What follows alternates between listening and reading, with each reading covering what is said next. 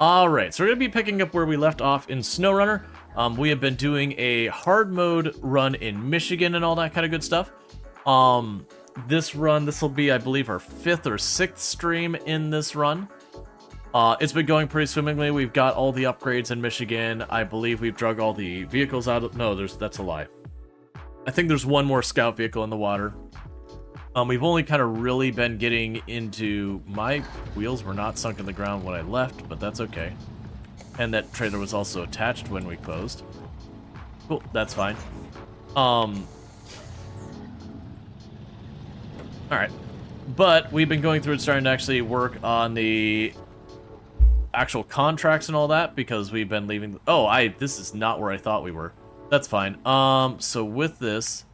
I need to go to where we've got a gas truck left up, because I'm pretty sure we left a gas truck. There's one, I think, up here. No, it's on the other side. We left one over here, if I remember correctly.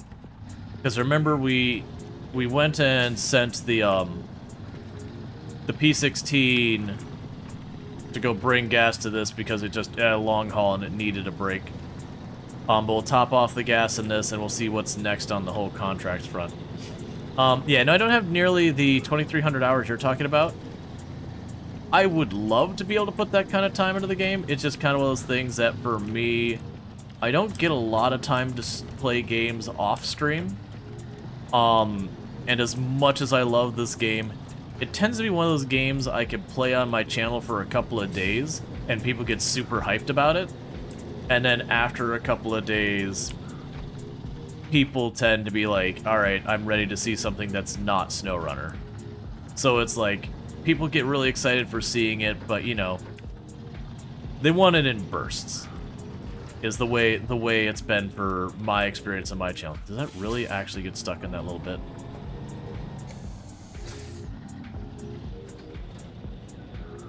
Huh. You've had no problems with anything, so I didn't think to check it. It's fine.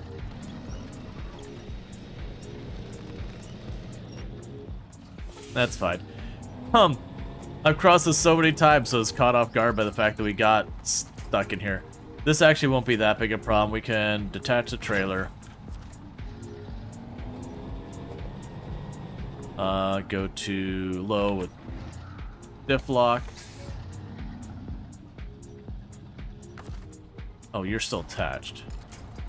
They just need to turn the front at all, so it's not a straight on hit, and we should be able to climb. There we go.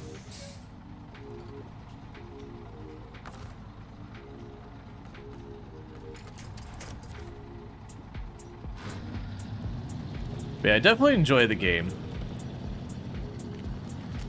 Like, if I wasn't a content creator, I could absolutely see myself just binging this game all the way through the existing content off stream. But because of just pressures as a content creator, you know, there's definitely times you're like, I'm into this and chat's into this, let's go. And then there's definitely times you're like, I'm into this, chat's very not into this. I gotta switch it up. But it is a game that people get all excited for. I can play for a while, and then as you start to kind of fatigue people and all that, it's like, okay, fine, I'll get on to the next thing. I understand. There's also times where the reverse is true, where like chat's super into a game and you're super over a game. Like that's happened with me with Project Zomboid a couple of times. I very much enjoy Project Zomboid, but I've also definitely burned myself out on the game. Kenshi? Well, the problem with Kenshi is I'm not even over Kenshi, it's I just can't come up with something new to do in it. I've done so many runs that it's like, I literally would feel like we're just doing the same run again, and that doesn't really appeal to me.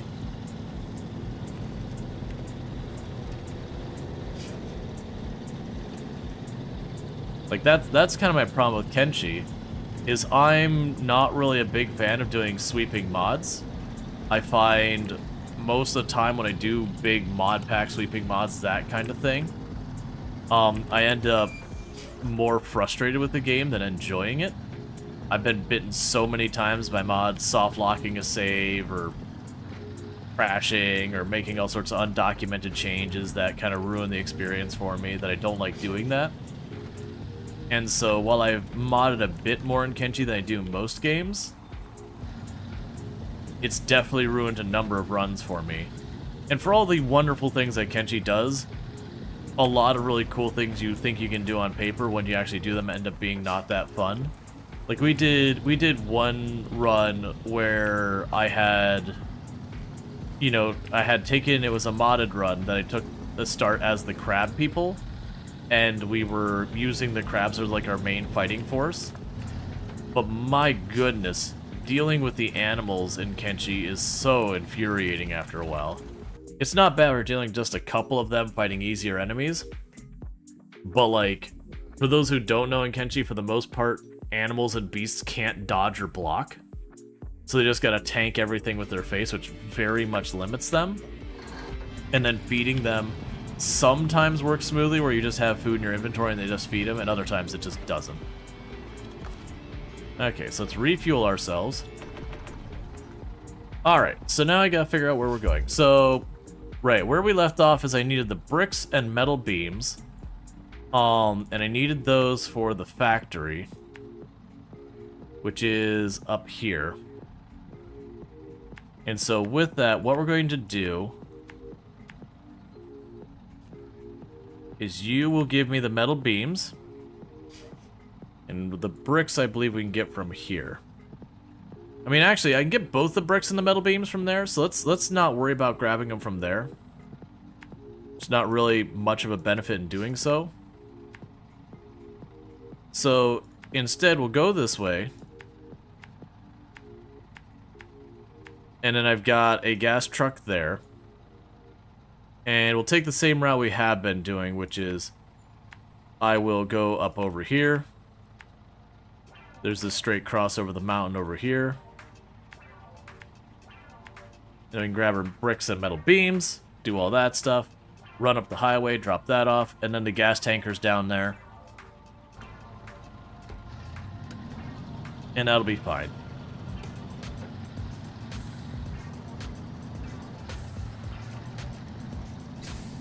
As you drive all day for work, you get home and start playing, then fall asleep with the controls. Let's not just roll ourselves immediately at the start on something that doesn't even roll easily. Yeah, no, I get you. Well, that's, we have the conversation when I play these types of games a lot about, like, the whole, you know, quote-unquote simulated work. And then, you know, you always have people like, I don't understand why people play these games, that kind of thing. And it's like, yeah, well, it takes all the not fun parts out of the job and leaves the fun ones, and you have a good time. So for, like, people who are passionate about something especially, it's one of the reasons why, like, you've got a lot of people who are actual farmers who play Farming Simulator, because there's so much of farming that, you know, is back-breaking labor. You get sweaty, you get gross, you get all sorts of substances all over you. There's so much of, like, just sitting there taking forever for a process to get done because it just takes time, and then waiting for the results and all that. Versus, like, with the video game, you know, you can jump in a truck, 20 minutes, or, you know, jump in a tractor, 20 minutes later you got a field plowed, another 20 minutes later you got it seeded, another 20 minutes later, you know, you fast forwarded multiple months in the year, and it's time to harvest. So in the course of, like, an hour, hour and a half, you get to take a field all the way from start to finish through its entire process, and get to have that reward at the end. Versus the real-life comparison where you're probably going to spend multiple days just plowing the field. You know, and you're gonna get back to your home or whatever. Everything aches because you've been working real hard. You're sweaty, you're gross, you're stinky, and just genuinely spent. And then you repeat that for, like, weeks between the different processes, and then you gotta wait to finally get your result, you know, 4, 5, 6 months later. There is definitely something to be said about fairly instant gratification. About being able to put in the work and then see the results immediately. Okay. Now, we are playing in hard mode, So if you notice me, like, you know, doing stuff where it's like, why aren't you recovering your vehicle? Why are you being so careful with this? Why are you doing that kind of thing? It's very much in SnowRunner, when you're playing in hard mode, recovering your vehicle is kind of one of those things you want to do as sort of a last resort. It's not that you never do it, and so far we have not had to do it in this run, but it's extremely cost prohibitive in the in-game. So the unfortunate reality is, if you do recover your vehicle, you're giving up a lot of, you know, all that kind of stuff. But you know, if you dump a truck into a lake too far for a crane to reach it, it's done. Like, you can't get a vehicle in close enough to do anything. You have no choice but to recover it. But that's the big thing you're trying to avoid, is you never want to, in hard mode, as much as possible, be in a situation where your only option is recovery. Let's see, you'll never like farm sim game again? You can't stand fishing in any game because you don't like it in real life? Oh, when I'm talking about Farming Simulator, I'm talking Farming Simulator. The game physically named Farming Simulator, where you drive your big tractors and plows and all that. I'm not talking Stardew Valley, Coral Island, that. Those are also wonderful games that I really enjoy. But, you know, very, very different. Right, you don't like it? Okay, I mean, you don't like farm sim because fishing?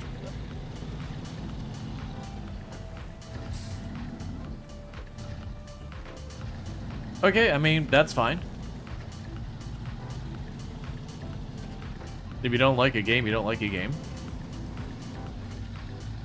That is the beauty of the fact that we had almost 17,000 games released on Steam alone last year. If you don't like a game, well, that's fine. We got another 16,999 to pick between. Yeah, so games that try to do, like, realistic fishing, I find incredibly dull as well. They're just not my cup of tea. Honestly, same with, like, hunting games. Like, realistic hunting games, I find very boring. On the other end of things, though, like, if we're talking, like, a hunting game, like, you get into, games that have hunting mechanics but aren't really based around hunting, like Red Dead Redemption and that, those can be fun to me. But, like, actual hunting, like the old Deer Hunter series and all that back in the day.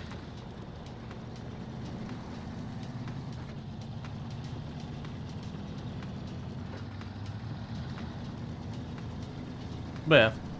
Fishing games, like, again, realistic fishing games, like actually realistic ones, not really my thing. Games that include fishing, like just, you know, non-serious takes on fishing, those I can enjoy. So, like, again, your Coral Island or that thing. So not the heavy one.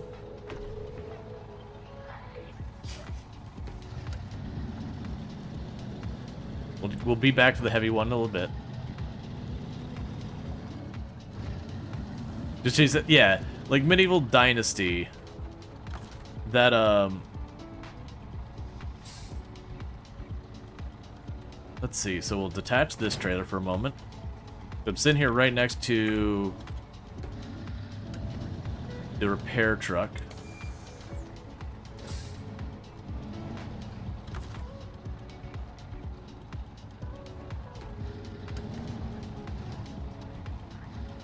Is it facing the other way? I think it's facing the other way.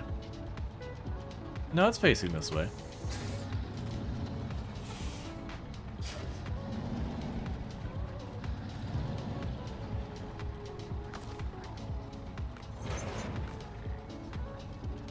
Okay. So I'll do a quick repair since we've got you here. I don't need it for more at the moment. Yeah, no, I get it. You don't like fishing. That's fine. You don't need to convince me. I get it. You don't like fishing.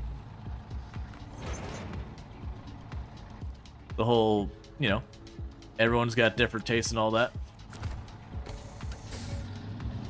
Yeah, no, there's definitely, and even like the Stardew Valley games, there's definitely ones that I enjoy the fishing mini games, and there's definitely ones that I could find the fishing mini games very tedious. Like the classic one where you hit the button and it does like the little tug of war thing. That's fine. It's not gonna win any awards with me, but it's fair enough. Even back at like World of Warcraft, I was one of the few people who'd sit there and just, like, in the group of people I played with, that I would actually sit there and do the fishing to get all the things. But that was very much, like, not achievement hunting, because I don't really care about the achievements of World of Warcraft, but kind of completionist mindset, being like, oh, well, I want to get all of them. Oh, you know, this is a stat that I don't have maxed out. I've got my other stats maxed out. Clearly, I want to max out this other stat, which I did find amusing when eventually they added the Dungeon Zul'Gurub, and there was a boss you could only get with high enough fishing. So, you know, if they wanted the boss, they had to have me along to fish up the thing, which wasn't a problem. They were going to bring me along anyways. But it did amuse me. That said, there were definitely ones that I went back and forth between enjoying to not enjoying fishing not as much. Terraria was very enjoyable, and I did a lot of fishing in that, but that fishing... Yeah, Gazranka? Yeah. But yeah, Terraria, that fishing achievement, that got pretty obnoxious.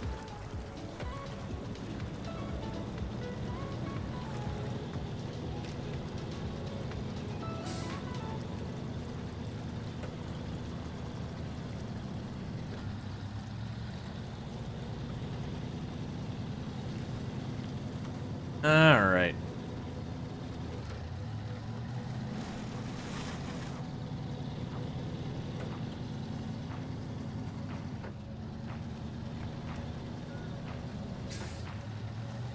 Yep, so we're going for the brick and the metal beams.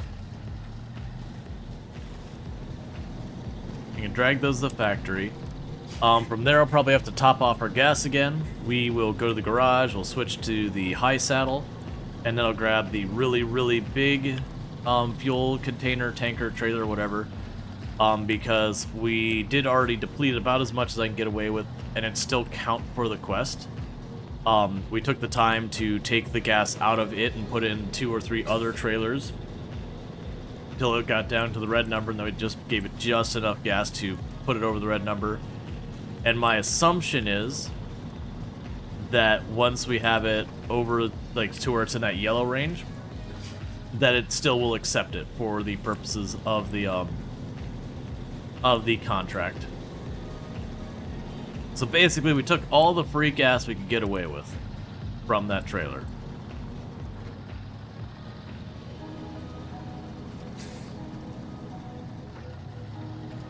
All right.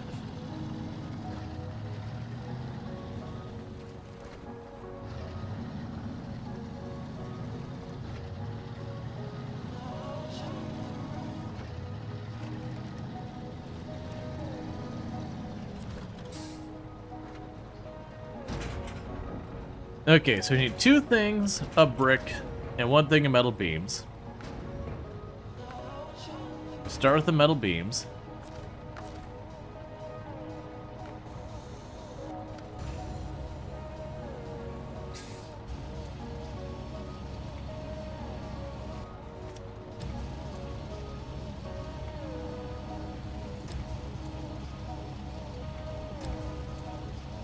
I'm gonna try and put these in the back trailer, so usually with the cargo, this little arm can't handle it when it gets to full extension. So we're gonna try and do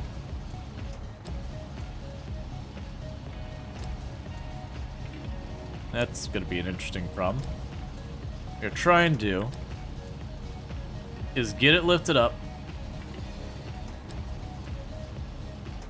enough to just slip it on over the red trailer.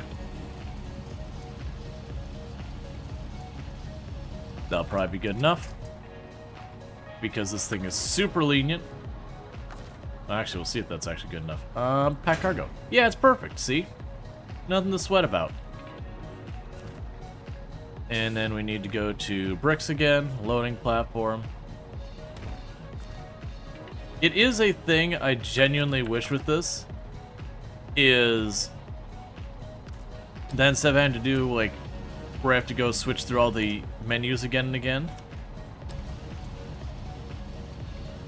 that it would just be a thing that, like, you know, if it's set to brick, a new brick would appear there.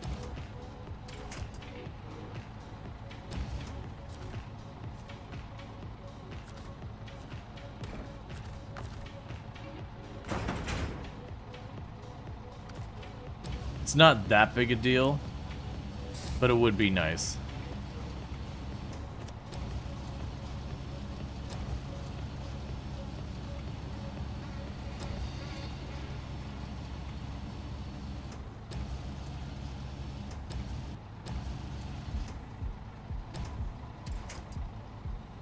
Alright.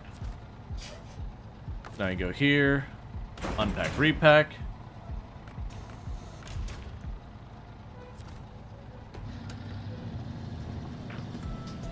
Alright.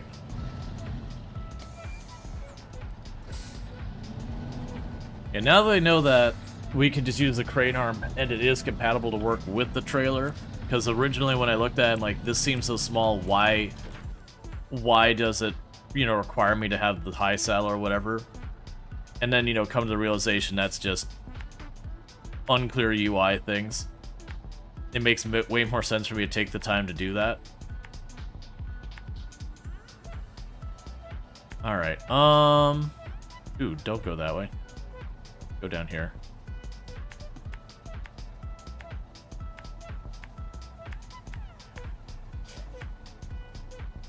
Actually, you go this way.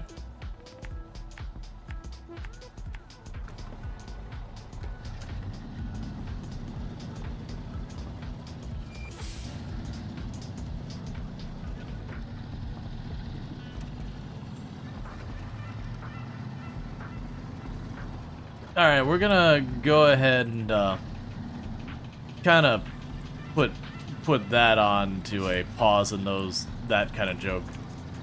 I get what you're going with there, but that's definitely probably not where we want to get things. Yeah, if we can just delete the message, like, we don't need to do a timer or anything, just delete the one message.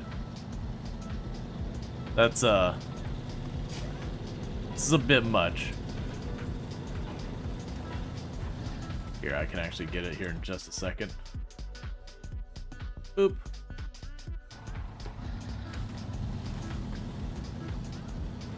Yeah, it's a, you know, like, jokes all kind. Yeah, as a heads up, it's not that we don't have, like, any jokes that get, like, a little edgy or whatever. The way I usually phrase it is it's not that we're necessarily safe for work or not safe for work. The, kind of the way I describe it is, yeah, you didn't have your little buttons? Yeah, that's fine. I got it. Is the way I kind of describe it is, I'm okay if you get some side-eye from the boss overhearing it. I'm not okay if the boss gets up and feels like they have to say something. So, you know, somewhere in the like PG-13-esque area, you know, I'm cool with the boss being like, should I say something, but not actually say something kind of thing.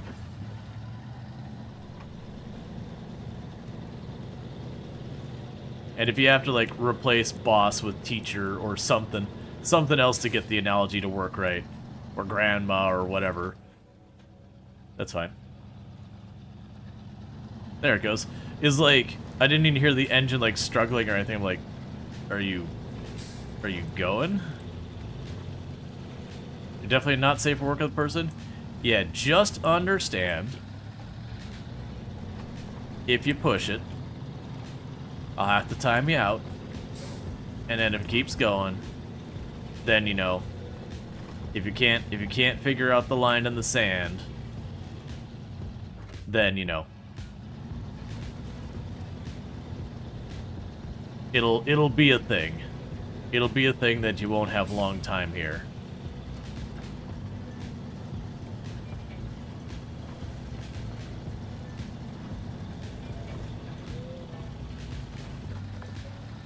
Saucy, literally, I was just saying don't push it, man. Probably do, like... Go ahead and delete that one, too. Next one will be a timeout.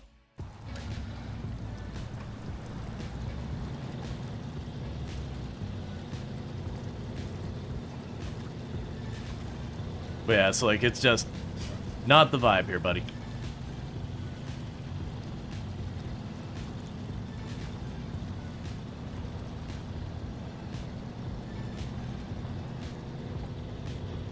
Alright.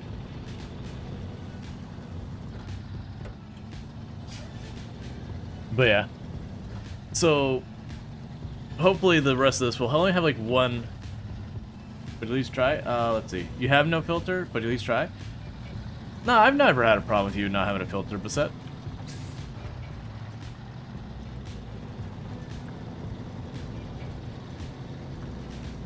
Yeah, no, like, we definitely have people who do some, like, wild stuff, but it's definitely, there's, like, a certain level of...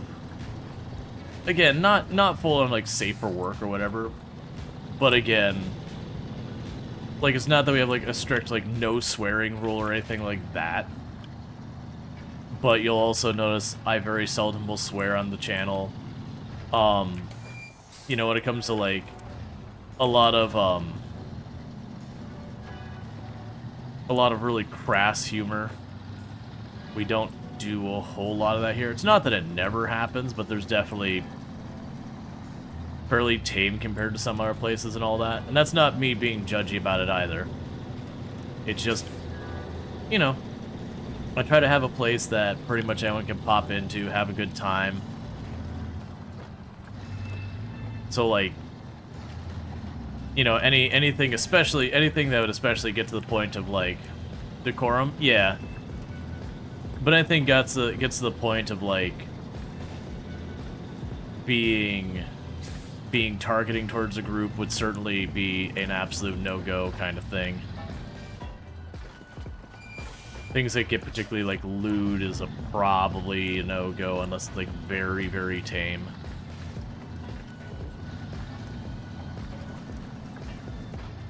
You get the idea. And there's a whole mess of reasons for it.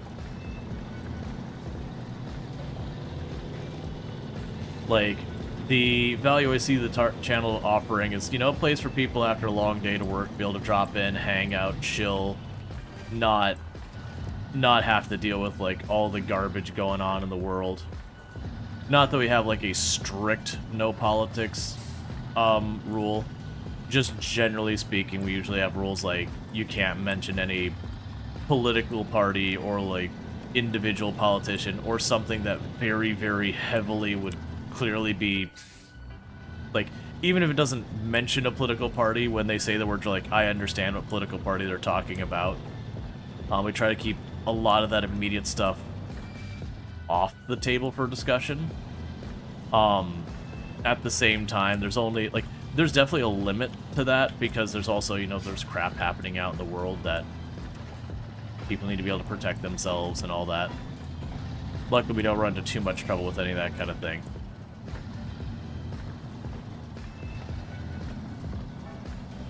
The King Hawk says, your filter isn't always up to standard for this chat, but you don't mind the auto mod and abs. Your personal filtering is never going to suit everyone. Well, yeah, no, when auto mod grabs people, that's not a big problem. Like, auto mod grabbing people, that's not a big deal. Like, I mean, if it's something that auto mod grabs something and you're like, holy crap, man. Like, you know, if someone went into, like, dropping a bunch of slurs or something, that kind of stuff, then sure, the auto mod grabbing, it's not the problem. The auto mod did its job. The content's a problem. But, like, you know, and so it's like, why you gotta be such a whiner as, like, kind of a joke satire type thing, and automod jumps on it for bullying? It's like, no one's in trouble. Like, automod flagging something does not necessarily mean anything's wrong at all. Yeah. See, that is nice enough. We get enough of that during the day, and it's exhausting. We need a place to just chill. Yep. And so, we do try to, for the most part, keep things in a thing. Like, every once in a while, like, we'll be playing a game that just what's happening in the game topically takes things there. Like, for example, one of the games we play on the channel is Hard Space Shipbreaker. Hard Space Shipbreaker, when you really get into it, is about company towns from, like, and it's not just in the US, a lot of places had them, but like company towns from like old US, that kind of thing. Alright, so we've got all that sorted. So like, when the subject matter of the game is an abusive company town, and like the employees, you know, getting together to push back against what's, you know, very obvious and over the top abuse, it's kind of hard to not have that topic come up because it's kind of right there in your face. Oh yeah, and I adore Hard Space Shipbreaker. I think it's a great story because obviously it's a characterization of like the old company town. Like literally you can't even escape work even through death. So it is 100% like an over the top kind of thing. It also is, you know, like thematically in line with a bunch of the stuff we had with the old company towns and being paid in script and being kind of trapped where even if you wanted to quit, you can't even afford the ride home. Like that kind of thing. You're like literally indebted to the company and there's effectively no escape. And that was like legitimately a real thing at the time and whatnot. But yeah.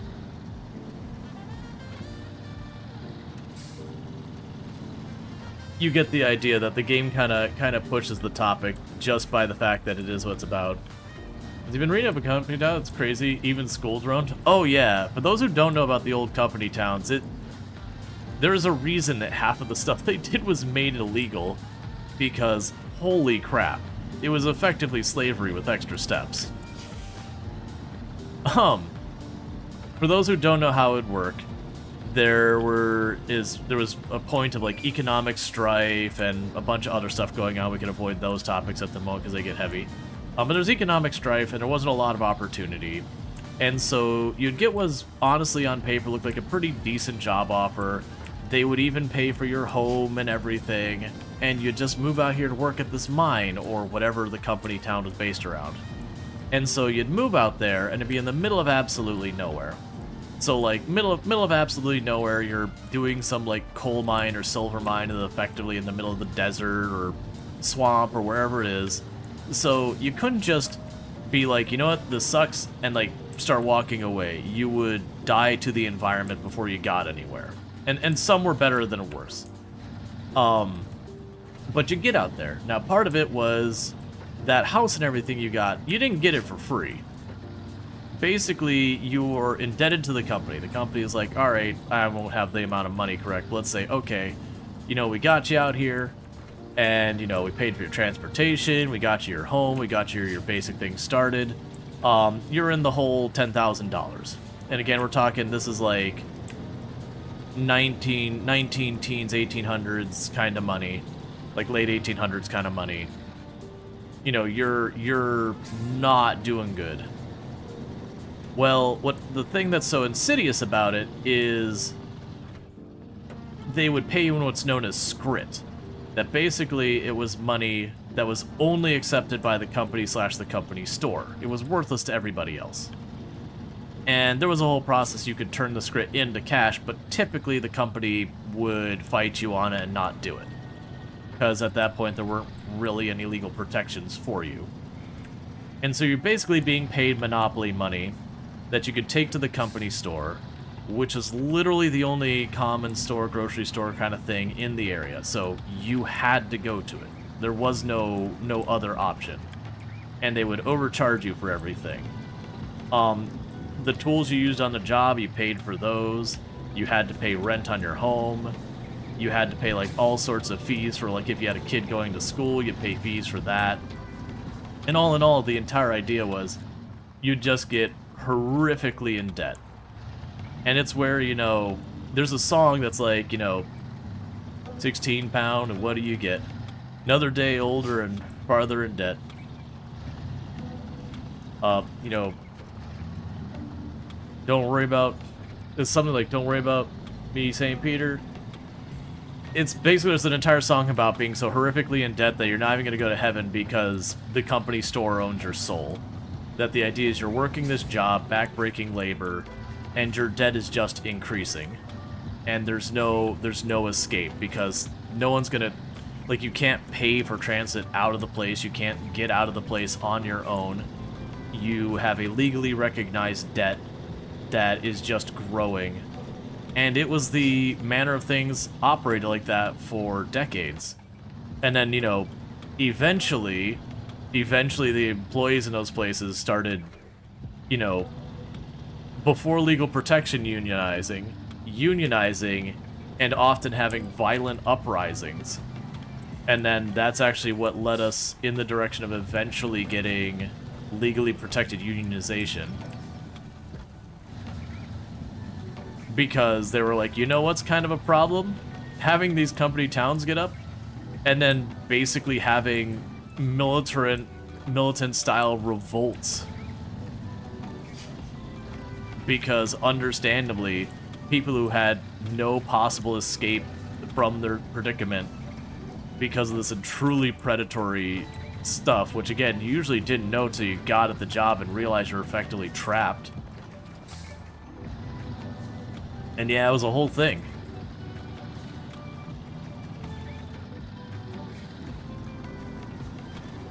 Yeah, no, that's the thing. Like, people, like, they had miners, like, take their pickaxes against the foremans and everything, like, do all that. And then, you know, the company would bring in the Pinkertons to put down the uprising. And that's kind of when Uncle Sam was like, all right, we can't have this happening here. Like, you know, we've been ignoring this problem for a bit, but we can't have, like, military coups happening, you know, happening as, like, daily behavior. This is not, you know, this is not something that is something we can ignore. But it ended up creating all sorts of rules around collective bargaining and all that, unionization and all those protections. Like, it took a while for all that stuff to get, but that's what started that ball properly rolling. But yeah, so that was, Hard Space Shipbreaker. That was, like, it was basically the story for Space Shipbreaker was, you know, they didn't have all the details of it, but it was that general story. Okay, so we need to get over the garage, so we're gonna go ahead and just pop over here. Because with no trailer and everything, I should be able to just get over there, because I need to switch from the thing I've got in the back of here now, the side trailer or whatever. I need to switch it over for a high saddle. Crazy time, let's hope it stays in the past. Yeah, I mean, I feel like nowadays, if you tried to pull off literally the same kind of thing, because people recognize for what it was, the speed of which it went from people were begrudgingly but peacefully going with it to hell no, there's a level of autonomy people expect nowadays. I don't think in most places it could stick. I could hear like the one up. Yeah, no, there's definitely more subtle things where you have people who are financially in a situation they don't really get to have much control over their autonomy so far as the job offerings and whatnot. And so there's that. Yeah, exactly. But that's still very different because at a minimum you can walk away, which wasn't even an option with the old company stores. The old company stores, like, if you tried to walk away, they could like literally send bounty hunters after you, and they would be in their legal rights because you owed them a debt and you were bailing on it. Like the law was on their side. Versus with something like Walmart, at a minimum you can be like, I'm tired of this crap, flip the bird. And assuming you can make it into another job for a while, even if it's another crappy job, you at least have some mobility. There's still lots of problems we don't really need to get into, but for as bad as it is now, it's still better than it was then. You didn't You didn't have the company literally trying to have you killed if you got a little too vocal.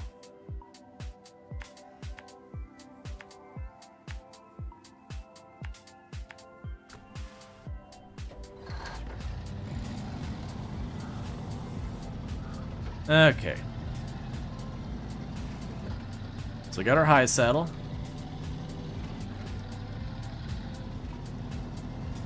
So now I can go grab the fuel trailer, drop that off. Boy, the Pinkertons of the past? Yep, they still exist, unfortunately. That's the thing that surprises me the most out of anything, because it's not just like the alleged things that they did, there's plenty of awful things there. The things that they actually got taken to court and lost and all that, you'd be like, man, there should definitely be a line in the sand that when your company does something so horrifically off that you're like, yeah, we're going to just go ahead and jail a lot of people that worked at your company. There should be certainly a point where you're like, hey, you're just a criminal organization.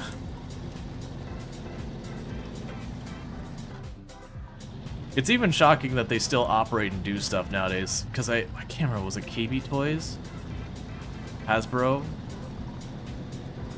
Like, the fact that someone had, it was like they had received, it was like a mistake shipment. They had received something that was still like prototype or whatever, and it was a toy, or like a, you know, collectible cards or whatever. I think it was Magic the Gathering cards.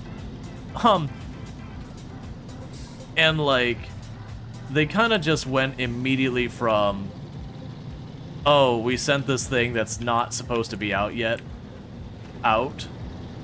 And rather than trying to, like, rectify it between the person, they just sent the Pinkertons in.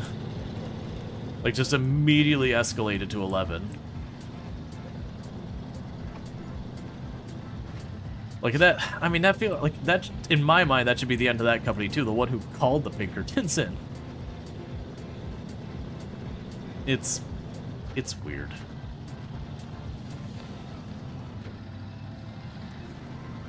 But yeah, no, it's a shame.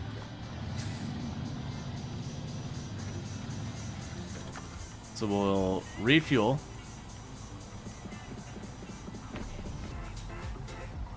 And you probably noticed I refuel every time I happen to go past one of the fuel trailers that has fuel in it.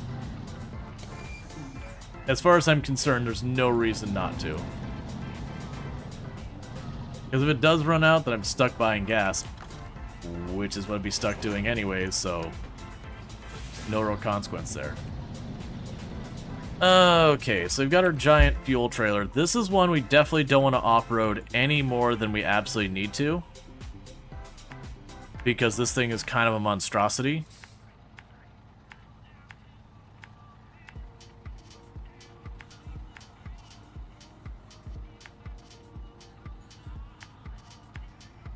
And then with that, there'll be another objective done.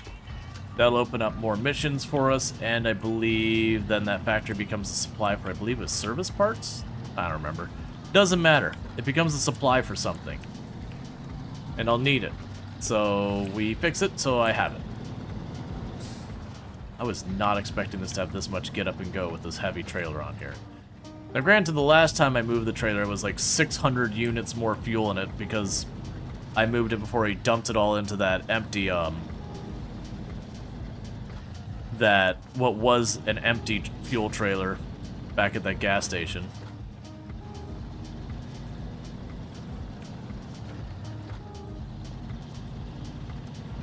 Yeah, the fact that this could drive this without even having to go all-wheel drive without any problems, pretty good.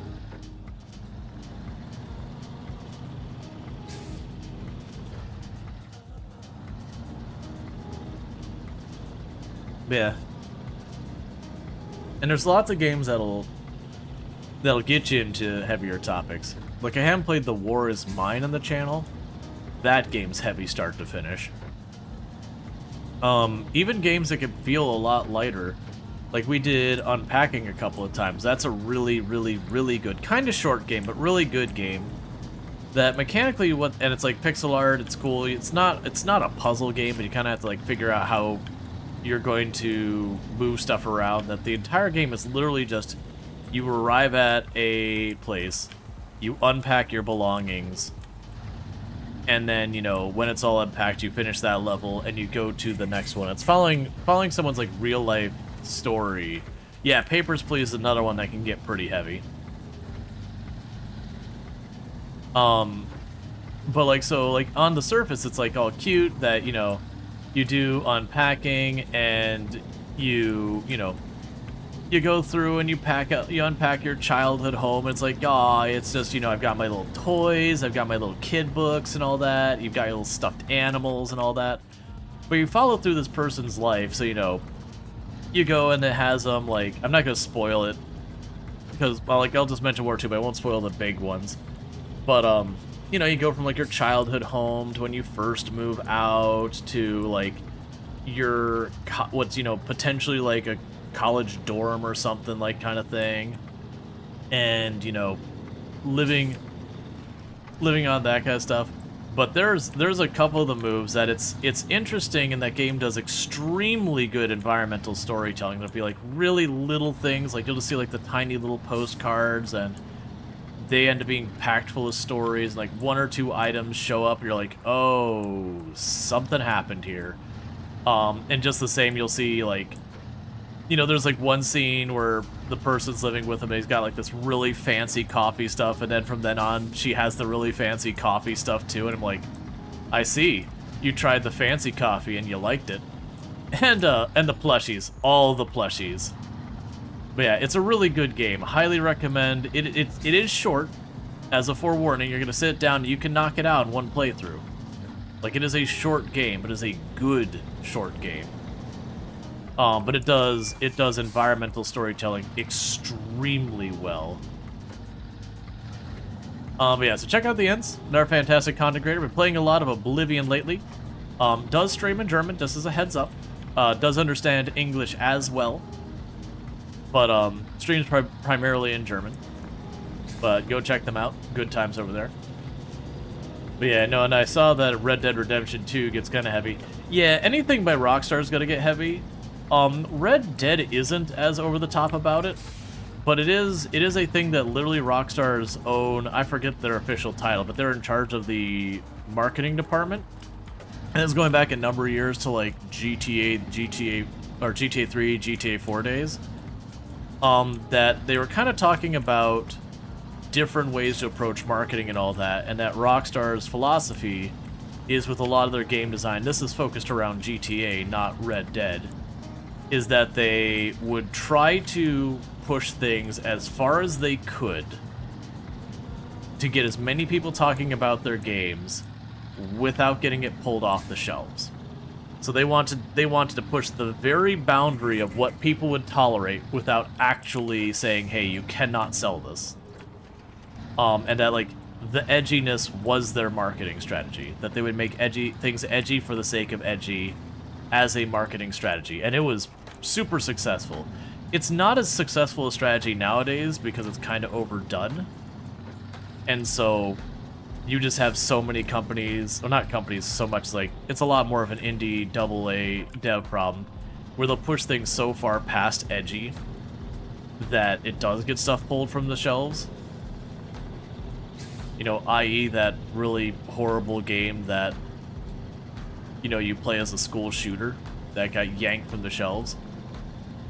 And then a lot of it is also edgy marketing strategy has been associated more and more with subpar games who are using edgy as a way of carrying their game, using like the taboo and all that to sell their game, not the actual game being good. Versus Rockstar does make stunning games, but because of that association with games going extra edgy just being, you know, a money grab,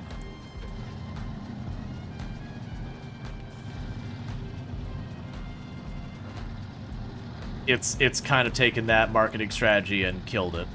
Which I kind of appreciate. Like, I don't mind when it was first a thing. It's just, once it came out that that's how GTA found its success, you know, everybody copied it, and then it kind of just got tiresome. Where you'd have a otherwise perfectly fine game and then be like, kick the puppy, but I don't want to kick the puppy. No, you are required to kick the puppy. You must kick the puppy. And that way all the marketing can be about, you know, oh my god, look at this game. You know, it's so It's so edgy, they make you kick a puppy off a cliff. It's so awful, how dare they? But everyone talks about it, and then people want to see what this edgy game is. And very last Lardine on their 460 stream streak. Catch the last 460 streams without missing a single one, which is absolutely absurd. So thanks so much for catching all of those streams, means a heck of a lot.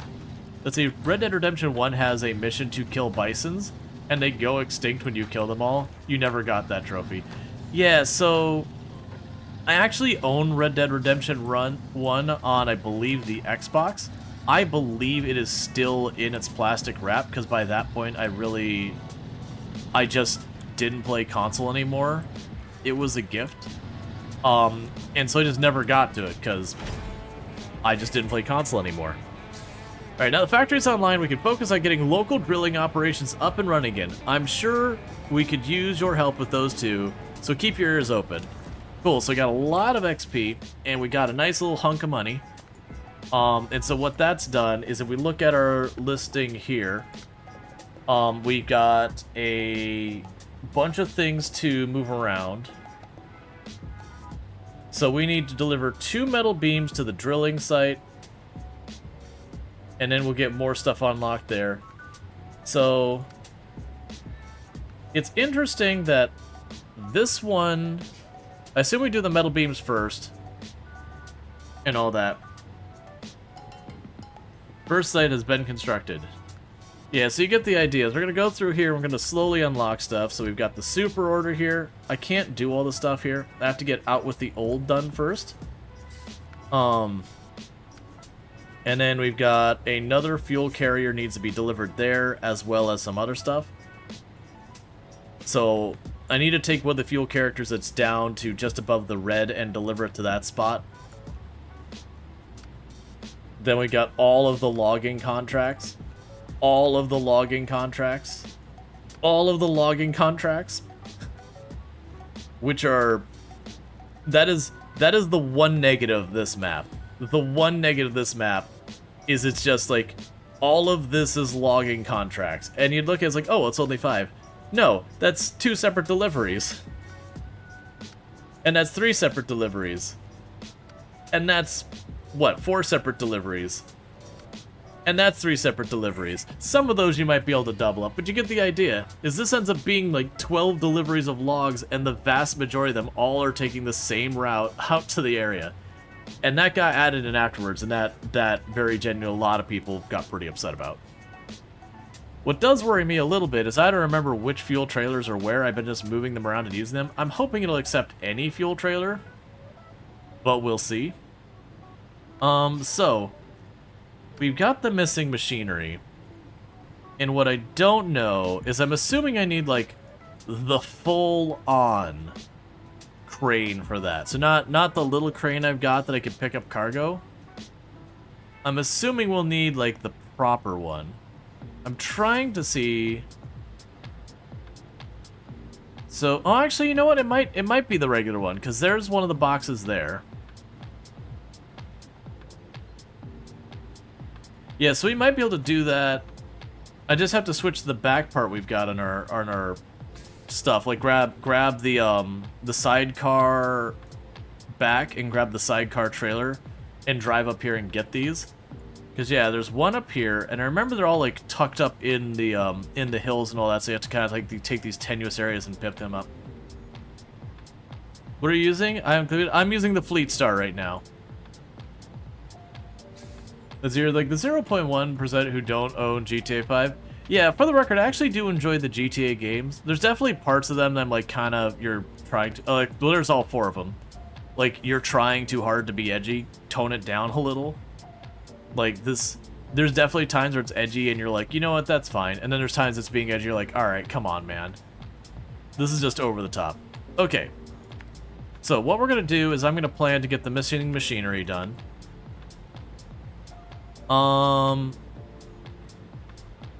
Yeah, we could just race down here.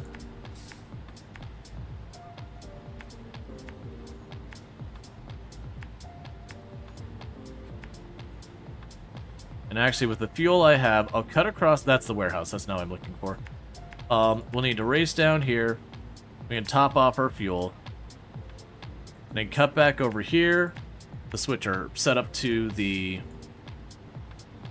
back part I need. I'm not gonna worry about the double trailers with where those are at. I'm gonna grab two, do that. So I just need to switch the back part of this away from a high saddle to basically anything that's not a high saddle. You do have a couple Saints Row games? Yeah. But yeah, so it's like, don't get me wrong, Red Dead Redemption and Red Dead Redemption 2 have a little bit of that, hey, you know, let's be a little edgy.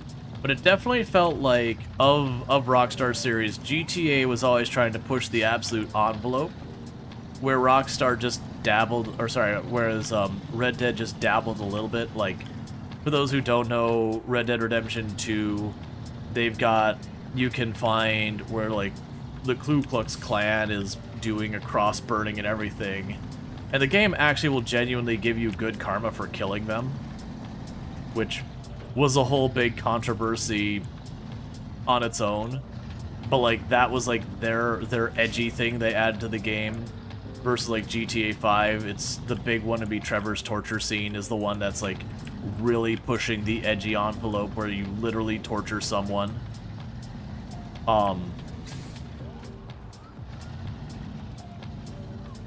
But yeah, it gets pretty wild, unfortunately. But it also doesn't really fall into your favorite line. You like historic stuff, but it has to be old enough or sci-fi or realistic an approach. Yeah, that's Red Dead Redemption as a series, in some ways, does a little bit better on realism. In some ways, much worse than most Wild West. Because when you look at a lot of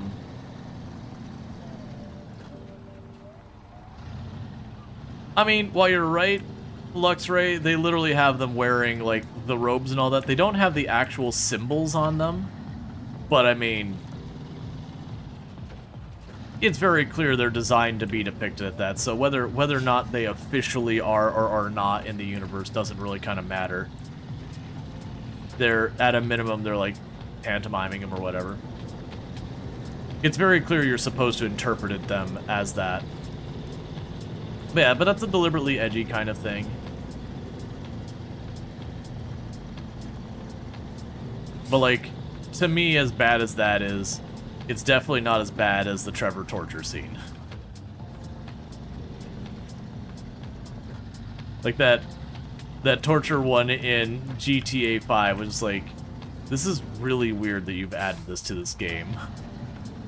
Like, it feels a little forced. Like, don't get me wrong, it's in character for Trevor to do it. But like everything else kind of went a road and it just kind of shoved that in there. You're like, okay.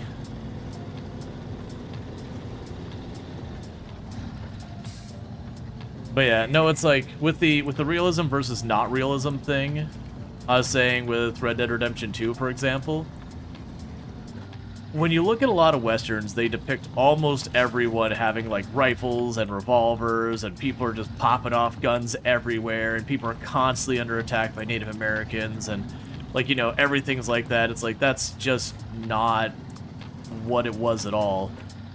Gun ownership, even out in the Wild West, was not really a huge percentage of the population, and then on top of that, most people weren't packing heat everywhere you went. Like, don't get me wrong, you'd have your stagecoach and you'd have the person watching who would probably have a shotgun. That's not wrong.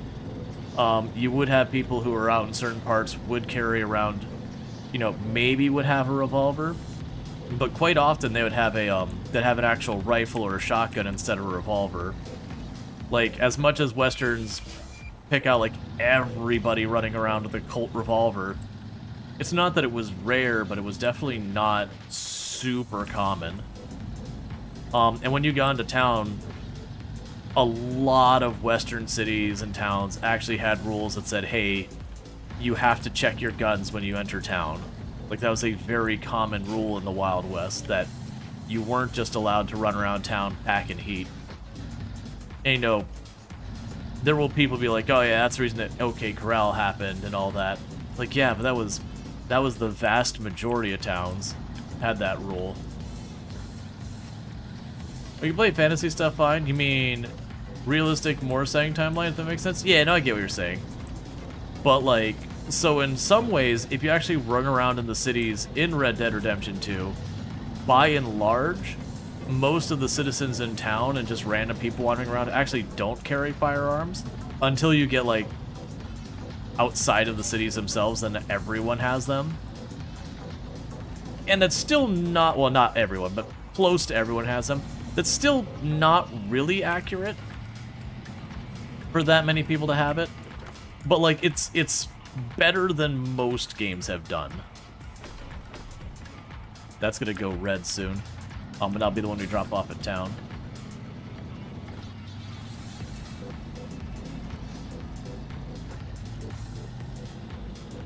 Like, there's a lot of things that Red Dead Redemption 2 does to, like, very, very accurately to play, you know, portray that time frame.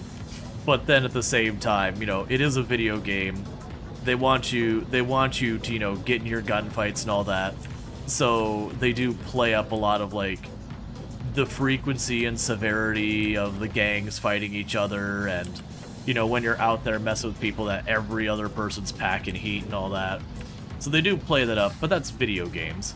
That's not like shame on them, how dare they. It's like, no, that was a deliberate decision to make the game fun.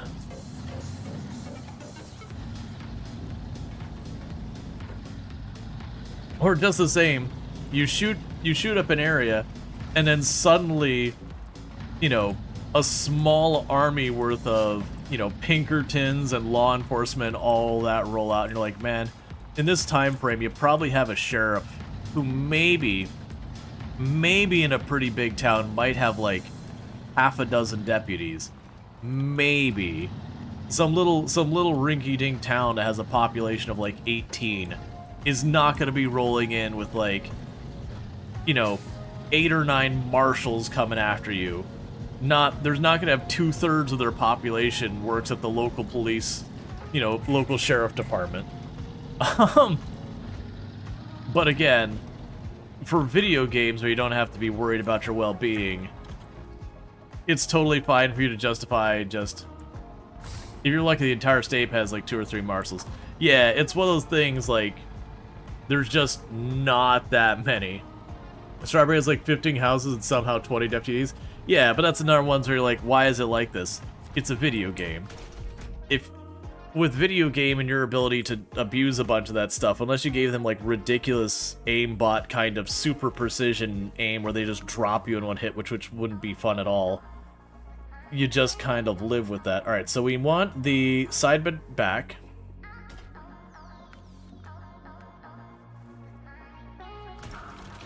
Alright, so what we're going to do is we are going to go up this way. I'm going to drop by the fuel truck again. I don't think I need a trailer up here. What does the factory give me material-wise? Service parts. Do I happen to need service parts somewhere? We'll have to check that. Because what we can do is while we're sitting up here dealing with this, I actually don't need to go that way. Okay, so we can go over here. So we'll start with these 2 down this hill.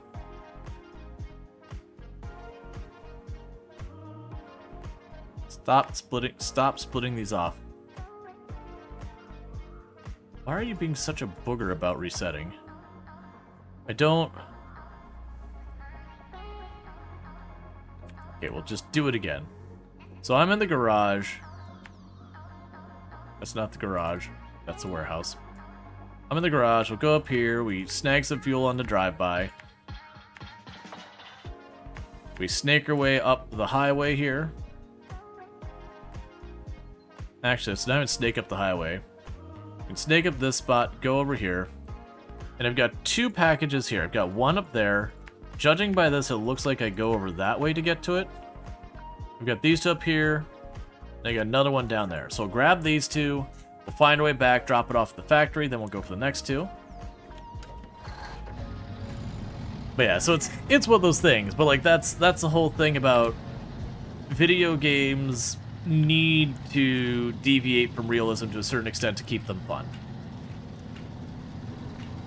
Like, that's a reality. Even a game like this, there is so many things that are unrealistic about it, and those are usually deliberate decisions. So, like, the driving, they try and keep it relatively realistic and all that. But, you know, if they were trying to make it as realistic as possible, when it came to doing stuff like setting up the winches and all that, they would actually make us get out of the truck, go up and, you know, put the winch on the tree or whatever, and then, you know, get back to the truck, start running the winch. You'd have, like, a maximum tension the winch could handle before it could just snap the cable. And then if that happens, you know, that is extraordinarily dangerous. You're not just going to go and take a truck and just, like, winch it up a mountain section by section. Like, something is going to break by the time you do that. They're just not what they're meant for. It'd also be a thing that you would get stuck in the mud, and to get out to do the winch, you'd have to, like, climb out of your truck, which, if you're deep in the mud, you might have to climb out your passenger window. You would very and painfully slowly wade your way across the mud to the tree to start putting it on there, and wade your way the whole way back. And, you know, it'd be this big, like, in-game 2-3 hour process to just move your winch from one tree to the other tree to get it all set up. Not probably that long, but like an hour-long in-game process to, you know, switch your winch from one tree to another because you're wading through the mud, you're not going at any meaningful speed. Needless to say, that game would suck. That game would be downright unfun. You'd get the first time you got stuck in the mud, you'd spend half an hour to an hour trying to get out of it and be like, F this game, who the hell came up with this? And that'd be the last you'd ever play of it.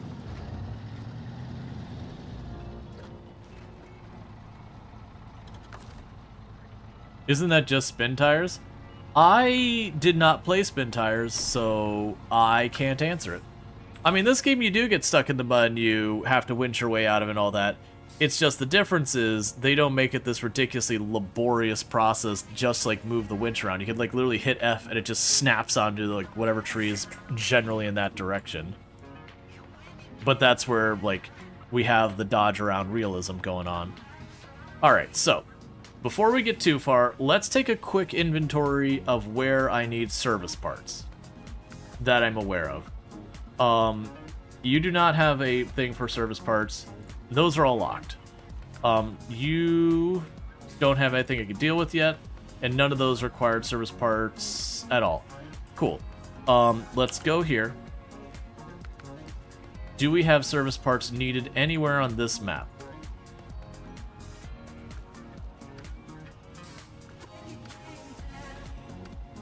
Okay, that's far enough. I'm not going to look farther. Okay, so we won't worry about grabbing the service parts right now. I was just checking in the off chance, you know, like the next map over I needed 4 service parts, I would grab that trailer and do that. But if I don't need them, I don't need them. I'm not going to take the time. And thank you for the follow. Welcome to the stream. But yeah, it's like the difference, because you know, correct me if I'm wrong, because again, I have not played spin tires. Correct me if I'm wrong, for spin tires, say I wanted to put a winch on that. Like in this, I could just go, I have to turn the engine back on. This I could just go like that and I've winched it. Or I could just shortcut key and I've winched it. Does spin tires actually make you like get out of your vehicle? It is a sequel to Mud Runner, which is a sequel to Spin Tire? Right, but my comment was, the realism part is the actual interaction with working the winch. Like, in real life, you don't just go to your dash and, like, you know, push a button, and it's not like the Batmobile where suddenly this, like, hook launches into the tree next to you, and you just pull yourself out of it. Like, taking the time to hook up a winch is a whole process. Because you need to make sure it's secure, because once you start putting tension on a steel cable or a nylon cable, depending on the type of winch you have, there's danger there. Like, a steel cable breaking under tension is a horrifyingly terrible, like a horrifyingly terrifying thing. There is a lot of physics happening there. A lot of physics that your soft, fleshy body does not want to be part of.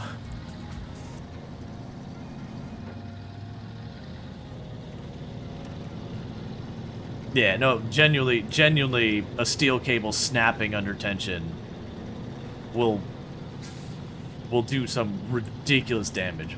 Pretty sure it's the same as this. You don't have to worry about tension. And you don't have a character model. Yeah, no, exactly. And that was my comment between this and how it's like, you know, if you're really getting into the realism thing, it's not realistic. Because getting out of your car or truck and then wading through the mud, which should be painfully slow because you're waist deep in mud. And if you've ever tried to wade through mud that gets more than like ankle deep, it's not a fast process. Oh, your car doesn't even want any part. Oh no, like it could just straight up cut through sheet metal. Like the amount of force involved is mind-boggling. It's one of the reasons I always find it funny. It comes up as a comment almost every time we just drive across a river. It's like one thing if the river doesn't have much water movement, it's like whatever. But when you see like a very strong visible current and you're just driving your truck across it, like, excuse me, you're not just driving across this. If this water is getting to the point it's on the higher end of your wheels, that is way, way more force than this game is giving you credit for. Like, even ankle deep is slow, not to mention the odds of losing your shoes unless you're wearing the right lace-up boots. Yeah. I've lost a shoe to mud before. When, in certain places here in Florida, they have mud pits they'll have, like, hiking trails and all that through. And so you get big groups because it can be dangerous otherwise, because it's like quicksand. But you stick your foot down in, you go to lift your foot, and your shoe's gone.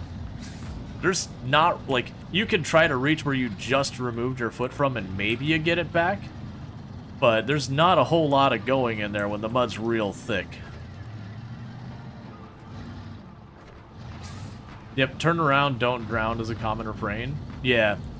Oh yeah, no, it's like people who underestimate riptide.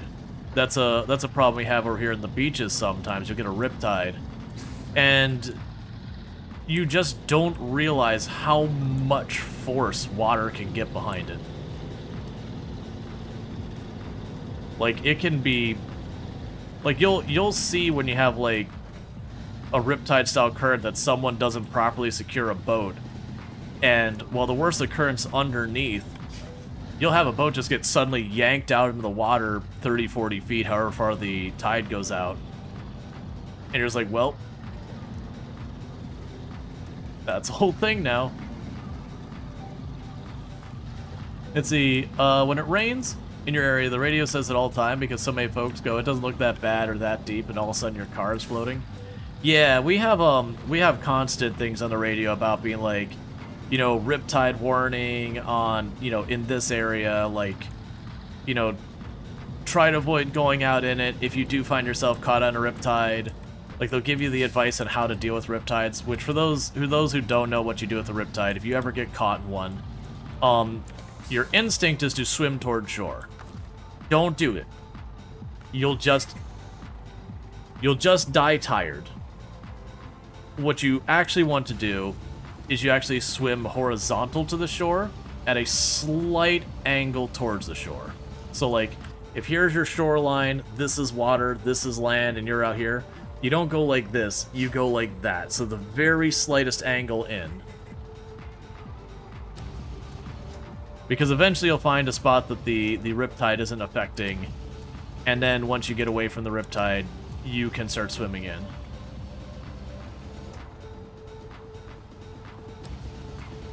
But yeah, that's the thing, is the idea is you keep swimming up to the shore till you find a place where the riptide just isn't, or it's like very, very weak or whatever. Because otherwise you just get into it, and as you get close to the shore, it tends to get stronger. So, like, you think you're making headway, and then you start losing more and losing more. And then by the time you get that far, you know, you're just tired. You just can't keep going. Pack. Restore the crane.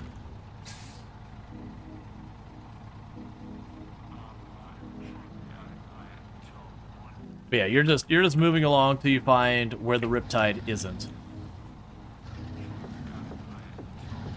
Alternative, you end up kilometers out at sea. Well, yeah, that's the whole thing, is you get too tired, you start not being able to fight the riptide, so it just keeps taking you out farther and farther and farther. And, you know, at that point, once you're starting to get out in the ocean, where people just can't see you from the shore, the odds of someone being able to find and rescue you just get worse and worse the farther from shore you get. So it's very much one of those things that they're like, do not screw with riptide. It isn't one of those things you go, yeah, no, I'm tough enough, I can make this work. It's like, no, you can't. You could have Olympic swimmers and riptide will still win the fight. You are not solving this.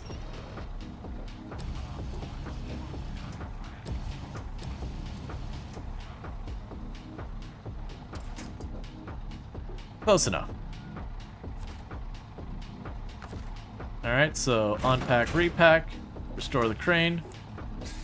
And so now, the tricky part of trying to go back out the way we came. And we drop these two off at the factory. Because then we'll go up this route and get these two from above. And I wish it was daytime so you can actually see what it's doing.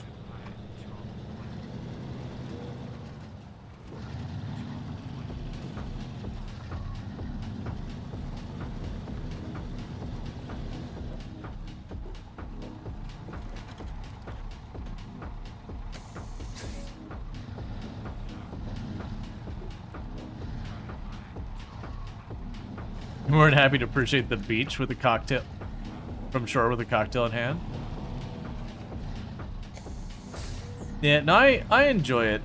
It's like, the big thing is if you're in an area, like, listen to riptide advisories, because usually they know when there's going to be a riptide in the area well before, you know, people run into problems. It's one of the things that, like, a lot of our advances that we've had in understanding weather and tidal patterns and all that, they can usually be like, hey, we've got warning conditions here that there's a strong potential for a riptide in this area.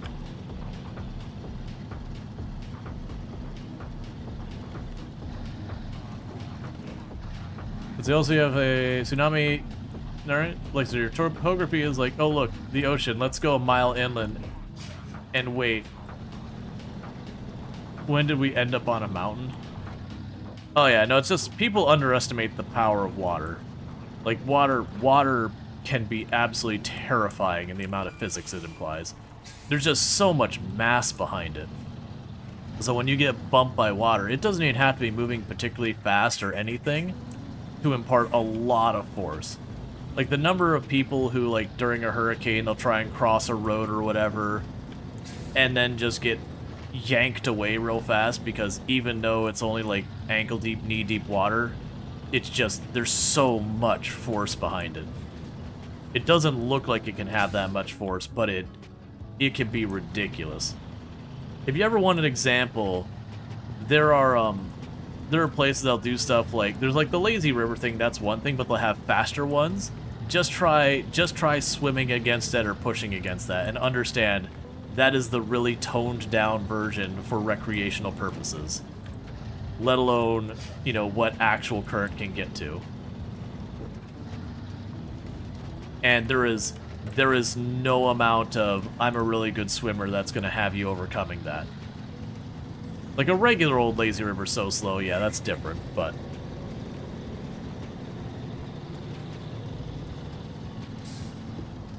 Let's see, when your daughter was young, you used to get quite concerned because when we'd go to local beach, you just float and relax, knowing that you're good enough a swimmer, that swimming 500 meters back to shore isn't an issue. Yeah, no, and then like with little kids, they're like, no, don't go out in the water too far. if the water starts dragging you away, don't swim towards shore. Like, that's the thing that gets you in trouble. It's kind of the same thing with, like, quicksand, that the intuitive way you want to approach it is not the correct answer. And mark increase in the cost of winning Twitch. That, like, the intuitive thing gets you in trouble. So, like, quicksand, when you start sinking into it, your immediate thing is to start fighting it, which a lot of that just displaces more sand, which just makes your situation worse. In a lot of ways, dealing with quicksand is the same type of thing you do but swimming, but kind of really slowly. Like, just taking your time, trying to get yourself to be as buoyant as possible. So, like, leaning back, you know, trying to be buoyant, and, like, effectively slowly trying to swim your way to shore. But you naturally want to start trying to, like, kick and, you know, paddle and all that. And again, it just kind of displaces a bunch of the sand. Sand is freaking heavy, so you get tired real fast. And all you're doing is every little bit you do manage to move the sand, you're just making a place for sand to go. So you gotta be very slow and methodical with it.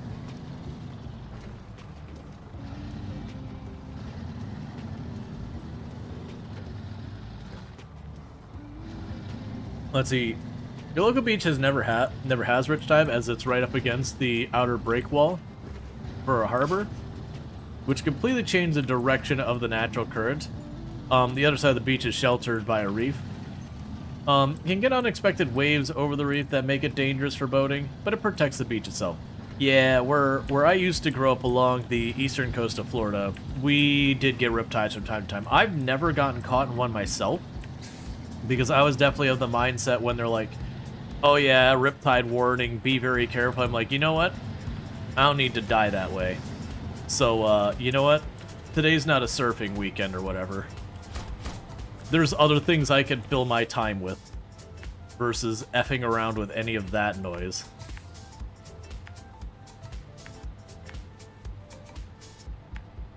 Alright.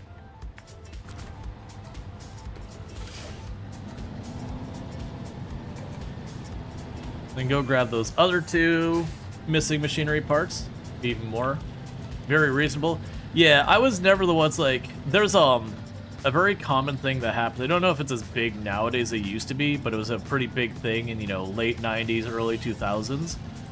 Was about a day before a hurricane would roll in, the waves out the beach get much, much bigger. Because you got that storm pushing all that water around. And so it was like, for people who are like really into surfing, it was like a big surfing time was to go out like the day or two before. But also, it's a very common time for riptides. So you would have a lot of people going out for like the premium surfing. Only they also have to be very careful. At least in that case, as long as they don't get parted from their surfboard, if they start to exhaust themselves, they can like lay down on the surfboard. But still, you end up having it's not often, it's not many people, like every year, every other year, you'll have a person or two will get themselves killed because they're out there being dumb. And then on top of that, you have a lot of them that, when they should be doing their disaster prep planning, whatever you want to go with, making sure they've got their batteries, their flashlights, their first aid kit, non-perishables, water, all that kind of crap, they're out surfing.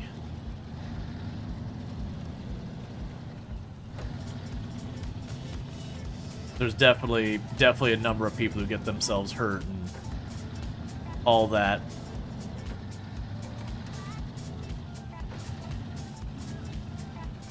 New surf area of Australia, don't mess with rip warnings. Oh yeah, no, that's the whole thing. It's like, yeah, no, the whole theme is don't underestimate the power of water. Like, that's, you see when a city gets hit with a tsunami, which is of course a more extreme event.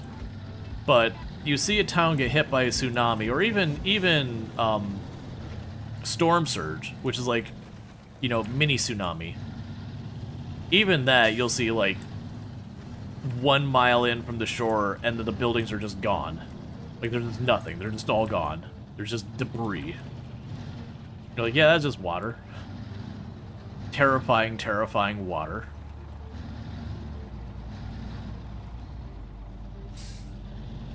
Okay, we're fine. I was a little nervous it would start to tip on its side, but...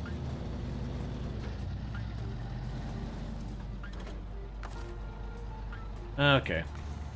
And for the record, I did lots of stuff out in the water, like got scuba dive certified, all that kind of stuff. But like I said, when they're like, hey, please stop what you're doing, camera, thank you.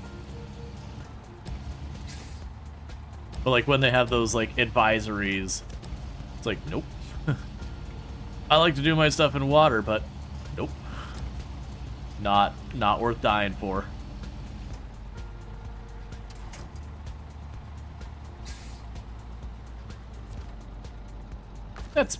That's on there, right? Wouldn't you say?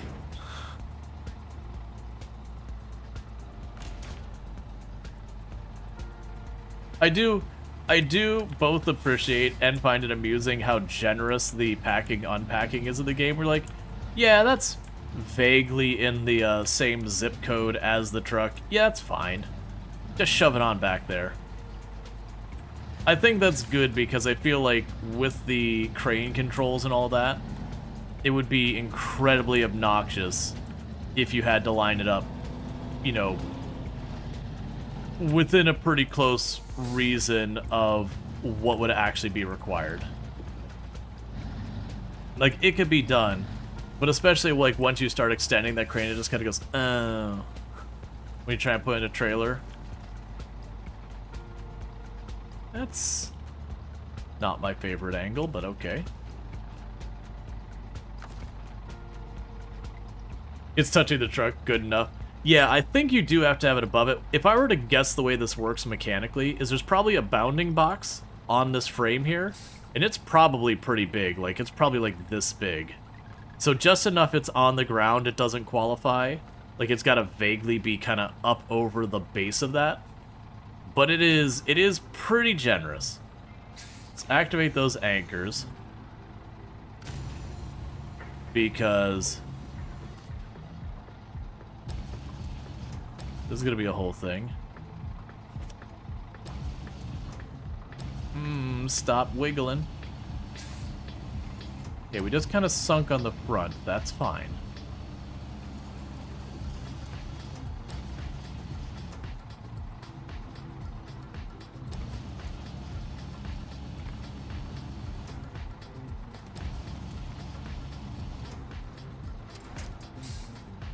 Perfect.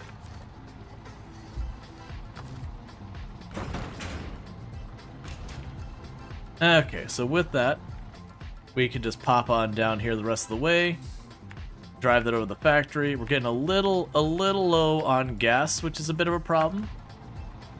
But we should have plenty to get to the factory and probably to more than enough to get back to the gas station. I'm a little worried we're gonna borrow too much from that trailer, and that I won't have enough in to turn it in at the town. We are getting very low on gas on this map without hitting the gas station. We're getting pretty close to that point where I am going to have to reluctantly and begrudgingly actually pay for my gas. Which I am not excited for that phase of the game.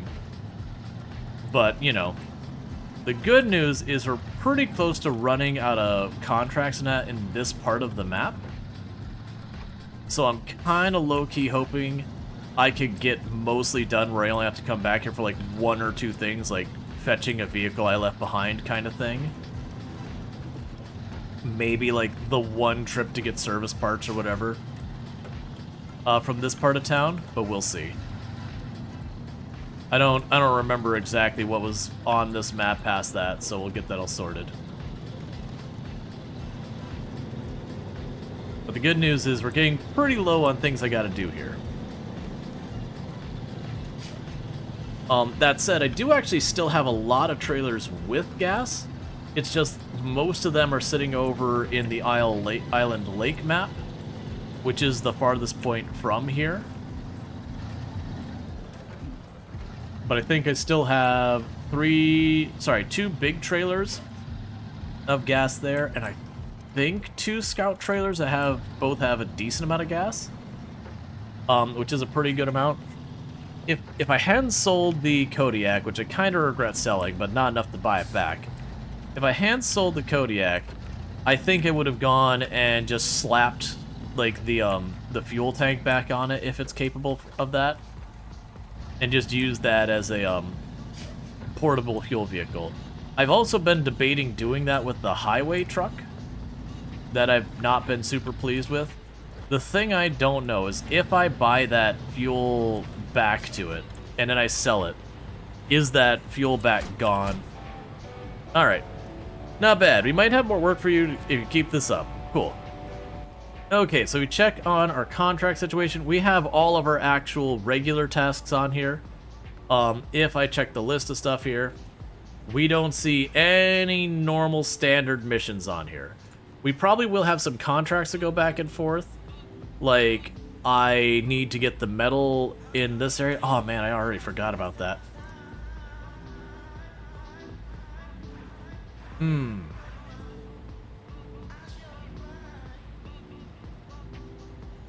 Okay, so it looks like I need to bring the metal beams to the drilling site. I have an old rig drill to get there, and I have a construction rig semi-trailer that I'm gonna need to do. Now, the metal bars aren't bad, they're right here. So just grab, actually, apparently I can get them in town. Yeah, so he's, oh wait, never mind, it'll be easier from this side, there's no bridge from the in-town side. Yeah, so just grab them from here, go over the mountain, pop down here, drop it off. I don't really know where the drill comes from.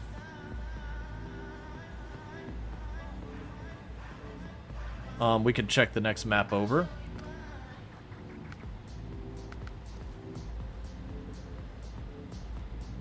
Okay, not there. Not there. Okay, we just don't see it yet. Alright. So, I think what we do here is I think I run down here and I grab this fuel truck that's about to be too low for me to continue using. I bring that over and drop it off at the town storage, because that's on my contracts. And then we go out of our way to retrieve the other one. So let's see, it was not a drill, that's not the one we're looking for. Out with the old, that's not what we're looking for right now. Steel river supplies. Start tracking that one. Okay, so I'd have 2 planks, 2 consumables. The planks I can grab there and move them over, no problem. The consumables, I believe I can grab from the farm? Gotcha. Okay, so we've got our plan. So what I'm going to do is I'm going to run down this way, follow the road around. The same route we've been going back and forth on for the most part. We go down here, and I grab this fuel truck, and we hopefully will have enough fuel in there where it'll count for what I need. And then on the way, we will drop by, that's fine. We'll drop by down here to grab, please let me put the icon down there. We'll grab that. That'll give me my consumables. We run all the way up here, drop all that off, then we can go over here and grab the other thing. That's the plan. Because they're pushing the limit on that fuel tank. The next move I'll have after that is I'm going to probably take this vehicle to the next map over and find a fuel trailer. If I don't do that, I could see taking the GMC, seeing how much it would cost me to put the fuel trailer, like not the trailer, but like the actual back, to make it effectively into a fuel truck. And see if that makes sense, because then because I can't get to some of those other places anyway. That's the big challenge, that highway vehicle really can't do any of the off-roading at all. So I don't really have a vehicle that can get to some of those hard-to-get-to fuel trailers or anything like that to top off. Which, I mean, the answer would be then take this vehicle, drag those to locations I can get at much easier.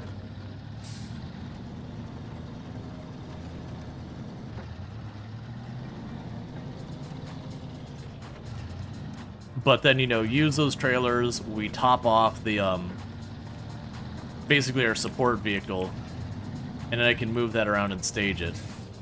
That's the reason I was like, I kind of regret getting rid of the Kodiak, just because if it can have a fuel trailer, it would have served that job pretty well. I wouldn't even need to have upgraded that much, because I don't need it to go around and haul stuff everywhere.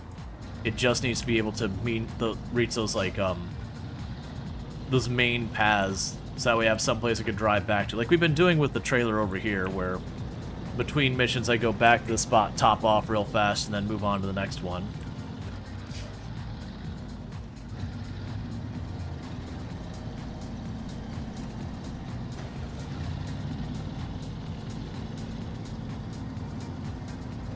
Okay.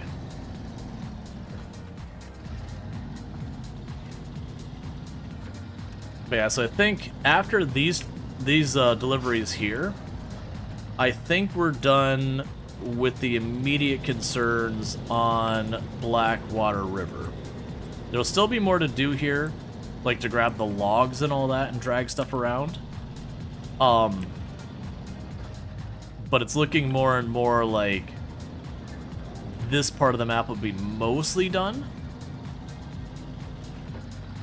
And that would help out just not having as much of an area I've got to cover with the fuel. If I have to buy fuel from the gas pump, I have to. It's going to happen sooner or later. I've just been putting it off for as long as possible. Because it is one of those things that you burn the gas is gone. And that's just the money. And Can Hawk on their 10 stream streak. Catch the last 10 streams without missing a single one, so thank you. Would like to avoid that.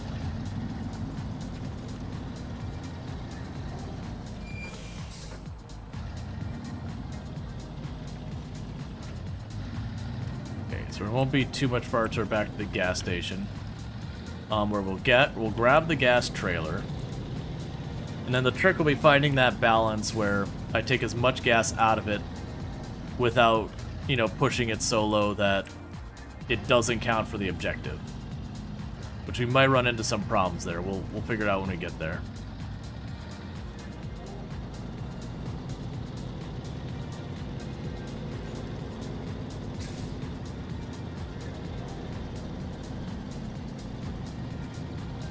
And Beset on their 75 stream streak. Catching the last 75 streams, not missing a single one, so thank you so much for that. I really do appreciate it. Means a whole heck of a lot. And I hope you've been enjoying the streams. Okay.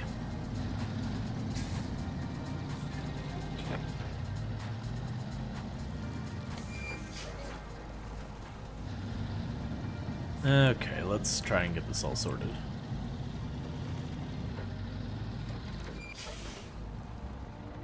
You've already completed that map?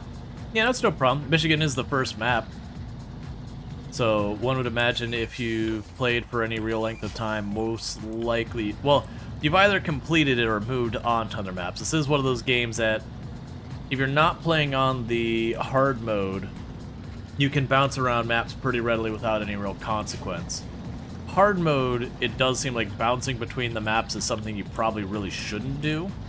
Like, you should kind of wrap up what you're working on, then move on to the next map, because there is a cost in moving your equipment.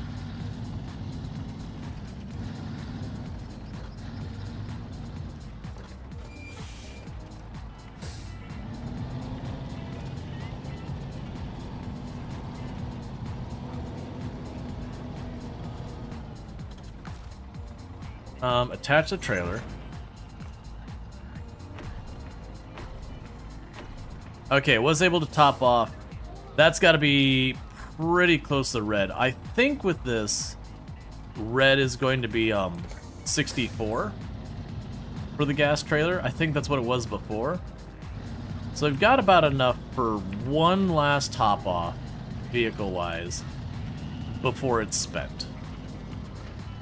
So I suspect if we wait to turn this in until I get both the planks and the consumables to the town storage, I believe at that point we'll be able to, like, take the last bit of gas we're going to get out of this thing before it doesn't qualify anymore.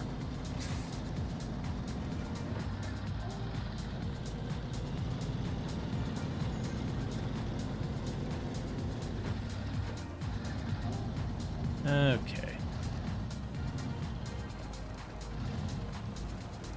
Now, as a test, we did destroy one trailer. I figured I wasn't going to get paid for it. But it was also those things like, do I get literally anything? And the answer was no, don't do it.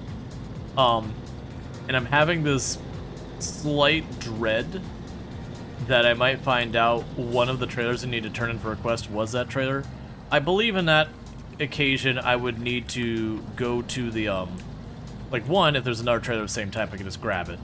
But in the absence of that, if it was a trailer that there's only one of it on this map, then I would need to go to the trailer store and then buy a trailer to then turn, you know, grab and then turn in. Oh, I'm gonna need to be way close than that for the crane.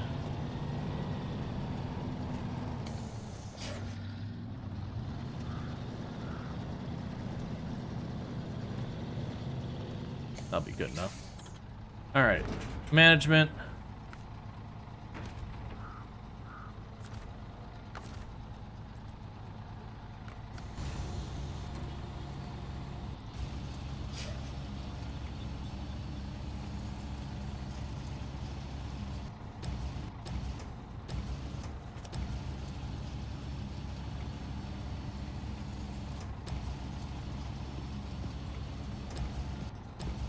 I made that cable way longer than it should have been. That's fine. Okay. Go here. Get another one going.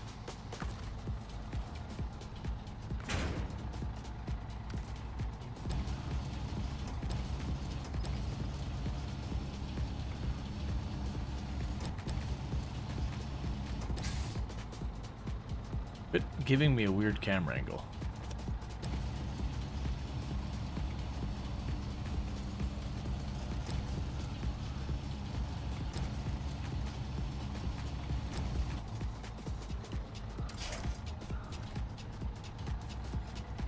Alright, and we can go here. Unpack, repack, restore crane, and we're good.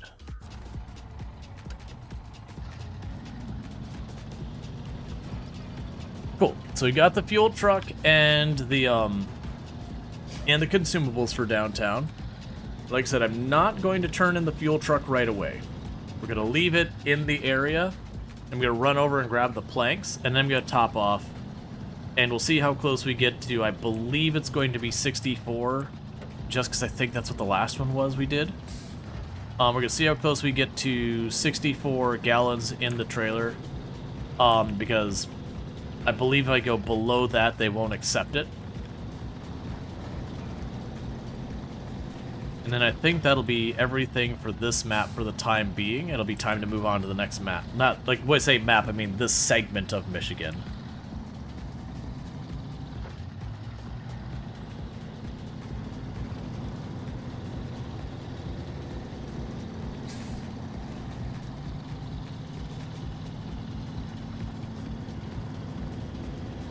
That answers your one of your questions. If you can fill the fuel tankers yourself. Yes, so I have a couple ways I could do that. One is if I have something that has fuel in it, I could choose to refuel. So like right now where I'll be taking fuel from here, I could switch and say I will be putting my fuel from the truck in the fuel trailer. So that's one option you've got. I can also pull that up to a gas pump, I believe, and fill it up from the gas pump. Let's see, but you do have a part 2. Are you able to fuel tanker like that and then just take it with you places? If you're low on stations, you can't carry it around? Yes, that's actually one of the things you'll end up doing in the game. Is one, you can get a fuel trailer like this and drag it behind you to another map. Another one is instead you can get it directly, like physically part of your truck. So I could get a truck where instead of having this, this sideboard bed that I have in the back, instead I can get like a big fuel container like propane trucks have in real life, and just drive around and have gasoline storage on the vehicle.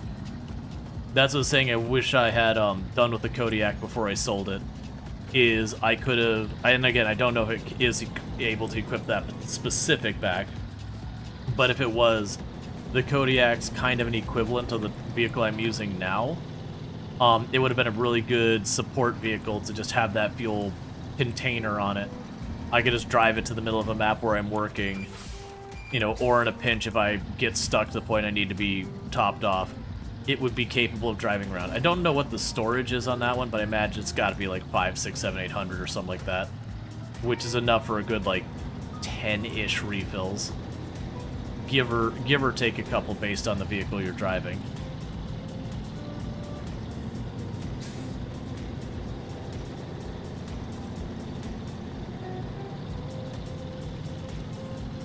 Okay.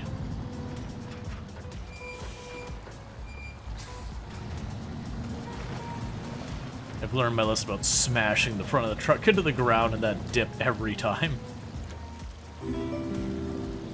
Thank you for the follow. Welcome to the stream. Because, yeah, so, like, I could pull up to this gas pump, and I could top off the truck and or the trailer. It's just, in hard mode, I gotta pay for the gas. I believe in normal mode, the gas is free. I could be wrong in that.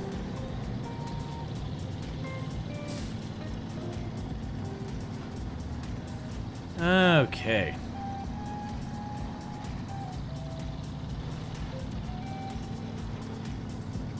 So I'm gonna take this to around here, I think.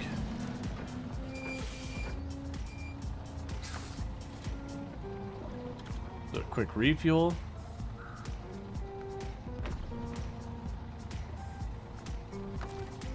I'll detach this trailer.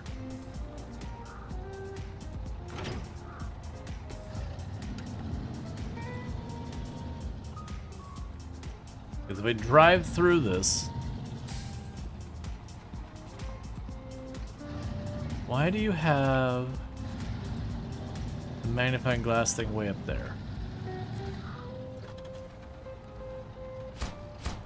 There's your consumables. Why do you have that up there? Is there another fuel trailer I'm forgetting about? It's not that one way over there, is it? That would suck.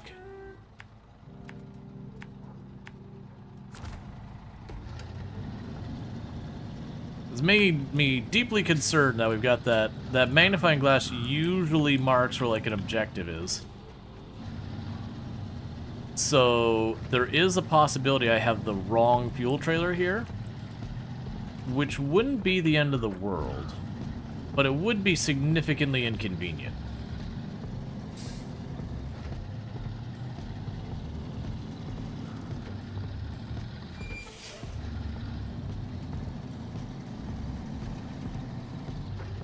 Okay. I'm gonna check where my off-road truck and some of the other ones are. If I have any other vehicles in this area, I'm gonna start driving it out of here. The GMC's in this area. We'll start driving it out of here, and then we'll do that until I'm either out of vehicles over here, or we've lowered the lowered that trailer to the point, you know, there's no, like, it's in the red that I can't keep pulling from and have it count before I try and turn it in. Because I'm going to use the gas anyways, I might as well get all of it I can.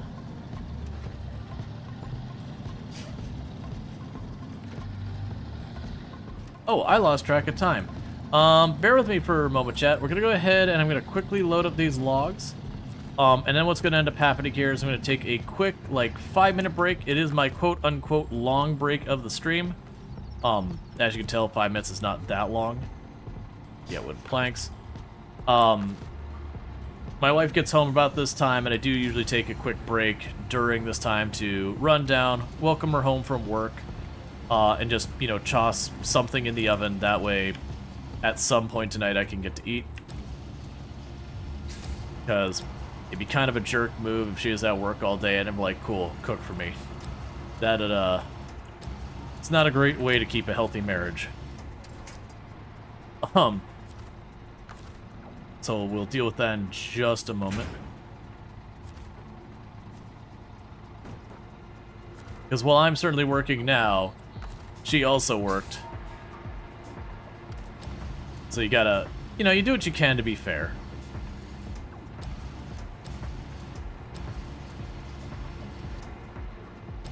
Please stop. Please stop freaking out. There we go. Okay.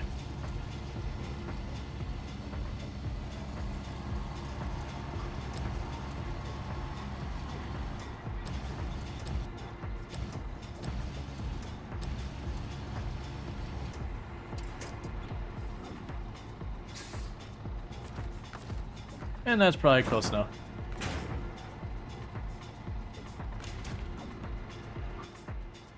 Alright.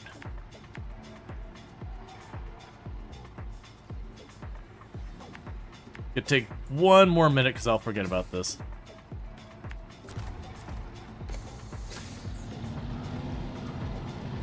Okay. But yeah, so that'll happen here. Normally I'm pretty good about watching it coming, but we've been kind of going autopilot on the mission of just, oh, our vehicle's well set up. This map, we've already got the bridges repaired, and the rock slides cleared, and the power antenna built up, and all that. You get the idea. We've already put a lot of work into making this map crossable and all that. So it's just kind of been go, go, go. Like, we did all the legwork, now it's delivery time.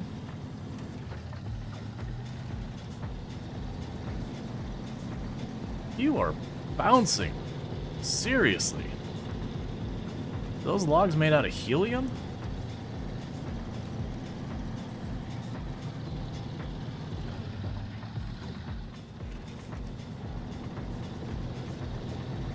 Alright. But you know, it's a classic be fair to your partner, that kind of thing. Just the same time as like a lot of days that, you know, she's off and I'm working, she'll cook, that kind of thing. And then with this kind of things, we kind of split it where, like, I usually toss food in the oven, she'll pull it out, that kind of thing.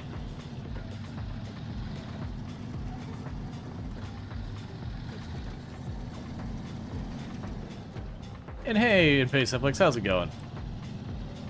Yeah, just want to drop this off so I don't wait, like, because otherwise I get back and be like, what was I doing with the planks again? And sure, it'll only take me a minute to see the quest objective and all that. Now I don't gotta worry about it. Because we're right here. Cargo management. Boom, boom. And that objective's done. Okay, so with that, chat, I'm going to go ahead and take my little 5-minute break that I had mentioned. And I'll be back in about 5 minutes. So thank you again so much for tuning in. And I do hope you've been enjoying the stream. And I'll be back for a little bit more. Well, not a little bit. We got hours left to stream of like 7 of them. So 5-minute break for 7 hours to stream. I think that's a worthy exchange. But for more SnowRunner. Anyways, see you in a few. And thank you again for tuning in.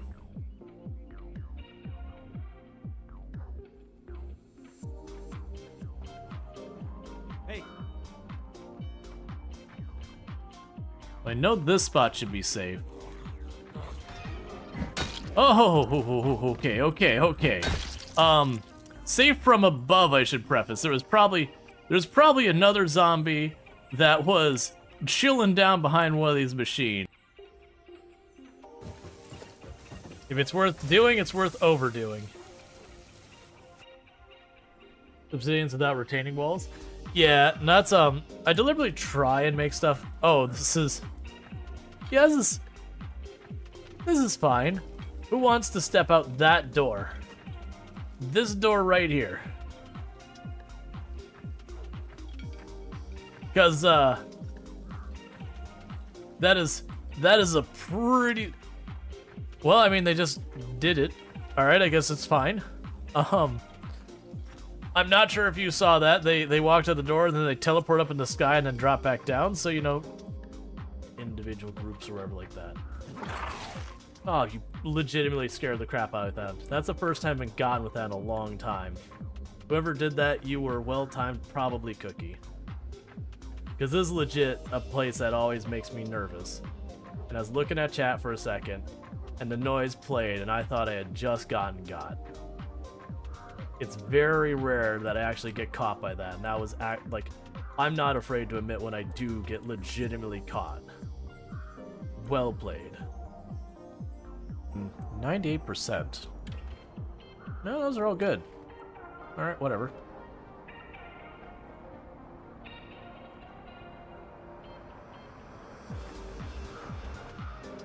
Whoa, whoa, whoa!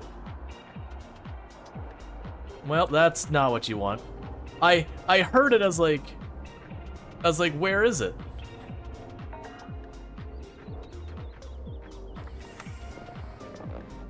That's gonna cost us. It's gonna cost us a lot, because I was at speed. I heard the noise, I was like, what? And I switched the camera out. Oh, yeah, that is a bad hit. Well, I'm glad we have our suit upgrades. That is a real bad hit. Alright. Hey, train, could you not? Hey, train, please. Train. No. This is not my stop, train. I don't want to go this way. Let me free. Alright, so we're going to... Oh, God.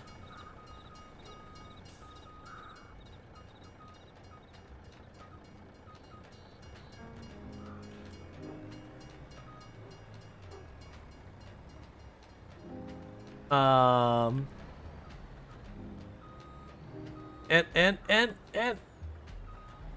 we just need to straighten it out and everything will be fine.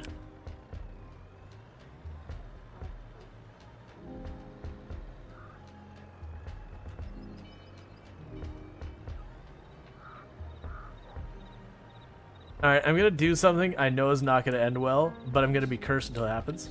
Okay. Real slowly. I keep watching the wheels just scooch a little bit every so often.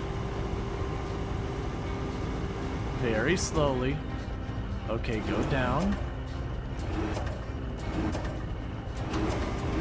Please.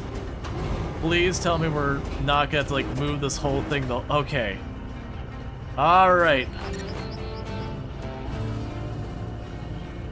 Alright, the correct way to do this mission.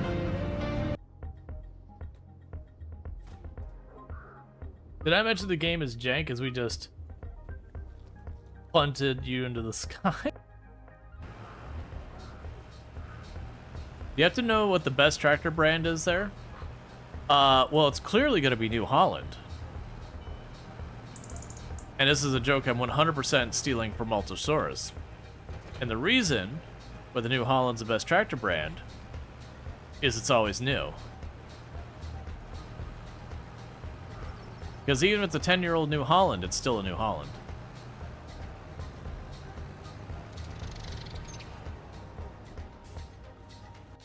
Like, are very not comfy. Alright. We can dive deeper than the vehicle. Yeah, I mean, the idea behind this vehicle is like it's a big glass.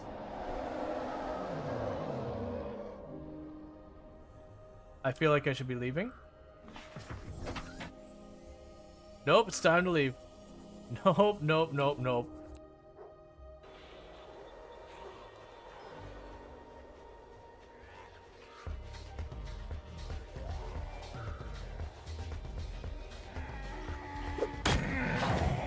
Done.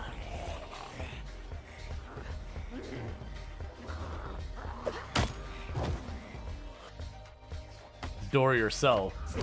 Ow! Okay, I understand.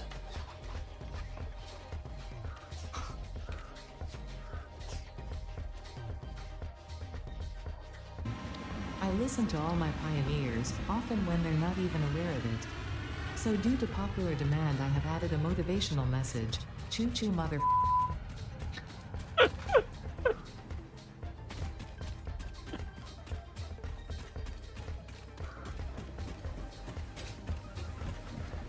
Yes, Ada. Choo-choo indeed. Alright. And we're back. I love that Satisfactory added that whole thing with the trains, where she does like the choo-choo and, you know, bleeps it out and everything. Because like with everything Ada does up to that point, it just comes out of nowhere and you're just like, it just catches you by surprise, and it was just such a fun one.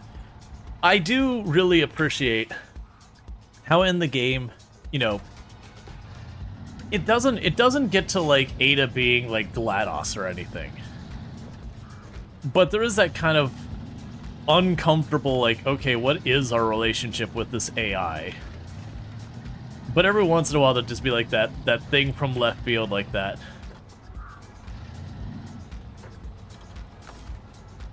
Because at first she behaves like, you know, very very like over-the-top corporate overlord kind of thing. Being like, statistically speaking, you get extra work out of your pioneers by doing this and this. You're like, yeah, that sounds like crap corporate would say. You know, whether or not it's true isn't the point. It's very much ignoring the entire human element of everything. Alright. Yeah, so I'm gonna have all my vehicles do a quick run by the,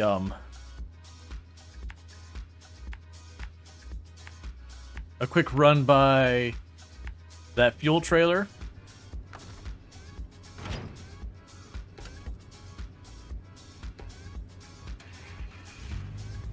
And the reason I'm doing that is it's looking like we're probably going to be done with this part of the map soon. And to me, it makes sense for us to do a quick, well, let's get all our vehicles out of here to start staging everything on the next map. And whatnot. So we can run this over there, take care of all that. And also, at the same time, I want to kind of knock down that gas trailer as much as possible before I give it up. To, you know, only give them the minimum amount of gas that I am obligated to give them.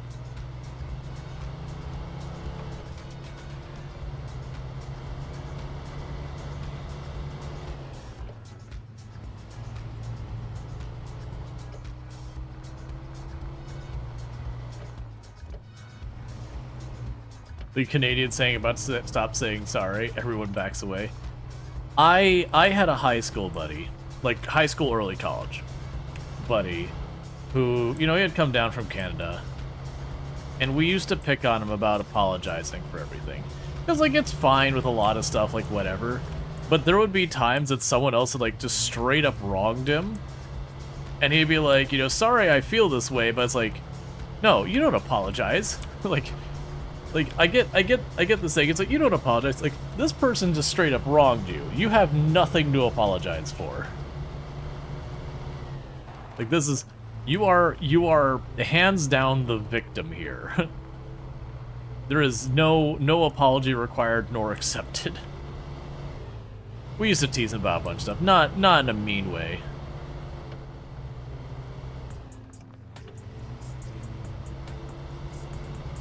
He also did the A thing a lot. Which, for the record, I actually think the A thing is not at all a bad thing. Which, like, it's when they ask an actual question, it's like, you understand what I'm saying, eh? It's like, I know it's a question. There's no anything about the question. You are saying you understood the statement, right? Versus sometimes just like it's usually like when people kind of like misspeak their connotation or whatever, and you'll be like, are you asking me a question? But when people do the A thing, it's like, no, that's a question. I can properly identify that right there was a question. It might be a rhetorical question, but it was in fact a question. No fuzziness about it.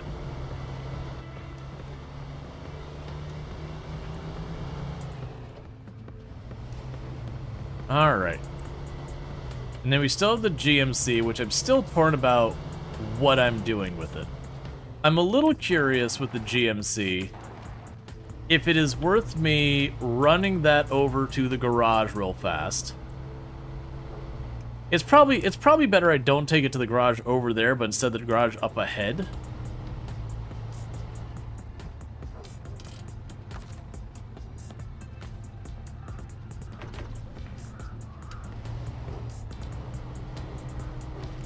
You can just sit here for a minute.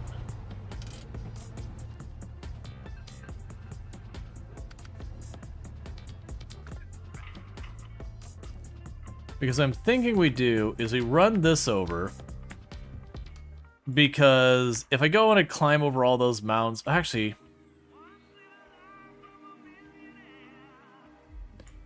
change the plan. I forgot that this path is actually really easy to navigate. It's the other way that sucks. What I'm thinking about doing with the GMC You apologize, but it's not your fault. Yeah, no, it's a stereotype.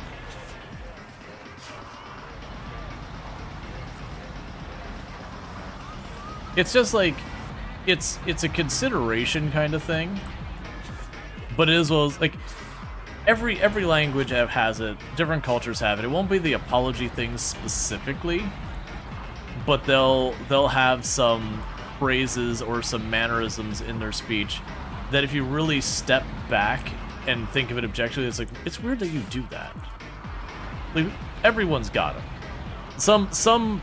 Some stand out more than others, and some people get a reputation for it, so the stereotype makes it much easier to be like, ah, that.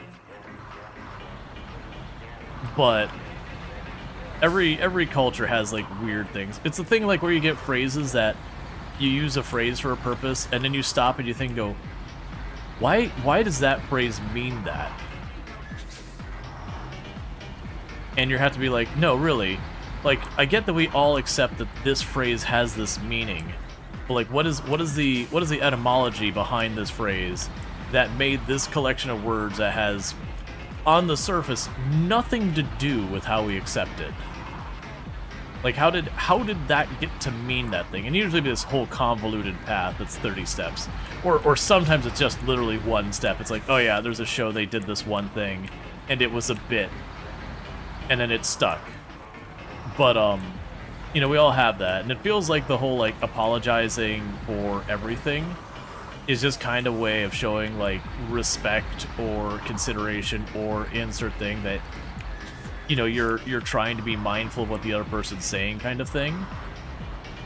Even if it's like, you know, it's not a real genuine apology, you're not actually apologizing. Like, not in the, like, when you've wronged someone and you're like, hey, I didn't mean to say that, I'm sorry. Like, genuinely kind of thing. You're just like, you know, sorry I honked when you cut me off, eh? That wasn't a good example of the use of A.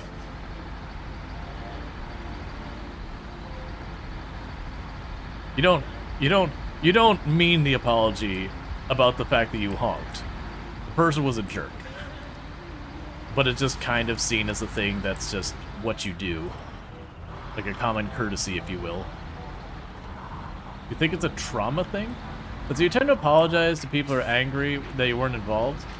Yeah, I mean, I wouldn't even say, I mean, sure, it could be a trauma thing. I would also say it's a de-escalation thing. Like, there's definitely a time when someone's blowing up at you and you have no idea why they're pissed off. It's not that you approach them meekly, but it's like, alright, this person's already, like, ready to throw down. You know, I don't want to sit here and get in a fist fight with someone, especially over something I have no idea what the heck is. So I'd rather, you know, extend the olive branch to try and figure out what the heck is going on to de-escalate things than fisticuffs.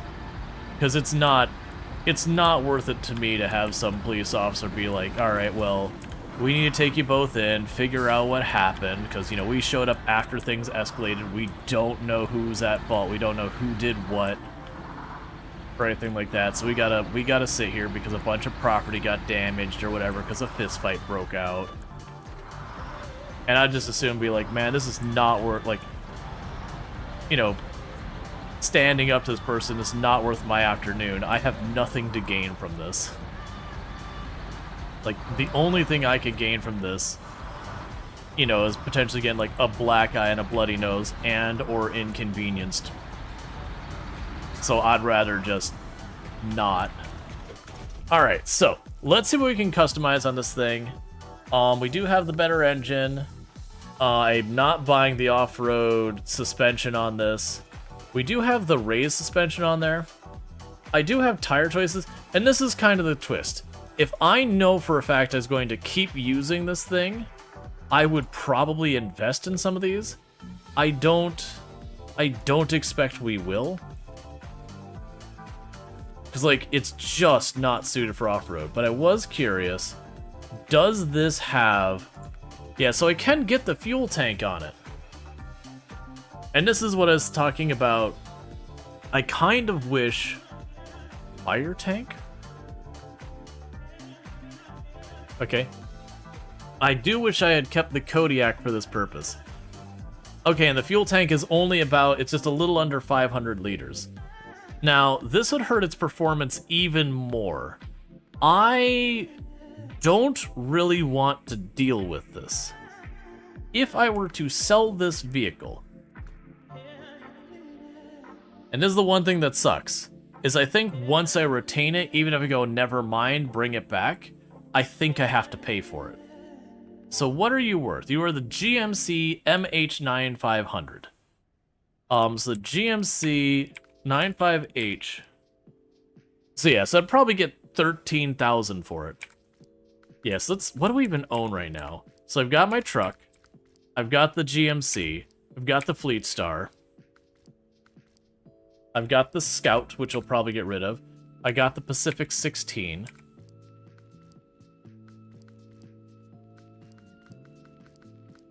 And I don't think I own anything else, because I don't believe I ever went out of my way to buy... Like, you notice all the DLC vehicles. My god, there's so many vehicles in this game. Like, I never went out of my way to, like, buy the, Is that just looping? I have no idea. I don't think it is. Okay, it's not. But yeah, so you get the ideas. There's a lot of that stuff. There's so many vehicles. Yeah, but I've genuinely been pretty unimpressed with the highway vehicles. Which part of that's probably this is the worst highway vehicle I would guess. So most likely, and this is the one we sold that I was kind of like, man, I kind of wish I hadn't. Yeah, so explore the world. Oh, this works out. I believe that vehicle is one of the other ones we have. I did notice the compatibility it doesn't have as much, which worries me a little bit. Oh no, it just doesn't have that sensor thing. I believe that's the vehicle we have on the other map to repair. Okay, that makes me a lot less concerned. All right, so that'll be one of the things we got our way. So what I think we're doing is retaining this truck.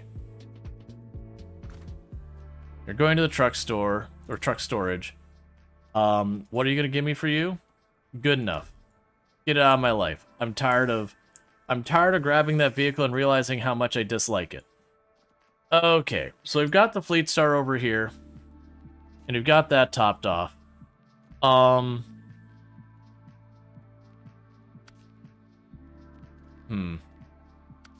Okay, let's grab... I know what we could do. We're gonna grab the Fleet Star again.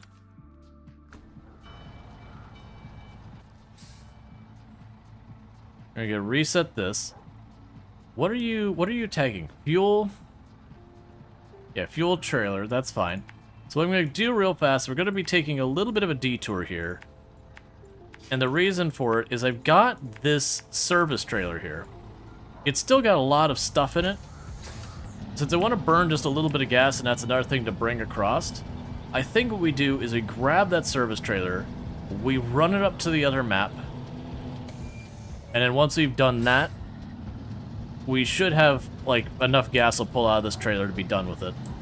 Because even if it's only, like, 70 or 80 gallons, as long as I'm not destroying, you know, 100 gallons worth of gas that I could otherwise use, that'll be fine. We're just going to grab that service trailer, we're going to run it up to the other map, because I'm sure I'm going to need to repair plenty. And then we should have everything effectively moved from this map I care about. So you started the pills for ADHD. Your brain isn't as fuzzy when you game or knitting. Yeah, I've known a number of people this past year before who have you know, they've been diagnosed with ADHD for a long time, who have gone on the journey of trying medication, because it is a thing that has a lot of stigma around it.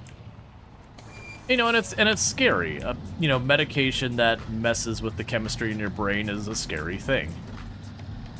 So far, of all the ones I've known, only one, I would say, didn't have a positive experience, and theirs was more, like, mixed. Like, there was positive, but there were side effects that, unfortunately, for the individual, exacerbated, you know, other things. So they kind of opted to be like, hey, for me, you know, this makes another problem I'm dealing with a little bit worse. So, lesser of evils and whatnot. But other than that, for everyone else, they've had mostly just nothing but positive things to say. Now, granted, some of them it took, like, well, they tried medicine A and it didn't work, so they tried medicine B and that worked much better. Or they were on dosage A and that was a little bit too much, so they toned it down to dosage B and that was better. There's a lot of tinkering around to finding what's, you know, right, appropriate, yada yada. You don't feel any cons at the moment? Yeah, no, that's the thing. Like, they all have side effects, but when you consider, like, the gain and the loss, as I mentioned, from the people I've known who started their medication, it was only one that, like, the side effects were like, okay, hang on, these side effects are worse than the initial thing. But that's because of another, I'll call it, condition that they were dealing with. It made their other health thing way more agitated. You had really bad side effects through 3 different pills? Yeah, no, and that's the whole thing. Like, everyone's body is different.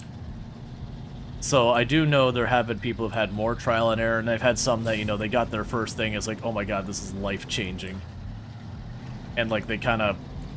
I think the only difference they did is, like, after a while, they had their dosage change just a little bit to kind of try and find a sweet spot. But yeah, and there's definitely people who, for whatever reason, the medication just does not go great.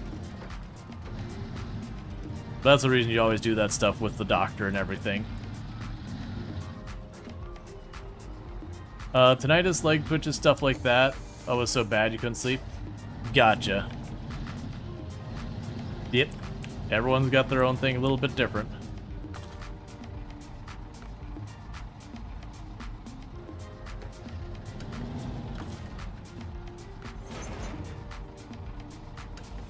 It's just one of those reasons why, like, anytime someone's like, the fix to this is that, you know, barring very simple things, there's almost always more nuance with that.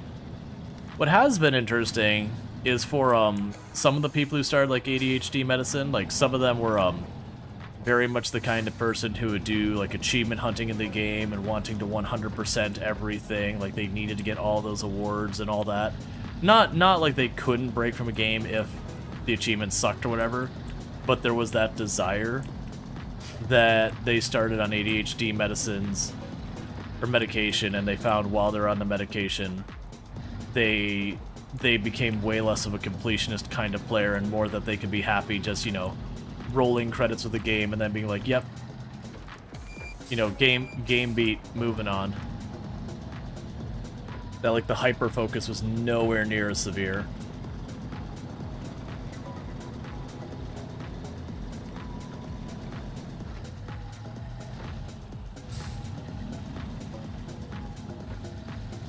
And I'm sure some of the people here be like, I know who he's talking about.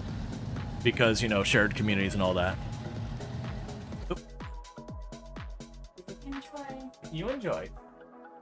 Looks good. It does look good. Love.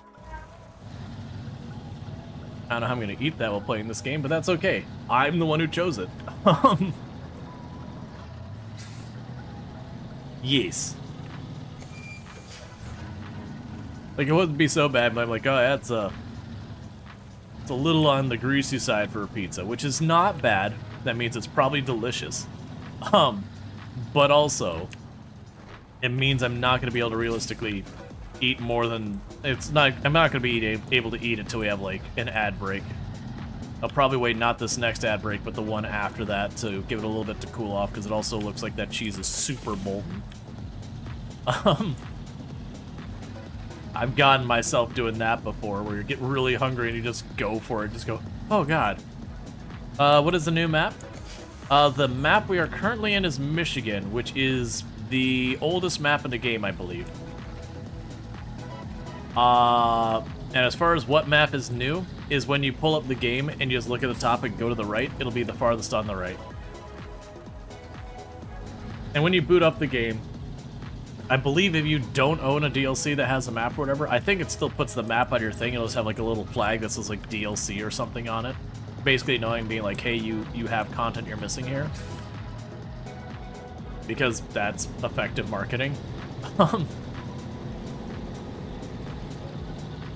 Take a bite when you get your thing done. Well, that was the reason I was making the comment about it being greasy.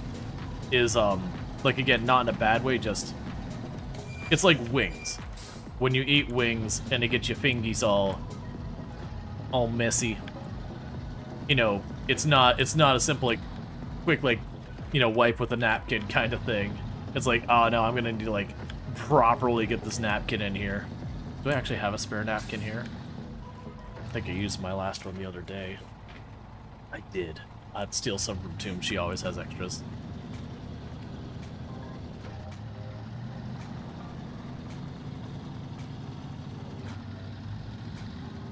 Okay. So what I'm kind of hoping we could do with this...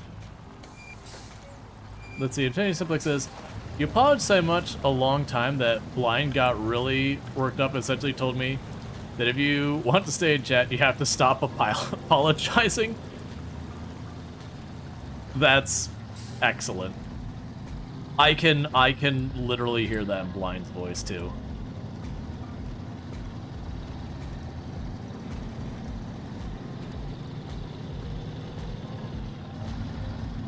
You'd like your fingers clean? That's fine. You still need to follow it up with a wiping up your hands. Otherwise, all your keyboards and mouse get real gross real fast.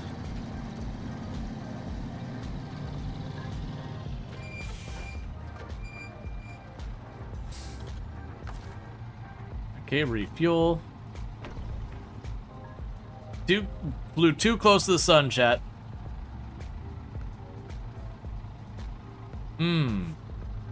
Alright, so I need to figure a way to get just a smidge more in there. Okay, let's see if they'll take it as is. So, detach this trailer. We're sciencing, because I was guessing that when it goes into the red, they would no longer accept it. The last trailer, I feel like they took it at 64 in there.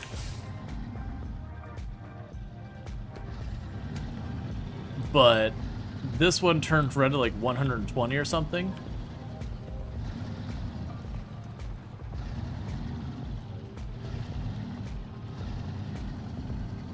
Okay.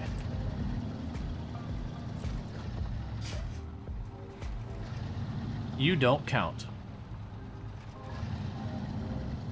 Okay, so this is not the right trailer. I'm guessing it must be that trailer up there, because I see the quest marker for it over there. If it's the trailer I think it is, which is that one, that's not super convenient, but also not the end of the world. It would also mean I could keep cannibalizing this trailer. It also puts me in the weird spot where I've got that service trailer kinda here, but kinda not.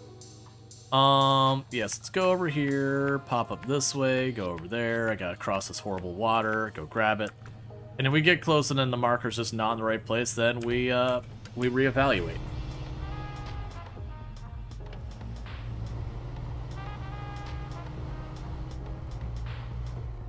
Basically with this, if we follow the blue markers and then it turns me towards that magnifying glass, we know we've got the right trailer.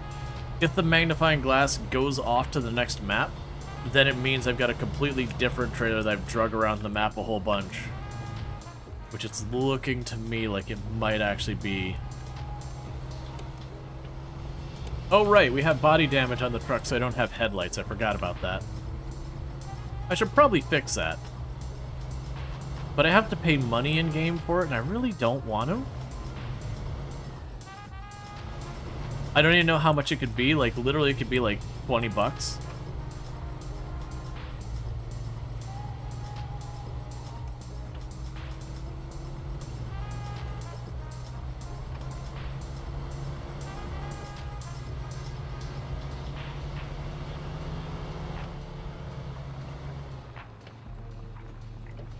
Headlights in this economy? Oh man, yesterday, because I broke the headlights by bumping into my Scout. I had like the Scout and this were up in the hills, and then it was like after I retrieved the vehicle that had rolled over, you know, I just went to turn real fast and just slapped the headlight against the car, and that was that. So like the truck itself, other than like the body, is in great shape. It just, they don't let you repair the body with the parts out in the field. And so your car just mostly starts to look banged up. I don't think it has more effect of that, but your headlights are considered part of your body. So when you lose your lights, you have to go to the garage and pay for the repair as opposed to fixing it yourself to fix your headlights. Okay, so needless to say, this is the path I thought was going to it. That's not the right way. So we are just going to move on to the next map with the Chevrolet, and then I'm just going to park it up.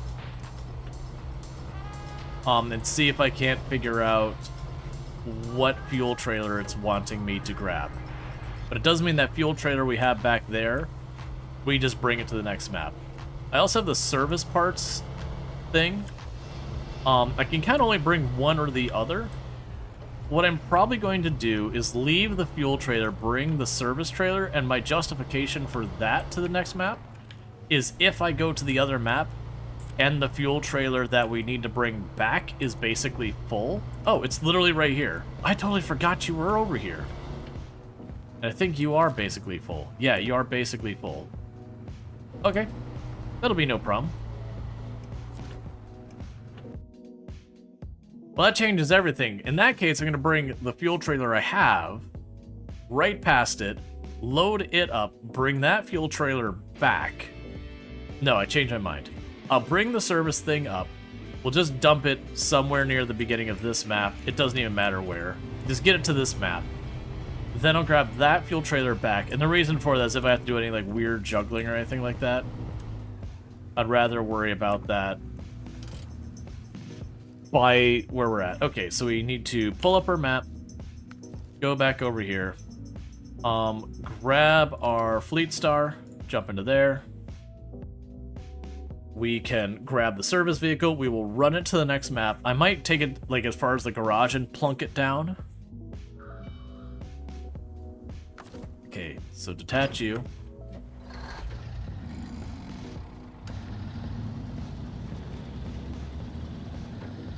But we'll grab the service vehicle. Service trailer, whatever it is. And bring it to the next map. Then we'll immediately turn around, bring the trailer that's basically full of gas back here. Then grab this other trailer that's, you know, we will fill up with gas by like swapping the gas between them.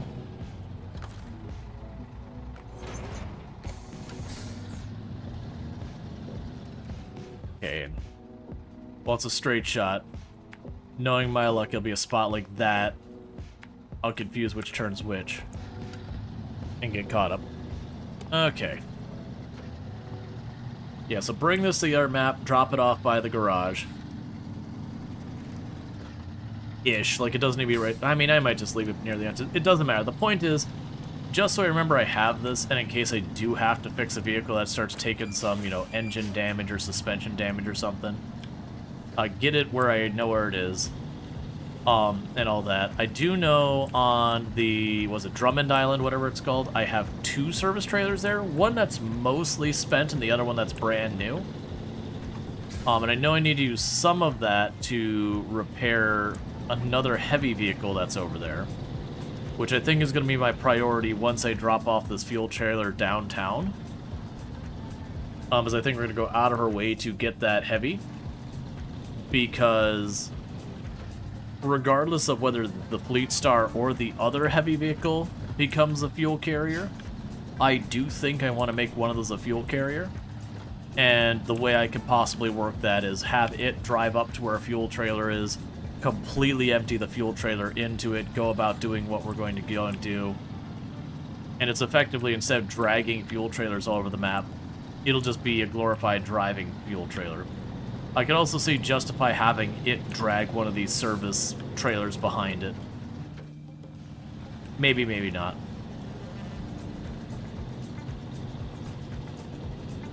Okay.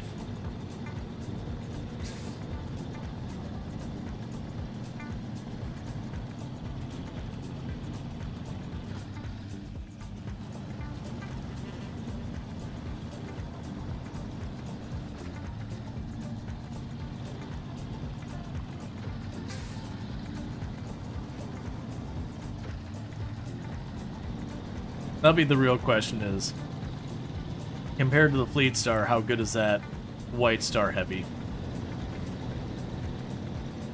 Because I want to decide, like, which one becomes the fuel transport logistics vehicle and which one becomes the actual hauling vehicle.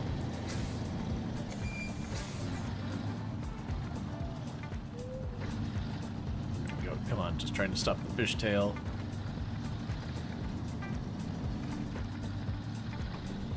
Alright. So it's like right now we're not even working that much on the contract. Like, yeah, tangentially we are.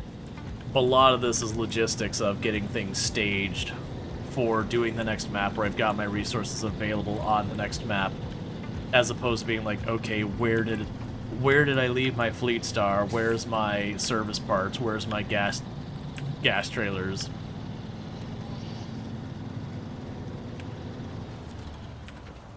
All right.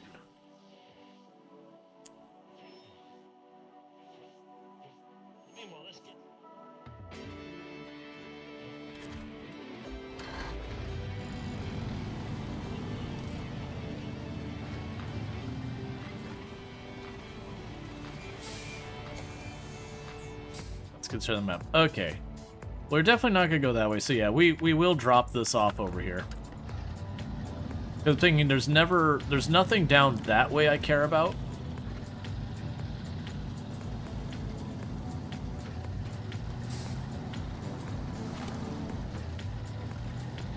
So just drop it off up here.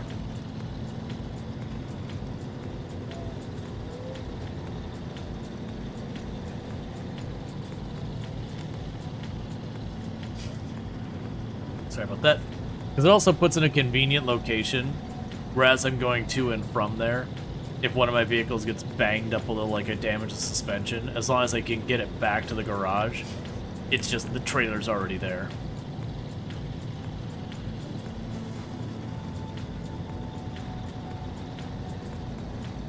Okay.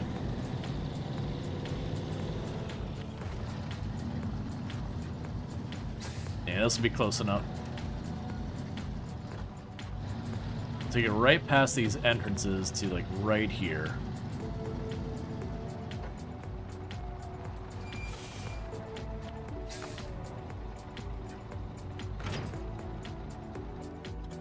Okay, and now I go back down. And I move that fuel trailer. We swap the gas over. And then we turn in the fuel trailer. And there'll be another contract done from the first map. At which point I believe the only thing left of the first map to do would be logging stuff. We will get to that eventually. I do kind of want to put that as a lower priority. One, because it's kind of a pain in the butt. Two, I would like to wait to do that until kind of the last thing because it is very repetitive. You're just looking to buy into this? Gotcha. As a heads up, I need to have this linked. Give me 2 seconds. There's something I'm going to link real fast on the channel as a pinned thing. Because I actually have through Games Planet. I actually do have a thing... Oh, where am I looking at? I do have a thing where you can get a 10% discount on the game. Oh, where? And I do, as full transparency, it is a sponsor. I do get a kickback. Like... That is a whole thing on it. That said, if you're buying like RoadCraft and everything, you'll get a better discount than what my thing gets you. If you are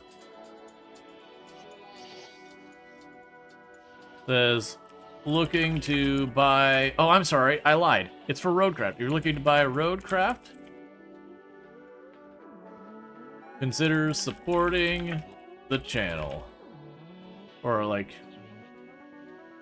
You're gonna buy a RoadCraft. It's 10% off with Games Planet.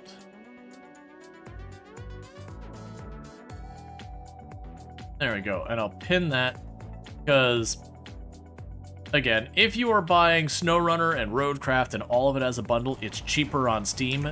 Do that. But if you're buying just the game, I believe, I don't know what Steam's current discount is, but on Games Plan it's 10% off. So you might be able to save yourself a little money. But that's for RoadCraft, not SnowRunner. And there is a bunch of stuff in Games Planet. To be clear, Games Planet is 100% legit. It is not a gray market. They don't take keys from individuals and resell them or anything. They work directly with publishers. If you've ever used the Nexus store that content creators use, exact same business model. Exact same business model. Because Steam takes a 30% cut versus, like, you know, groups like Paradox and Focus and all those will give game keys to sell to Games Planet. And so with Games Planet, even if they give you a 10% discount, you know, again, Steam takes a 30% cut. So, can't... Okay, it's the other way. Steam takes a 30% cut. Even if they give you a 10% discount and Games Planet takes a 10% cut, that still means the devs are making 10% more than if they've sold it through Steam. And you still do get a Steam key, by the way. Just to be clear. They do also offer games on Epic and GOG and all that as well. So just make sure you get the correct key when you get it, because they do give you options. But that link up there is for the Steam version. But yeah, and to, like, again, full transparency, I'm an affiliate. I do get 5% of what you spend. So that 10% that Games Planet takes, I take half of it from them. But all in all, you love how it explicitly tells you that the key will work in Canada? Yes. And, like, again, and this, anytime I have any of these, I usually say, hey, if you end up having a problem with anyone that is a sponsor or affiliate or whatever on the channel, let me know. Like, sometimes about all I could do is listen in, kind of be, like, to being aware of what's happening. But just the same, like, if what someone does that is associated with me through, like, affiliate or sponsorship does something I'm not okay with, I want to know so I can stop working with them. Not that I'm anticipating that problem, but they are a fairly new, like, I'm fairly new to their affiliate program. They didn't reassure, but you have to. Means I didn't have to check. Yep.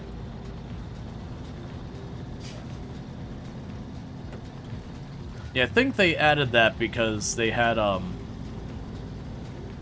know a while back when it was fairly new, they ran into some problems where, you know, people would buy keys in markets that weren't, like, the game wasn't available there anymore, kind of thing. So, like, you know, where Germany had the whole thing where if your game didn't have a rating, that you put yourself on there or whatever, that your game would get, like, delisted on Steam and all that and couldn't be sold. And so people would then go to, like, other places like Games Planet to get a key, and then it wouldn't work. Then it would say, I don't think it was region locked, but you get the idea. That basically, because Steam had a thing where they couldn't sell it, it created weirdness. And so that's the reason I think they added that label. Is because you end up with weird stuff. Or you'll have, like, a publisher that, because of something going on, like, you know, for Australia, RimWorld wasn't allowed to be sold in Australia for a while. You know, all those kind of things can get you. So it's good that they do go through and, like, be like, no, you're good. Just wanted you to play this game. Wanted you to try it out. Oh yeah, absolutely. And for the record, if you use the affiliate link for RoadCraft, I believe if you buy any games on Games Plan the next 30 days on there, I still do get a kickback from that. I believe that's how it works with the whole thing. So if you're like, oh, let me check RoadCraft. Oh wait, there's this other game I'd like. It still does benefit me if you use the links. I don't do a lot of, like, affiliate stuff like that very often, so I'm giving this one a try because I like what they're doing. And often, like, I used to have Nexus, I mean, I still technically do. I have Nexus Store, and I was very happy when I've used Nexus Store as a customer side of things, supporting other content creators. And it was just the unfortunate reality is the way that one works, you can only list like 10 items and then you have to change it as a content creator to keep up, which gets to be kind of a pain in the butt. Where, as I mentioned, GamesPlan has the exact same kind of business model, but it's just, it's not like the 10 options I choose are discounted for you, it's literally anything. Yeah. Yeah, that's my understanding of how it works. Like I said, if anyone has any problems with it, let me know, because again, they're kind of new to the channel, and while all my research shows everything is up and up, you know, I just want to make sure people have a positive experience and all that, and if not, like, I want to know so that either A, I can raise Cain if that's the appropriate thing, or B, stop working with them. So, there's that whole thing. Okay, so first, I want to move this the other way around. Okay, so I moved all the fuel over here. This is the one I believe I need to turn in. The one I've got has like no gas in it. So let's turn that around. And I'm going to use my Fleet Star as a means of managing it. I'm also realizing what I probably, because I don't want to probably do all of that at once, because I don't remember where the cutoff is. So switch those. Okay, we can switch that the other way. Now let's try this.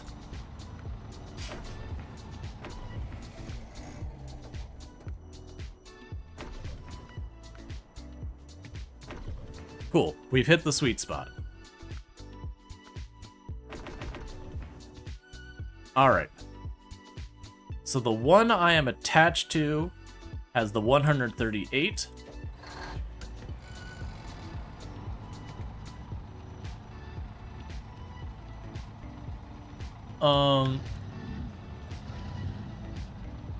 Wait, missed something here?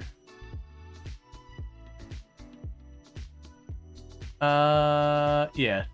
Oh, you sleep well, Bassett. I'm sorry. Okay. Yeah, let me know, because I know yourself, and a couple other people have used the link, because it doesn't show me who bought or anything like that. I don't have that kind of information. Just that, like, a person bought RoadCraft, or a person bought this, and then, like, what, you know, how much that compensates me. I don't normally promote that many kind of things. It's something I'm really bad about not doing. Like, I have merch and I don't promote it. Okay, you should count. Cool. Got ourselves some money. Alright. So we got a new quest here.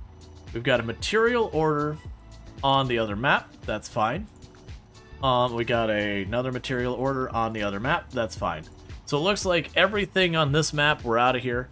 So concrete slabs, consumables. I believe I can get the consumables on that other map, and the concrete slabs as well, I think, are all on that map. Do I have a trailer around here that's got a bunch of junk on it? 1 unit of bricks, that's not worth me going out of my way for.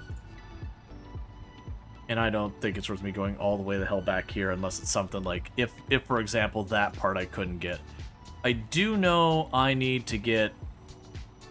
Right, we had the metal to get there, don't we?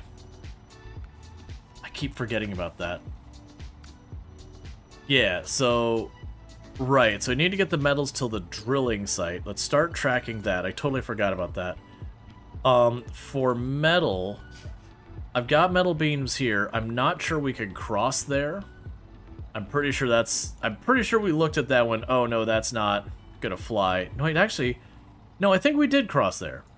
Yeah, so I think we can grab the metal, go up this way.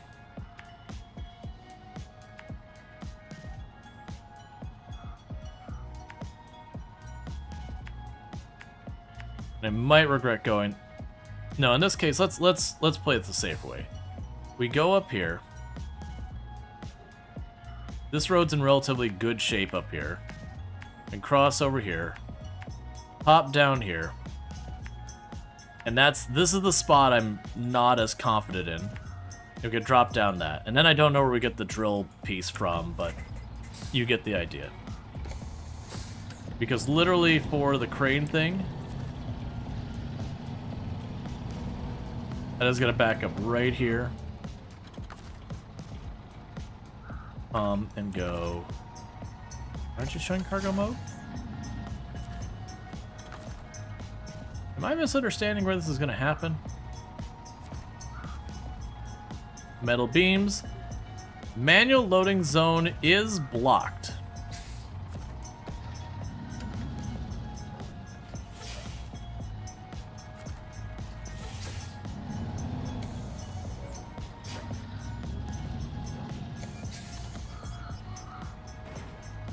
I see.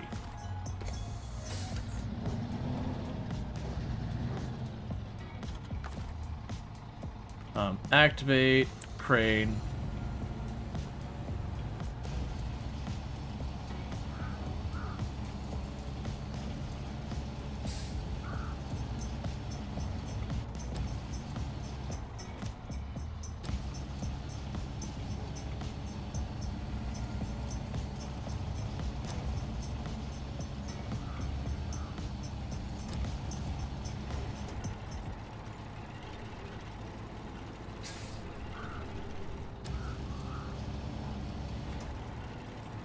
Okay, so just gonna quickly twist this a bit closer. And good enough. So I can pack, restore.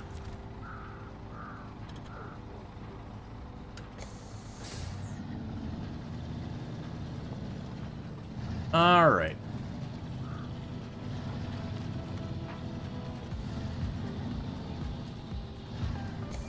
For that matter, let's grab you while we're here.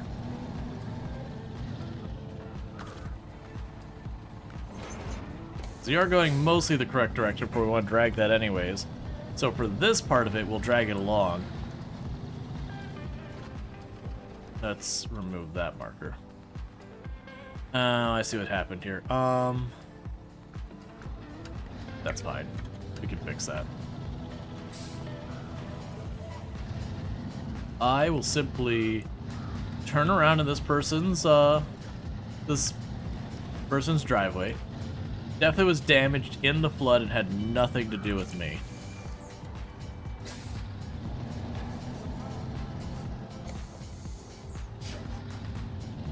I do appreciate, like, the sending sparks flying as you're just clipping on gas containers. Be like, yeah, it's fine, it's just gasoline. What's a little sparks with gasoline? What do you mean ignition source?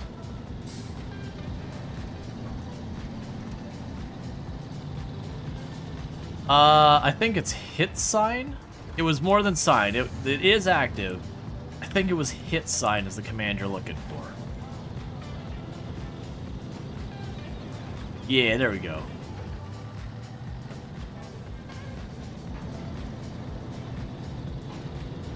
One star, trailer didn't explode. But yeah, so the plan is I will simply bring this up here until we get to the area where I'm going to turn off to the right. I'll ditch the gas trailer up there because that'll be most of the way of where we're going anyways. Then I can deliver the steel beams. And then I'm not entirely sure where we get the drill parts from. But the hope would be that I'd have enough gas in my truck. If it's on this map, just go and grab it, come back, get the gas out of the trailer. Because I keep forgetting that there's that drill spot on this map. So you made a third floor, so you made it third floor to the Publix bakery thing at its home base, right flour, apparently high combustion. What? I'm missing some context to that. You made a third floor to the Publix bakery thing at its home base, right flour apparently is high combustion. Yes. So I could believe flour is high combustion. So for those who don't know, because like I've never seen someone try and burn flour, so I can't answer that. But like when you get powders that are flammable, those combust extremely well. Like, places where they end up with lots of sawdust become extremely dangerous for just massive fireballs and how ridiculously fast they can catch fire and get out of control. Because the phenomena of what happens is as it heats up, it knocks the dust into the air, which gives it more surface area to burn even easier, which of course makes a bigger fireball and makes it go faster to catch fire, which makes more heat, which sends more of it into the air, which makes it burn faster. You get where this is going. You've got a feedback loop. So that's where you have like a little sawdust goes boom. It's technically a fireball, not an explosion, but definitely one of those things where if you saw like a sawmill go up, you would be like, oh god, the sawmill exploded. And then, you know, someone would be over there, it's like, well, actually, it's a fireball. And you'd be like, dude, the building's gone. I don't care about the technical terminology. The building's gone. Let's see, there's a reason why windmills ground grain away from the buildings or the village in medieval times, because flour is highly flammable. That's the thing, when someone mentions flammable, I'm like, you know, I've never looked into it. I meant to refill the gas. It's fine, we're already on our way. I've never looked into it, but I would absolutely believe it. It's got a lot of the properties that you're looking for something that can burn extremely effectively.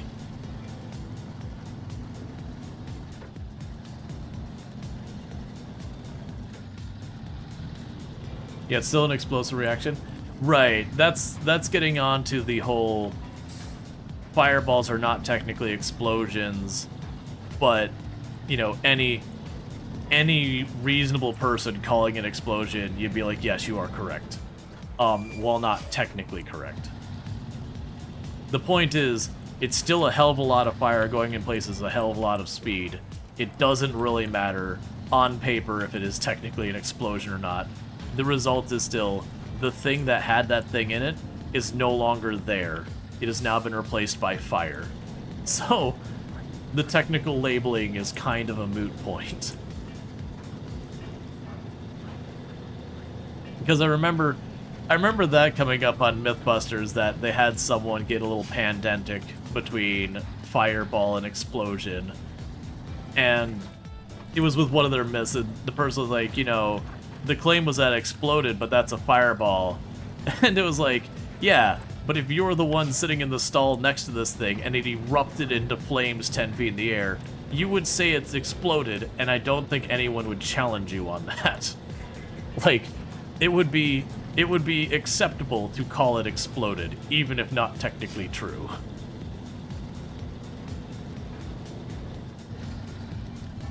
It sounds like something Grant would have said. Rest in peace. Yeah, that's super sad.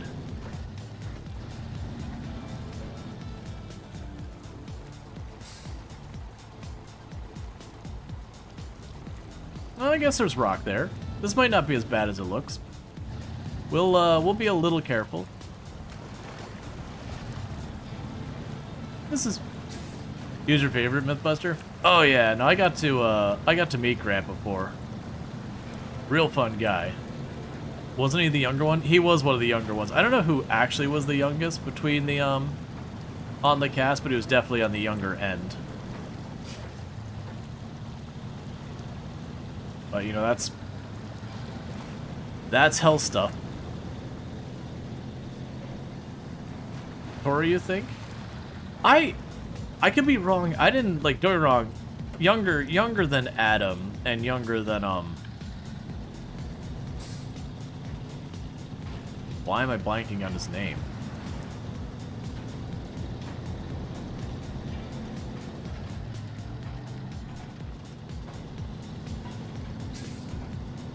Jamie, yeah, he was definitely younger than Adam and Jamie. No question about that. But yeah, Tori was one of those ones that I actually figured he was pretty young.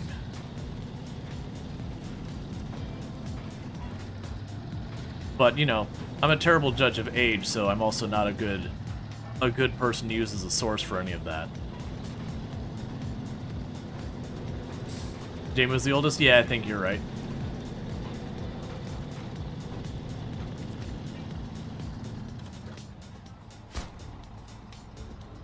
Oh, I needed 2 loads of metal beams. Well, if I had noticed that at the beginning, I would have just grabbed a trailer and done 2, because that probably would have gone just fine. I mean, it's not... Oh, wait, we want to go around this way.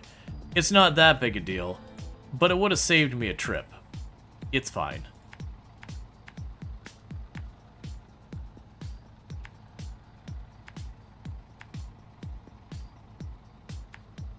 So go back down here, grab another one, and run back over. It helps if you actually read your quests. I was like, metal beams, they take up 2 slots on a trailer. No problem. Oh wait, they mean I need to. They also do take up 2 slots in a trailer, so that was also a true statement. But, like, that wasn't the whole thing. Grant and Tori were both born in 1970? Gotcha. Yeah, that's the thing. It's like, Tori to me is like, he doesn't, you know, compared to the rest of the team, he didn't come across as particularly old in any way. Like, I would have guessed him to be youngest or in about that thing. You know, about that area. Carrie was the youngest? Yeah, that checks out. Yeah, it's also a shame that Mythbusters kind of, you know, that did kind of go away. I mean, it makes sense though. Like even then, like looking back how long they actually did that show and all that, it was like a very impressive thing because that show was not a cheap show to operate. And then plus you can also imagine, you know, the people involved like Adam Savage and Jamie and all that. After doing it that many years, absolutely was one of those things they're like, man, they gotta be right over. Because they put a cannonball through someone's house and lost their insurance. Yeah, but I thought they got a different insurance person after. I could be wrong. The relationship between Jamie and Adam wasn't the best because that's been one from both Adam and Jamie that they kind of made the comment that a lot of that's overstated. That like they saw each other as like working professionals, not that there was any like ill will or anything against it. Like once in a while they'd get in each other's, you know, frustrate each other, but that genuinely they consider them each other like people they could work with very effectively and professionally, versus just because they weren't like best buds, you had a lot of stuff to pick them as like really not getting along. You guys saw them rubbing the wrong way. Like I said, I think a lot of that was deliberately upplayed by like a lot of people being critical of the show. That it was just, you know, it was like coworkers. Yeah, they're not gonna hang out and go out to the bar after, you know. I mean, even then they did actually go out after stuff once in a while, but it's not something that, you know, they would go home and be like, oh, I can't stand working. This is the last time. Probably also how they cut the show. Yeah, no, it's a deliberate thing they did on the show, and it's stuff that if you Adam Savage has a podcast, or at least I know he did, called Tested. That is, you know, that does come up as a topic about like the relationships between the different people, and then some of the stuff that the producers would do, and they were like, yeah, you know, sometimes like things that would happen in the show would be, you know, kind of hammed up a little bit, or they'd try and create like a little bit of that kind of thing. You know, for entertainment, not like in a disingenuous, but like for entertainment, kind of like lean into it. I do think the one, and I've not kept up with the show. I do remember they were talking about like, you know, what was the one thing that like they did in the show, like kind of one of the things that upset Adam the most. And it was the one where they put, like, the electricity through the thing that was designed to be, like, an idol or whatever. That very much the producers really pushed for that, and Adam wasn't in on it, got zapped, and he was properly pissed off about that. Like on the show, he's like, oh yeah, when I responded angry in that scene, he goes, that was not me hamming it up. He goes, I was mad. He's like, there was a number of conversations that came out of that episode. Like he wasn't super pissed off with everybody else. It was just kind of like it felt forced in the moment, and he said specifically not to do that off camera, and he did that anyways. Yeah, like, he got really emotional when he did throwback episode about talking about Mythbusters, and he cried about how I miss Grant. Yeah. Yeah, it was just one of those things that, like, my understanding, he basically kind of made an ultimatum to the producers who were like, here's the deal, you will never pull anything like that again, or this show's done. Like, this is not acceptable.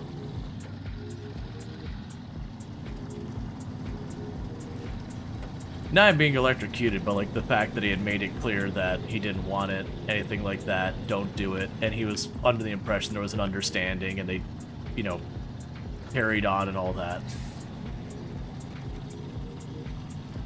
Which, you get it. Like, if you're someone involved, you're like, hey, here's the deal, here's my boundary, like, we're all working together, we're doing this thing, and, you know, we're cool with doing a lot of stuff, but this specific thing is a big old no in my book. That is not one I'm going to put up with. And then you do it anyways. It's like, yeah, what do you expect the outcome to be? Oh, is this recorded footage? Oh, absolutely. Yeah, no, all of this is recorded. I'm definitely not doing this live. I just predicted that you're going to say this. So don't worry about it. You know, it's about that stage, you know, after you've been streaming for about 3.5 hours. This is about the point that, you know, someone will ask you if you've recorded it.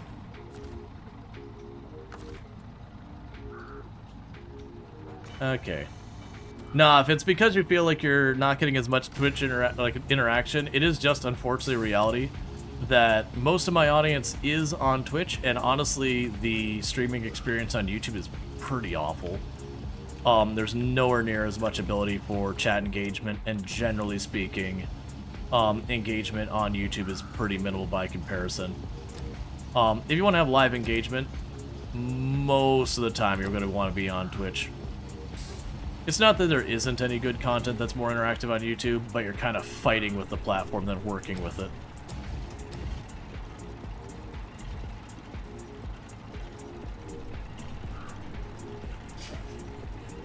Yeah, so oh yeah, no, he was genuinely pissed off. There was more than one tested where stuff like that came up that, you know, you have certain topics that come up. And yeah, he was like, you know, he was very clear. It's like, yeah, there was threats of ending the show kind of things.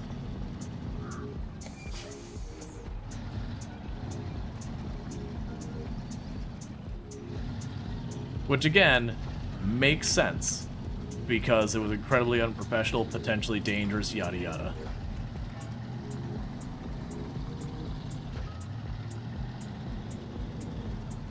Now, like, it'd be one thing that's bad enough if they did it and it was just not really, like, there was no discussion about it, they just kind of did it, and it was just kind of a not thought out joke kind of thing, that, you know, it's just like a, you know,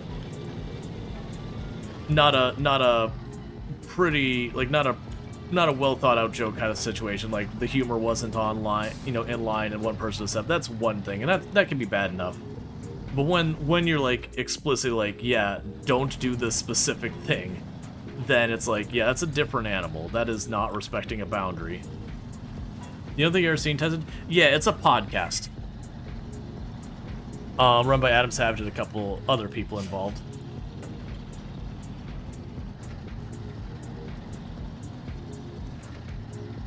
Is he around Comic-Cons? He sometimes does a video about costume he's bringing or brought. Oh yeah, that was the whole thing that Adam Savage likes to go to a lot of conventions but kind of stay incognito. And so he'll dress up in like a full costume that covers his face and everything. which I always thought was cool because, like, usually what'll happen is he'll do the con for a while, and then you get, like, the last day, and maybe he'll have, like, a talk there, or an event there, or a signing there, at which point he'll kind of reveal who he is. You know, and then usually after that, I imagine he does his, like, 1 or 2 days of heavily interacting with the fans, and then kind of gets out of Dodge before that gets too exhausting.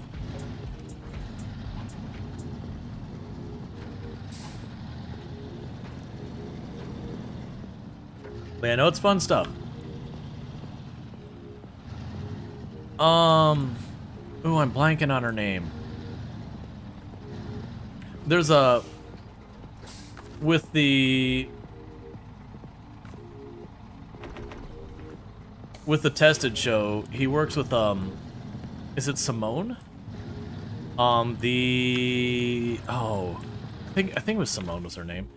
Another person that's kind of like Adam Savage and like all the crafting and all that kind of stuff that she does.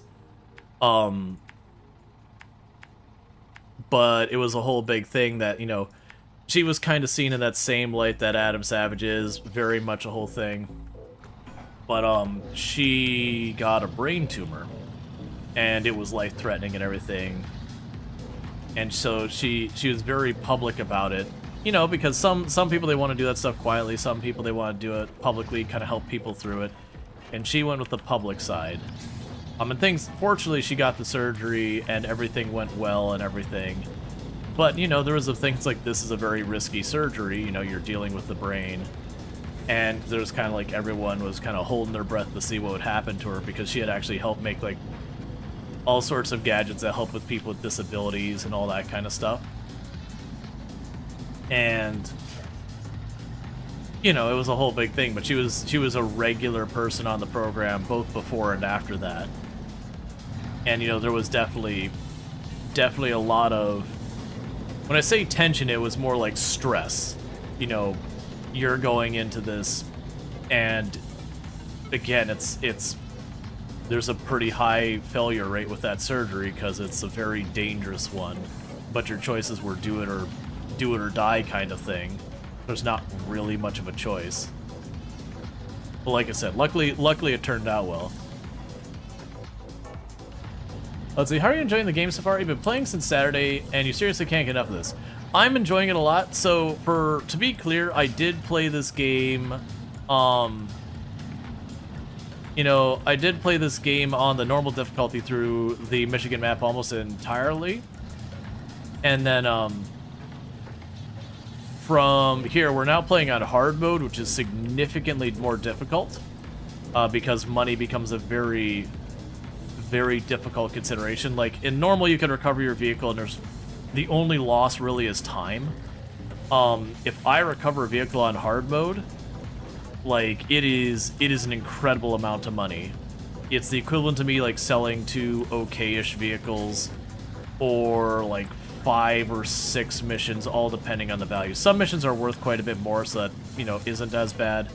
But, like, the smaller missions, it can be a lot of those smaller missions. So, it's kind of one of those things, you do not want to recover a vehicle at all in hard mode, unless you absolutely have no choice. Like, if I dump it into a lake and it's just too far for me to get a crane at it, you know, there's just nothing I could do. I've got to either accept the vehicle's gone or recover it. Or, like, if we dump it down a mountainside and, like, really wedge it in, that I'm not going to be able to get in our vehicle and then recover it. But it's just one of those things with this. It does make the game very losable, that you can soft lock the game in hard mode by just bankrupting yourself. So far, things have been going great with it. But I very much enjoy the game. But yeah, there's a whole thing. Yeah, there's quite a few YouTubers that make cool things for Access Building. Who are we talking about? I'm blanking on her last name, but I believe her first name was Simone. She does a lot of engineering and crafting, kind of like Adam Savage does and everything. But I know she had, like, her own YouTube channel, and she's, like, a celebrity within her own right. She's done all sorts of really cool inventions and been involved in a lot of really cool projects. You love watching this game? Yeah, no, it's a fun time. It's one of those games on the channel that every once in a while, people get an itch into seeing me play it. Unfortunately, it's also a game that usually after I stream it for a couple of days, people start getting the itch to be like, okay, looking for something else. But it's a good game. I very much enjoy it. And I do enjoy playing it when I can get away with it.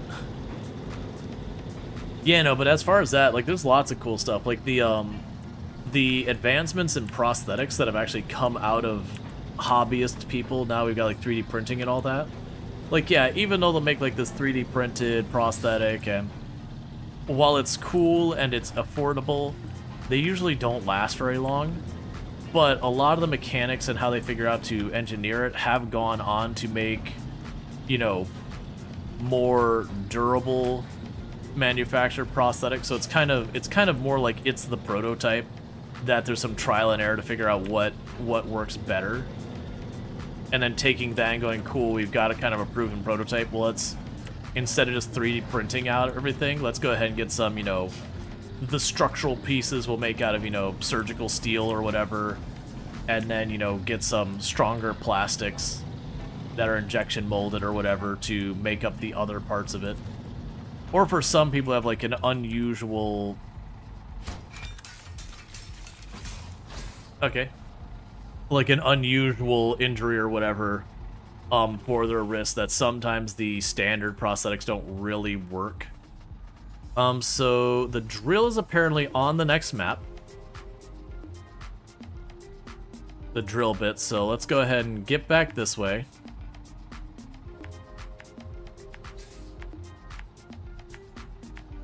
There's been some wild stuff. That was one of the coolest things I ever got to check out in person was there is a company in Central Florida. I don't know if they're still around because this is going back like 10 years. But their whole thing that they're working on was a nearly fully automated manufacturing plant for making, I don't remember what the actual name of the device is, but it's for when you are getting chemotherapy, especially for stuff like brain cancers and that. That if you look at the actual thing, it's like a little aluminum cube on one side, and the inside it looks like someone just did a noise graph, so it's all these little spikes and all that. And what that is, and I'm gonna get, or I think it's for radiation, not for chemo. But what it is, it's a way of shaping when they're trying to do radiation to hit the exact spots they want, you know, because you're dealing with a very, very rough area. And so it's kind of one of those things, you can't really set up a very, you can't set up like a bigger manufacturing process for it, because every single one of them is entirely unique to that exact individual patient's thing, like their diagnosis and all that. And so what they have to do is they have to get the, you know, the scans from the doctor, they put into this automation machine, and I don't remember what tool it was, but it go into the CNC's machines to produce this thing, and they had a bunch of tests they would run on it there before they send it out to the hospital to then use it. And it was some really slick stuff. But it was, they kind of had a control room of like 3-4 people who make sure all the machines are behaving right, and then, you know, doing maintenance on the machines. And it was just kind of slick that, like, literally just, you know, a request would come in. And that's because there's a hospital right there that their thing is dealing with cancer. Like, that is the one and only thing they do, and they're considered one of the best in the country for tackling it. And they would use that. Sounds really expensive? I'm sure it is. Because, like, for that treatment, you are getting a whole lot of people are effectively making a custom tailored solution for you individually. But it's also kind of one of those things, if you don't get that custom tailored solution, to say you're going to take a hit in your quality of life is understating it. Like, you're most likely not going to make it without it, or if you do, there's going to be a lot of collateral damage in your brain, which is not a place you want collateral damage.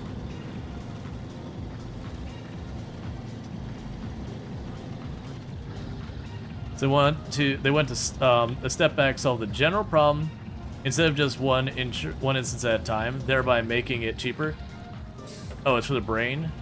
Yeah, no, I believe it was for brain cancer, if I remember correctly. I believe is what they were treating. So it was one of those things that they had to have like that precise of a solution.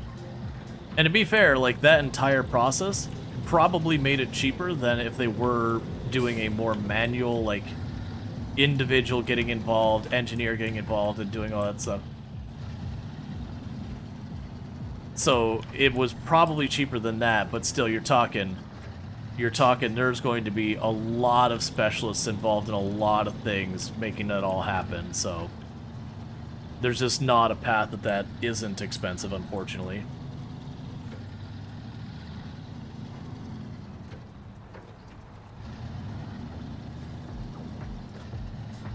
But it was a really slick operation, just in the sense that you effectively had someone's like, I need this thing that needs to be, you know, accurate to, I don't know, the tolerances, whether it's micrometers or nanometers. Like, it needs to be ridiculously high precision. And then being able to just have somebody like, here's what I need, you hit a button, it sends it off to this place. It goes through, the blanket spat out with, like, the whole thing. They do all their testing and checks and everything to make sure it is exactly correct. And then turn around and send it on. That's what you mean. Automating is, they could probably make it somewhat cheaper? Right. Exactly. Like, you're already talking a very, very, very expensive solution, because that's just kind of where you're stuck at. But by adding all that automation, at least for the incredibly expensive solution, it probably knocked it down a lot.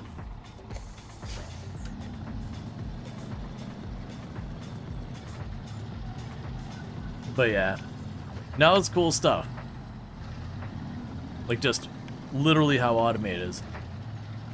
And I've talked before that, like, having a background where I've worked in automation, my family on my mom's side that then went eventually over to my father's side. Family business was manufacturing, all that. That I'm not inherently anti-automation, but there is a lot of considerations that go into automation, because there's kind of two whole factors of automation. There's the human side of automation. If it's a job that no one wants to do, it isn't fun, it's bad for your body, yada yada, then automating that job out is beneficial in general. And then separately, there's the economic side of it, which is the problem. Where, yes, but doing all these things that are, we can accept that this is good for human beings to automate this. But then we have all the economic side where it's less jobs and yada yada. That is its own problem as well. And those, to me, are two, like, entirely separate problems that have to be discussed. That the economics has to change. But that's already been a problem as efficiency improves and all that.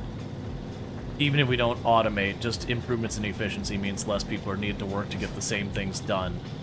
And that does eventually hit a point where you look around and go, well, we don't really need everyone working. Do we take care of the people who don't work, or we effectively let them die? And that's a whole discussion that we don't need to get into too much. And I'm the one who brought it that way. But good point. It's the more the point with automation that, to me, the human element's, like, kind of a no-brainer. The economic element's the one that really a lot of difficult conversations have to happen around. I'm being like, yeah, you know, for me at least, I would want to take care of people. Okay, so we can fuel this up, drop off the trailer. Apparently the drill comes from the place directly behind us, which is perfect. So just literally turn around, go back, grab the drill.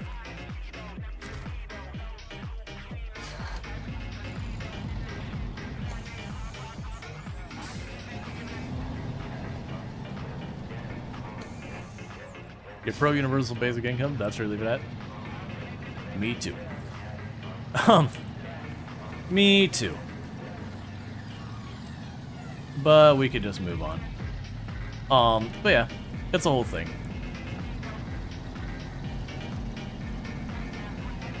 I'm also gonna check the AC in just a second. Because I am slowly dying of heat in here.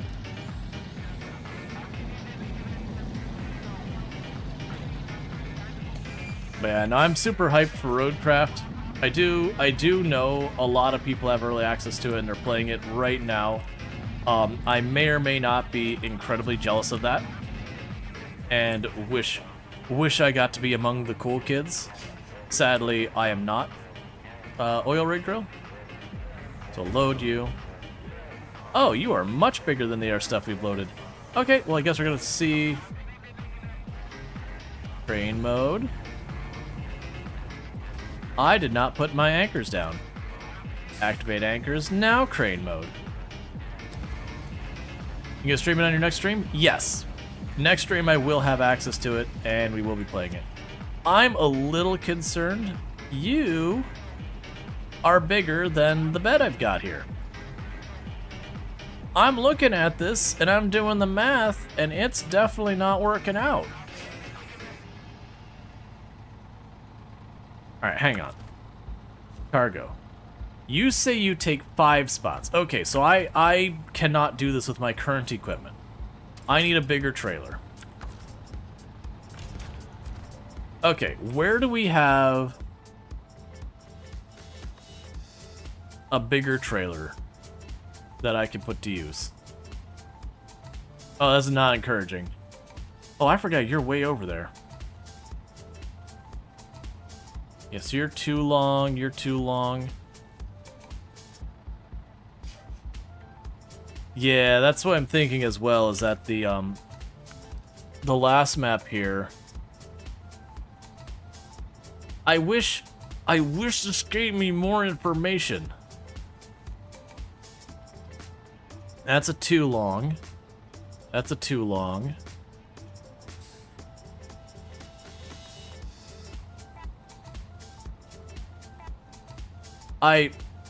This is my one big complaint about this game. Is they're just like, yeah, just remember what that trailer size is. Man, I don't know. Do I still have a vehicle on the other map? I don't think we do, right? Like, if I go to it, or I go to the trailer thing, I can look up the name, do the comparison, figure it all out. But it's like, why can I not just click on it and be like, yo, it's 4. Why when I'm on the other tile do I suddenly forget how everything works on this one? Yeah, there's no vehicles on this map right now. Alright, so, what we're going to need to do is we will be backtracking there real fast. Actually, you're right here. You're just gonna pop over here real fast and just look at the other map. And just see if we happen to have that. I didn't catch that it needs to be 5 long, because the other thing I need to do is figure out, do I need a low or a high saddle? It'll probably be a low saddle, but we can worry about that once we identify it.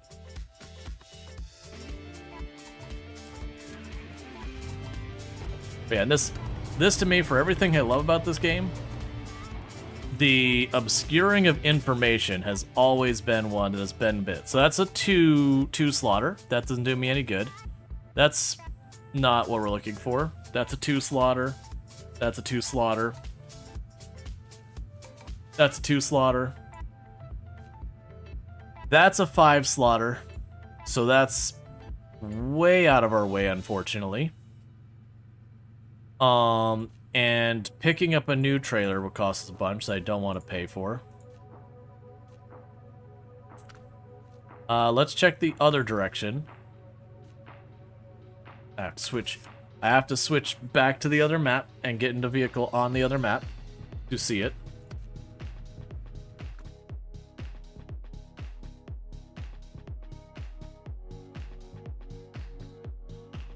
Yes, I've got one over by the gas station from the opposite side of the map that's a 5 slaughter. We got our fuel carrier. 2 slaughter. 2 slaughter. 2 slaughter. 5 slaughter. We do have a 5 slaughter there. Okay, that'll work. That's fine. So I can take this 5 slaughter we have here, and what are you down there? Yeah. So you take this 5 slaughter.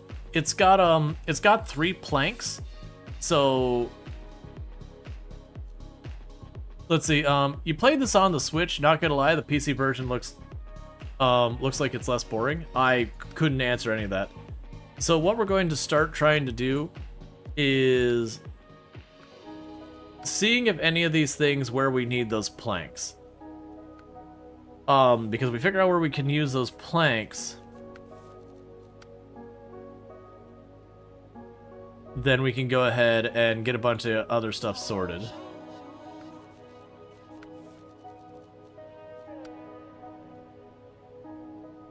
Okay, you don't need planks. Those are all locked. You don't need planks. Oh, we actually have another mission in the quarry. And then those will all be log ones.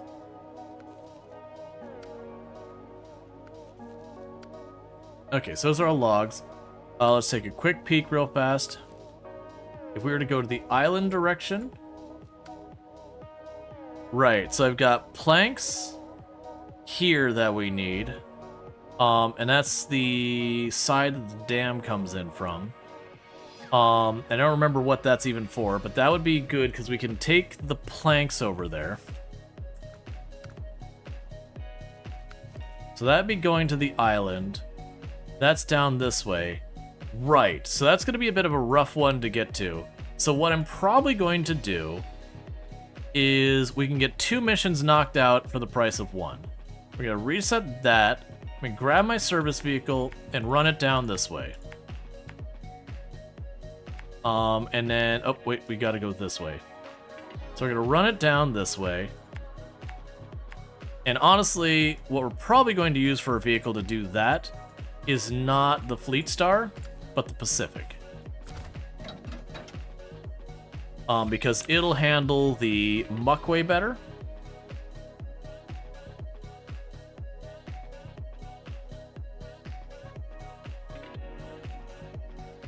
That'll be good enough. It'll handle the muckway better. Switch is very linear. Interesting, and it's the same game? Because genuinely, I wouldn't have expected the console versions to be at all different. I could be totally wrong, it's just not something I ever looked into.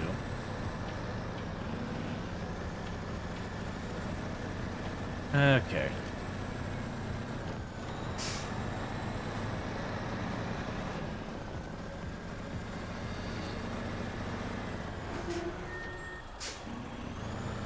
Ooh. Okay, well, so right, we're gonna go ahead and fix up the truck. That's step 1. We're gonna fix up the other truck, and we're gonna worry about that. And then once that's done, we'll make our assessment. Because, like I said, what I'm kind of looking at is once we unlock this other vehicle, deciding what we're gonna do from there.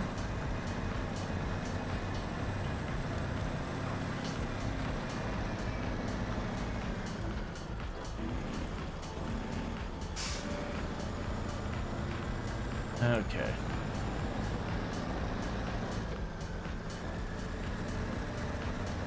Because this one, well, actually, I don't even know what style this has.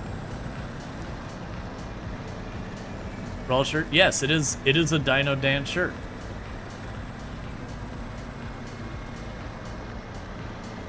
Sorry about that. TwitchCon San Diego is very 90s themed.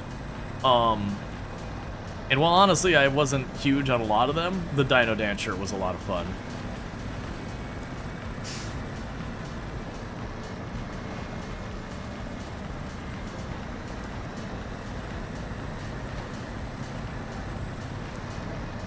It does make me wonder, because for one, I didn't even realize this was on the Switch.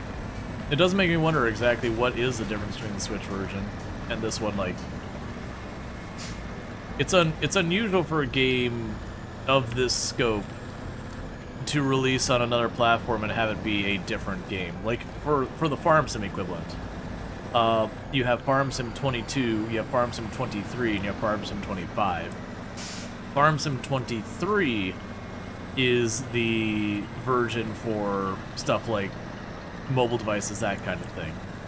And that's a very different game from the other two.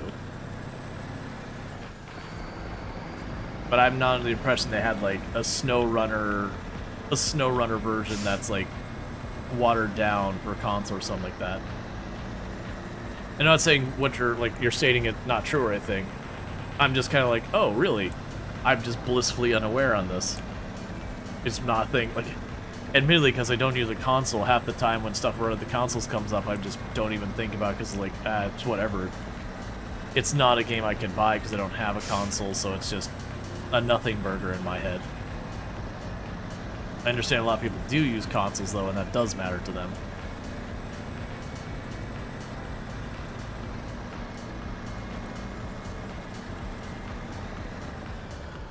Okay, so plan here.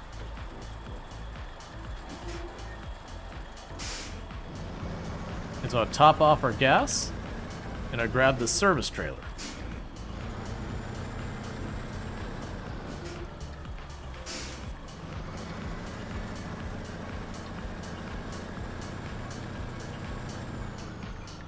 It's a SnowRunner, MudRunner combined game. You mostly stopped using consoles. Gotcha. So it's like sort of a mishmash. Interesting. I believe you. I'm just very surprised they went with that approach.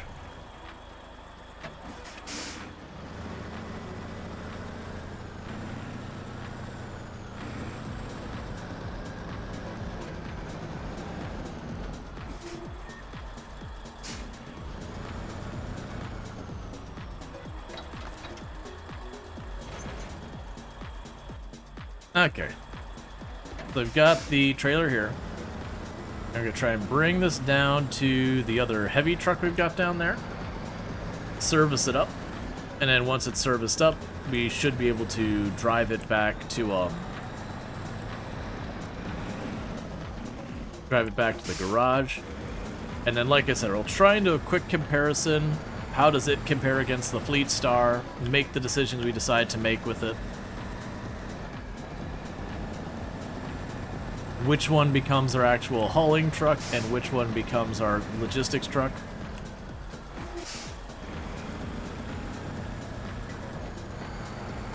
Okay.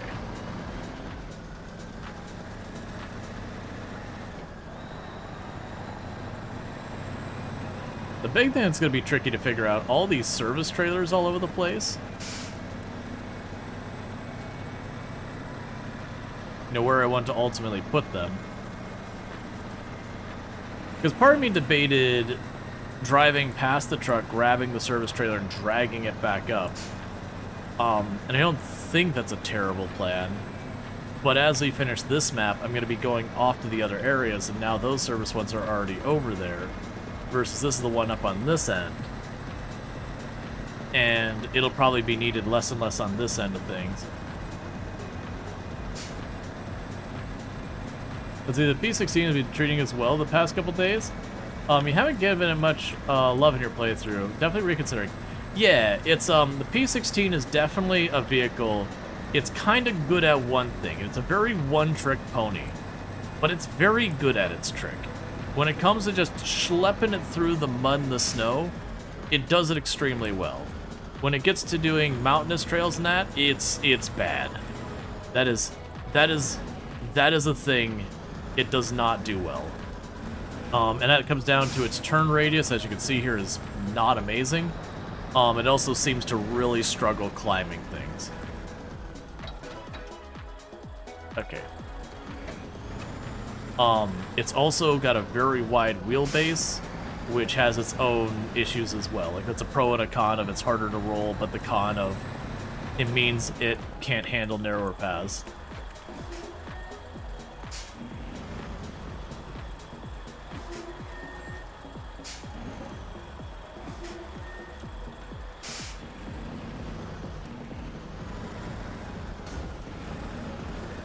Ooh, 80.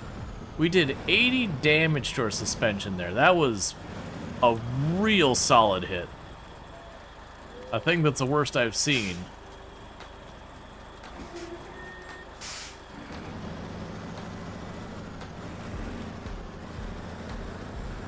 So, supporting that whole argument about, hey, you know, this thing is actually not well suited for some stuff. Right. We learned last time that that's not where we cross. We cross over here. So let's go ahead and remove that marker.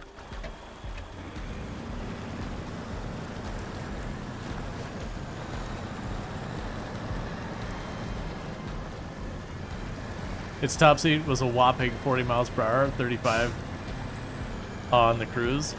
Yeah, I mean, well, different vehicles have their different things. Yes, like I'm trying to turn as sharp as I can here. But you get the idea, that's just not what it does. But at the same time, we're just schlepping through the water and the mud and all that, and it just doesn't care.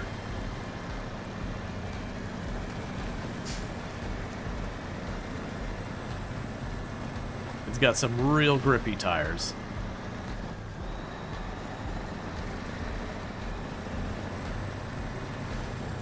Oh, I did not expect that sign to hold up to that. I expect this sign to just fold over.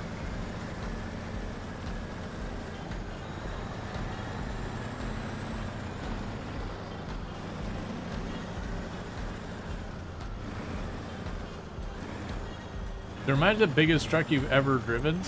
It was an 8x8 with dual front seats. Top speed is a whopping 40 miles per hour with 35 on cruise. Took you almost 2 weeks? Yeah, that happens. Yeah, no, it's fine. I would definitely say that still qualifies as a hit sign. The fact that the sign was more durable than I was, that's a separate issue.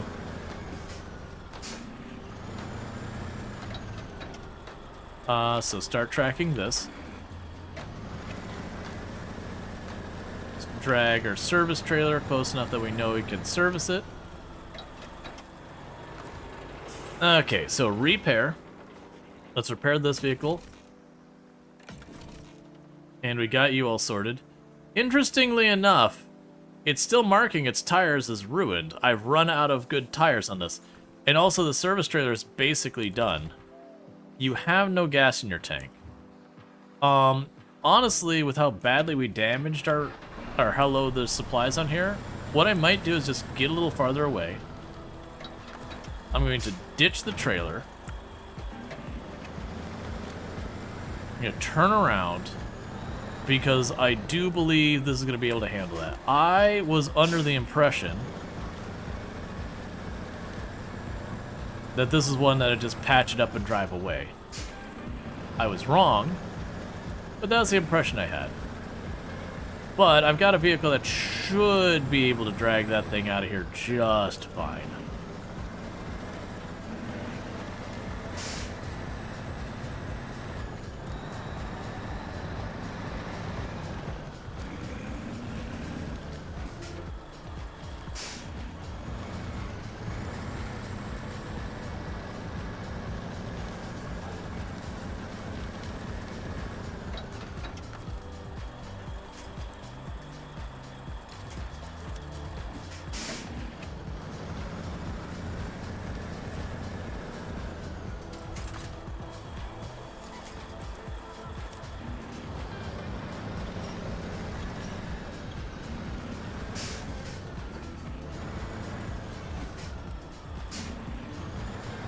Okay.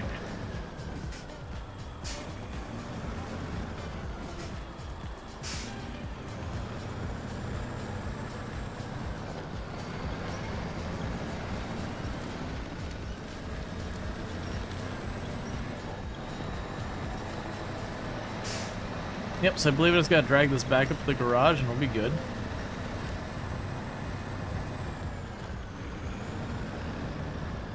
Turn radius is so terrible.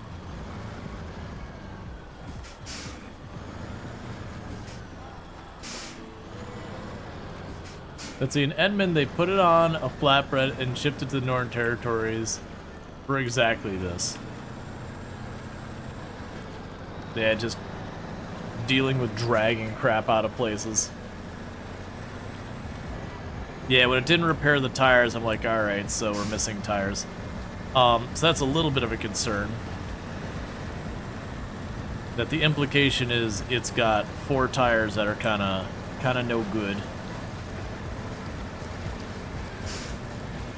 Which I think was more the intention that you would take the vehicle, and you'd have to drag it around on six blown tires, which I'm sure makes it not want to cooperate at all well.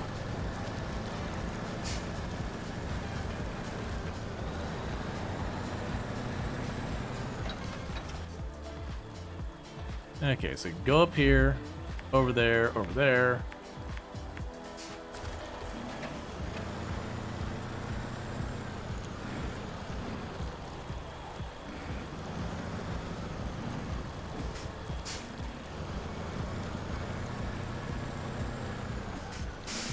Got to an intersection, what point?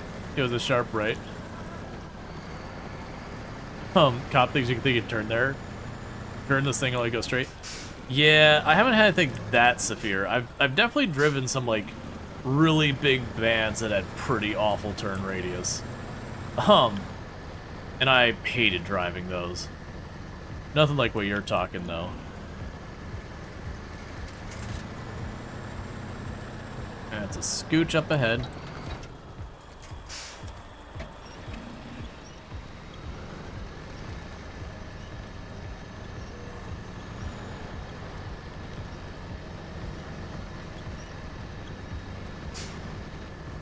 I think its back tire's stuck on the side. I can't really see what's happening. I'm guessing its back wheel is stuck on that sign.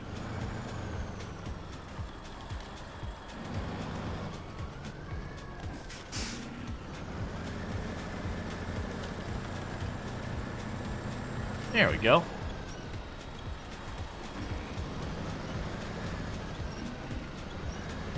Let's see, you park it, mostly deflate all the right tires.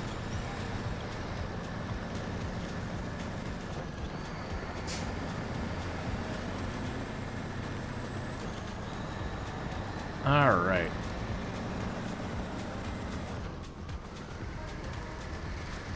But yeah, so as you can see, while it can handle a lot of things, elevation ain't one of them. It really struggles with a lot of this.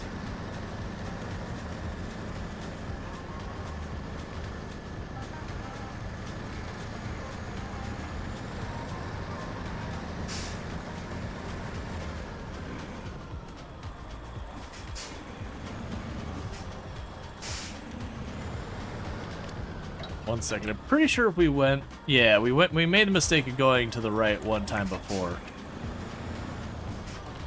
That's... Don't mind me, other truck. I'm just trying to turn. How did I get down here? Because that feels like a path my vehicle doesn't fit through.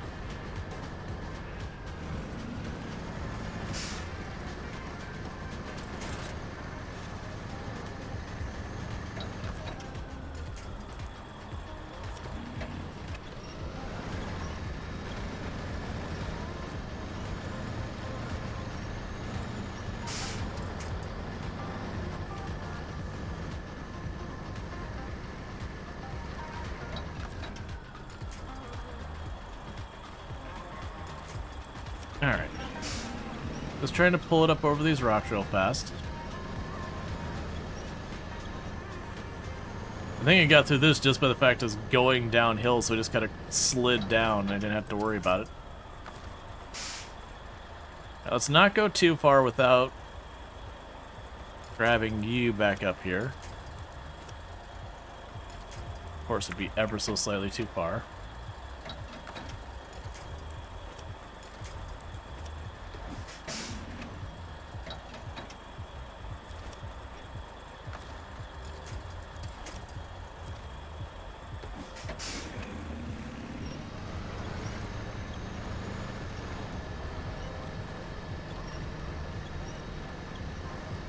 Alright, keep coming.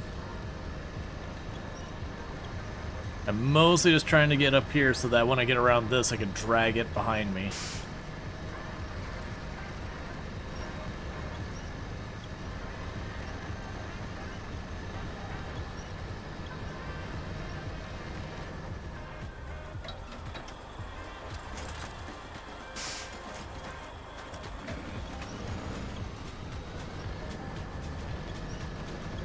Come on.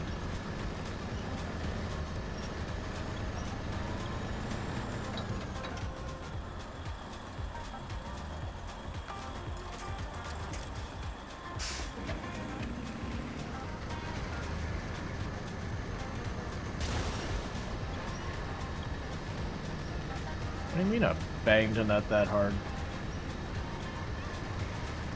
Okay. Needless to say, this is not necessarily the best answer in how to approach this.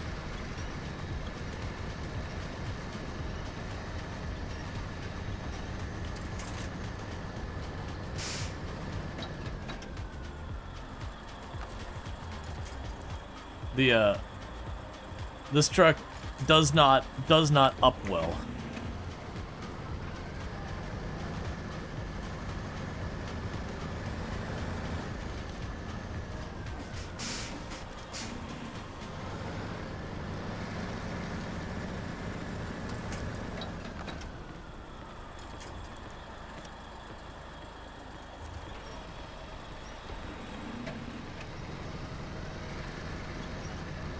Come on.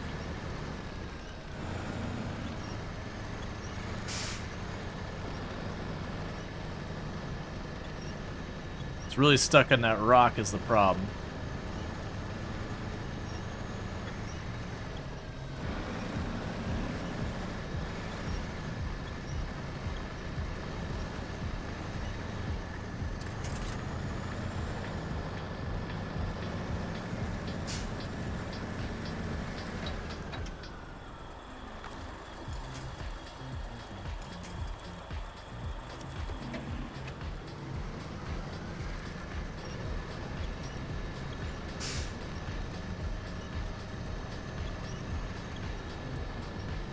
Once I get off that rock and just around that corner will be good. The big problem is I might drag it directly into a tree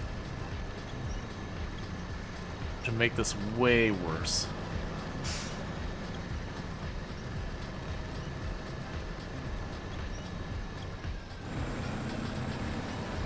No, no, no, no. Oh, come on.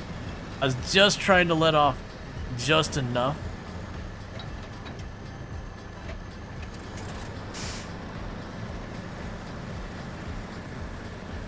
I can get up to the top here and kind of pull me into the ledge, which is what I'm hoping for.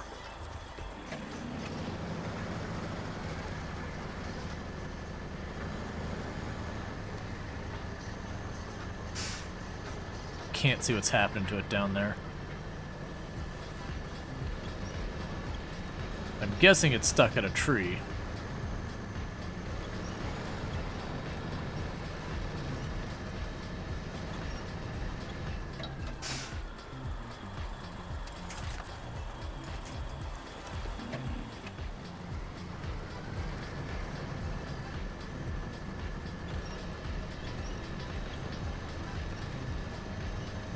Oh, oh, it's getting loose.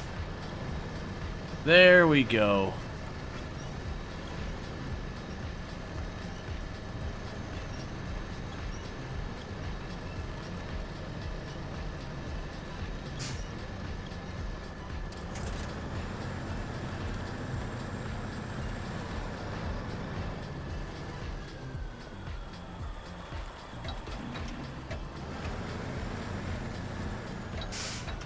No! Okay, well.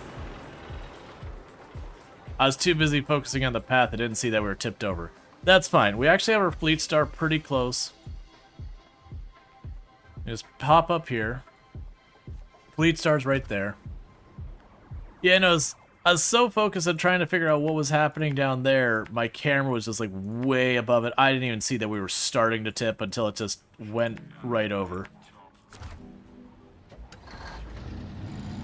Our fleet star should be able to handle that. It's much better suited for going up and down those elevations.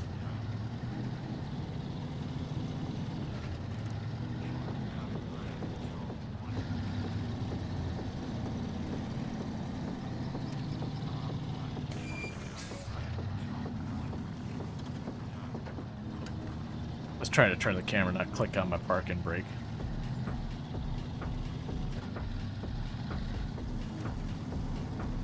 Yeah, now taking the taking the off-road truck down there wasn't the right answer.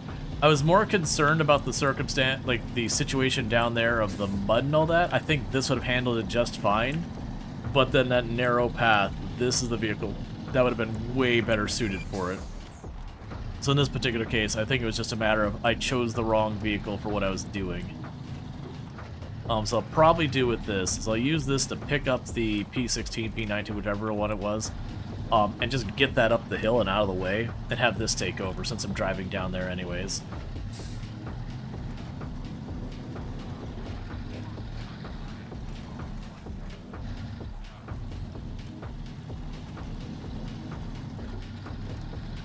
Because this is like all-wheel drive and all that. Yeah, just wrong tool for the wrong job. But that's part of learning. That's actually the first time we've tipped over a big one. You know, since I've been playing hard mode, I mean. I haven't tipped over the big vehicles until just now. Tipped over a couple of scouts. Even that, not many.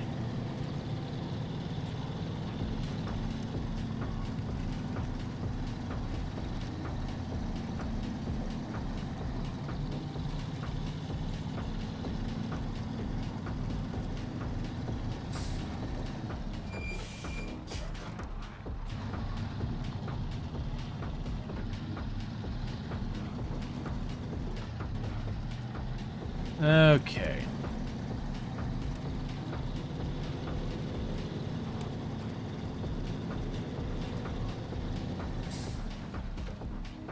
Not sure how I'm gonna get an angle where I can actually pull you back up in your wheels.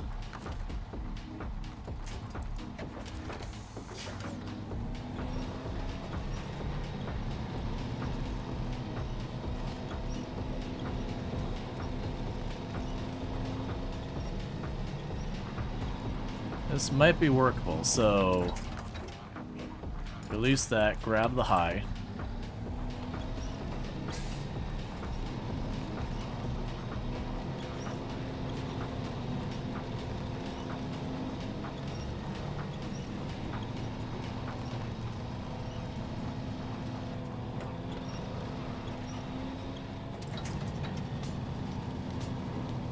Okay, so I think I can probably do is if I go up on this ridge to the right here, I can brace myself against the trees, and it should be close enough that I can get the winch on it.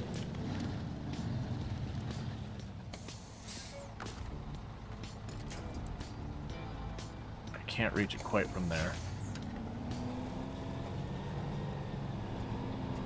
Are you kidding me? Did I, like, perfectly wedge myself?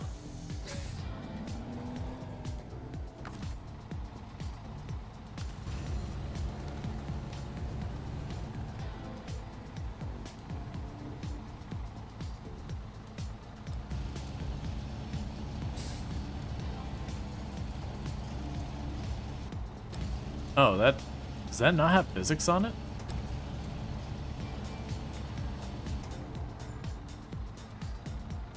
My plan had been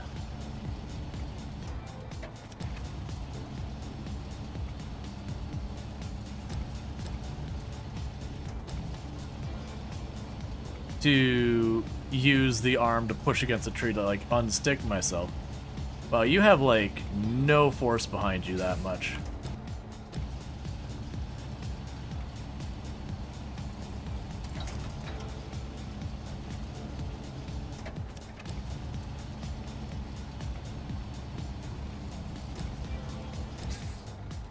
Yeah, I'll see what's happening right now.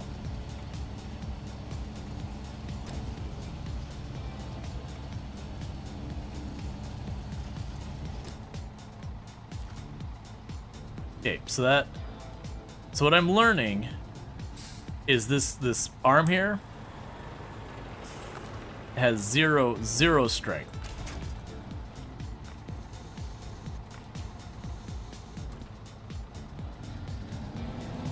All right, but we're unstuck. So we're not out of the woods in the literal sense. But I did unstick us from the spot we were in.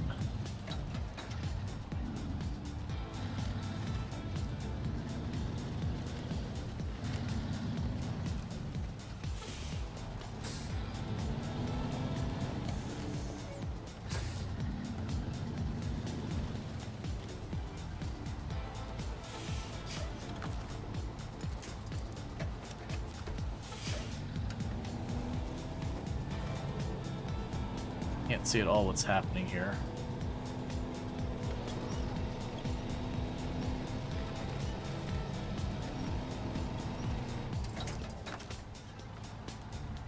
I just wish I could zoom out at all. Please.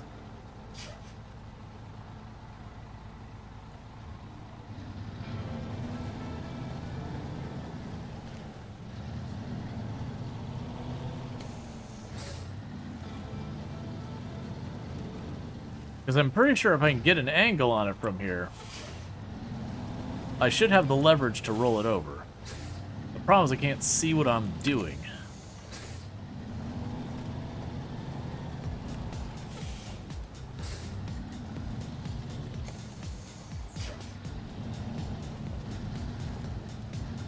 I can just shove this up against the tree. I know I'm not going anywhere.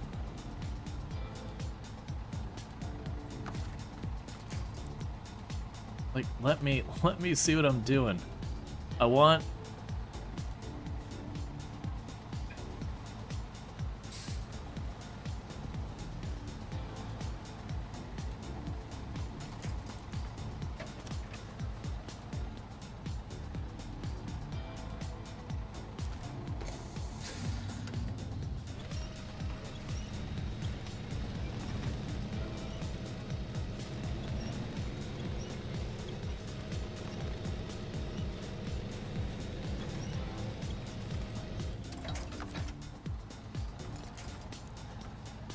Anyway, what I need to do is I need to get to the top part. I just can't see. Like that's the whole issue I've got right now. Is if I can do what you can do in real life and get out of my vehicle and walk over there and put it on there, it would work. But I'm fighting the camera right now. That's the boss battle I'm fighting right now. Is I just cannot get the camera at an angle I can do what I need to do. So I think that's the high side. Yes. The other vehicle is stalled, so cannot use its winch.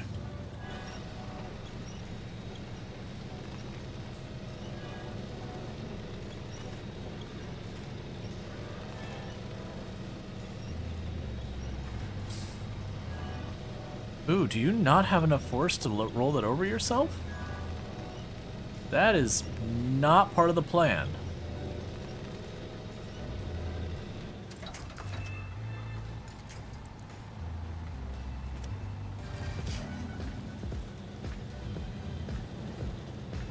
Oh, I hit the wrong button, so it winched there versus where I wanted it.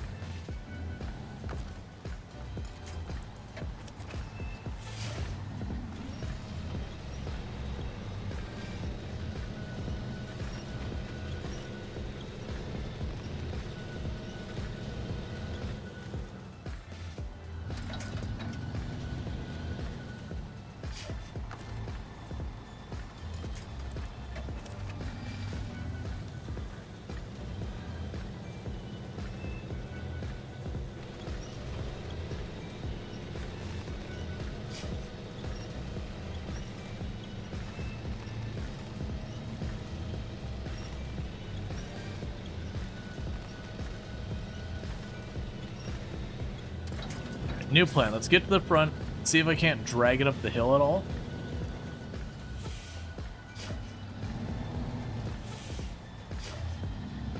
Because we are burning a lot of gas in this and not making a whole lot of progress.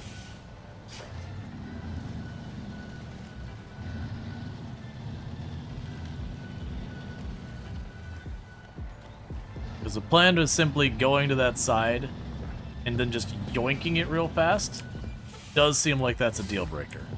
Now, good news is it is a way just the physics work in this game, that the farther you winch away from, kind of the more torque you can get on it. Alright, so just need to gauge the range. So we want to get as far away as we can, and being able to see it.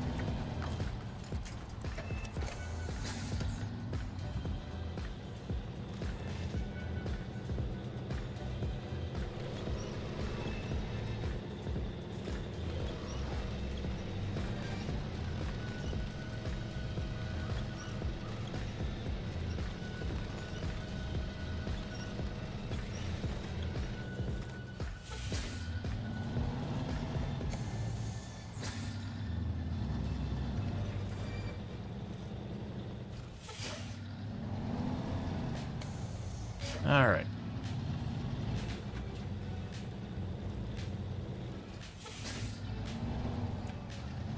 So another thing that might work.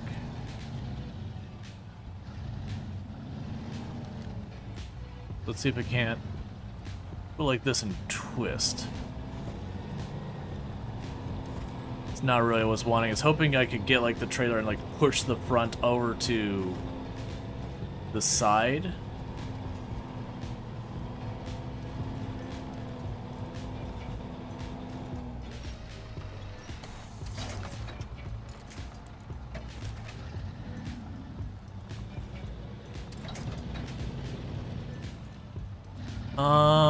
Let's see.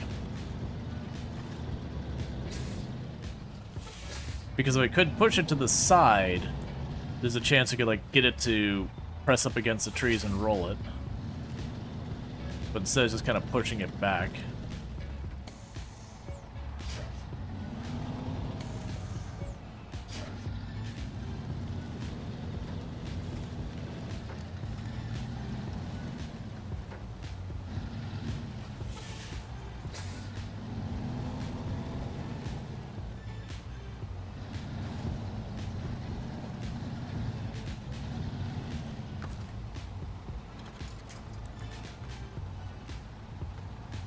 Can't tell, is that the front, the back, or what am I grabbing?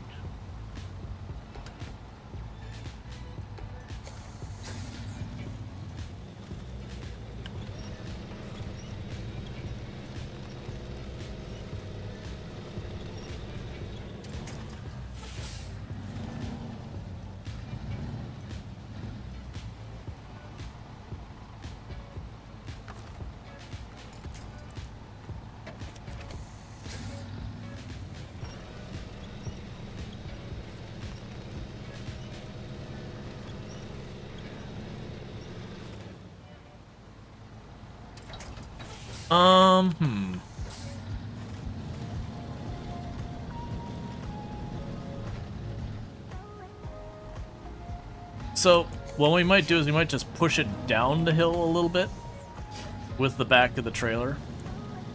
That's gonna be a little tricky with the other vehicle behind it. But if I just can get it off this flat area where it can't work, then maybe we can get stuff to happen here.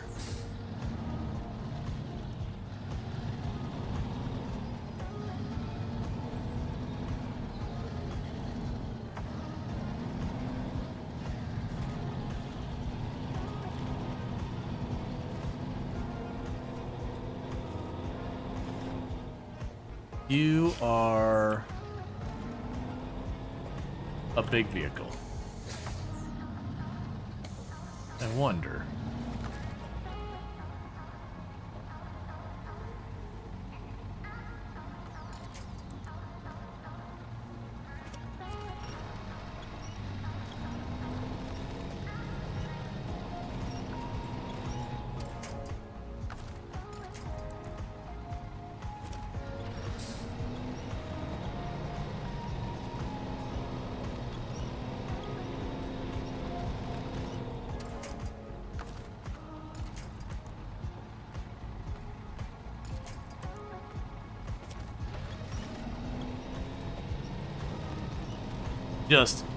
Just nothing. Absolutely nothing getting out of that.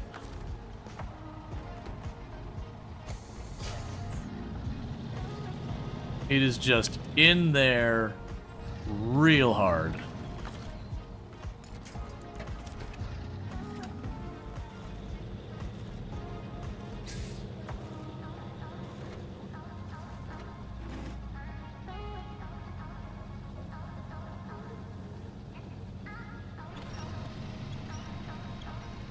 Okay. I rotated it.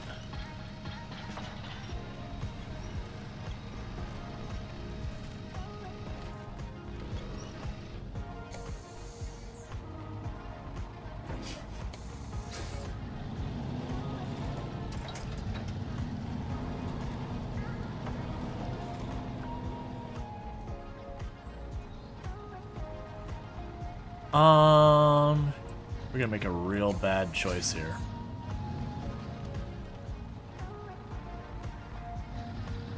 Yeah, the problem is, I think the weight difference between the trucks is I'm being the one pulled around versus it. And the issue is, it's up against that hill. That would be fine if I can get it to tip at all, because it wouldn't really take much to tip it to get a little bit of traction on that hill and then be able to do stuff. But the problem is, I don't seem to be able to budge it. Which is certainly not helping anything.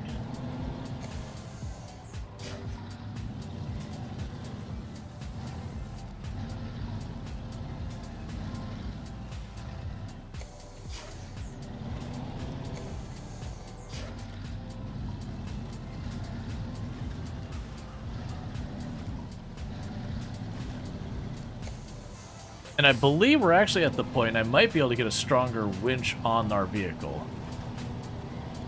Like I might actually be able to buy that on this one, which I might just need to do, which is fine. I was going to probably do it anyways.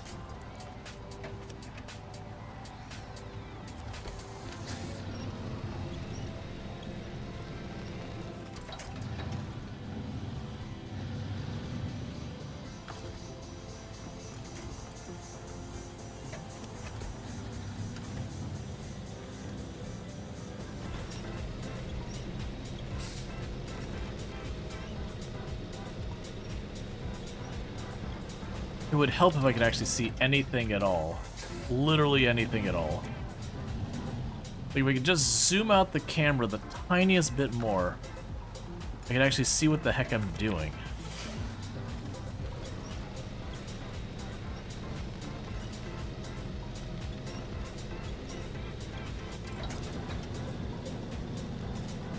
Alright, let's go run back up to the garage.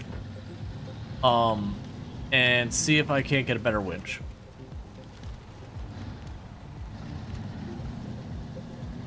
Because clearly we're just wasting gas here. So go up to the garage, see if I can get any upgrades. We definitely don't want to recover that vehicle if we don't have to. Oh, turn off all-wheel drive. Because that will cost us a small fortune.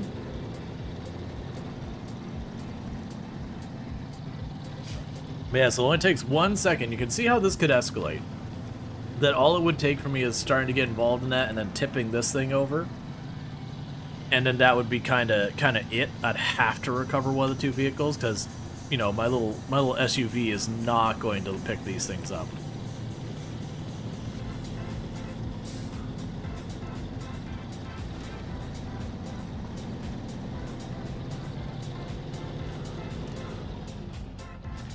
And we can also run into the problem that if I just can't get this picked up with this vehicle, this whole thing.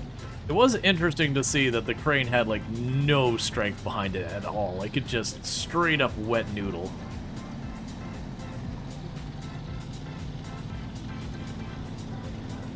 They can't really get around to it from the other side either. But I thought as I got to get to that tree line I kept going into and pull it over that way. Otherwise I gotta try and just drag it up the hill enough that I can get a better angle at it.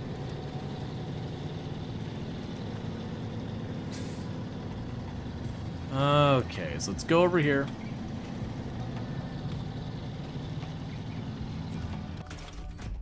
I got a couple of things. So one thing I know we're going to want to do. Let's first just run through. You're fine. You're fine. We already have the tires we want. So the winch.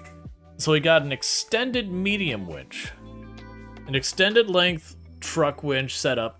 Added rope length may not be as impressive as that of the scout winches, but it helps for crossing more barren areas.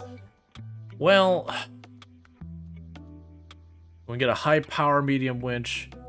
in 3 levels, which is forever away. That'd give me more options. I don't know if that actually gives me much leverage. The spare wheel won't matter, the snorkel won't matter, we already have all-wheel drive. We do know that I am going to need to have the saddle low for something else shortly, so let's go grab that. So we're good for that.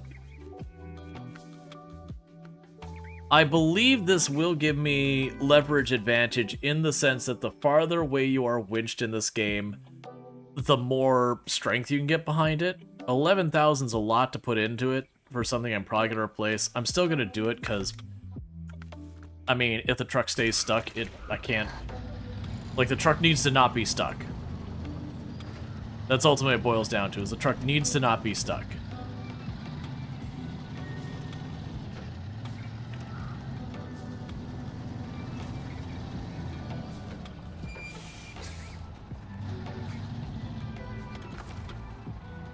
So refuel ourselves while we're here.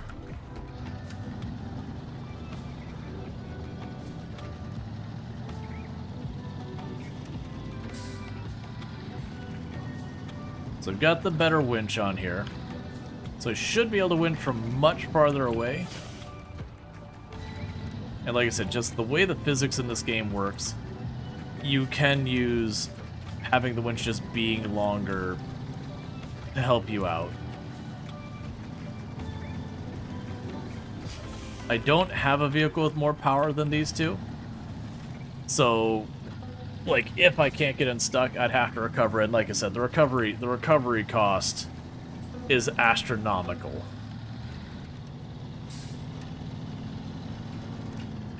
Ooh, please, please, please, please, please. Let's take our time. Let's not do that.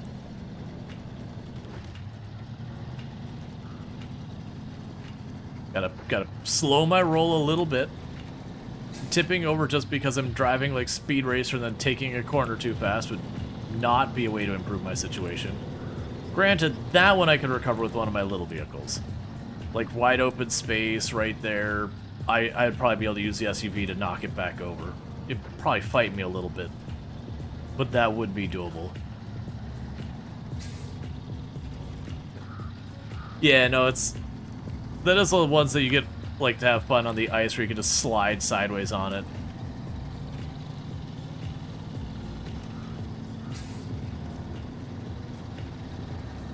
Okay.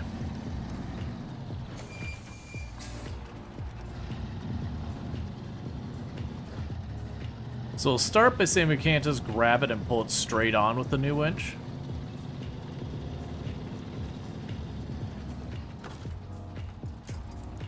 It's about 1.5 times the length.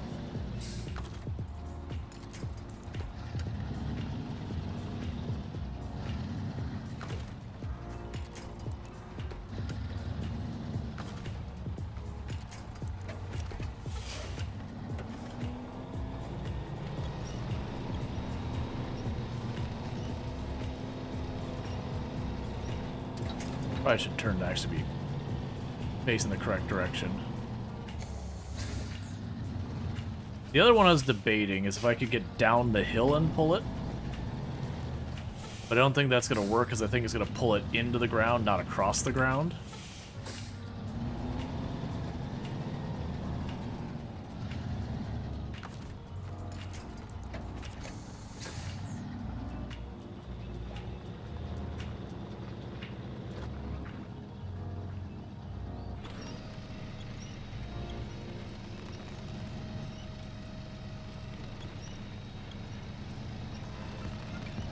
Nothing.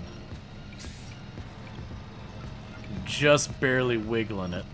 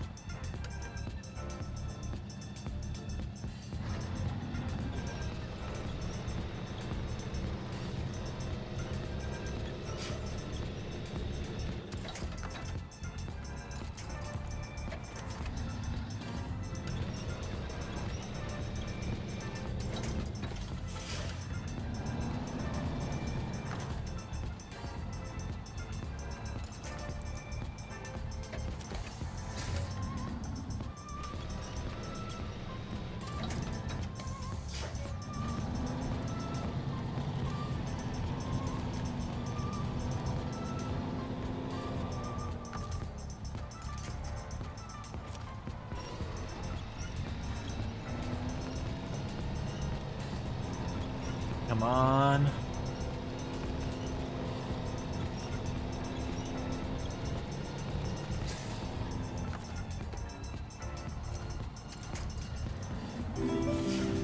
Thank you for the follow. Welcome to the stream. Okay.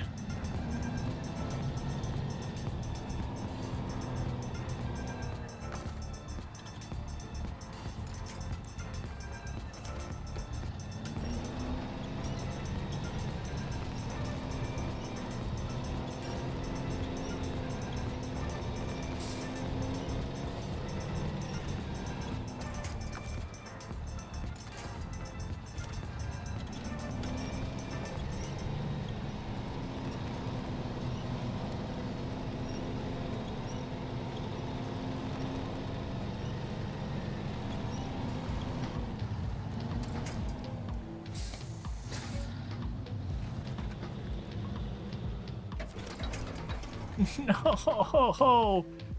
I was trying to latch over to that when I grabbed the wrong way. Well.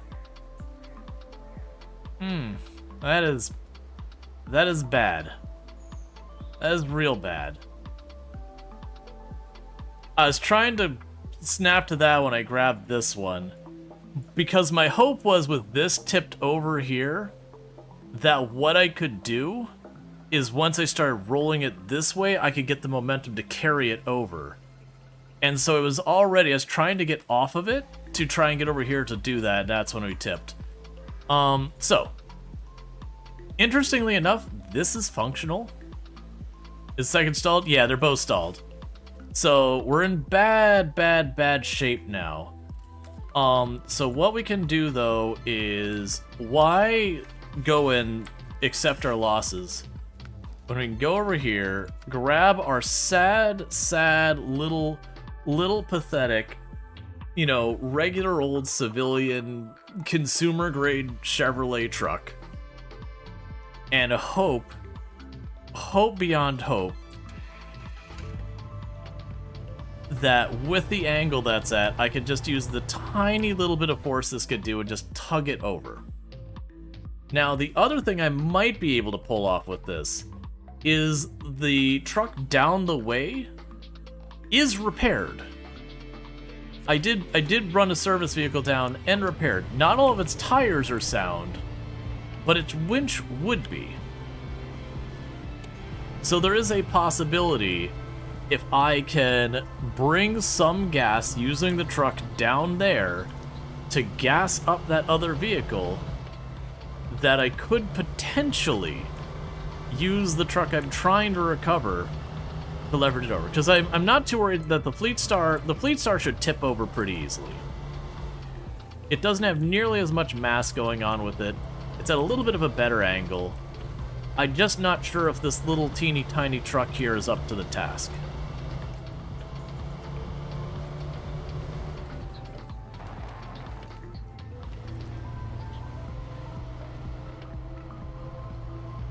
But yeah, this is exactly how hard mode derails. Is you get one vehicle properly stuck, and then trying to unstick that vehicle, you get another vehicle stuck. And then sooner or later you're like, when do I get out of this? Because every vehicle I get stuck, if I ultimately have to recover it, just makes matters worse.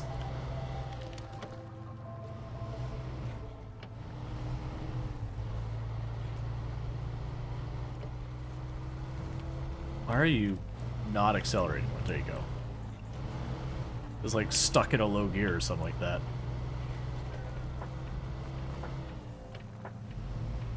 Okay.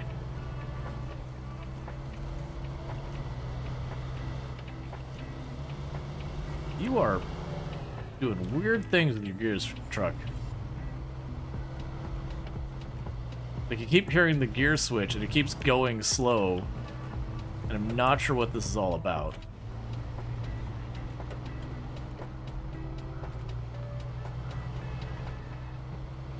Oh, right. You've got some pretty bad engine damage. I forgot about that. Well, the good news is once this is resolved, there's a service truck at the bottom of the, or service trailer at the bottom of the hill just sitting there. I just got to hook up a, you know, any vehicle to it.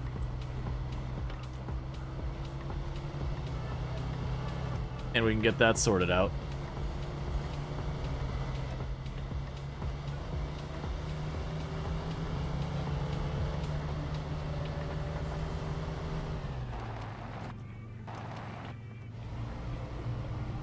Now, one downside is this has busted headlights.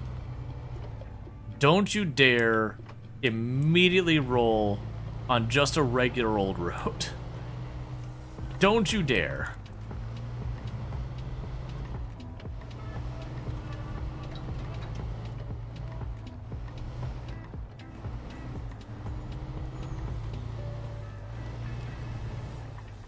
So basically the exact same plan we were doing with the other one. Only this time, we're trying to winch. So what defines hard mode in a game? It's literally a game setting. You literally have a game setting called hard mode.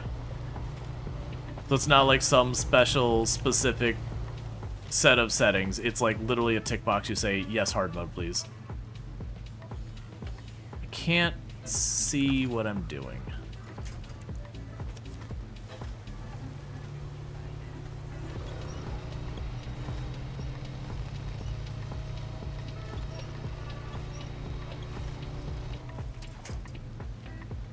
Can't tell which one I'm towing. That's my only complaint, is the lack of ability to really do much with this camera.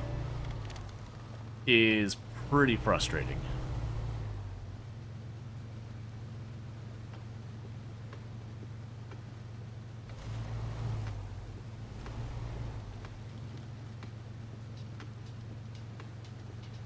Okay, so I think I was anchored to the wrong vehicle. So I want you.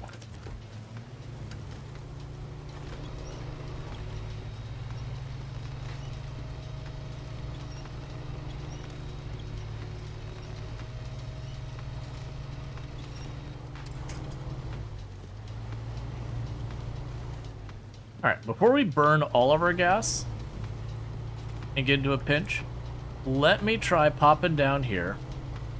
We're going to try and get around those two vehicles there that are blocking the path. And I'm going to see the heavy truck we've got in the back there. I'm going to plunk some gas in it from the truck. And see if I can't make that do anything for me.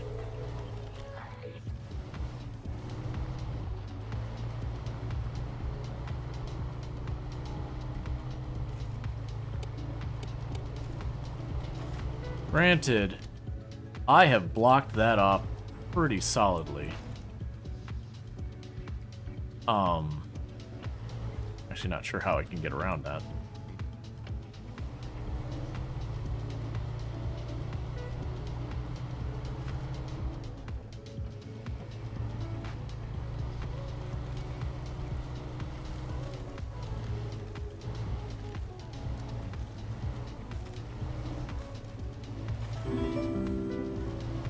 Thank you for the follow. Welcome to the stream. Can't see at all what I'm doing. Are you? We're doing good. Kinda struggling a little bit at the moment in the game.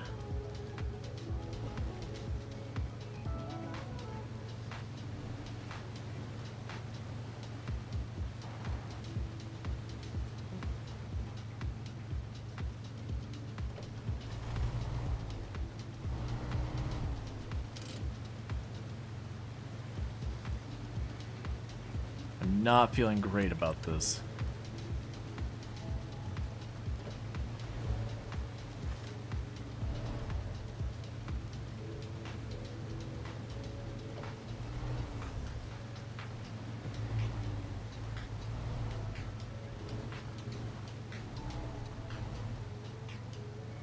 Okay, we're almost there.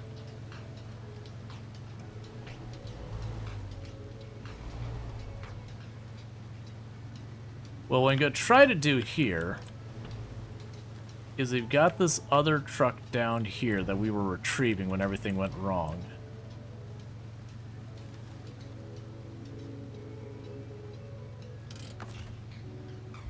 if I move my fuel the other way,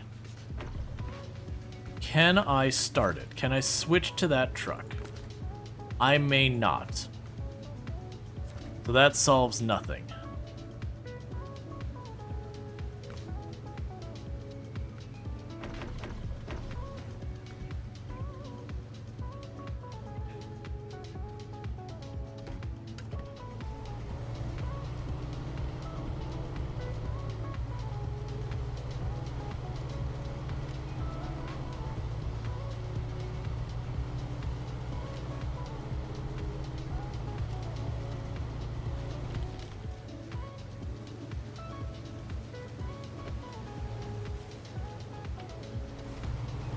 Trying to think of what we do,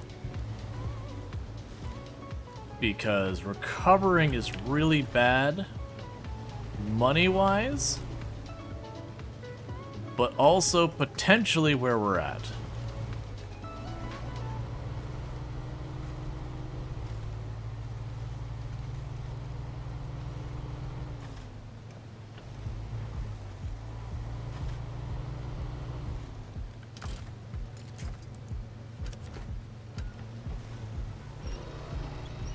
That looks like it's moving. I don't...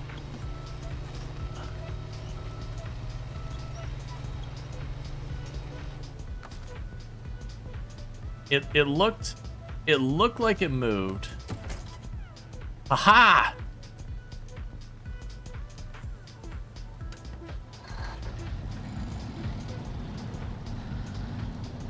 I just had to get a little bit farther away. Okay, so let's put on the parking brake.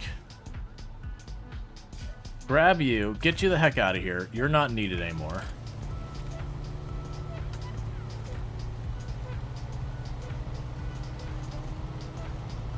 Yeah, so what happened was I was using the C16 to drag a vehicle up that hill. The hill was very, very narrow, which is one of the C16's kind of weaknesses. And it would honestly would have been fine, but I was at a really weird camera angle trying to deal with dragging, like fighting the truck up a hill. And because it's at the bad angle, I really didn't see that the C16 was starting to tip until it was like, you know, way too far. And so I just kind of watched it roll over, and it's like, oh crap, kind of thing. Then I went to get it, and we did manage to finally push it away from the edge where it should be able to get better leverage on it now. But I had like driven up on top of it and was trying to drive off of it. It rolled the truck I was in. Because I'm hoping to do here is I am hoping I will be able to grab it. It'll start to tip back onto its side, and then use the momentum of it starting to tip onto its side and just keep sending it, kind of thing, to keep that momentum to roll it the full way over. I actually feel pretty good about it. I think that's the high point. It's moving. I no longer see it, so I have no idea what's happening. Okay, you are not over.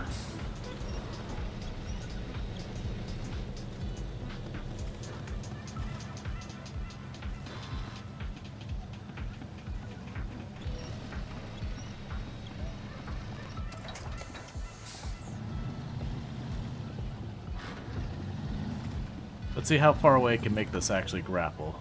Maximum leverage. Okay, we still have it. Still have it.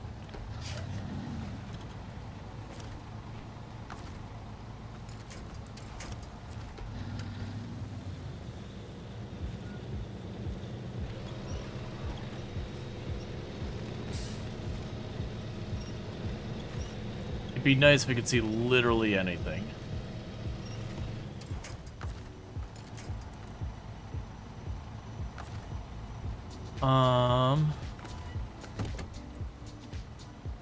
Okay, so you're still pressed up there. Yeah, so the hope had been is I could start twisting it just enough over and get that going, but it looks like it just Can you skip time in hard mode? No, you cannot. It is one of the many things that, while I appreciate the money being a thing, from an accessibility side standpoint, there is quite a few pretty annoying things with hard mode. Yeah, because we go to recover, it's $8,000. It's actually not as much as I thought, but we're going to hold that off yet.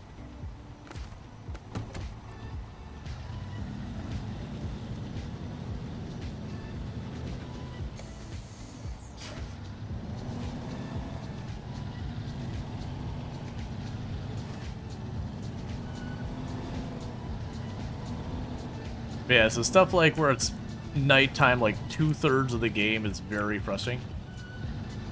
Yes, I can soft lock the game where I literally cannot resume because all my vehicles are stuck, nor do I have money to unstick them.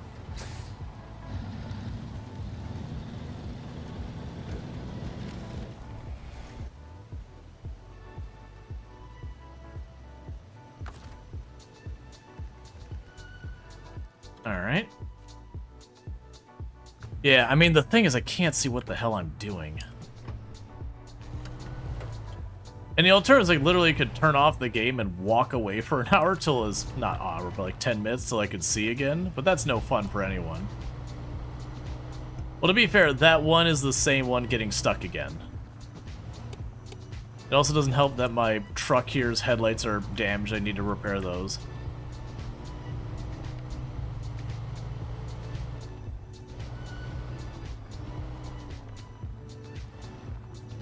Like, so to me, like, the not being able to advance times, like, that's not a difficulty thing. That's just like, F you, what if it was dark all the time?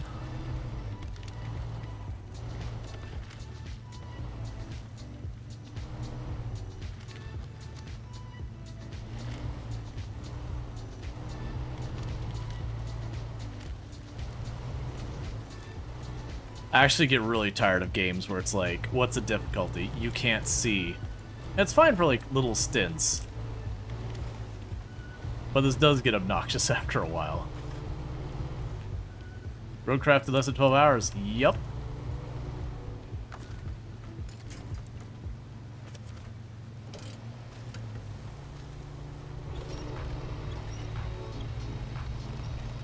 I don't think I'm on the right vehicle. But of course, I can't fix my camera.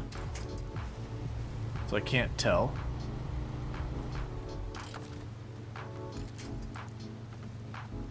Pretty sure those are all trees.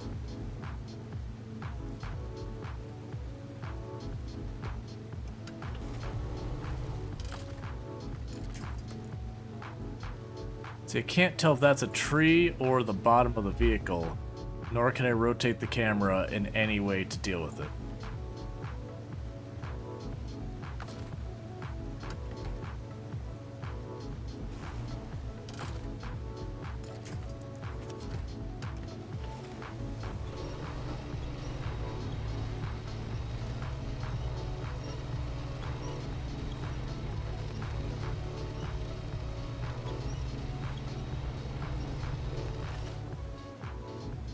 I'm not on a vehicle because there's no option to try and start it. I'm literally just on a tree, unable to see what's going on. Okay.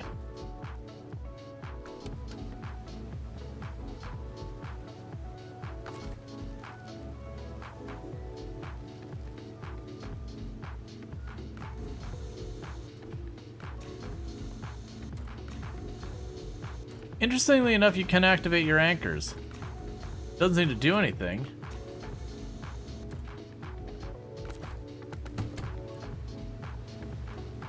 So you can use this, change truck. So Fleet Star and all that's back there.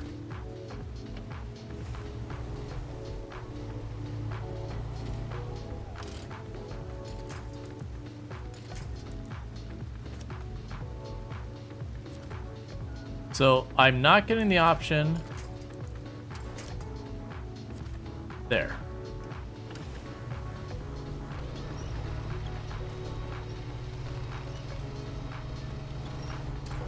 I'd love any amount of visibility.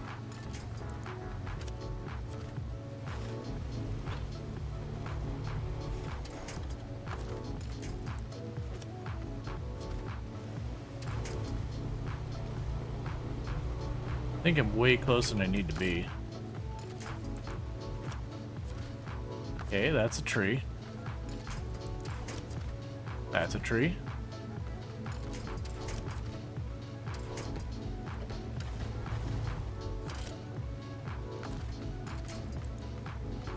Those are all trees.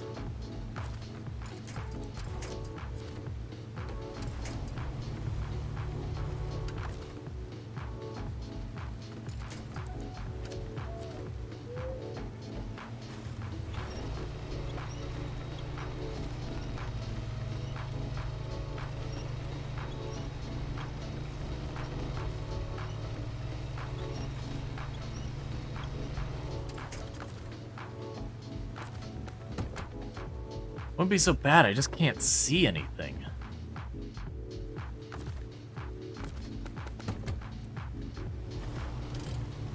Instead of just trying to roll it over, let's see if we can't just drag it up the hill at all. We probably can't.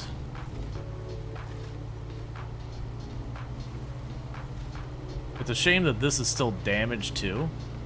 I'm really trying to not have to retrieve it, but we might end up getting to that point, unfortunately. I just don't have any other vehicles of any real capacity to do much.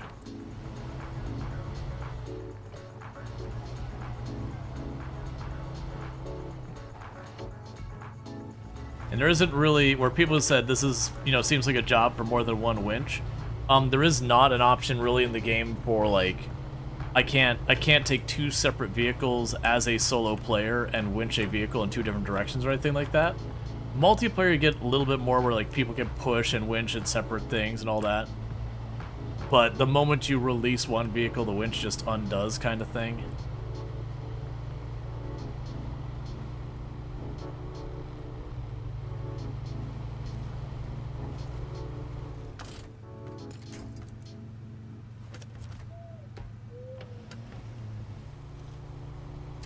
That's interesting. You shifted over when I hooked that up to you.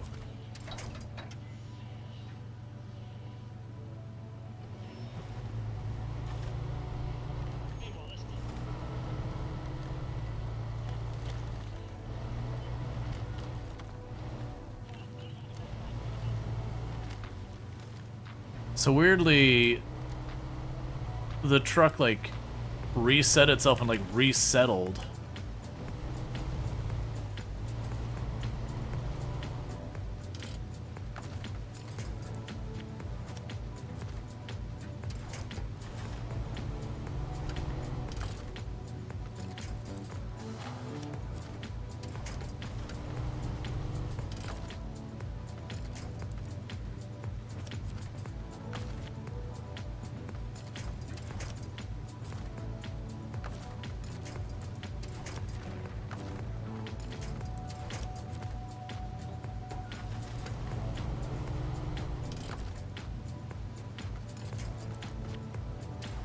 It's definitely the front of a car. At least I'm pretty sure it is.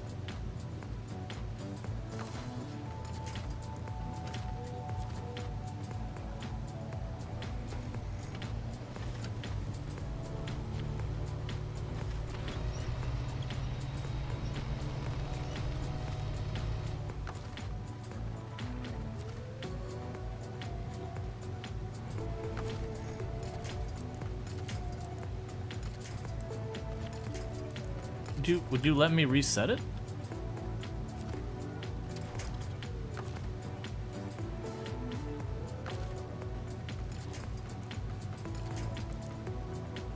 I'm getting such a weird... There we go. I was getting some weird thing where it was just not letting me reset the winch.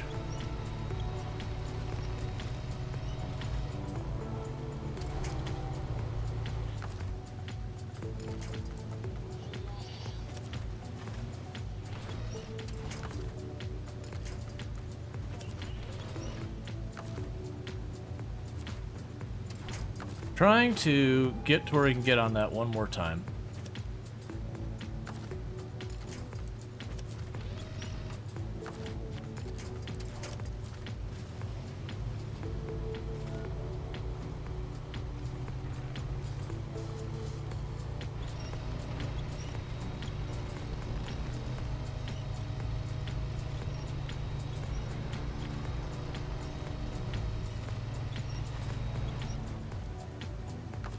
Alright.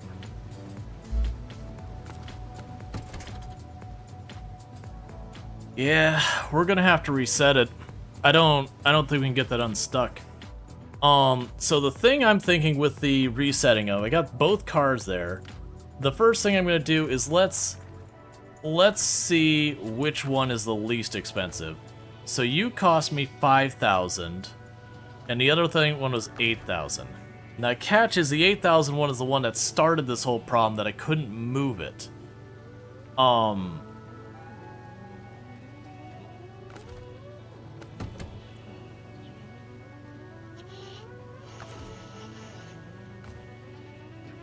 Ah, that sucks. Goodbye, 8,000 bucks.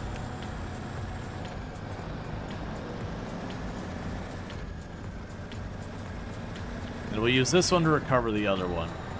But yeah, so as you can see, that's a bad loss because I lost $8,000 and I didn't get anything for it. And that means that's upgrades I won't be able to afford potentially.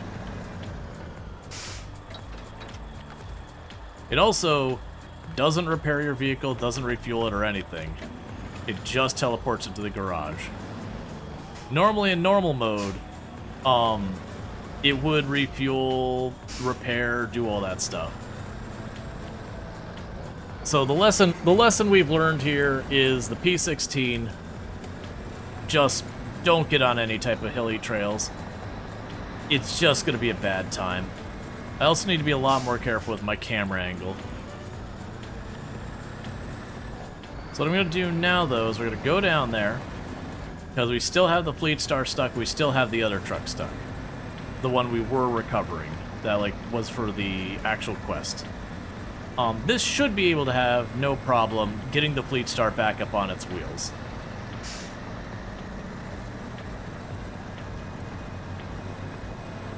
So we'll go over there at the top of the hill and just yoink it up till it's back at its wheels.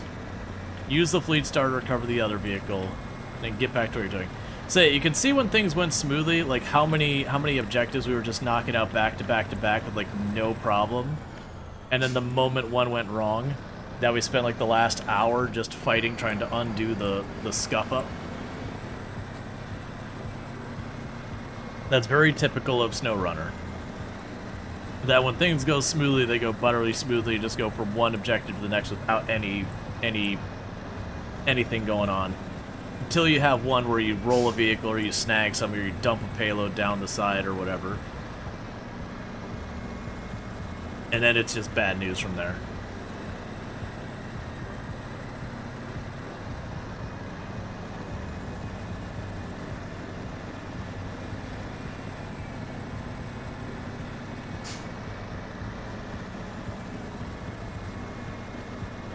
But this is another reason why it's like, I should have kept the Kodiak. If I kept the Kodiak, even if it's all it did, it'd be able to pop over here. And like that Fleet Star, very genuinely is not a bad place to recover compared to what this was.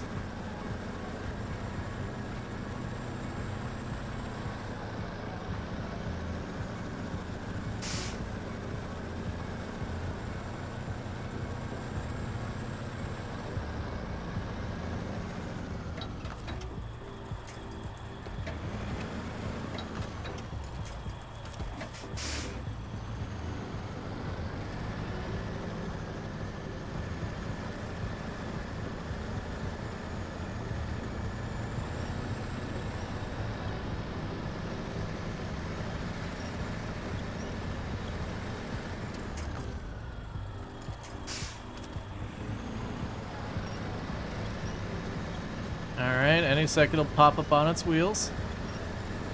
You can do it.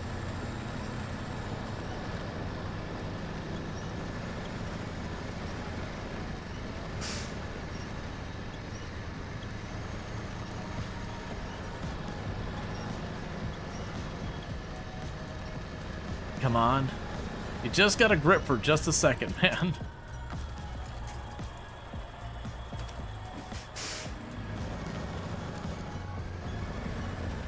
There we go.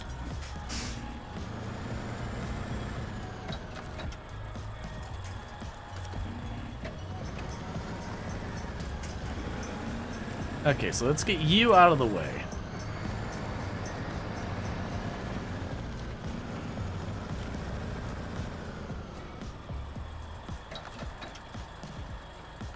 And grab you.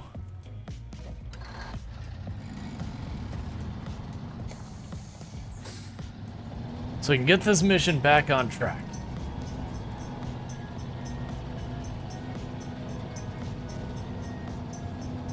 Now I've lost $1,000. Which, to give you an idea, that's 3-4 normal missions kind of worth of money. Or like a full upgrade of tires or whatever, or anything like that.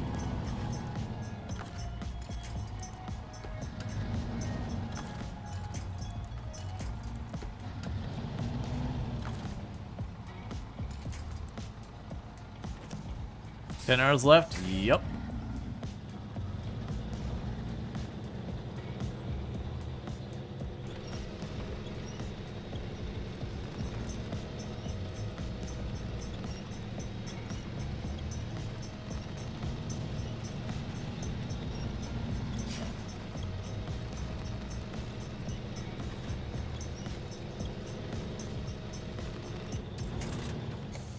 Back up, because I'm pretty sure I'm just snagging it up on those trees.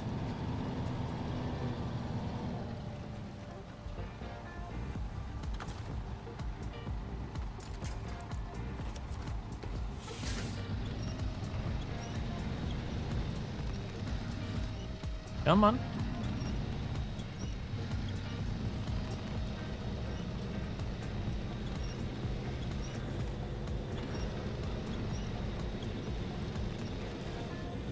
Stop trying to pull me straight into that tree.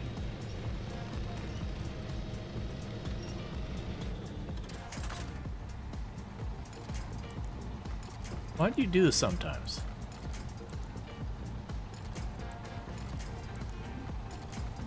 Like, sometimes it just doesn't want... There it goes.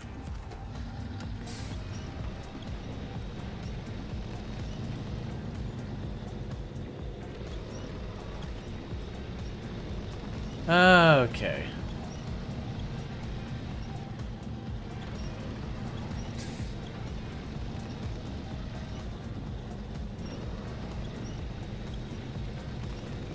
Yeah, no, it's just that one in the back just kept getting stuck in the tree branches and the trees. But yeah, so as I hit that angle right there, that really nasty angle, didn't even realize it because of the camera angle, I just went like this.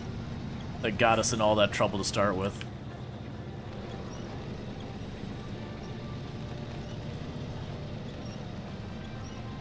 And I've torn this dirt up so badly that just everything's sinking in real bad.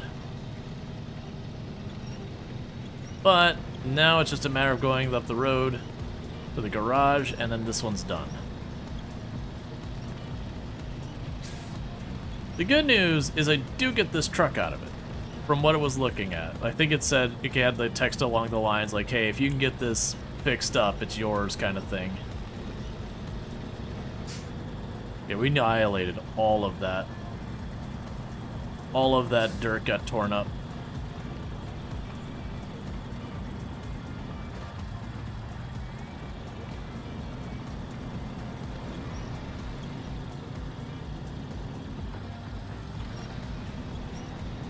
For another heavy, it definitely seems like it's bigger than we are.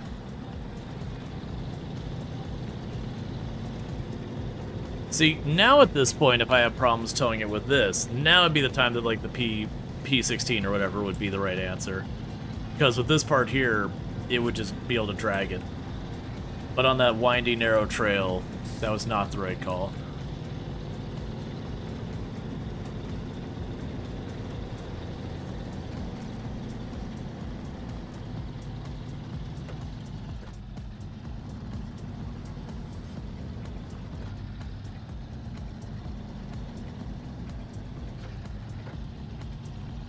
Okay, now the other curiosity is we used the service building to try and repair it, but it looked like it had 6 bad tires when we found it, and we were only able to replace a couple of them.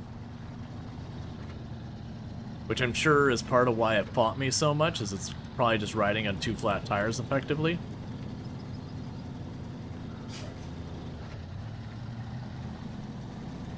But regardless, it's getting done.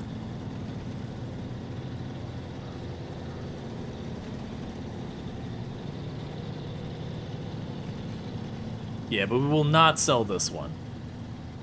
Like, whether even if it just becomes a glorified gas hauler or whatever, we'll keep it just in case.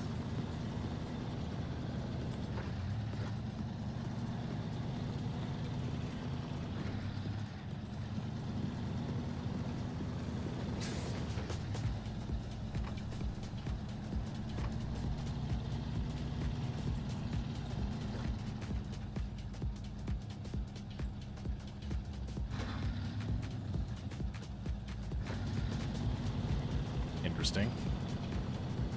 Alright.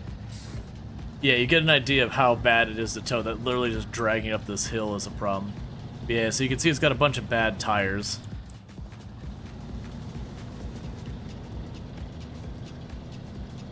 That's my curiosity of, am I going to drag it up here? It'll still be all busted up, so I'll need to run down, grab the other 2 service trucks, or pay to repair the tires and all that.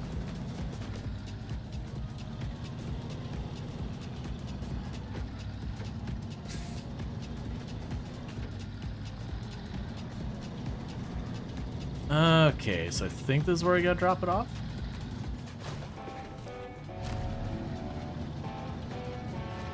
Alright, well, so all in all for that mission, we did lose about $7,000.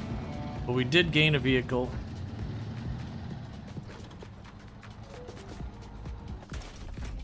So you can leave the garage, get you out of the way.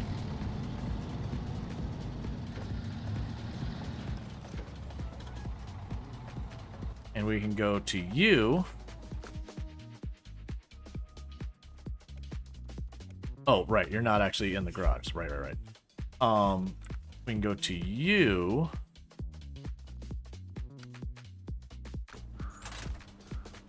Put you in the garage. Yeah, so you got a bunch of flat tires and all that.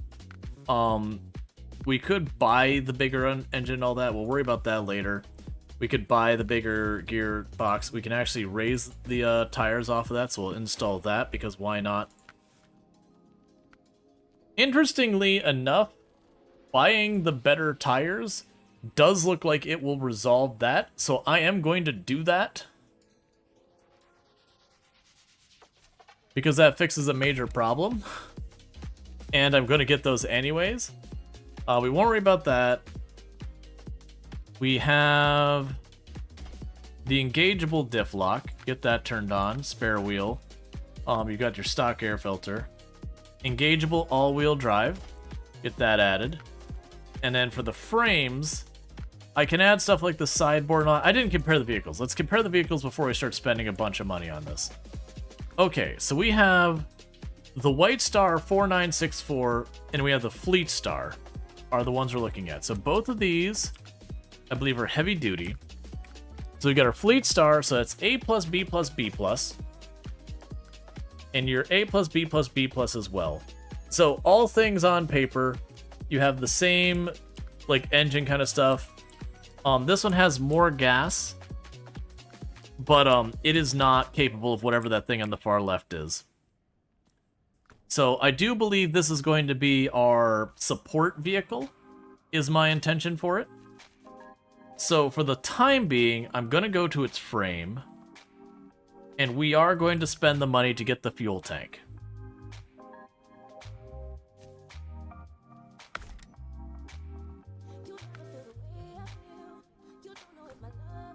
We leave the garage.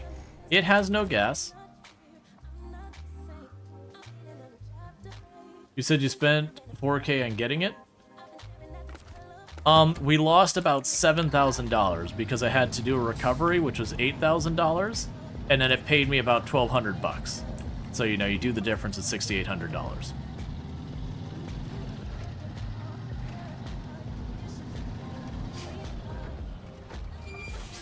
Yeah, it's $7,000 for the truck. The only complaint is it could have been plus $1,200. for a truck. I could have been paid to get a truck. It's fine.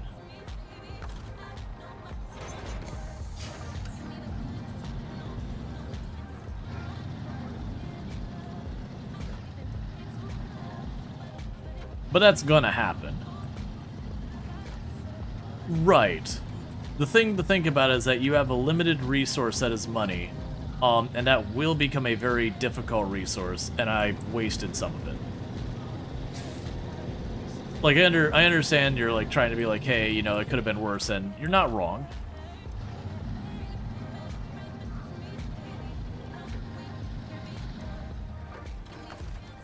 Okay, so refuel. Let's refuel myself. And the Fleet Star. And the Fleet Star's tank. Or not the Fleet Star, but you get what I'm saying. Alright, so this thing, it is spent.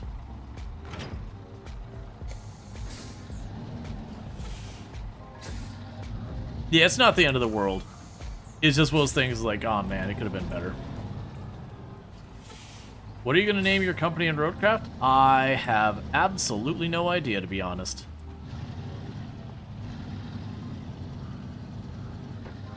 I probably should buy the engine upgrade on the R vehicle too, but I'll worry about that in a minute. Okay, so back to what we were doing before all that went to hell.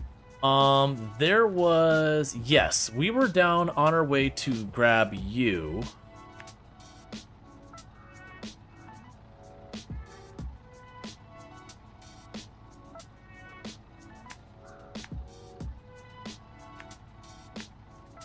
And then I was going to take it where I needed planks.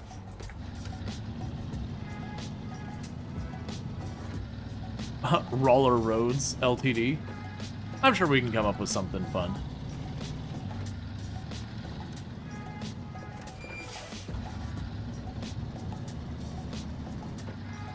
That said, chat, I need to use the restroom real bad. So I'm going to do that real fast, and I'll be back in just a couple minutes, and thank you again for tuning in.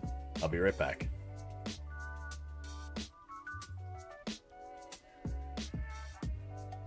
Ooh, actively on fire? There's smoke coming out of that. That is an actively on fire building. I've not seen that before where you didn't start it yourself.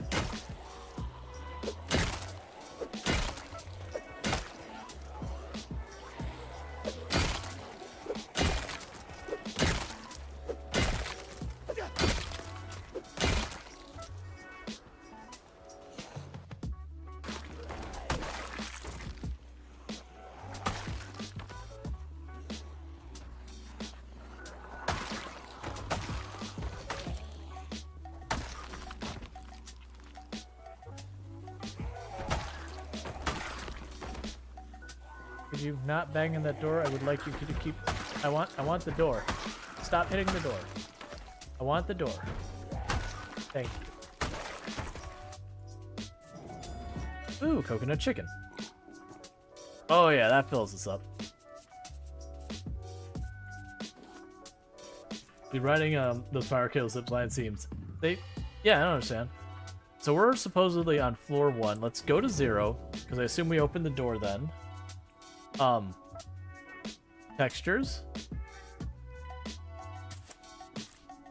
Don't kill me.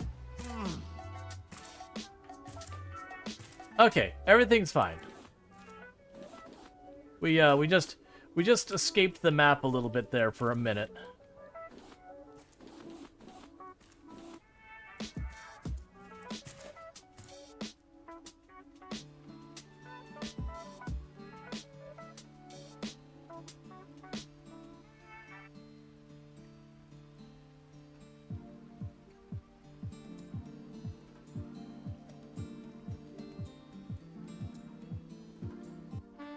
Going, you know what? That's gonna be an immediate problem. I can't move. I am physically one with the emeralds. The emeralds are me. I am the emerald. Help. I regret this decision. Unstuck.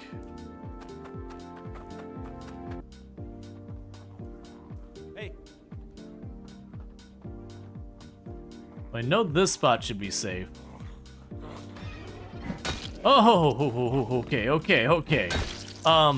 Safe from above, I should preface. There's probably another zombie that was chilling down behind one of these machines. And this is March. This is the best month. And the reason it's best month is we're gonna go, woo, happy birthday to me. Get out of here, dogs, while you can. Oh, that was really dumb of me. That may have just killed us. I forgot that the moment I did that, all of those people abandoned my defense. And we have both those doors open. And why are they walking through that? Oh, that was really dumb of me.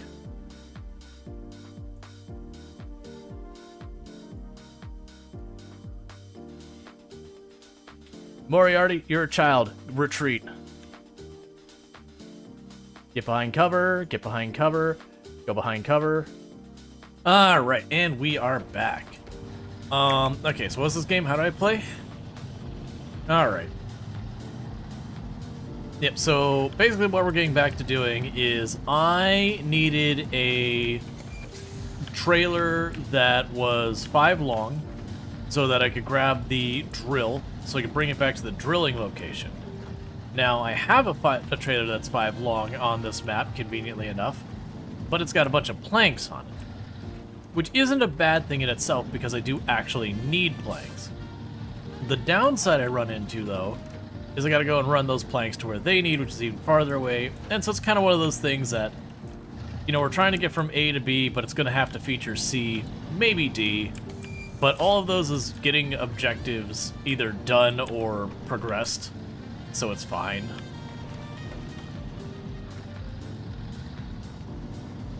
But yeah, the good news is we did get that vehicle recovered. That does mean I now have a support vehicle. The gas tank has some extra gas in it, but not as much as I would like. But what we could do with that is, as I need, I move it forward, and we just keep staging it, that kind of thing. I'll probably have it grab and then tow behind it a service truck as long as it can, or service trailer as long as it can handle it. I do think that support vehicle we made, we upgrade its engine. I will upgrade that vehicle. That startled me actually. Upgrade that vehicle to you know, make it as good as we can, so in the event a vehicle gets flipped, it has the capability to help try and unflip things. In the event that, you know, something gets damaged and needs to be repaired, like an engine gets knocked real hard, it can repair it. You get the idea. It's like my logistics center, my mobile logistics center.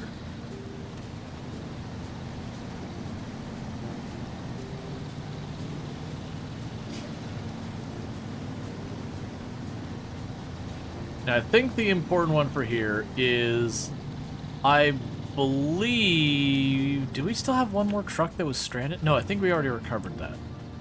Didn't we have, like, the super duper long? Yes, we still have that super duper long truck. It's kind of still off on its own. Because just the way the map is, it was kind of this area that's separated out that I couldn't really get to. I need more planks. And so we're going to sort that out. You know, actually, all things considered, I could just ditch the planks here, because I do have the arm.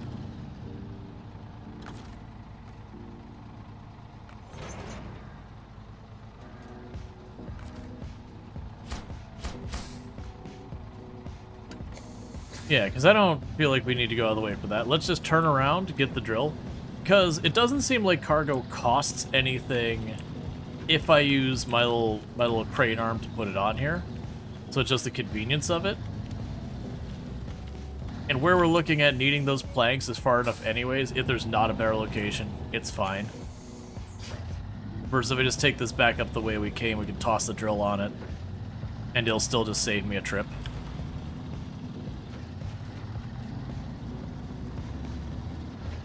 Alright.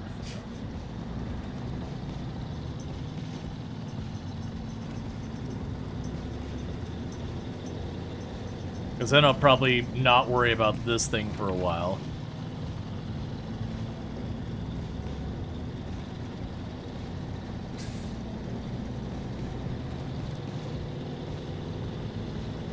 Another thing we'll probably want to do is grab that support truck I mentioned. I've got a bunch of gas trucks on the island lake map that are inconveniently placed. It can be worth it for me to track those down, fill up that tank, and get that staged. We'll worry about that in a minute. Because I definitely don't want to drag this type of trailer around any more than I need. I'd rather do more trips of less cargo than having like one giant trip I really have to fight for. And plus, on top of that, having the trailer on the back and the double one where I get 4 spots, I'd rather deal with that than this because it'll be easier to maneuver since there's a pivot point.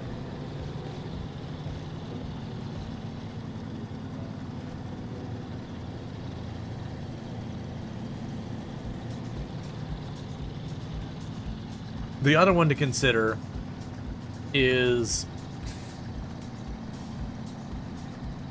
the logging contracts.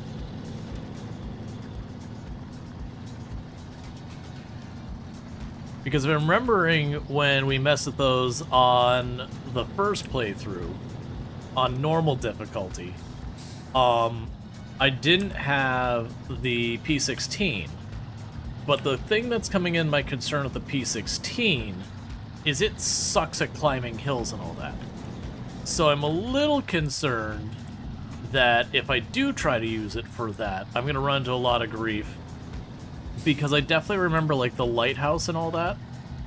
I want to say there's some kind of uphill battles you got to do.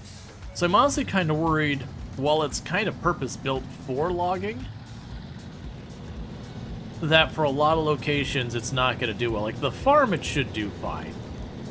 But the lighthouse, I don't think so, and I feel like the worker's house is also up a hill. The farm I want to say was down in it, and that should be fine. That could just slap across. That might even be the answer, is that I got to do a little bit of different vehicles there.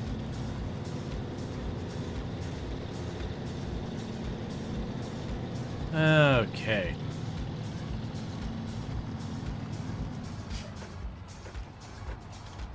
So before we go too far, let's grab you.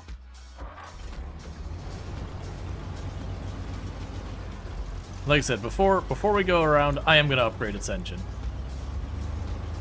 I don't expect we'll find another engine upgrade. And if I'm going to use it, I'm going to use it. Check your engine. So, we have a powerful old engine, reliable, but has...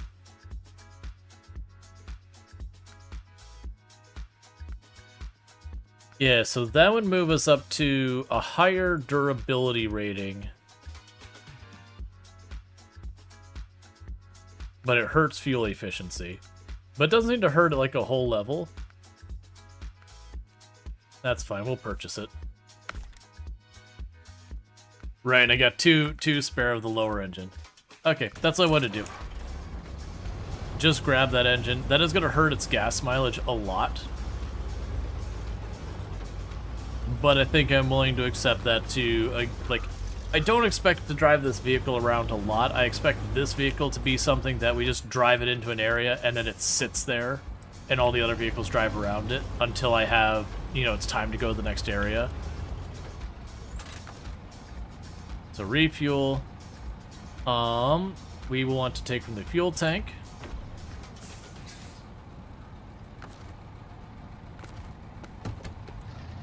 Okay. Or, you know, it'll have to drive to rescue someone in a pinch.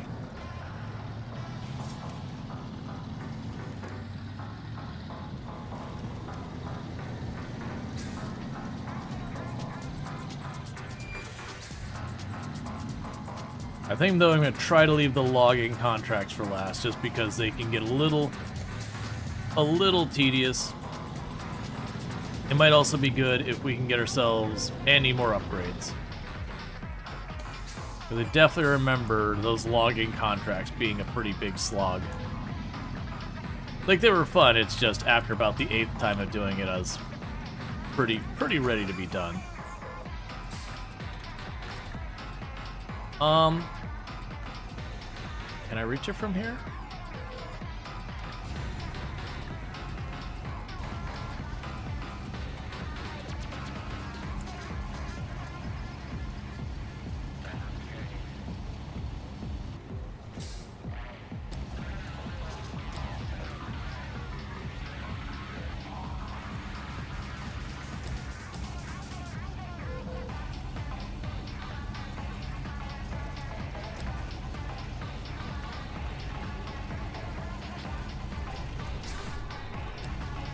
That's probably close enough.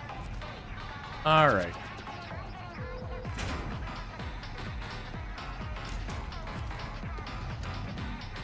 Okay, now I just need to get off this map to get back up to where we need to be. And then from there we gotta get this to the island, which should be a little interesting. I don't think it'll be too bad though.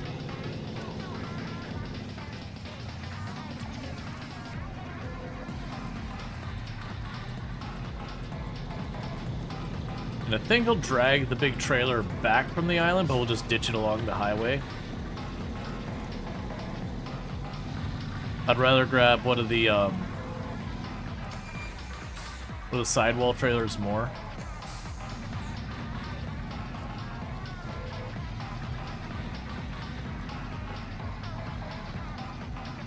The other thing would be identifying which trailers I could bring logs with, which trailers, you know, I can't. Because I know there's the 2-slot trailers that have the bars on the side. I can't remember. I feel like the trailers that did logs were their own special thing that we had to buy for the logging things on this map.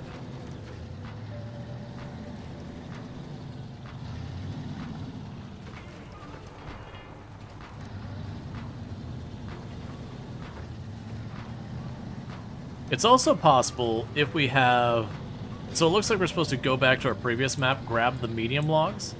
It could also be possible that we ditch this there, grab one of the loads of the medium logs, take it out, and we don't just go to the next one. We go and work on other stuff, and the next time they make us come back, we grab the next one. Or if we happen to be near a log area, we make it happen.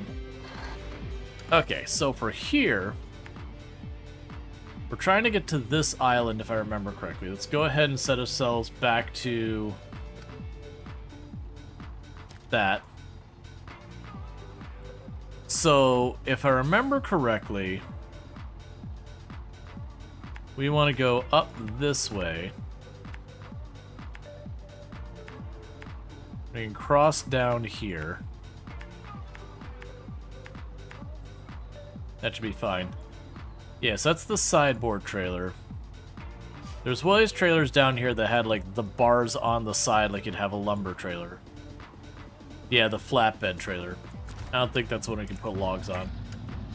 Alright. Because I'll have to check. Because that was another complaint I had, is you'd be like, oh, I need to get this. What trailer can I pick it up with? I remember running into that with the logs the first time. And once you figure out the naming conventions, it's not a big deal. But there's just a whole lot of that stuff that doesn't really communicate super well to you.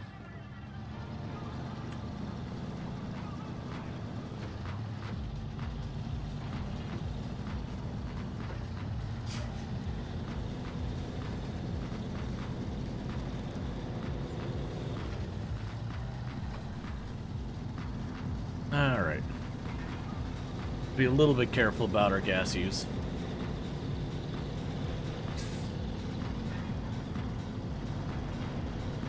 Yeah, because I know these types of trailers cannot do logs, the one to my left. But that flatbed one with the bars, like, to me looks like it can.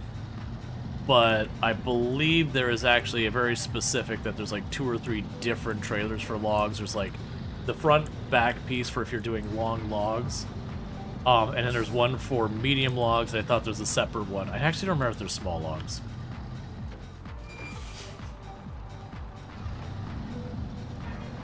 Okay.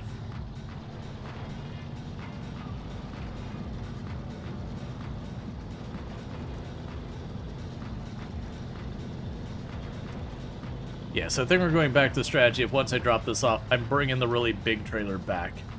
I would like to do the medium logs.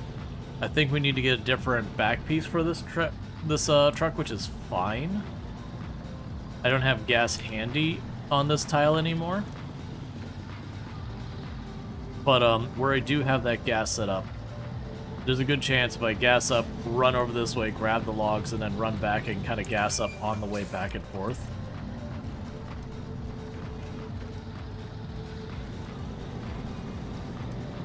Okay.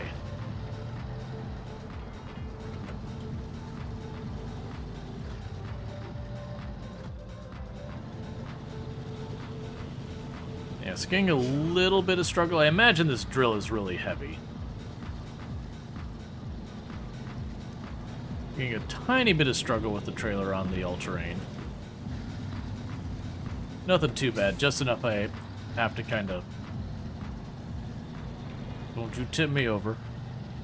Just enough that I have to turn it on to 4x or all-wheel drive.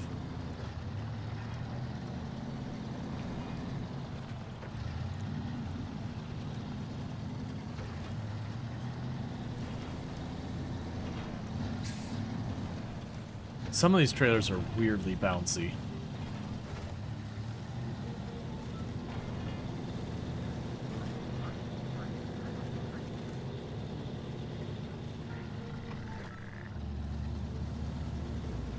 Okay. And up ahead we have to cut across some mud. That'll be the worst part of this whole trip.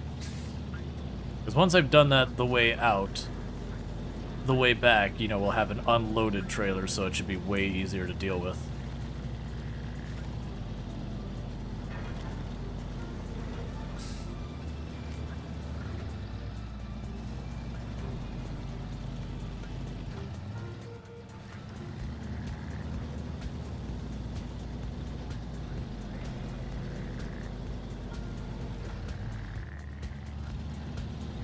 Okay.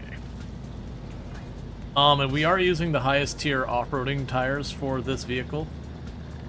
So, as far as like tires go, there's not a whole lot. The only upgrades I've really got left is I believe there's one more powerful engine that I can get, but it's not available on this map. I believe I have to go to Alaska for it. And then there's stuff like better winches and all that, which we just got to unlock through levels.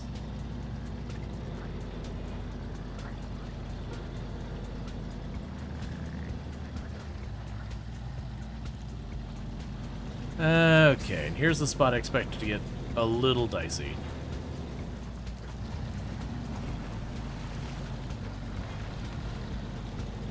Apparently it's no big problem at all.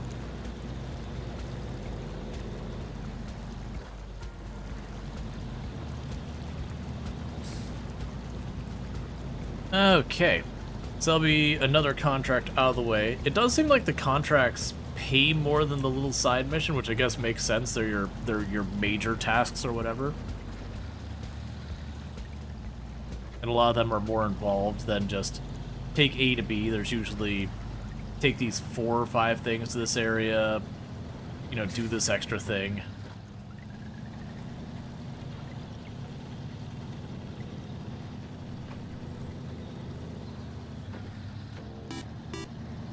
Thank you Allison_Adventures for subscribing for 21 months. C. Have a nice day, Rual. You the best. Hey Allison, thanks so much for the tier 3 sub. I really do appreciate that. And the 21 months you've been subbed to channel. Really means a lot that not only you would sub for that long, and you'd go above and beyond with the tier 3, so thanks so much for that. I really do appreciate it. It does mean a whole heck of a lot. And for those who don't know Allison Adventures, absolutely fantastic content creator on the platform. Been playing a lot of Project Zomboid, been doing the rat race, which is a cool challenge they've got going on over there. Helps run and everything. But definitely good times over there. Someone I highly recommend checking out. Doesn't play exclusively Project Zomboid, though does play a lot. But definitely worth checking out. And for a year in advance. Was it a year in advance? Wait, what? Did I miss the important thing?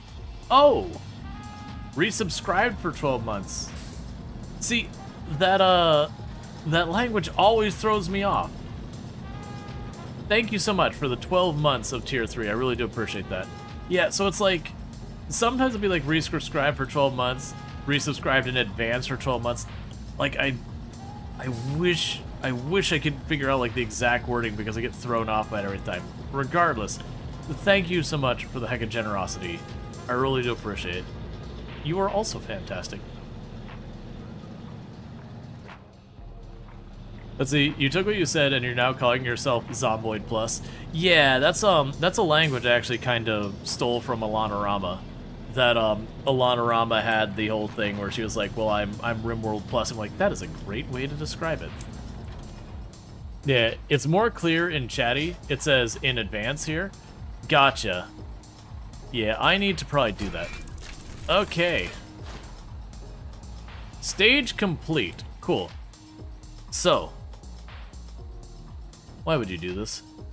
Construction rig semi-trailer is up there. Alright, so what we are going to do is, first of all, I'm getting the heck out of this mud before we mess with any of that. And we are going to ditch this trailer over here.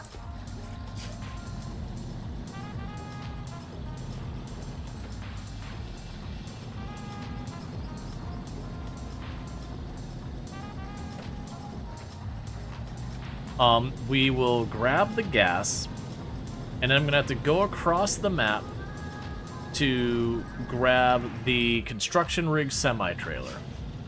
Does it tell me what kind of hitch I need? I'm assuming it's a low. Not a drill. Construction rig, it doesn't tell me. I'm assuming that means I will need a low saddle.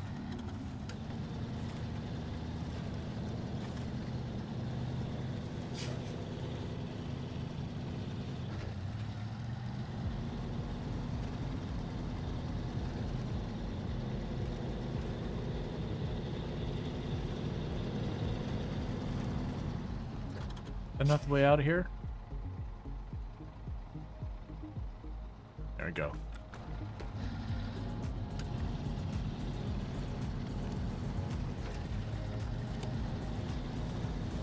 Okay.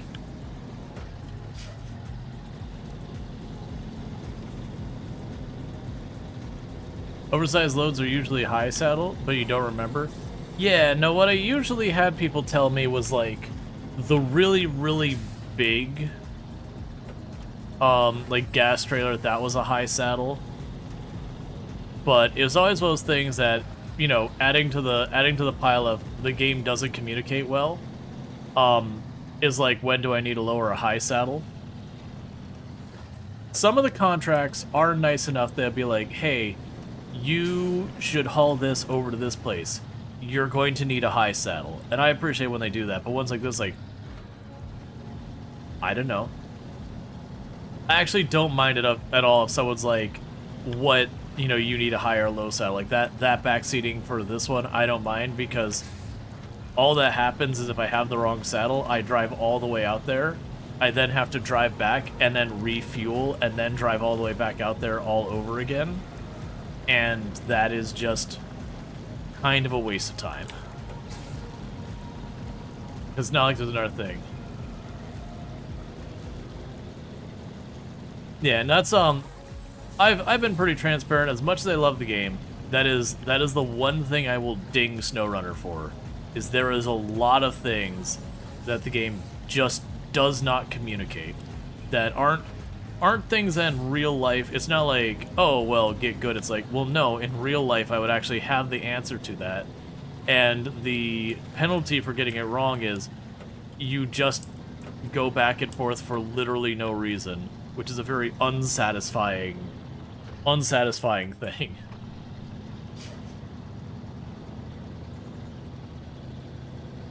Oh, is a little load specific? What saddle you need? So, in the game, there's low and high saddle. And basically what that means is They're just two different hookups that all stuff lands in, and like 90+% of it's low saddle. But for some of like the really, really heavy load stuff, it's high saddle. And it's just effectively where that weight is put on your truck. Low saddle is way towards the back, that's what I have right now. High saddle is choked way more up on your truck, so it's far more centralized. At least that's my understanding of it. I'm sure someone will be like, all of the things you said are wrong. But that's my I am not an expert understanding on it. Yeah, like high moves it way farther forward. It's much more about where the distribution of weight is. But in the game, it can be pretty difficult to know, is like, okay, do you consider this something that needs high saddle, or is it not something that needs high saddle? And if you get it wrong, you literally have to drive all the way back to the garage to swap it out. Can I get someone to look? Is the construction rig semi-trailer in SnowRunner high or low saddle? It's gonna take me a couple of minutes to drop this off. I'm gonna probably switch to the gas truck and then just drive it here, since it looks like I'm gonna do some back and forth. Sure the quest didn't say? I did check. I won't say I didn't overlook it, but I did check the quest. And a lot of the quests will tell you just straight up. But this one's not a drill. Oh, no, it does say. Never mind, you don't need to look it up. It literally says high saddle. Okay. I was gonna say, a lot of them told me, yep, so it's high saddle. I just overlooked it. The streamer vision. Playing on streamer difficulty, where it's right there in front of you and you don't see it. To my credit, the red is darker than the rest of this font, so it's pretty easy to look over. But yeah, I know it's there. Because I even pulled it up, I was like, I don't see it. Great.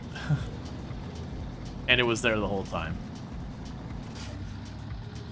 There's a lot of content creators who are friends of the channel that, like, we've got like 2D Kiri has Kiri difficulty, which is where you just deliberately kind of make things harder by missing things.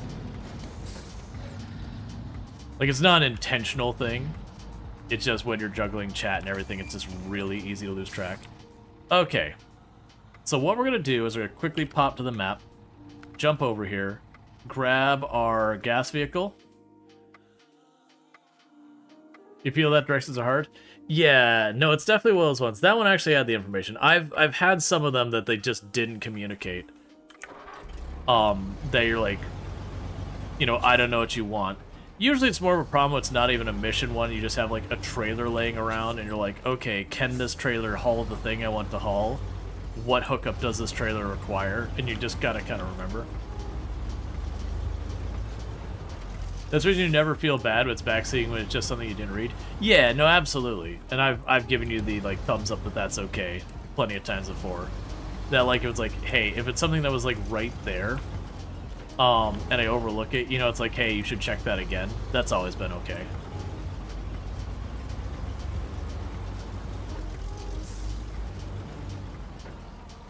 Gaming while streaming and gaming on your own are very different animals.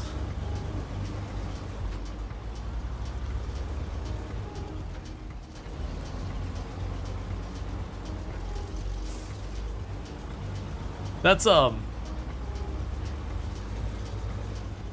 that was, oh, what was it? There was a conversation we had that, you know, I was playing Project Zomboid 16 times pop, and the person was like, I don't enjoy sprinters. Is there a way I can make the game harder?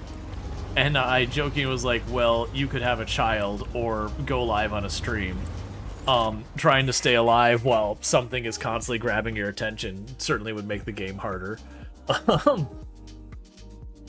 Or have, like, a particularly attention-seeking dog or cat or something like that.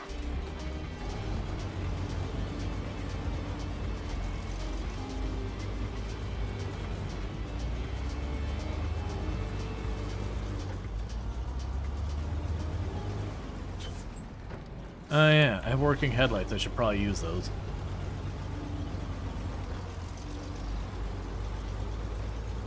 You have a friend whose cat sits on their keyboard constantly during Zomboid? Yep. It's playing the game hard mode. You don't necessarily have to make the game itself harder to make it harder. You can make the environment you're playing in harder. More background noise, all that. Okay. Okay, and we can refuel you, so we will be taking fuel from the tank for the Fleet Star. And we will change trucks to you. Alright, so what we're going to need to do for this is we will have to hit the garage. Honestly, we're better off... I should have just... would have thought of this ahead of time. I would have bothered driving that truck over here, because I'm literally going to go by where it was. It's fine. Yeah, it's fine. We'll leave that here. Okay. Because what I need to do is I need to switch to the high saddle, which means I need to go by a garage. And for the garage... I have this one that's backtracking a little ways, but I can just get it, it's relatively close, and then pop back over. Or the alternative is to go all the way to the south end of the map, go to the garage here, and then go all the way back north, which is going way the heck out of the way. So we don't want to do that.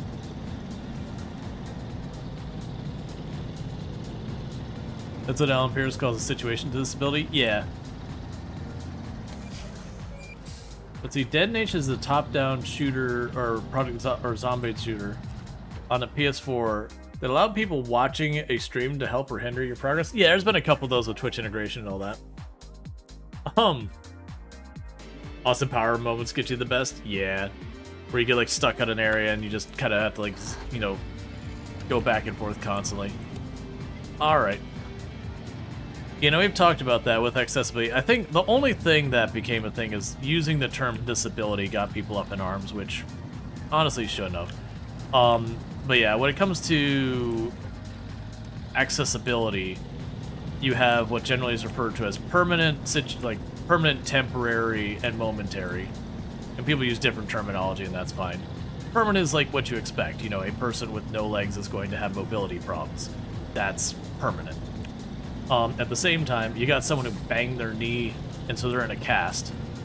And so they temporarily have mobility problems. But, you know, after a while, the cast comes back, and they're back to, you know, they're back to moving around normal. That's fine. And then you got the person who's got a toddler wrapped around their kneecap. And they have a momentary accessibility problem. Now, granted, in that case, you just take the toddler off. So it's not really a good example. But, like, the idea is, like, one is just in that very instance, they have an accessibility need. One is for a period of time that is not super long, but, you know, it's not permanent. They have an accessibility need. The last one is, like, yeah, they have an accessibility need for, you know, for the foreseeable future. Right, I was switching the back to the high saddle.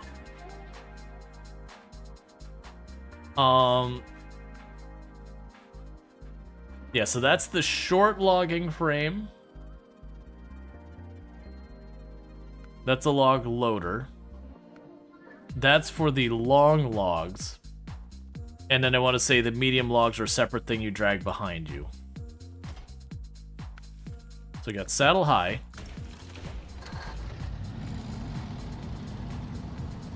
But yeah, no, it's unfortunate that just the messaging,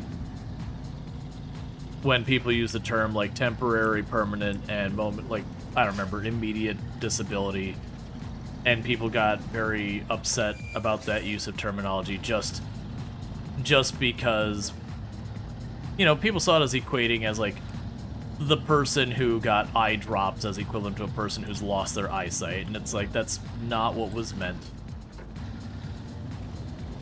But no, it's just a terminology thing, being like, all right, we can come up with better terms, because it's not a disability, it's an accessibility need. But that was definitely something that got blown out of proportion. We're definitely like, they're literally advocating for you. Yes, the word choice wasn't the best. It's like we're aligned in our objectives. Trying to make the world more accessible.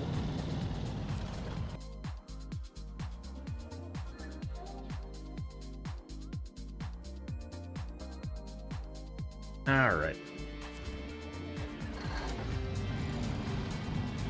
So with this, we can top off our gas. We can go get the constructed semi-trailer. Get that. Oh, is that a big thing that went past you again? No, it was a thing a while back that like a year or so ago, year and a half maybe, that it was just there was basically, it was an advocacy for accessibility. But it's just the terminology we use. I'm gonna get the exact ones, but it's like temporary disability, permanent disability, that kind of thing. And some people got a little upset because they felt it was kind of taking away from people who actually faced, you know, disability. Even though it was a thing that was advocating for accessibility. And it was just, it's not that it was like, you know, made a stink over nothing, anything kind of thing. It was just a little bit blown out of proportion kind of thing. You know, it wasn't a big thing, but as more voices got involved, it kind of escalated.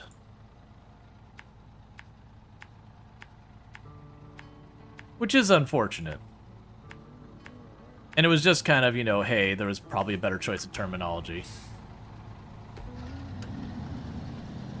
Because, I mean, or no, actually, wasn't it there was a document by Microsoft that was like way old, and it had the whole thing about, you know, immediate disability, temporary disability, permanent disability, or something of that nature, I think it was, and that people got all up in arms around that.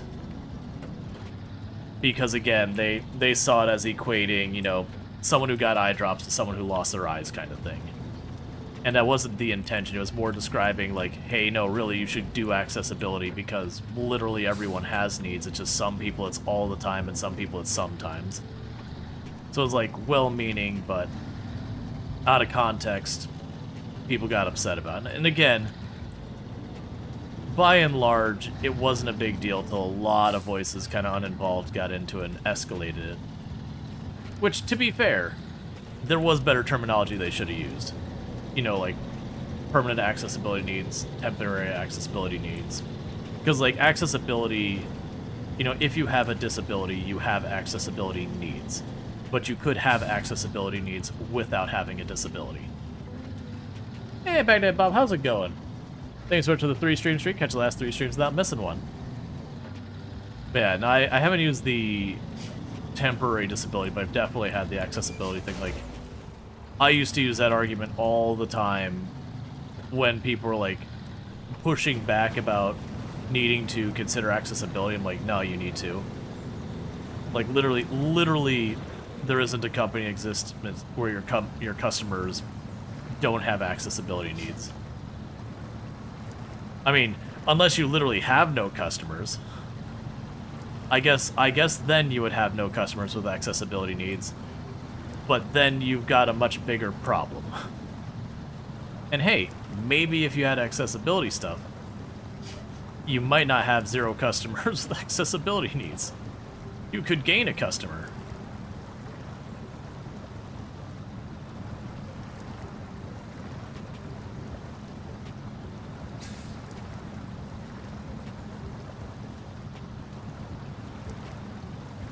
Alright, slowly climb across the mud.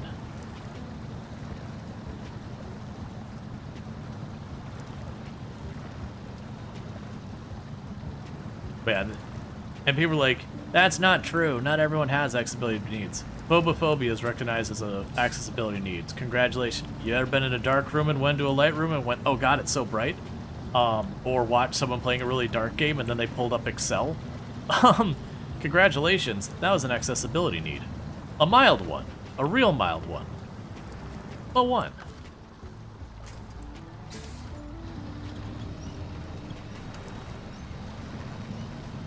Oh, did I latch onto the trailer? It's fine, it still worked. I forgot that trailer was over here. It's out of gas, so I just ditched it because I don't have a need for it. Wiktionary has unaccessibility. So is unaccessibility, because I can see that being 2 different terms.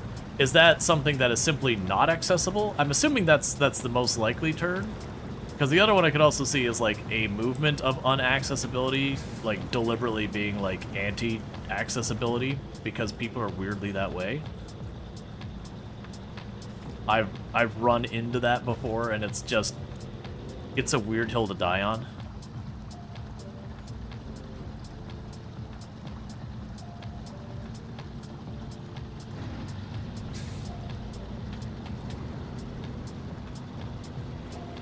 Like, to me in my head, it's like, someone's like, I'm trying to cure this disease, and another person be like, we shouldn't. And you're like, that is a very weird stance to have. Yeah, and under-accessible. Okay, that makes sense. Yeah, that's good. It explains accessibility in computing web design. Yeah, no, accessibility and computer technology goes very hand in hand.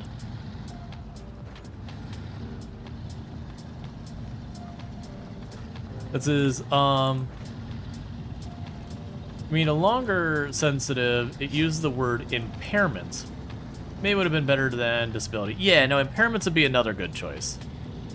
Right, it's the fact that disability is a legally, like, there's a legal protection to that term, you know, and that. It's kind of like engineer, that there's you know, engineer or doctor or there's a whole thing that goes with that word that has way more meaning than just this one thing. Versus, you know, being accessible in itself is kind of just a pretty direct, this is what we're talking about. So while disability and accessibility do go hand in hand in the sense that if you have a disability, you have an accessibility need. But like the inverse is not necessarily true. That's the unaccessibility one, the condition of being unaccessible. Yep, that checks out.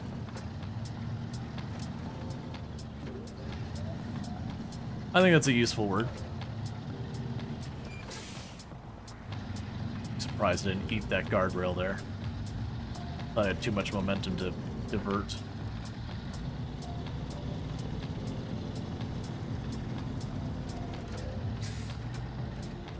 Now, I'm assuming we're dragging this machine to the drill. And I'm assuming the next objectives will be to drag the drills over to, like, basically do the same kind of thing, but over to the drills that are in the island lake area. Because those ones are all trashed and tipped over and everything. Alright.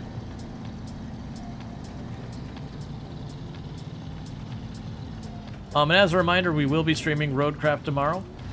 We will have, like, the normal length stream will be solo, but we will be streaming much longer than that because I'll be joining FG Squared after my normal time frame, and we'll just keep streaming, and that'll be collab, more RoadCraft, and that'll be FG Squared's birthday stream and all that stuff, and it'll be a good time. I'm looking forward to it. We'll be doing that tomorrow. And then we'll also be doing it the next day after that. Now, granted, that won't be her birthday officially, but according to her chat, it'll still be her birthday.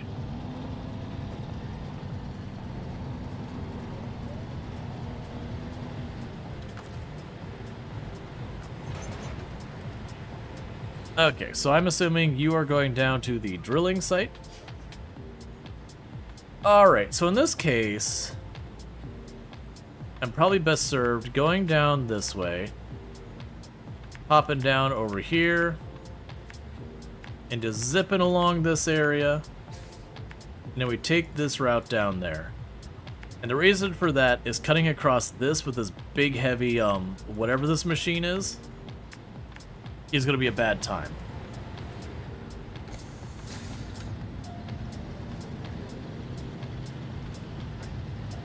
I also have a feeling this is going to be a rough ride.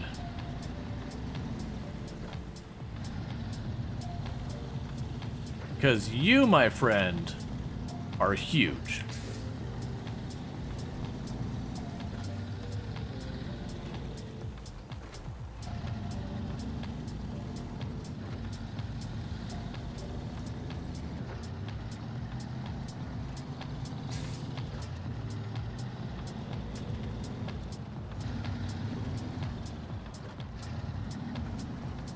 You see chat not congratulating her tomorrow? Things get wild with that. It'll be the inverse where FG will say it's her birthday and she'll be like, it's not her birthday.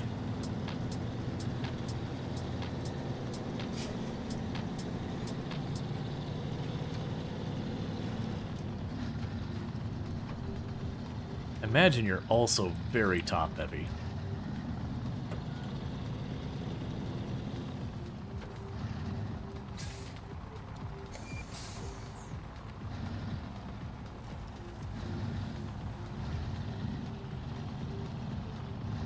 Yep, like most years. Chat's gonna chat. Ooh. I hope you fit through there. I hope I don't just smash into a rock and make that irrelevant.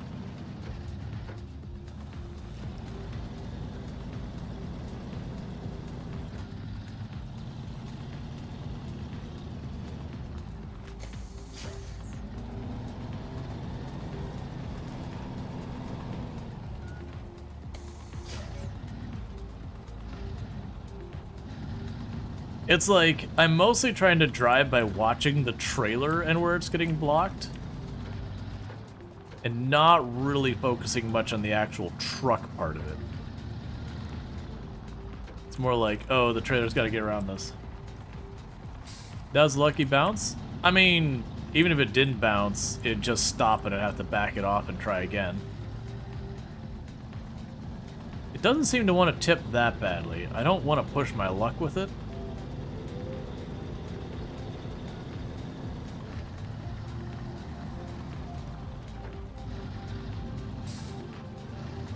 Okay.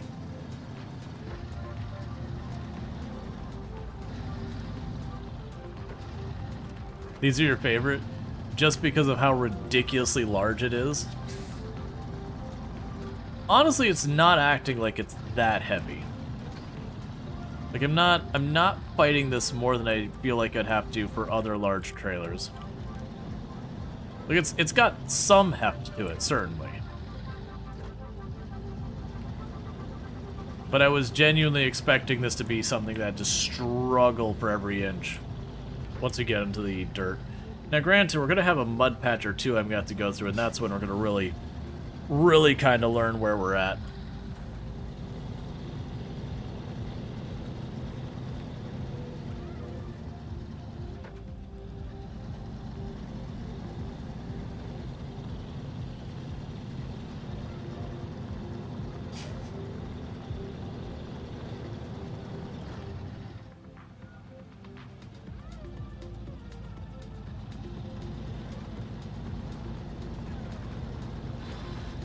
Should try the step crocodile? I don't know what you mean by that. Let's see, 5 times better than deliver 5 of these items with a crane truck ones. Yeah, I mean, I have mixed feelings on the logging contracts in this map. Like, on one hand, I actually think the logging contracts, generally speaking, are good. On the other hand, it definitely feels like you just keep doing them again and again. DLC truck? Ah, then I probably don't have it. If it's a truck I have to go out of my way that I get freebie for a DLC, I probably just won't even bother. A lot of the DLC trucks can get pretty pay to win overpowered. So I'd rather play through the game with what they give you out of the box.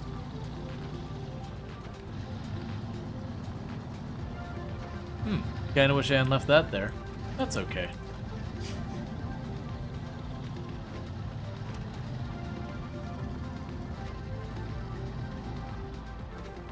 Oh, there's my turn.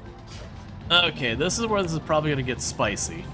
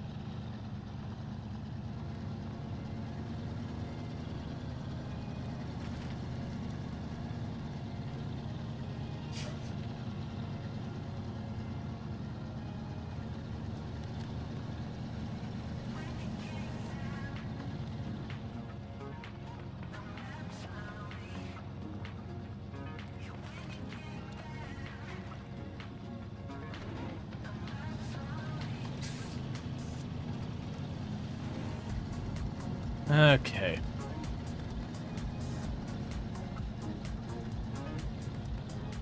You still think it's the smallest high saddle truck in the game? Oh, I have no idea.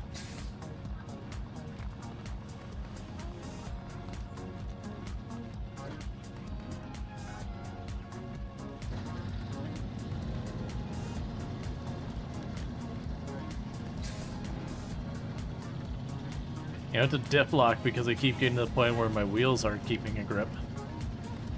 Even though this isn't particularly mucky. Is that... Are you pushing my front wheels off the ground? Could you not do that?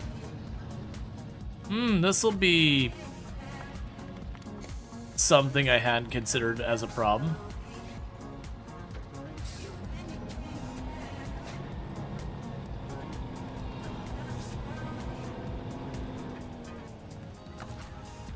Alright, so let's grab the back of you.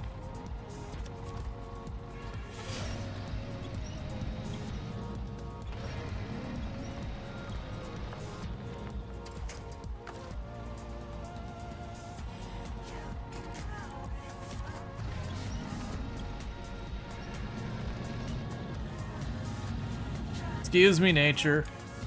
I've got an oil rig to get online.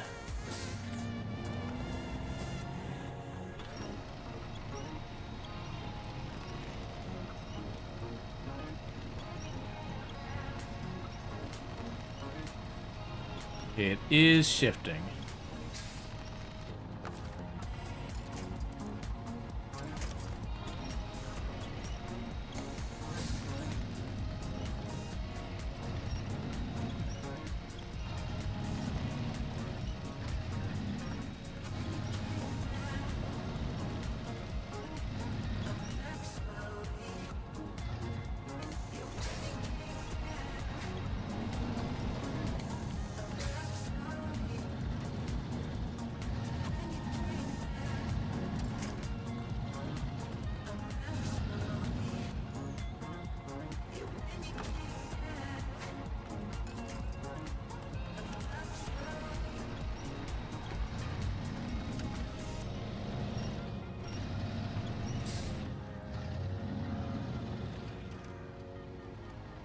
Okay, I think we're in the clear there.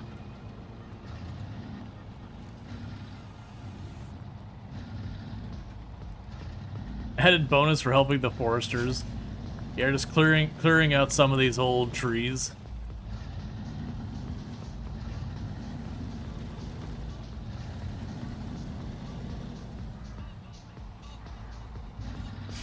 You are scaring me a lot.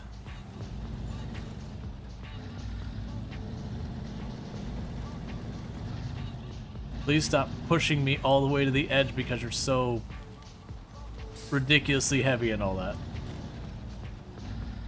Alright, I need to write that. That's...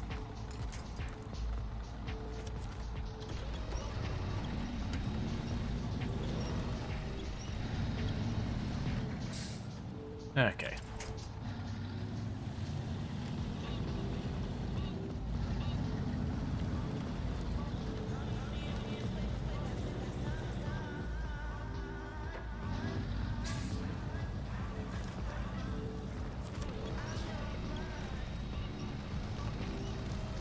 Alright, come on.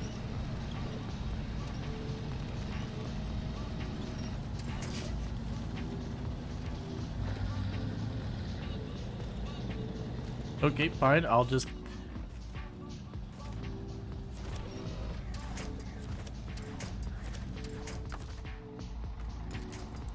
keep it in diff lock, it's fine.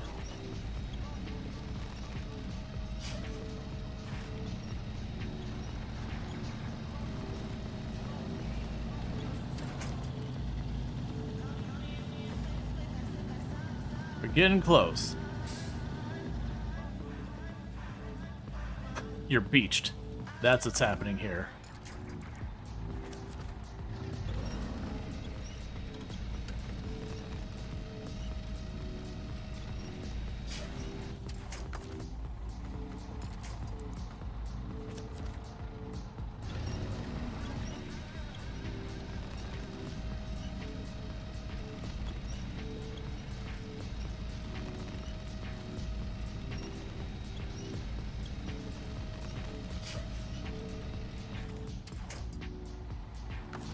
Alright, we might be able to do some shenanigans here. We go and shift slightly forward. I'll take it. Oh, no, it's got to be on those big stands.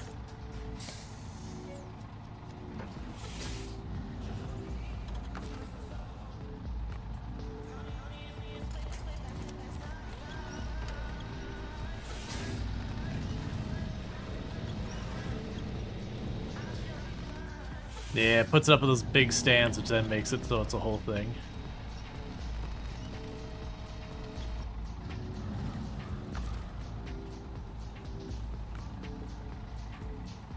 And I have the awkward thing of where it's too high.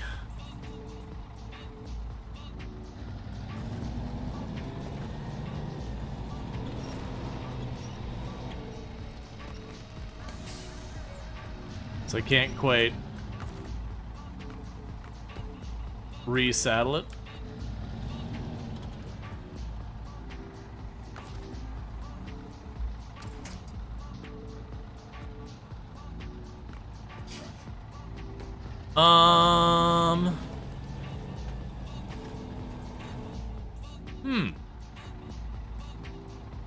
Because the problem I have right now is it's too high. Oh, never mind, there it goes. Because what I wanted to do there was the plan had been... Sorry, the plan had been to, where's a tree I can get the angle on? Oh, that actually might work back there. The plan had been to try and, use the fact that, like, our vehicle to pop down to, like, get it to, like, wiggle up. But when it went up on the stands, that just shot that whole plan.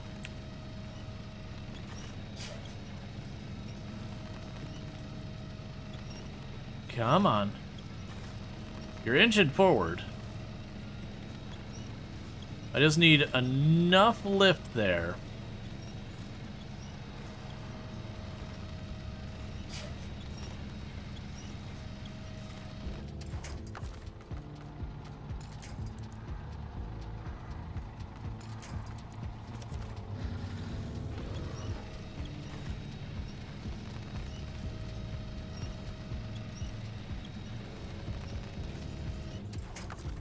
I might be able to work it this way.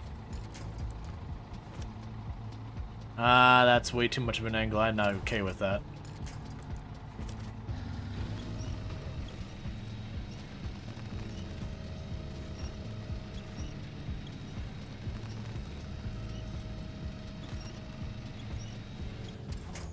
So let's change our plan. Let's back you up. Maybe.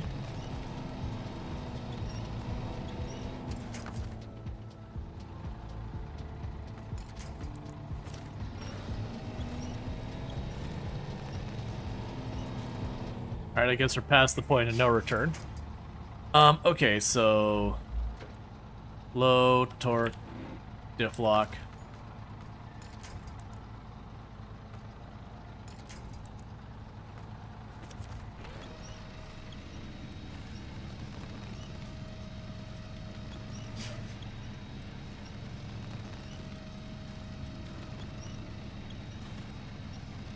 Like, it is moving forward, just not fast enough. We'll run out of gas before it gets where we need it. Because it's beached on the middle there real hard. And the problem was I kept forcing it forward, and now where those stands are, I'm just not in the way I need to be.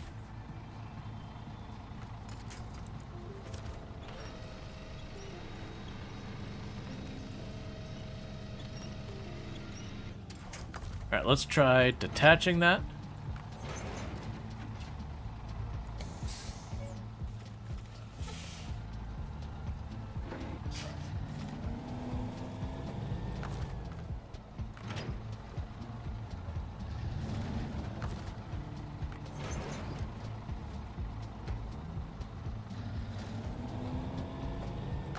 Trying as best we can push the trailer off of this.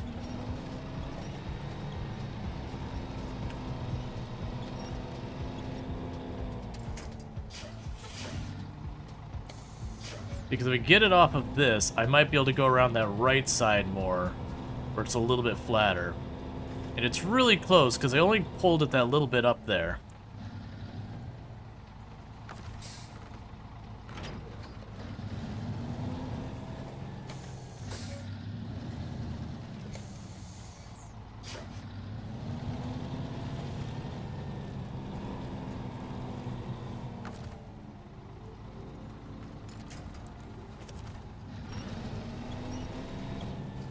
Oh, no, I figured that was going to accomplish.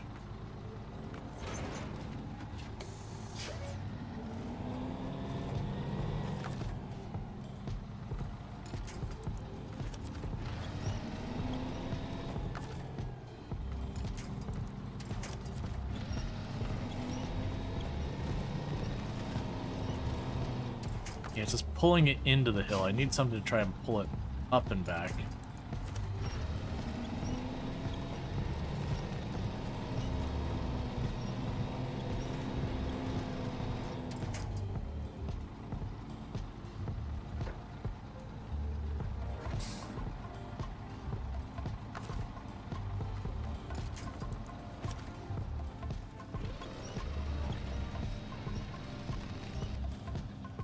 Alright, one thing I need to do, regardless of any of that, is we're getting low on gas, so I need to get out of here real quick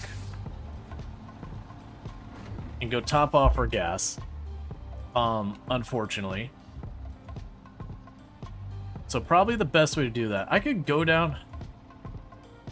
Yeah, that's slow. I'm gonna go and just pay for gas at the gas station.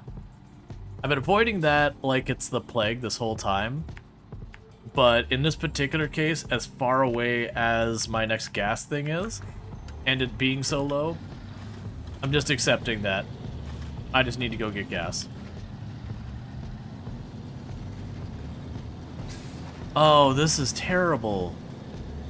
I should not have taken this route. I did not realize they had all these big bumps here. Okay. That's gonna be real rough to get that big trailer over.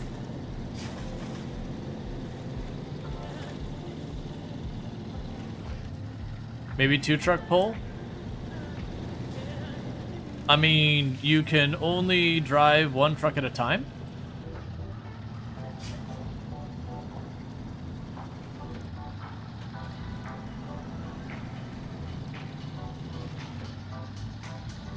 Like, unless you mean, like, winching from 1 truck to the other truck and then... Oh, so, like... Oh, I think it's... I get what you're saying. So I would have a truck on it, and I'd have another truck winched to the first truck, tell it to turn on both the engines, and then pull. I have no idea how well that works. The only other truck I have here that could potentially get involved in that is I do have the fuel truck, which we could certainly do that. My thought was to try and find an angle where I'm not just beaching the thing and trying to yank it over to the top, but it's looking like that's just kind of the situation I got to deal with. Or at least I could also try just maneuvering between the little hills and go in the mud, which might actually work better.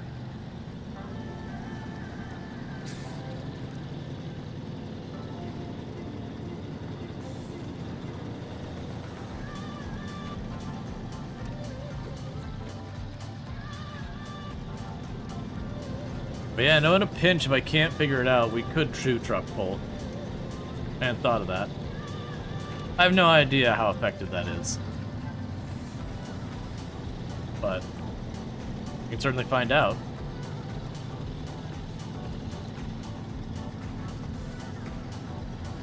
Alright, so how much does a tank of gas cost? I didn't see, we just... It's 12 per gallon. That is not a little amount. So $12 per gallon for 60-something gallons. That is not not an insignificant price.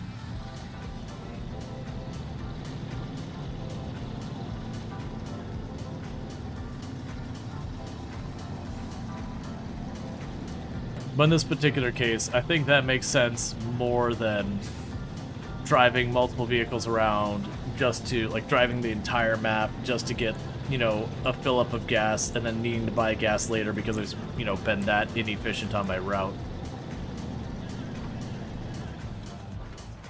Okay, so you are up here.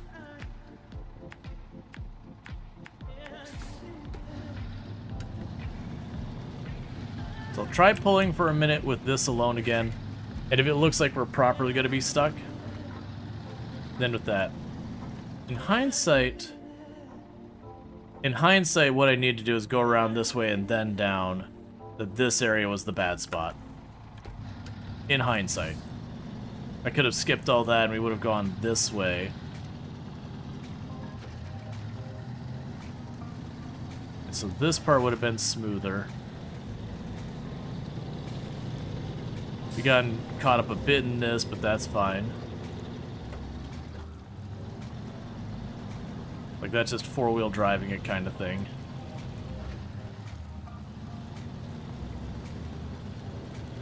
Ooh, actually, can I get you over here? 'Cause this is really flat over here.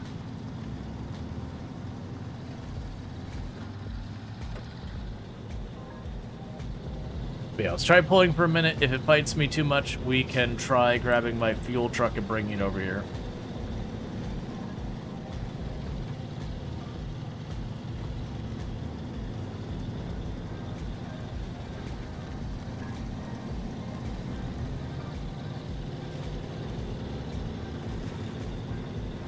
Yeah, because these are a problem. That's my issue.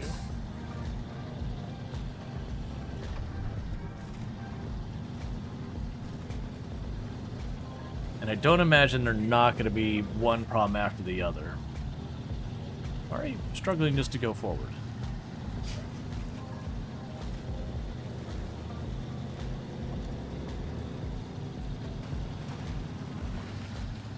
In hindsight, with that water over there, I think that's a route I should have taken.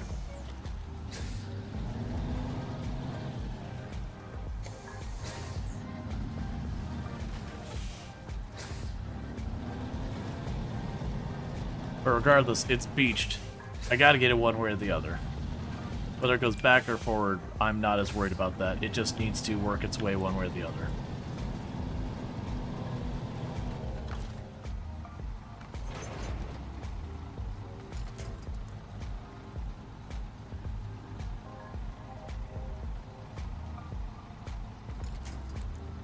Okay, so let's get back to low.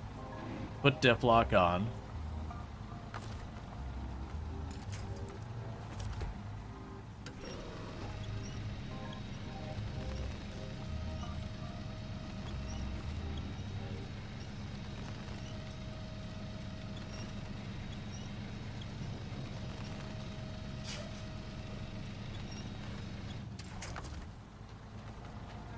I wish there's an anchor point up top here on the front. There's one on the side here, but I'm scared to use the one on the side too much, out of concern of rolling it.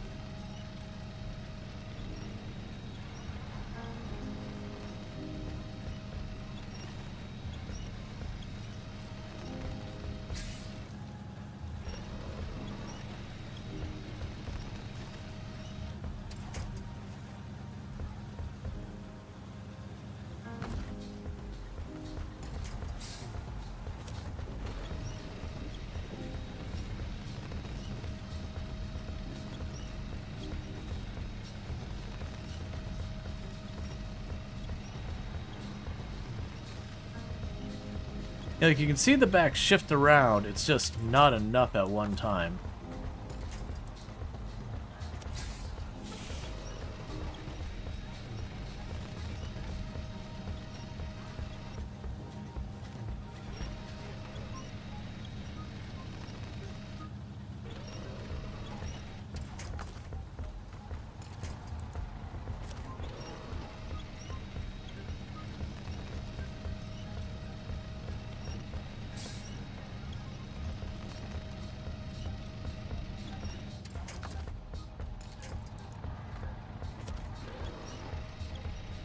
Actually, seeing if we can deliberately use the roll to lift those stilts to just get a little bit of distance.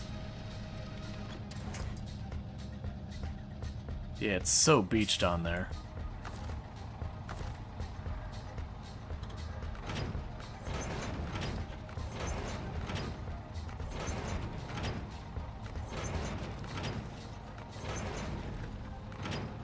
I'm bouncing it down the hill.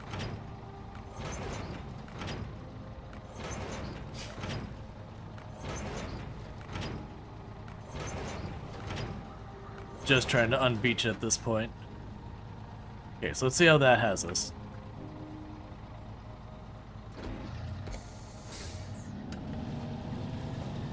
Alright. So we've unbeached ourselves.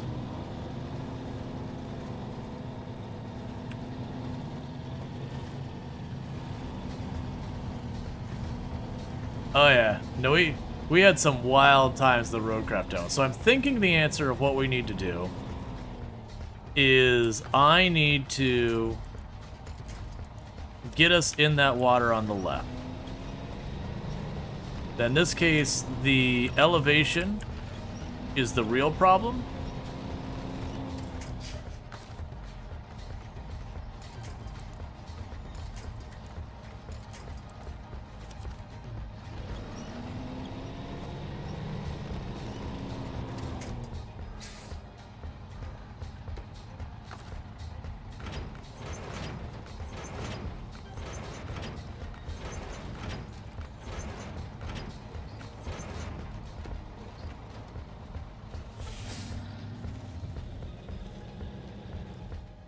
So I could probably...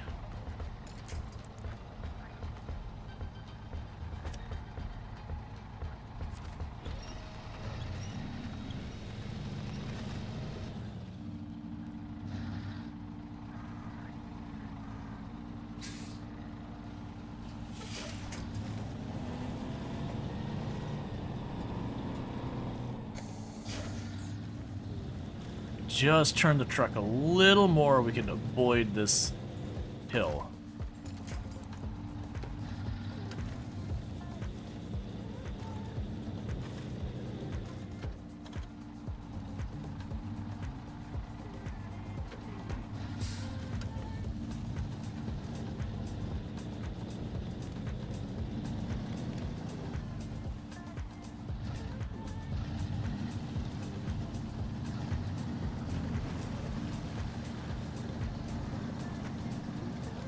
Alright.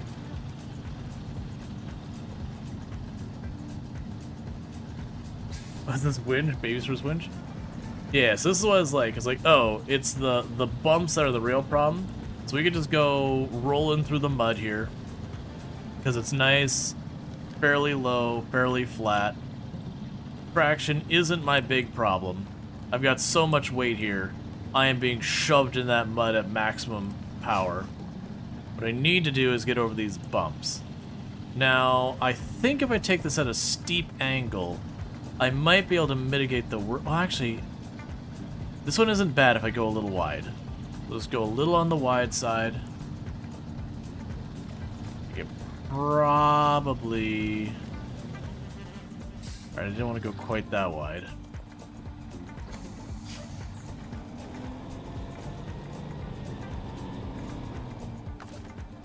Can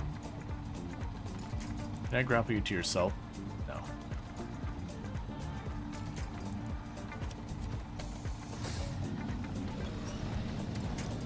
There we go.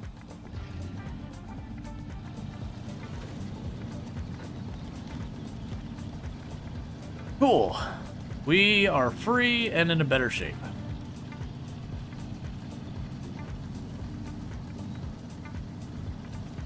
Only $4? I understand. I'm probably not just going to go buy a DLC because someone tells me to buy a DLC. So if you were to chuck $4 and be like, buy the DLC, I'll probably keep the $4, just being honest. What are we targeting? There's so many electric motors. I'm not exactly sure what this thing is for. It's a construction rig semi-trailer. It's for us, it's for like getting an oil drill online. But whatever it is, it's really freaking big.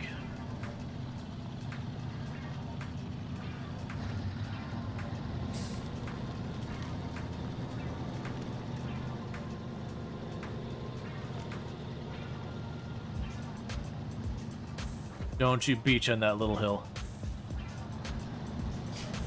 Oh, just barely.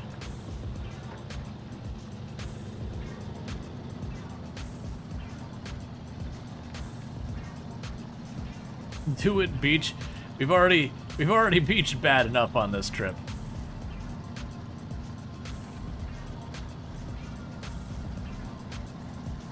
All right, this is the last. No, no, no, no, no, no. Tip up, please. Okay, we're fine. We're fine. I saw I kept tipping farther and farther over. I'm like, there's nothing to grapple to. This either recovers itself or it's over. There's nothing for me to throw a winch at. We're just in the open.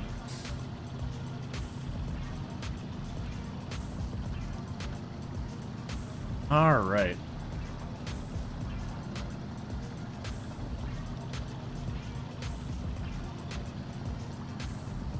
Your brave man, fleet stars, glorified lodestar. I have no idea what the lodestar is. I assume another vehicle. Keep in mind, while I played this game some, I am very far from an expert in it. There's no way that wood would support that. Oh yeah, no, we've talked about that a number of times. Like, there's one of the missions like, you know, the Army Corps of Engineers is impressed by your work and wants you to build a, you know, show them how it's done. I'm like, you shouldn't be impressed. We slapped down a bunch of 2x4s over a raging river that are clearly not anchored in any meaningful way. Probably just threw some 2x4s down, put some wood screws in it, went like that, and then started driving hundreds of tons over the top of it, thinking it would hold. There's a lot of stuff like that. It's like, yeah, that wouldn't work in real life. Like, half the stuff they show you driving across in the rivers wouldn't work in real life. You'd get in there and just be swept away.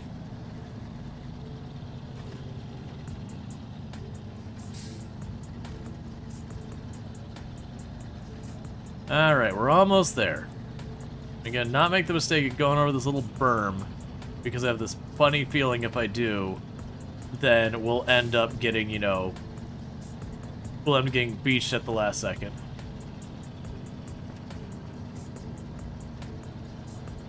You forgot the magic incantation of patting the wood after you place it, going, that's not going anywhere? Yay, we finished constructing the first of the sites and they gave me 7,400 bucks. Cool. Alright, so if we check here, I now got another stuff. So these are things that are on the next map. Vehicle, okay. Maintenance trailer. And it's got a big circle here. So where is this maintenance trailer that you're trying to let me know about? It must be that thing?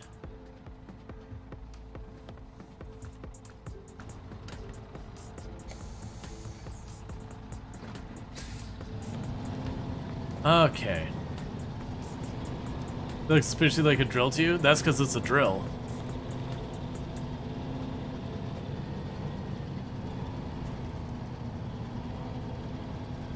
Let's see, a few thousand hours of the game. You play well enough, you thought you had far more experience? Gotcha. Yeah, no, like, genuinely in the game, I've got 90 hours. 9-0.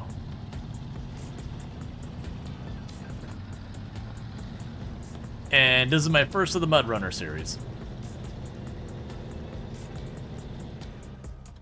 Let's see, so we've got you. So I could definitely track it back this way and then go the whole freaking way around. I'm feeling pretty comfortable that we could probably make this happen. And that's where my gas trailer is.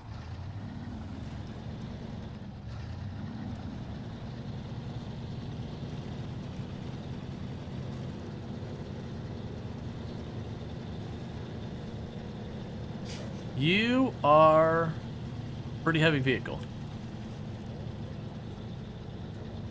They told you it wasn't? Yeah, it's like not a drill.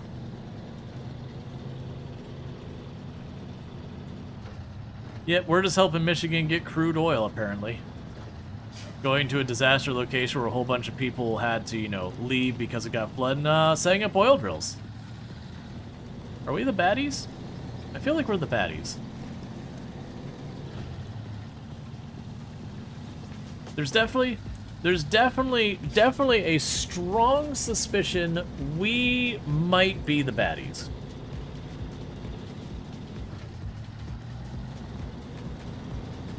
I'm actually sure it's something like, oh yeah, no, this whole thing was here the whole time, or whatever. It's just the fact that we're having a humanitarian crisis. We're like, yeah, we're definitely gonna set up the oil drills first.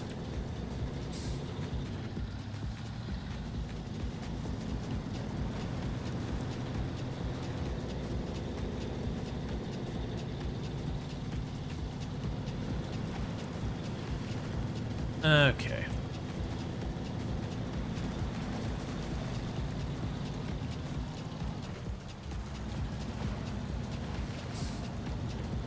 Does it have a cab view like Farm Sim? I believe so. I believe we can go first person. If you hate your existence.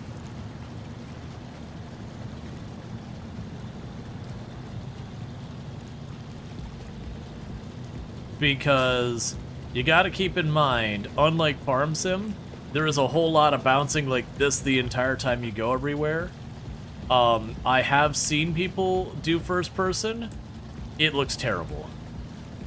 Like, not as in it's not well made. It looks terrible as in you're a bumpin'.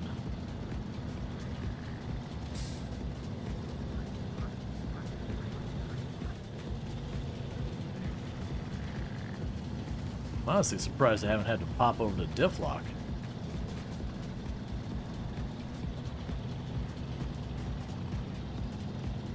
Yeah, stockholders are suffering a humanitarian crisis, right?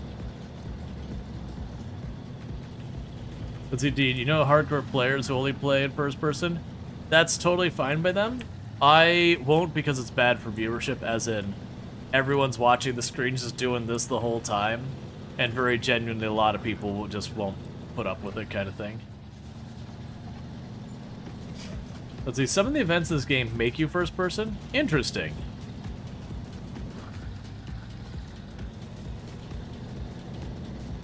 I haven't run into it myself, but it's an interesting consideration. Okay.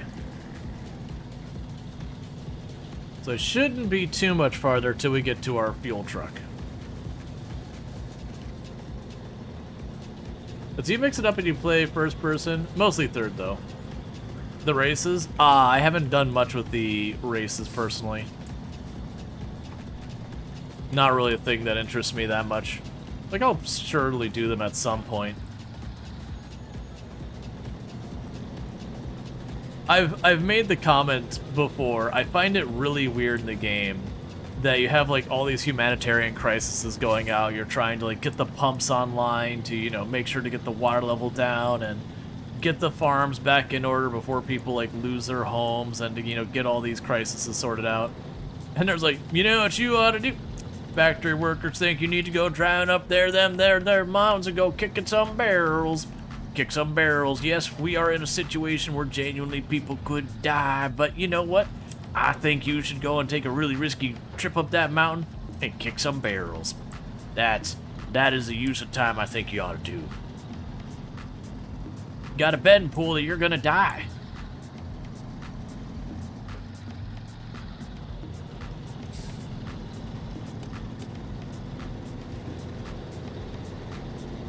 But yeah, no, it's a whole thing. Like, you have all these serious, like, get all these businesses and everything back up and running, and then just like the weird, hey, drive on the super dodgy trail. Now granted, some of them are like phrased well. It's like, oh yeah, you know, you need to make sure you take like a break for yourself. Here's a scenic view, and that doesn't seem like a big deal. But the one where it's like kicking the barrels, like, is this really what I should be using my time for right now? Like, you know, we're in a disaster situation trying to make things better. Is this how my character should be spending their afternoon?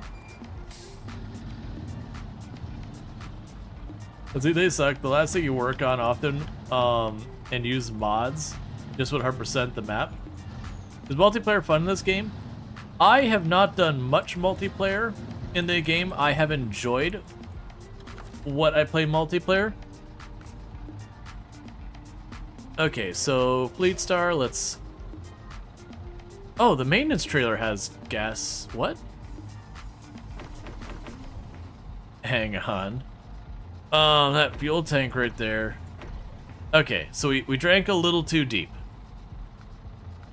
Okay, so what we're going to want to do is get you to be really low on gas. And put 20 gallons here.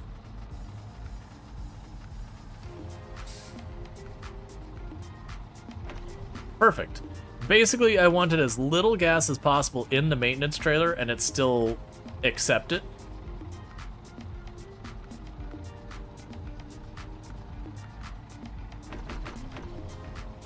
So hey, we just went ahead and taxed them a couple hundred gallons of gas. It's fine.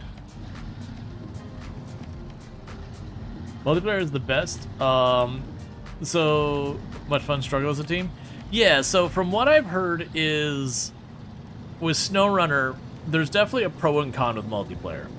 So on one hand, there's definitely some maps and missions that I've been told that seem to be very well geared for one person. And they tend to be the ones where it's like, get X to Y, you only have one thing to move. Because then ultimately it means the other people are just doing something else because they can't really do much to help you unless you screw up and flip over or something like that. On the other hand, there's missions that'll be like, okay, you need to get like 4 loads of logs over there, and that gives, you know, something you could split between a couple people. Or, you know, like, go get the logs here, and you go get this thing over here, and you go get that thing over there. Like, you got some work to do that you've got spread out. The RoadCraft reviews are very positive. Yeah, I think RoadCraft, as far as multiplayer concerns, will be the better of the two games. I very genuinely think that'll be the one that's the big standout. Where am I dropping off this maintenance trailer? Logistics base. Oh, you're way the hell over there. Alright, well, I mean, I might as well cross this.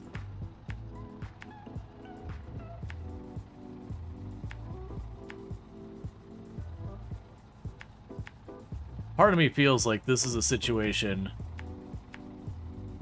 where my other vehicle would be the better choice. Ooh.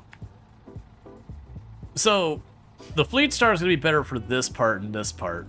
But my, the C19 or C16, it would do all of this area better. I think I'm going to just leave it with the Fleet Star. I don't feel like driving both vehicles down that path, just have to like turn around and bring the other vehicle right after. And I feel like the Fleet Star could put up with mud better than the P16 can put up with mount.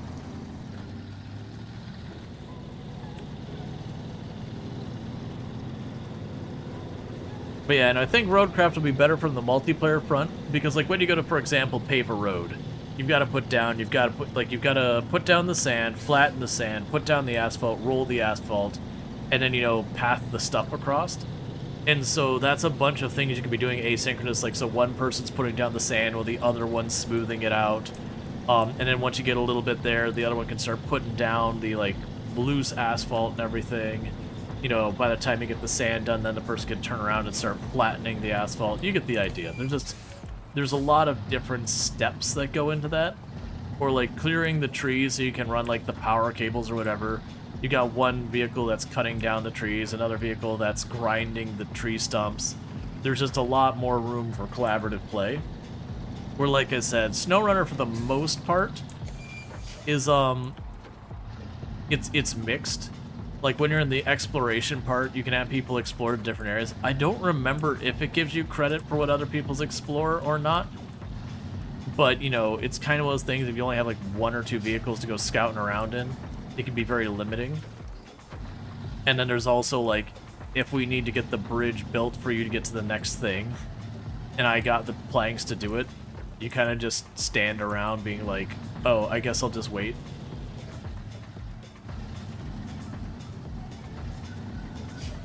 A SnowRunner getting work done is one thing, but having a convoy for a single mission and seeing how creative you can be with the route can be fun.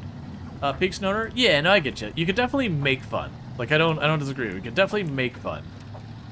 But if we're talking like from the perspective of the game design, I feel like RoadCraft lends itself to being a much smoother multiplayer experience, where just like playing the game will naturally work well with multiplayer, versus SnowRunner. There's definitely, you know, horsing around and doing that kind of stuff with buds and all that, where you're not so much sabotaging each other so much as maybe perhaps not playing the best and just goofing off a little bit. Hi.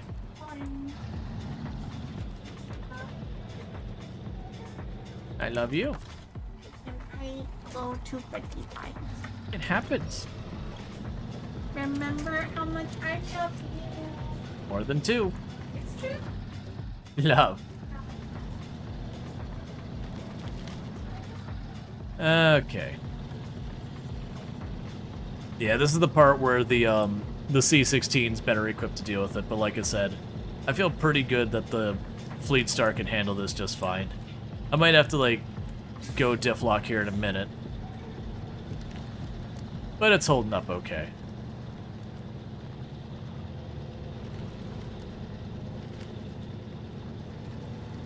It's alright, we took all that gas out of it, and it really lightened the load. I don't know if that actually matters that much, but I'm gonna tell myself it does. That's very sweet. Well, thank you. And I made the decision a long time ago when I started, like, doing the content creation thing. It's like, okay, how do you want to deal with the whole thing of your partner or whatever? And I know some people, they just want to keep, like, it's not a negative or nefarious thing, but they just want to keep, like, kind of their partner private life separate from the stream. Especially if people, like, in my case, me and Toom have been married for over 12 years. But, you know, especially, like, if it's a new relationship, you don't want to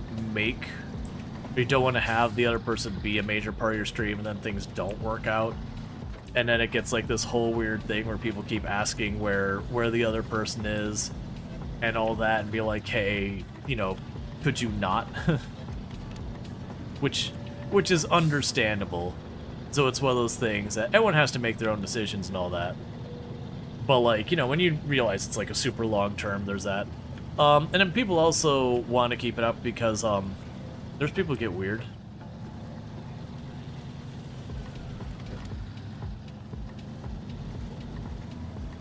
Like, and I've had the person, and it's been a very long time, like 2+ years. I had the person who, like, DM'd and was like, you know, you'd get more viewers if she didn't show up on camera. I was like, F you too, man. That was not a regular, someone who tuned in a lot. That was, like, literally someone I didn't recognize popped in and made that comment. It's like, well, if that's a deal breaker for you, I can't help you. Because most of the audience seems to really like to. There are weird people on here. It doesn't affect guys as much as women who stream, but yeah, no, exactly. It's like, get out of here. But there are literally people, it's like you're not single, and like for them that bothers them, and it's like, that's a you thing to work on. It's like, so there's a chance. No, there's not. There's not. There's very, very not.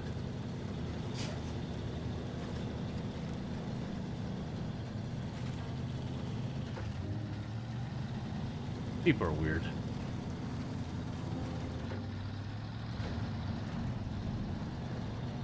Okay. So far, this is going pretty smoothly. How come you quit Twitter? There's a lot of reasons that go into Twitter. Like, one of those things is I don't like what the platform's become, which is basically a place for propaganda. And like a lot of the hot takes are encouraged, and then like it very much enables people being incredibly negative about everything that the algorithm is just like, yep, you're going to want to whine and be awful about stuff? Here's a whole bunch of viewers. And then Elon Musk as a general thing, I want nothing to do with him at this point.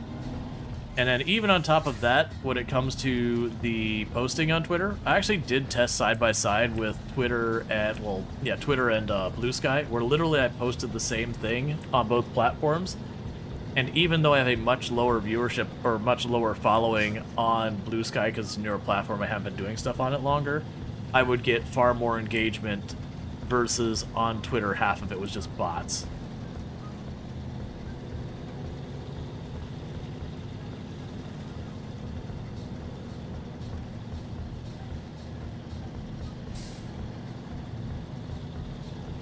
Weird, Chad. That wasn't my experience. They do actually have tags on Blue Sky that you can be like, hey, don't show me adult stuff.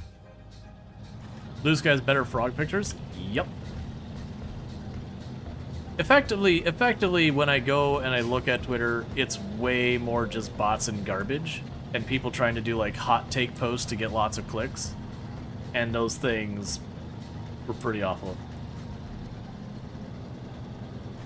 Let's see, you understand, you've had those views before with streamers, but you can never legit ask someone not to be themselves. You just have to have faith in yourself, and you do what you believe is best. Oh yeah, no, absolutely. As a content creator, that's kind of the thing. Like, you can do stuff you think will just get you better viewers and all that, but ultimately, if you're compromising yourself, that's not going to be a sustainable thing. Like, that's going to be a thing that frustrates you. That's going to be a thing that, you know, over time just becomes more and more of a headache. Like, it'll be a problem over time. Now, that's not to say, like, you know, if you're in a relationship, not making it part of your stream. That's not what I'm talking about. Like, some people like to keep the relationships not discreet, but that's something between them and their partner and that kind of thing. They prefer to keep it out of the public eye. And there's some people who are a lot more okay with it being a more public thing. Mainly use X for Grok these days. Isn't Grok that crappy AI they have? Because honestly, I find AIs, so far as, to be clear, when I'm talking AI in this moment, I'm talking ChatGPT, generative AI, Grok, those kind of things. I find them pretty worthless. They have a very large air of truthiness, where they sound truth-like, while also not being truthful at all. That they're roll the dice, you may or may not get good info. But yeah, no. I have genuinely no interest in being on X. Technically, I still have an account, but it's basically derelict. Grok is money? Oh, I won't use it. No interest at all. Long as it's associated with Elon Musk, I'm out. I don't want my name anywhere near that.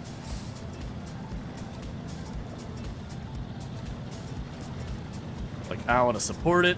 I see it as toxic for my brand. Want nothing to do with it. Alright, Night Dweller, you take it easy. Good having you.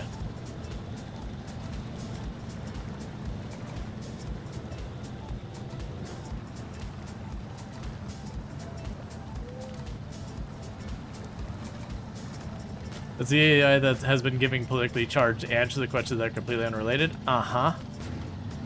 Yep.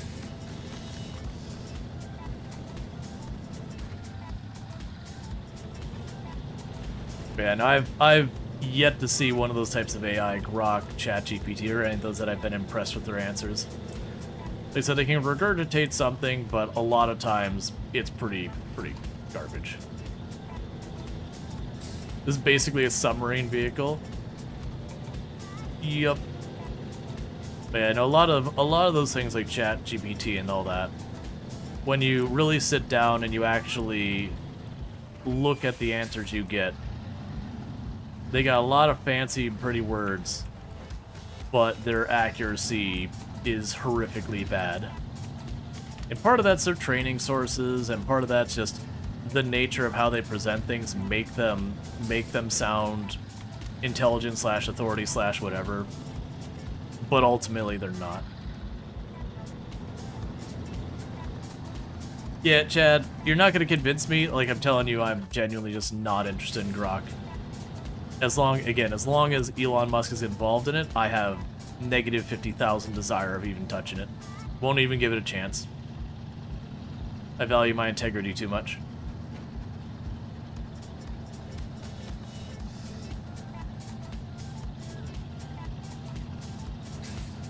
They're very confidently wrong. Yep, they're Calvin's dad. That they'll tell you the sky is blue because it reflects the ocean, which is not why the sky is blue. But they'll say it with confidence. Is this not where you go?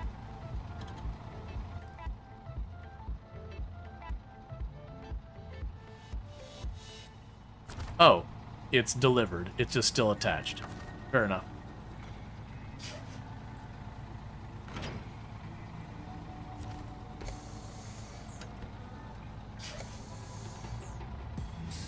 Alright, I'm still in. There we go. Does that mean I could just, can I just go ahead and, you know. Apparently I can just keep taking your stuff.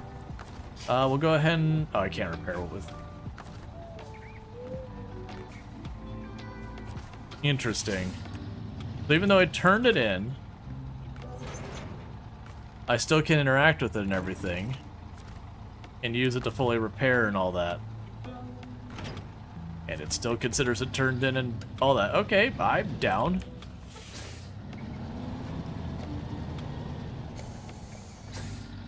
So you're surprised the recent bill discussed including provision that stops the states from regulating for 10 years? Yep.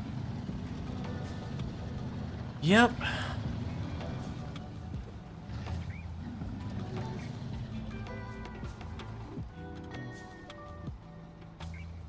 Yeah, no, that's a topic we'll move on from. Okay, so we got solid foundation I have not grabbed. So let's go ahead and pop over here. Because we'll grab that. We have vehicle spare parts we need to grab, and I can get those over here. So we'll go over there, we'll get the side trim, whatever.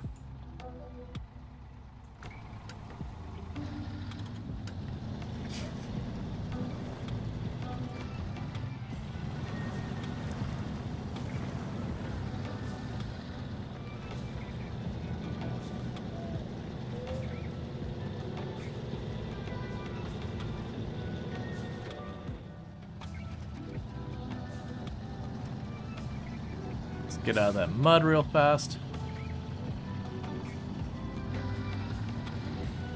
I find it amusing the idea that, like, you're like, alright, we're gonna set up a logistics base camp to base from for, like, handling the operations of fixing things and all that.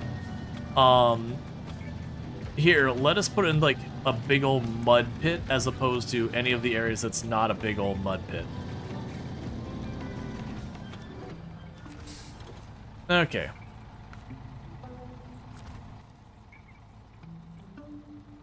Alright, so with that, let's pop up here. I gotta work our way over there again.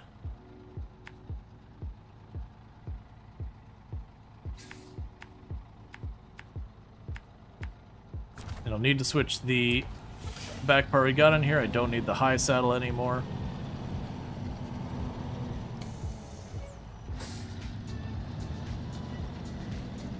Can you imagine doing a subway system in this type of terrain?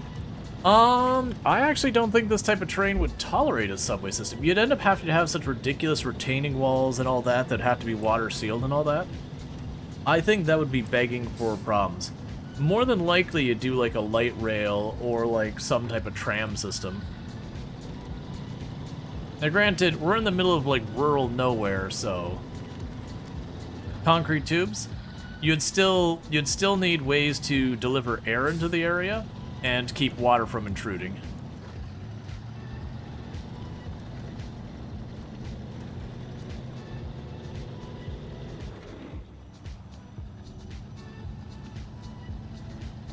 Yeah, that's what I was gonna say as low pop areas, these are the kind of areas that'd be very difficult to make any meaningful public transportation, unfortunately.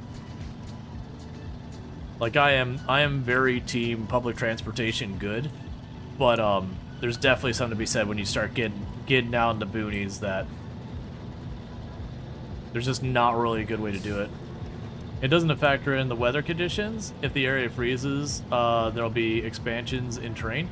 Well, my understanding is once you go under the ground, it's not actually that very far. The temperature doesn't meaningfully change.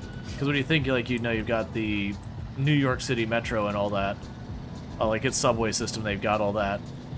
And I don't believe they run into a lot of problems. But yeah, no, I definitely agree. If you were to do something here, it would probably be a rail system and or elevated rail system. That would be my assumption.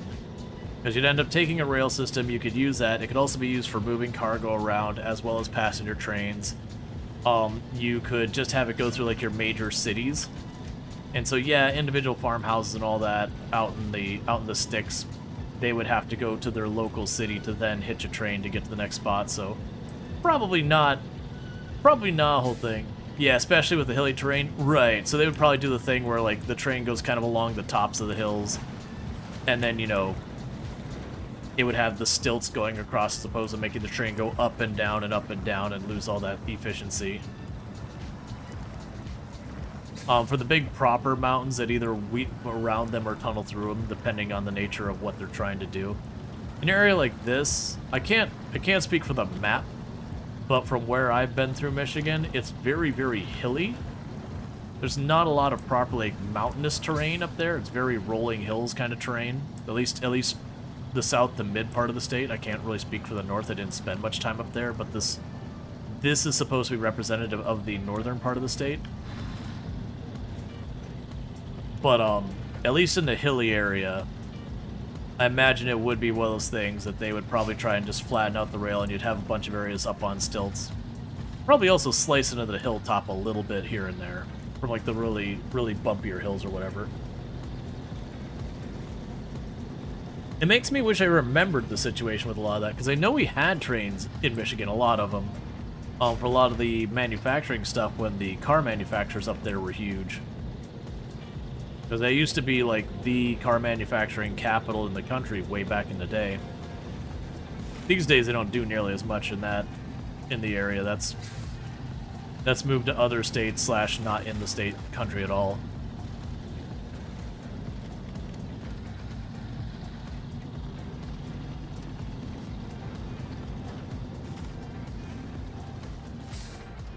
Took a train halfway to Michigan the other day. Nice. I've not gone to ride on very many proper trains. I've ridden on a large number of like subways, metro, light rail, those kind of things. But as far as like trains, it's only been a couple of times. Like Toom and I got to ride on a train on our honeymoon when we were in Italy. We rode a train from, I believe it was from Rome to Florence. And I thought that was great. I am very on board with trains, light rails, metros, that kind of thing, where I could just hop on and just do whatever the hell I need to do, like, you know, pop on, read a book, listen to music, you know, putz around on my phone, get on the laptop, do whatever I gotta do until, you know, it's time to get off to the next spot, versus sitting in traffic. I've spent a lot of my life stuck in traffic. The less I have to do of that, the happier I am. And I have found as I've gotten older, my tolerance for wanting to sit in traffic has simply gotten lower and lower and lower. Like, there used to be a certain amount of joy I got in, you know, riding or like driving around and all that. But definitely as I spend more and more of my life commuting, I'm just like, you know what? I just don't want to go there. There's gonna be traffic. I'll do something else. Like, really? Yep. Just don't want to sit in traffic. I can think of another way I want to spend this afternoon. All right, Suresh, you have a good one. Thanks again for hanging out.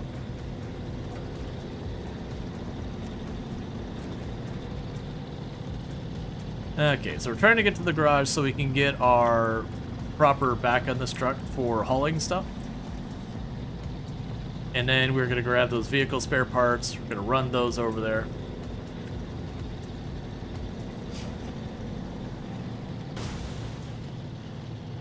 Hit that way harder than I should have.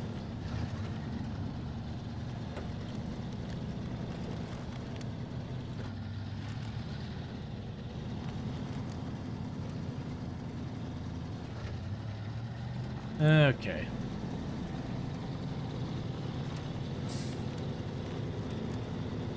But yeah, no, it's been always a funny thing that,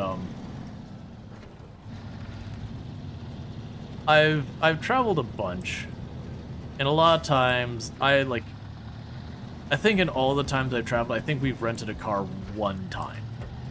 Which is just, by the circumstances of what we were doing, we were just gonna be all over the place, there's no meaningful transit, we just didn't want to deal with Uber the whole time.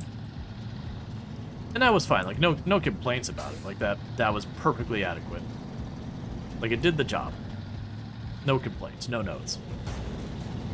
But, a lot of the places I've traveled, you know, I will ride on, like, the Portland Light Rail or whatever, and I tend to have, like, a really good time with it, even in the times I've been places for a number of weeks. And that I'll have people be like, oh my god, it's so terrible, how, like, it's really awful, right? And I'm like, no, I mean, it's transportation. It's not like I'm sitting there being like, this is amazing, this is great, I love it. It's like, no, it got me to A to B, it didn't cost nearly as much as driving a car, I didn't have traffic. Like, I'm not gonna say I was overjoyed about it, but it was certainly better than driving.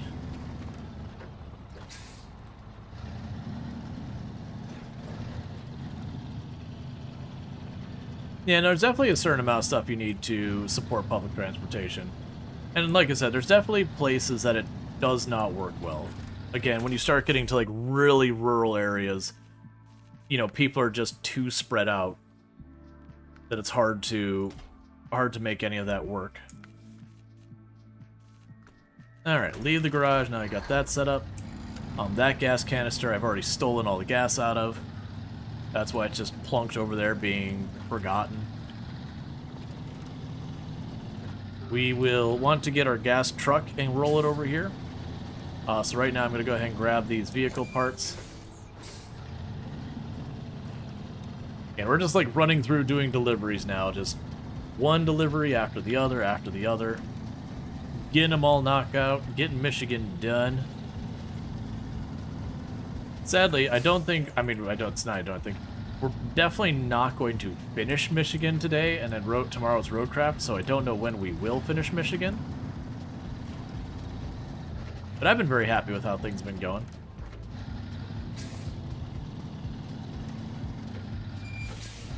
So we need vehicle parts. So let's go here, spare parts, vehicle parts, do this, grab you. Anchor, crane controls.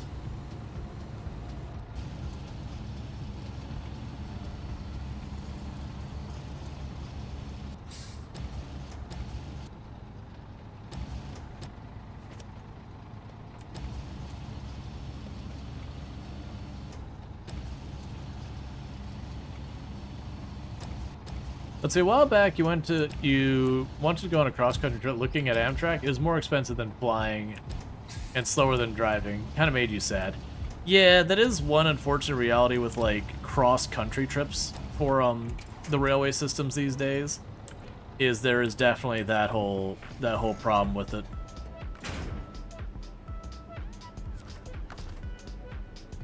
Again, I need 2 things of spare parts. I had my younger brother did actually, because he wanted to go kind of out of his way to, why will you not let me, oh, I actually turned off the engine. You know, he actually, like, wanted to do, not a road trip because he didn't have his car, but basically the equivalent by train, and he did it, which he said he had a good time. His one and only comment was, like, there's no showers on the Amtrak. He goes, I really wanted to take a shower after 3 days. He was like, I really, really wanted to take a shower after 3 days. Which, granted, it stopped in places, and they had ways you could have gotten a shower if you really wanted to. It was just one of those things that, you know, he would have had to put himself out just a little bit to make it happen. Alright, so before we go and drive that over, let's go back over here. Let's grab our gas truck here and get it back into position. But yeah, I see as like taking a cross-country Amtrak kind of thing as kind of the same as taking like a road trip. You're not really doing it to travel per se. You're doing it to... Sorry, I'm being distracted. You're doing it for like a luxury thing. So like when you road trip as opposed to, you know, I'm just trying to get from A to B. That's kind of the way you look at it. So like the person taking the camper van, you're gonna, you know, you're gonna spin by, well, not even necessarily camper. You're taking your vehicle like a van or whatever. You're gonna spin by, you know, Yellowstone, Yosemite, Mount Rushmore. That way you can look at Mount Rushmore and be like, wow, it looked much bigger on the postcard. And then, you know, the Grand Canyon, be like, holy expletive, what? Holy crap, how can this possibly be this big? Brain can't even process.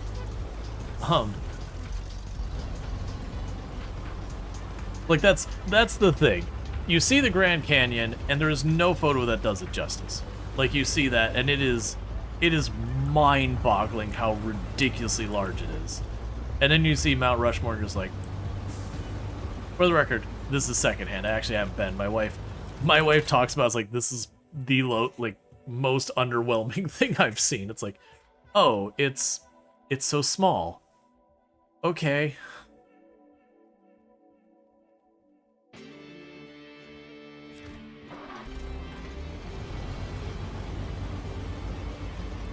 You can go to the Fountain of Youth at Ponce de Leon. Or sorry, the Fountain of Youth was in St. Augustine. And when we're talking about it, it's not a real thing. It's an absolutely... Don't drink from it. You'll get very sick. It is extremely stagnant water. But, you know, it is the quote-unquote supposed Fountain of Youth that they found or whatever. You know, and that's, I believe, St. Augustine. You drink from it, you'll never grow old. You're not wrong. You might get dysentery, and who knows what else. Because that's the kind of water you look at, it's like, man, I don't want to put my hand in that water, let alone drink it. It's like, I don't know what I'm getting, but I'm getting something added in the deal from touching that. That is some real nasty water.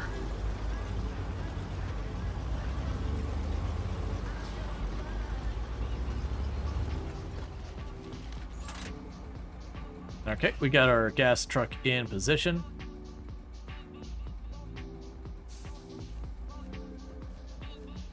I don't use this menu. Fleet Star.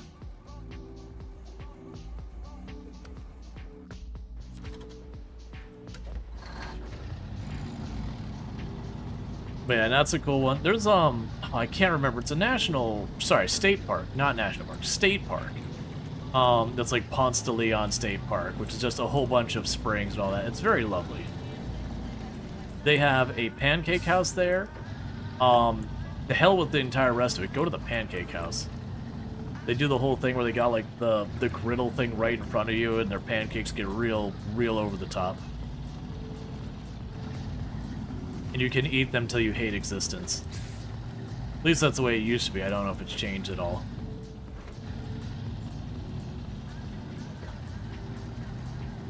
There's also, like, a lot of historic stuff there. Some of it's definitely informative history that's more informative and very much less fun. Very, very product of its time kind of thing. Alright, so let's go ahead and reset that. You need the spare parts at the logistics base, that's fine. That's just going over this way again. Oh, on our return trip, I still haven't grabbed well. We should grab well. We'll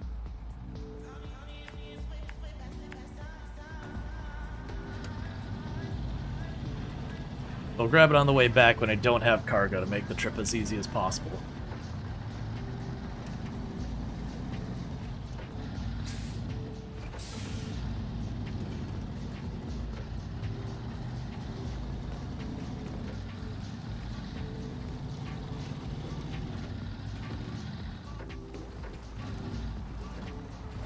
Okay.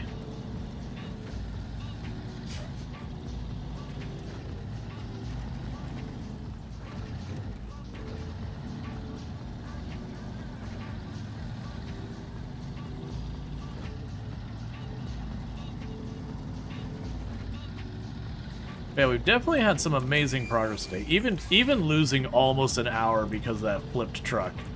We've definitely had a very productive day. A lot of it's been just grabbing one objective, running it over to the art place, grabbing another objective. There's also been a decent amount of get vehicle that's for logistics purpose, moving it from A to B. It's also been interesting in that yesterday when we played, we were kind of all over the different maps, running around, getting what we can done.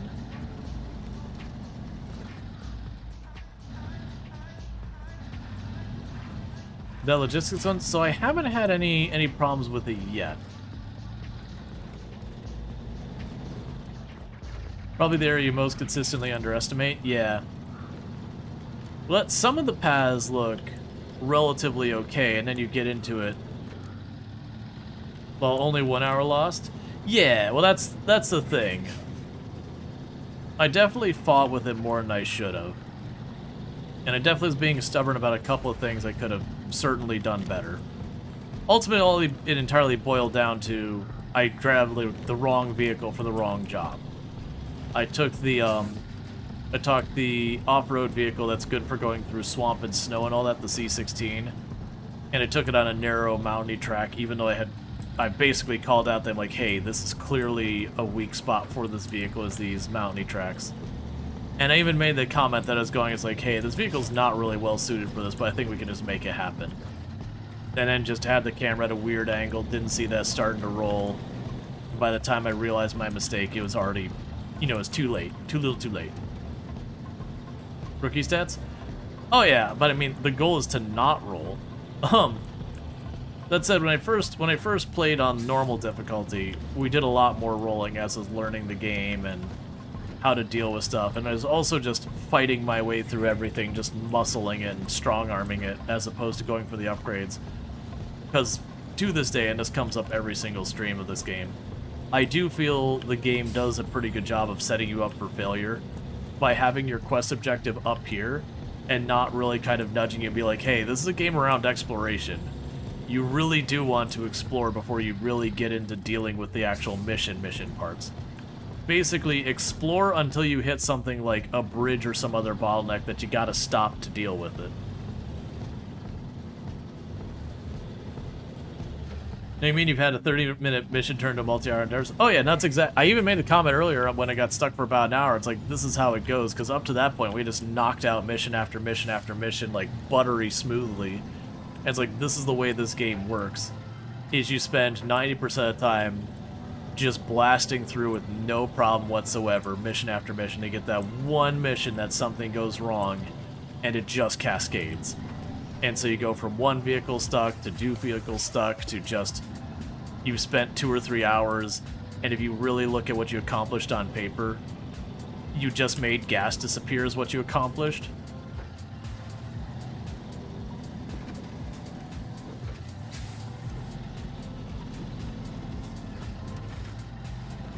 So it's a whole thing.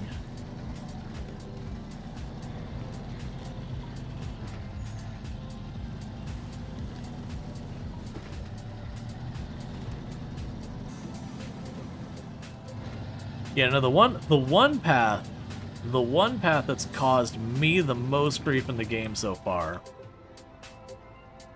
is right here. Right in that area. That area has caused me hell so many times. Like, these other ones, not a problem, but that area, there's a good couple of spots where they put, like, a rock right up onto the path, and then it drops off the other side. And so if you go too far up, you slide down the rock and you go off the side. If you go too far the other way, you just go off the side. There's a good 2 or 3 places on both the top and bottom path that get super dodgy. That it's really, really easy to tip over and roll a vehicle. Those are the 2 that have caused me the most grief. Like, don't get me wrong, there's a lot of places that you can get stuck in the mud. But genuinely speaking, most of the time when you get stuck in the mud, as long as you don't go too wild, you can recover pretty reasonably. But when you roll down a cliffside, you are effed. Because 1, your vehicle bangs itself like the whole way down.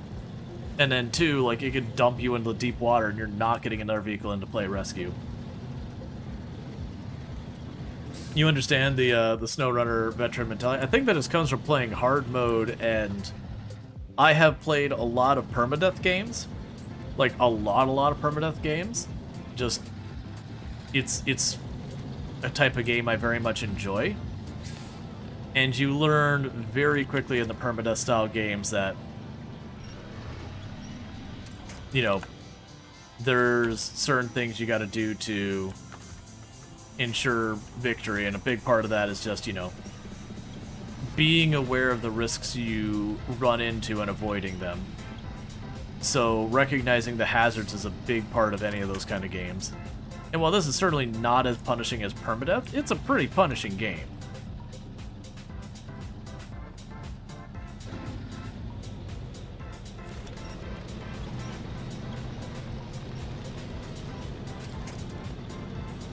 So it's kind of recognizing, okay, what are the things that get you in trouble? One, going underwater. That one's usually a pretty easy one to avoid if you can't see the bottom of water. You know, either don't do it or be very cautious and like kind of test out the depth before you just kind of go for it. That's one. That's a pretty avoidable one.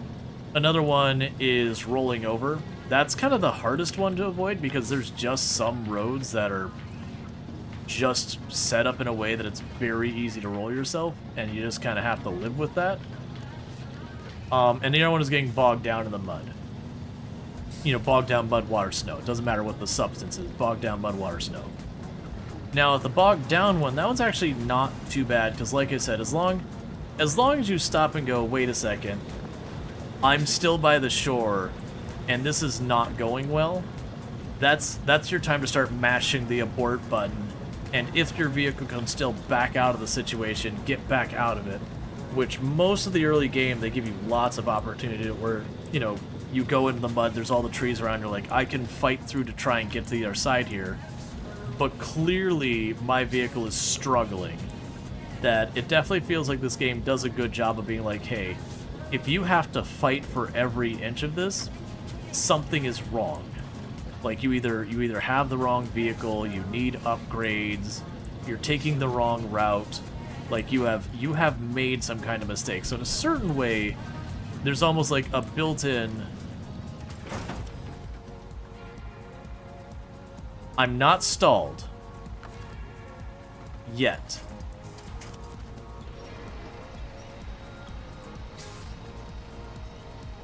So we are okay.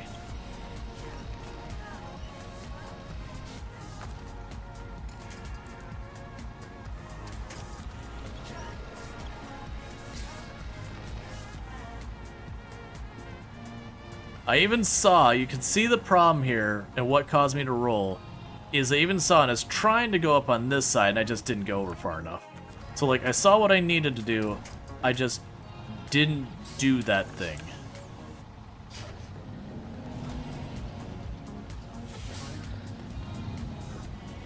Luckily, I even have the crane here. The challenge is going to be finding an angle. There we go. Finding a way we can get ourselves to sit flat. Instead, getting an angle to sit flat. There you go. Alright, so activate the anchors. Grab the crane.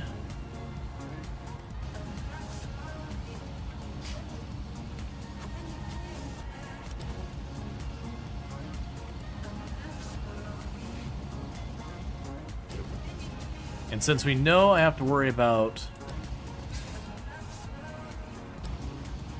you know, tipping over that side, I'm trying to drag this around the back. I forgot this thing gets to have like the strength of a wet noodle when you get to full extension. So I'm just trying to drag that over there.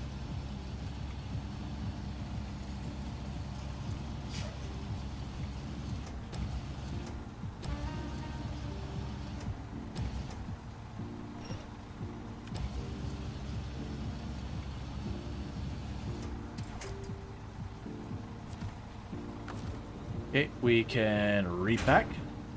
Train.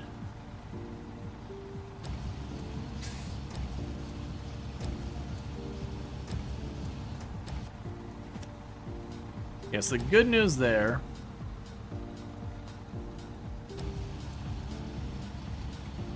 was just the fact that I didn't tip over so far that we stalled. If I did stall, I've got other vehicles here. This wouldn't actually be that hard of a place to recover. It would have been annoying.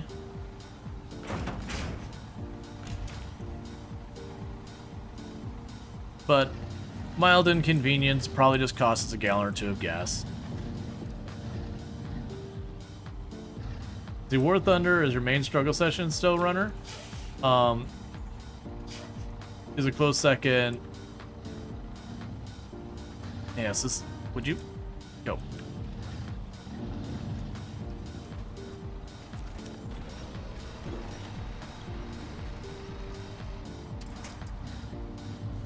Why are you tipping so hard here? We just did this route, and I did not have to fight with you nearly much. Let's low gear it this time, because a big part of it is. Why are you tipping so aggressively? Well, the downside is that is stalled. So we are grabbing our P16, getting you.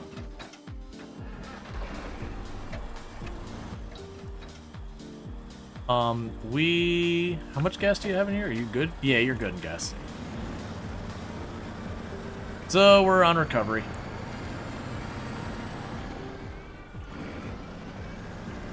That's the area you always seem to flip? Yeah, no, we just did that route a couple minutes ago and had no issues. And then, like, I rolled it and I recovered it, and then it kept, like, trying to lean over. I kept doing the thing where I snapped the thing. I think I just needed to either choose farther on the right, as I think I needed to do. But regardless, that's fine. This vehicle is well suited to cutting across a lot of this terrain, so we'll just beeline over there. Flipping it back shouldn't be a problem. We do have the crane on the vehicle, so we can just crane it and not have to worry.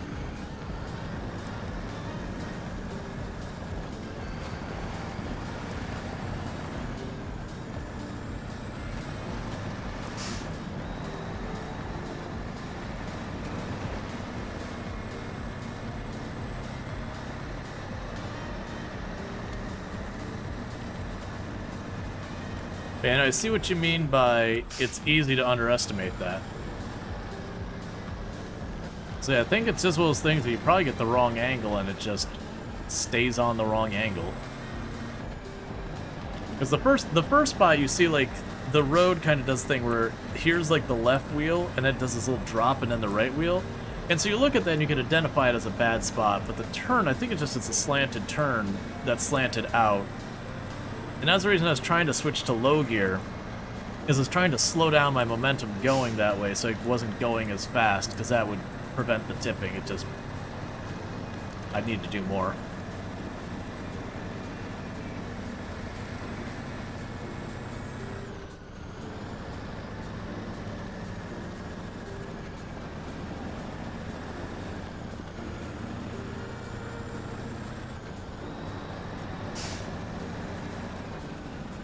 Hey, Daka, how's it going?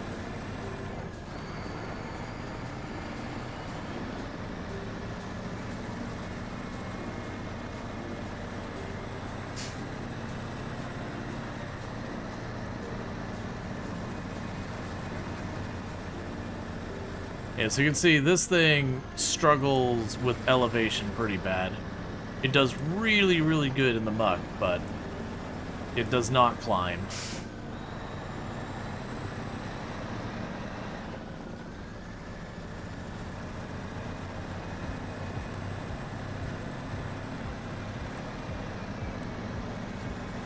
It also does not believe in go fast, but I'm okay with that.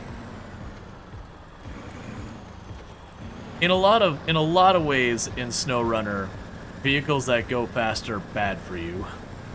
They will get you in trouble because you'll go too fast and then hit a bump and damage your vehicle, or you'll have it where it just like lurches real hard and you'll end up going off an edge or something like that.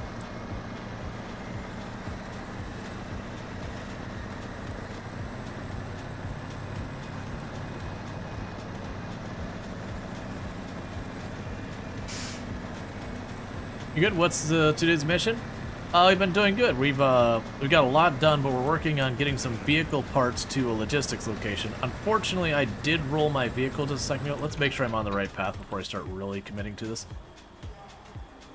Yeah, so we need you up here. And that second part of that route, probably not going to be that much of an issue with flipping this thing. It's got a much wider base. But it's going to be annoying with the verticality. I'm going to end up having to fight it with the winch a little bit. Shouldn't be too bad, though.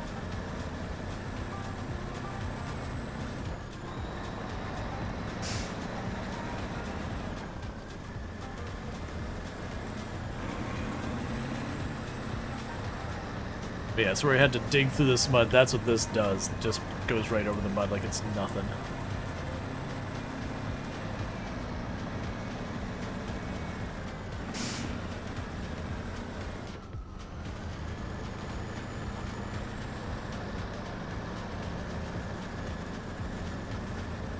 Okay.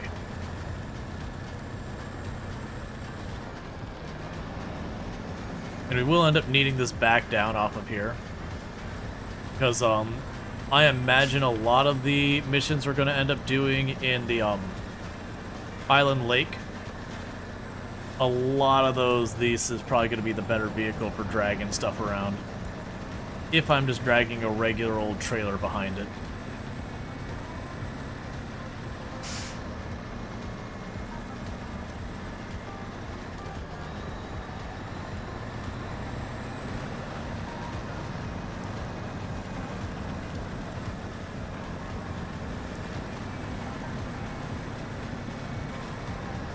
Okay, so just up ahead is where we tipped over the first time that I recovered.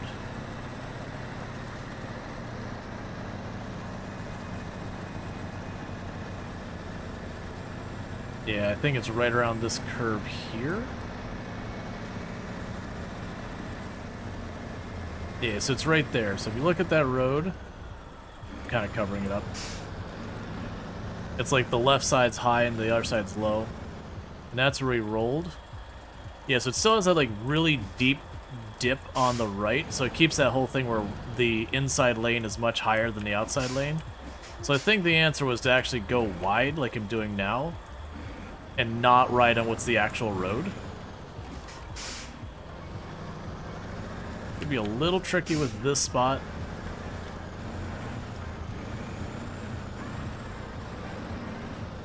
I think in this case we're best served if I just drag this thing down the hill.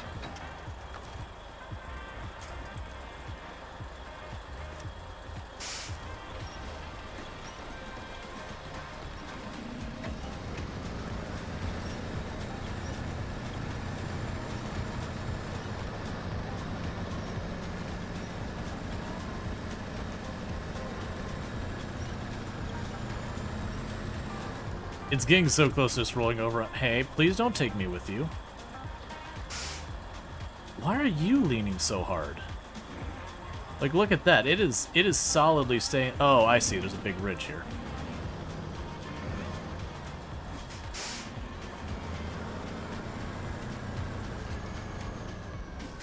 Don't mind me. I just need to get to this side of you so I can pull you back up on your wheels so you can go back up that hill, crane back on those packages. Get that turned in since we're right here.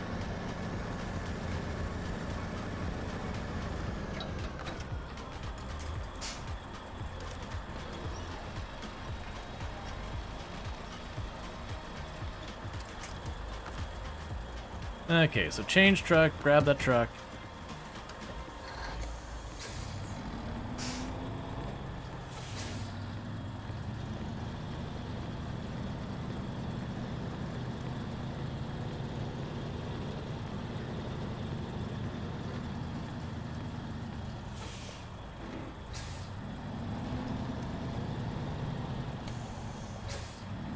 The other thing that's going to be difficult is where that's in such a weird slope. I'm going to have to pick up the stuff. Yeah, so you actually get a good view of just how tilted that road is from this angle. And that's not even, if you look a little bit farther down where that little red bush is, reddish orange bush, that my bumper is against now. You can actually look and you see it goes at a pretty steep angle, and then it drops. And that's the thing that gets you in trouble there, is it's got a pretty nasty slant right there. So what we're going to try to do is, as best as possible, I'm going to try and pull... I did dump those in a bad spot.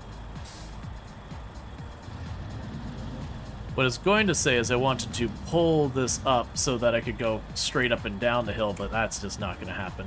So I'm going to lean up against this tree and hope that works. So activate this, grab the crane. Go for the worst one first.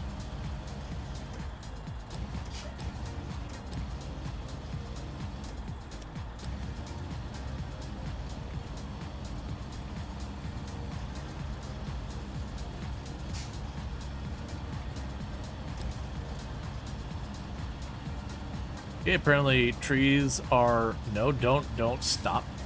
Rotate. Rotate. I know. Okay, I guess actually this time the tree is being solid.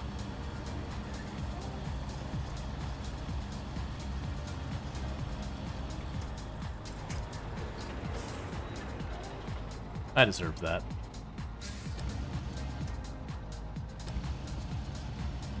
I've gotten away with a whole lot of just chucking stuff around, so it's being extra over the top.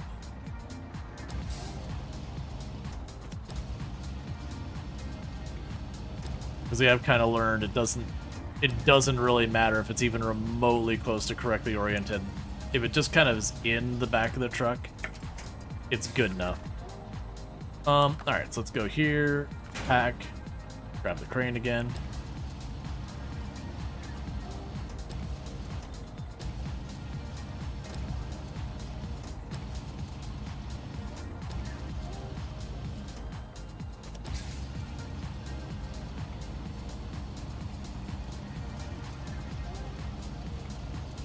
Dragging nice and low, and RoadCraft is amazing so far. Yeah, from what I've seen, it's good. I am going to fight all the temptation and not play it until stream tomorrow, which is going to be immensely difficult.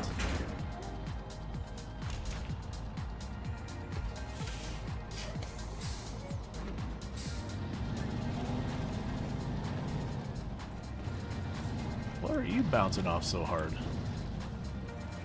A couple rocks. Alright, Luxury, you take it easy.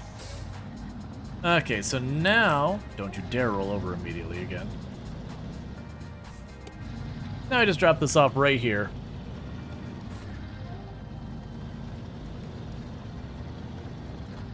And that'll be another objective done.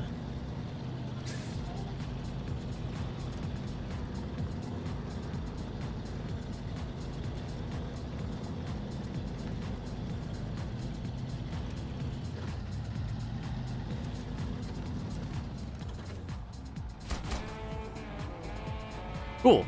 We have maintained... Oh. Oh, well, if I knew that, I was going to steal more out of that maintenance thing. It's fine. Alright, so... We need to deliver to the warehouse the curbside trailer. We also have the well quest over there. You forced you to finish building the bridge in Ontario before jumping on?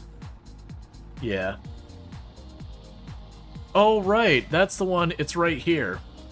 Because I tried to do that before we had any of our upgrades. Came to the realization that that wasn't going to happen, so we just ditched it and moved on. Alright.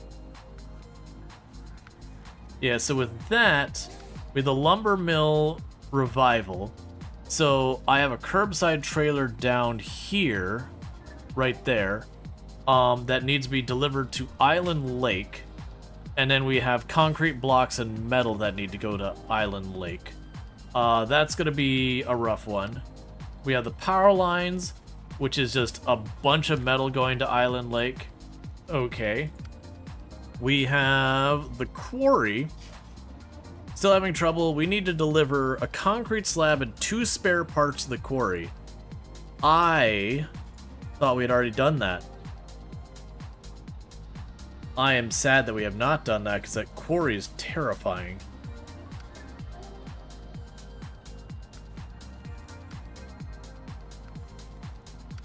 In material order, you want me to deliver a bunch of stuff to a bunch of stuff. None of it's over here. So regardless of what's solid foundation. Let's check solid foundation since we're sitting next to it. You want a concrete slab. Truck with a crane is recommended. Let's see, Life of a Recluse seems to be catching on. A guy wants to build a house in the middle of nowhere, and he's got a shipment of concrete slabs he wants to use for a foundation. Can you call him up there?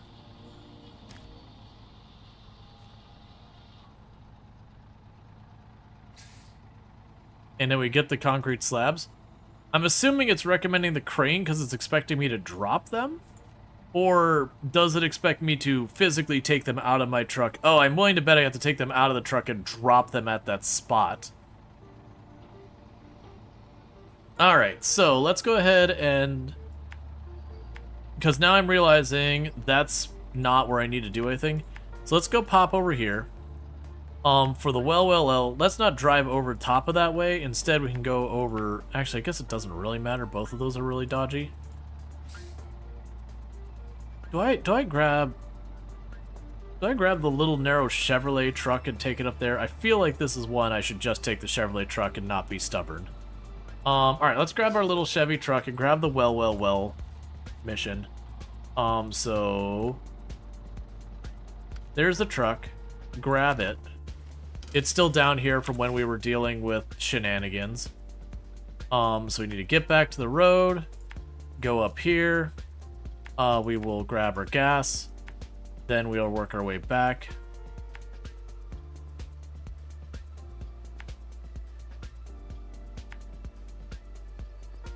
Honestly, let's go down this way, pop over here, pop over there, and go up to well.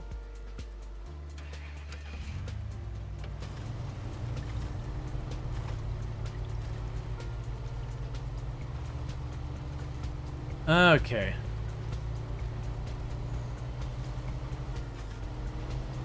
You can explain? No, it's okay. My assumption with that is we get the concrete slab from wherever, and it probably has you drop it off at location, which is probably why we have it. There's also a possibility that there's a specific concrete slab that's laying on the ground like we did with the machine parts. We can figure that when we get there. What is going to happen here in a moment, chat, is we're about to hit our ad break over here on the Twitch side. I have got to use the restroom in a big way, so when that does happen, I'm going to pop in the restroom real fast. That's fine, I didn't want to have that working anyways. Working parts.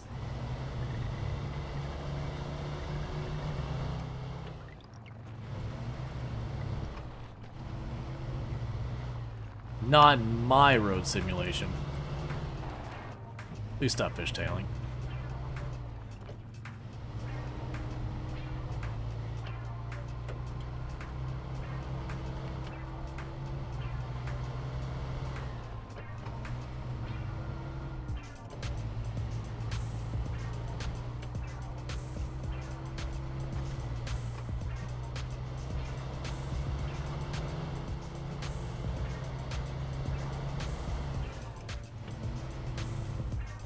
Unfortunately, it seems to be we can only repair a vehicle when the things are hooked up. Oh, actually, you know what I can do?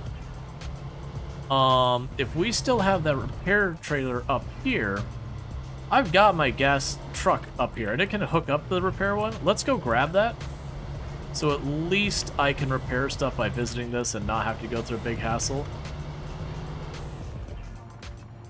Because I want to say, don't I have the service vehicle, like, right... Oh, I have no idea where it was. I thought it was right here. Fine, never mind.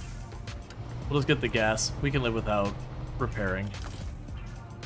Okay, so refuel.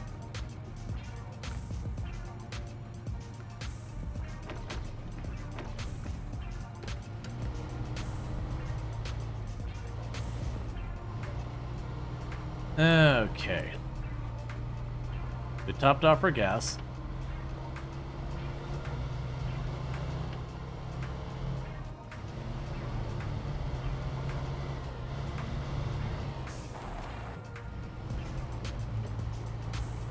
And then grab well.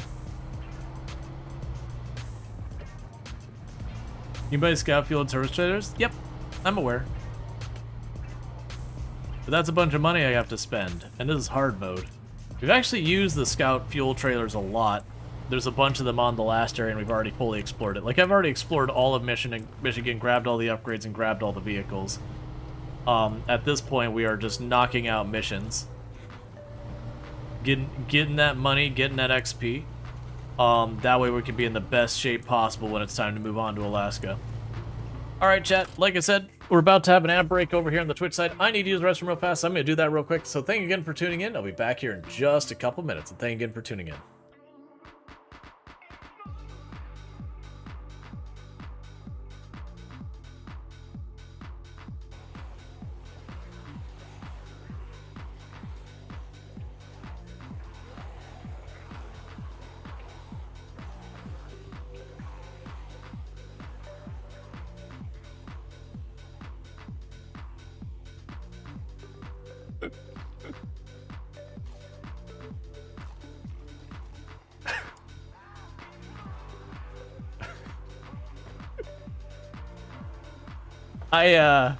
I'm pretty sure I just got Brildain killed.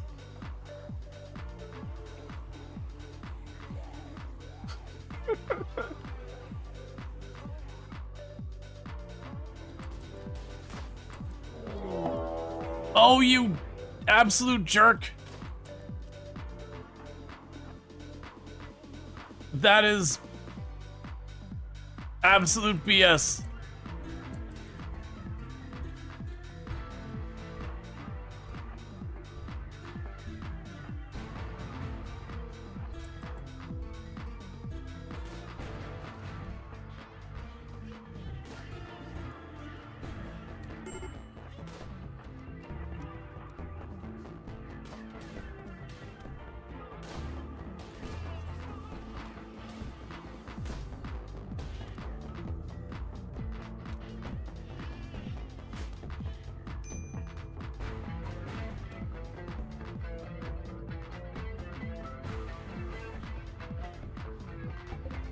Will had the plan. He shot the rhino next to me. We could do it. We could do it. I think I can. How's that gonna work? That's how that works. Excellent. Oh, I'm sorry. Is that box facing the wrong direction? You just can't do it? Here. I'm sorry. That's my mistake.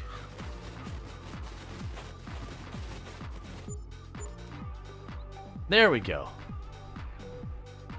The gap to see the full damage. Oh, they're probably popping through that gap. I'm just trying to get the ones that get all the way down here.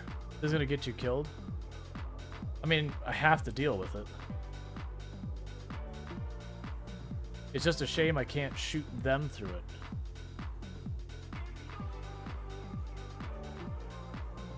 Actually, tens of thousands.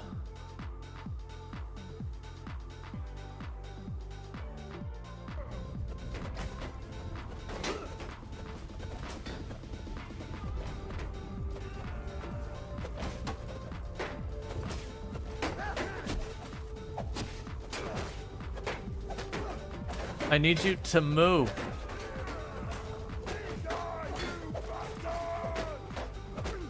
Let me in. All right. Can oh no, I can't get out. There, get out.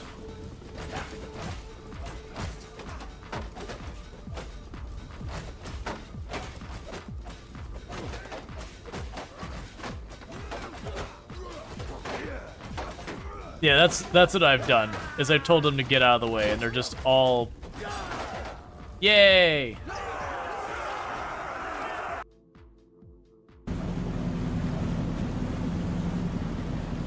Oh yeah, that's exactly the kind of thing Drongo is doing all the time. It's just my axle underneath the barge, don't worry about it.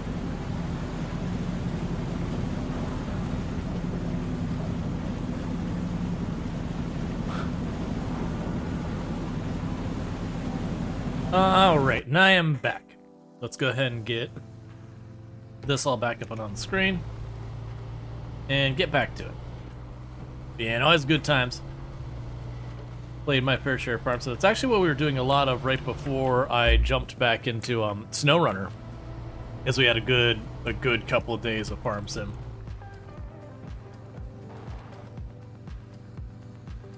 But see, if you ever play Expeditions, you would know they ruined the game ruined the in-game economy. I mean, I did play Expeditions. I didn't get super far because when it first came out, it was pretty buggy. And while I enjoyed a lot of what I did play, it got very repetitious very quickly. And I wasn't as sold in the whole, you get your operator, you get your handful of things, and you go on an expedition, you do your handful of things, and then you leave and you do a new one. I much rather prefer the SnowRunner thing of, you just go to a place and you work on it until you're done with the place, or you decide to go someplace else. Like the whole like, you know, you're funding an expedition to go do things. Like they did a lot of experiments with expeditions, and it did feel a lot of those experiments did not pan out.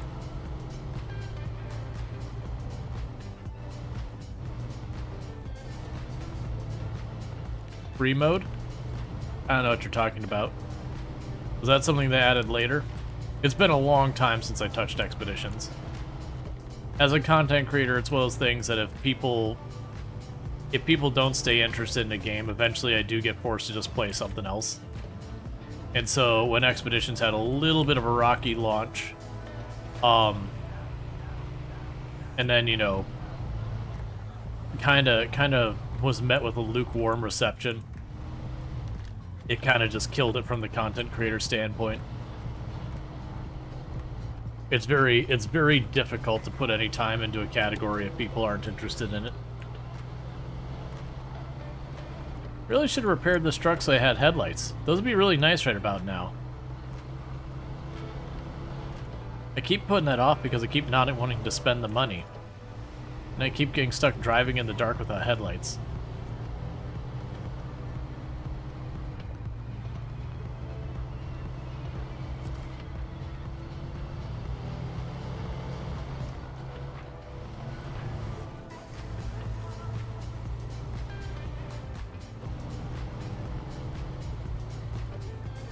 Yeah, and I agree, Doge, that it's, I really wish with Expeditions, it was you would just take it back to your base camp or garage, and then you could, like, retrofit your vehicle with whatever you've unlocked, purchased, that kind of thing.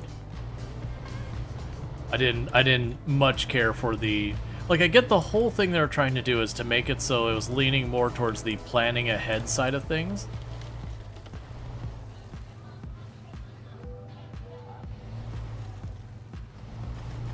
That you'd plan the whole thing, choose the operator, do all that. So like you really couldn't just go in half-cocked and figure it out. You actually had to have a plan. But I feel like that took too much from the game. That as a player, it gave us a lot less control, and that made it feel bad. Like, I don't think it's a bad game, to be clear. It's just, it definitely feels like it's a much more of a niche game.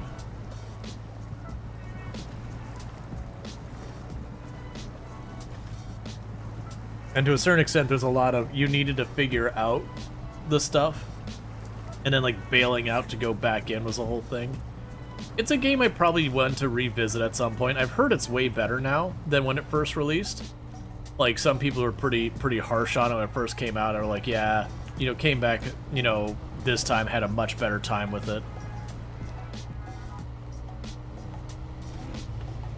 But partly could this, you know, the expectations were lowered, because that's definitely one thing that can happen to a game, is when your expectations get too high, it doesn't matter what they deliver, it's going to underwhelm. The expectation gets away from the reality.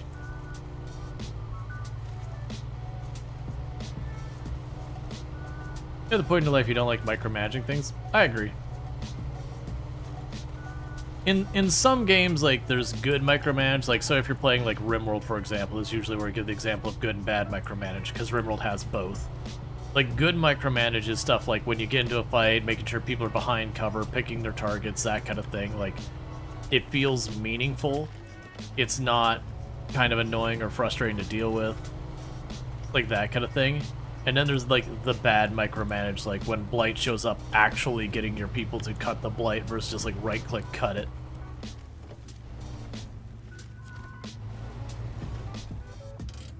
Okay, well. Old Bill Anderson lives way out in the woods. He's kind of an oddball, but we try to help him out when we can. Will you help deliver everything he needs? He needs both the Tamagotchi and the Digimon. Gotta get them monsters. Not the Pokemons, though. You said those are the devil because they got psychic powers. Oh, literally you just want one thing of vehicle parts, that's fine. Alright, well for right now, we're not going to do any of those things, and instead we're going to grab the Fleet Star. I'm going to take you. And I just wanted to grab that, so... For... what do we even have selected? So we have Nord's concrete slab. So judging by this circle, there is a concrete slab dumped on the ground somewhere down here in the circle. It's probably in this area. It's probably right there. That's probably it sitting right there. But we grab the concrete slab from down here and we take it up there. But before we worry about any of that crap, I need to get you back off of this hill. And get your gas topped off. Which actually, let's backtrack this. We'll have you go down here, and we're gonna have the gas truck move down to this area. Because we're gonna need to start heading that way soon anyways.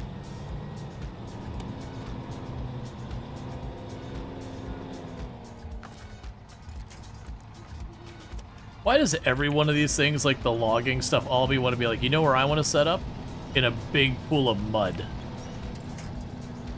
I could build this literally anywhere. Like this logistics camp, I could put it anywhere, but what if I put in a big pool of mud? No, not on the berm, we can't cut any trees down. That'd be right out. Instead, the big old pool of mud seems perfect.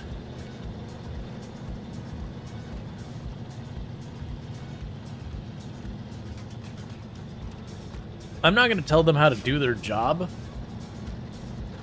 but I am sure they're doing it wrong. Or like, I'm going to build a logistics center. No, I could put it near any of the main thoroughfares or roads. I could do that.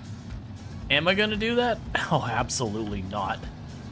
I'm going to find the most out-of-the-way mud hole I could possibly find.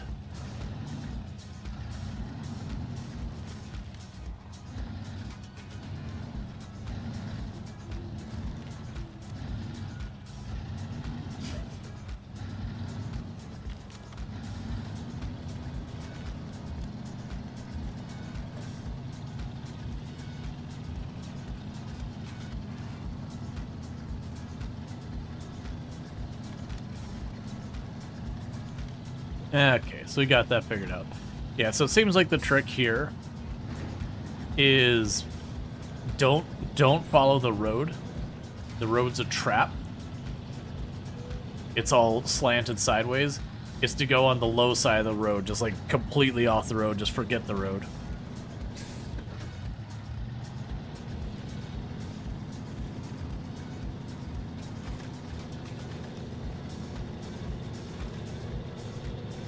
One of the major issues the expedition had was taking 7 months to add co-op. You feel like it had co-op from the start, it would have doubled the sales at the binding minimum. Yeah, no, I don't disagree. I feel like a lot of the negatives that Expedition ran into would have been mitigated by the fact you could play with your friends. Because for me, the big negative, there's some bugs. I didn't get really bit by hardly any of the bugs that I recall. for me, the thing that kind of killed it for me was it felt like I kept doing the same contract type again and again and again. Like there was just very little variety. And you really, really feel that when you're playing on your own. Whereas if you're playing with a group of friends, the fact that you're doing all that chaos with each other and all that does mitigate that a lot. Now, I'd still be playing as a solo player, but it can be a thing that, like, if more and more people around you are negative about something, it can have an impression on you, and same with the other way around. If a lot of people are having a far more positive impression on something, it can certainly influence you. Not that it'll change, like, if you're just genuinely not having a good time, and your buddy's enjoying it, you're still probably not having a good time. But it will still influence you a little bit.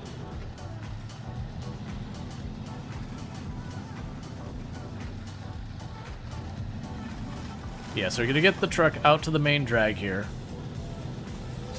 Move the gas truck up. And get this gassed up.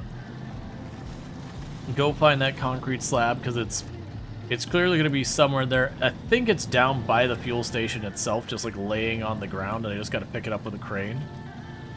But then once we do that, we take it over to Norton's house and get that knocked out. I am curious if it's going to be one of those things that, like, we put down the slab for Norton, and it's like, okay, cool, I want planks. Okay, well, now I want consumables. Okay, well, now I want fuel. I don't think so. I think it'll be a one and done. Most of those side missions have been one and dones.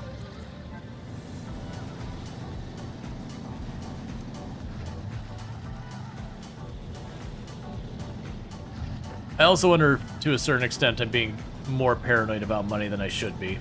Because right now I have about 100,000 sitting in the bank.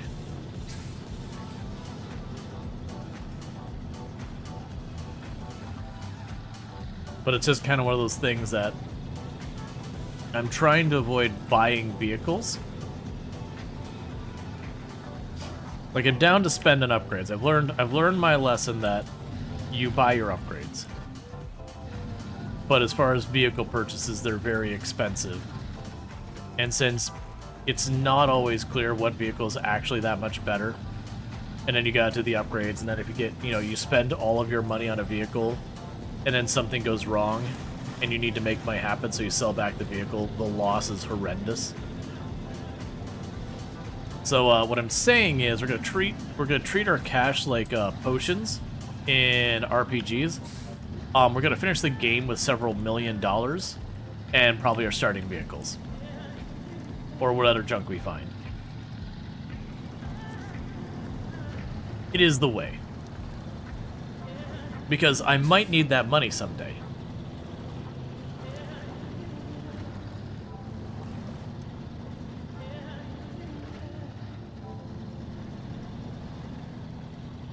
Alright, so we're about to get to where I said I was going to have the gas truck meet us.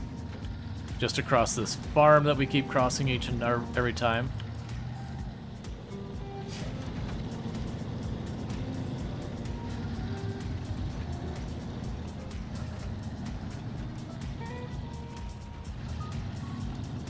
I heard you could exchange it for in real life mortgage payments. Yeah, certainly it's got some value. There's got to be something you use that money. We might as well save it until we know what we need it for.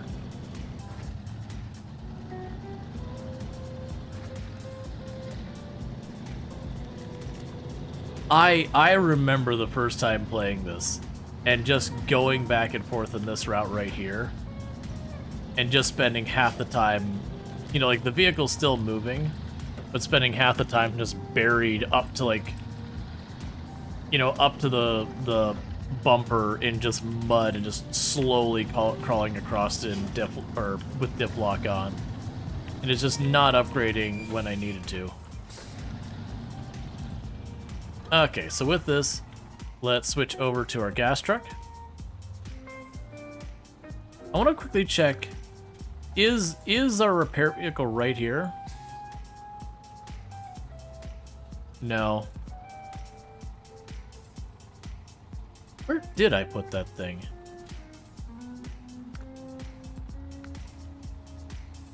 Service trailer, not that one. Service trailer. Oh, right! We drug it down there to repair the White Star because I misunderstood the mission. I thought it was like, we needed to repair it and bring it back. And then I repaired the thing, it's like, oh, I still gotta drag you back. It's like, that's fine. Like, it didn't cost us anything, we still just repaired it like we were going to. I just did it kind of out of order. But yeah, so it's a little low on service parts, so I just kind of tucked it in the woods until I happened to be going through the area and need it.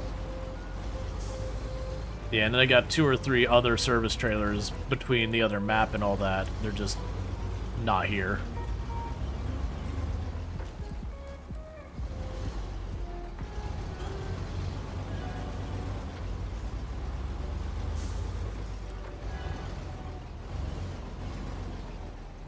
Have you ever played Digger? Oh, if it's a racing game, the answer is probably no. Generally speaking, I'm just not really into racing of any kind. I used to play like Need for Speed, like I think the last one I played was Underground, like back in the day. It's just not my thing. While I enjoy simulation games, racing was, you know, it was fine. Just not really my thing. I would much rather simulate something and work through it on my own time than zipping around the track and all that, because I was also the kind of person when I play a racing game, I was not the kind of player you wanted to play with. I was very much, you're trying to pass me and you are meeting the guardrail, and I usually figure out a way to do it where I don't get knocked out as well. Which I understand, like the really realistic ones, like the Formula 1 style ones, you can't really do that. Which is why they're boring and I don't want to play them. I'm teasing. They're just not for me. I'm much more into like the Mario Kart, high octane, F-Zero, someone's passing you, well, they're about to have a real bad time.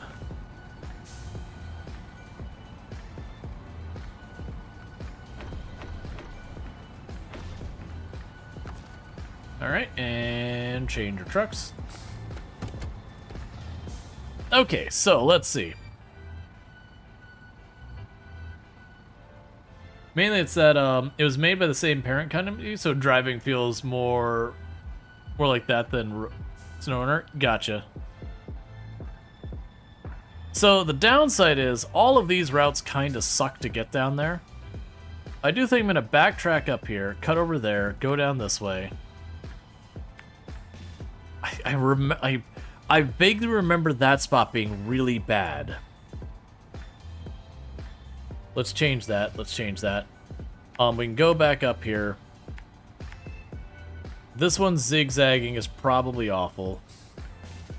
Fine, we'll go the long way around. Often the long way around is the correct way. Okay, my suspicion is that that is a concrete slab. I don't know it's a concrete slab.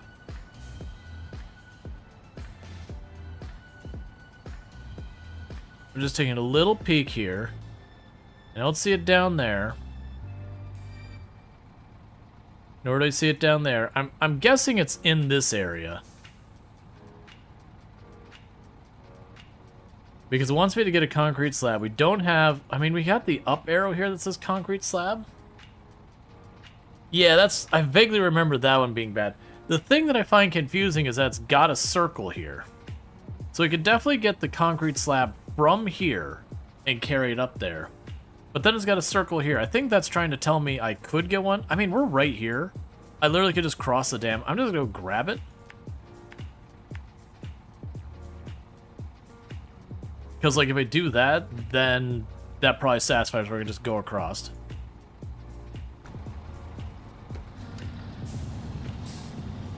Because also, I'll literally pass the,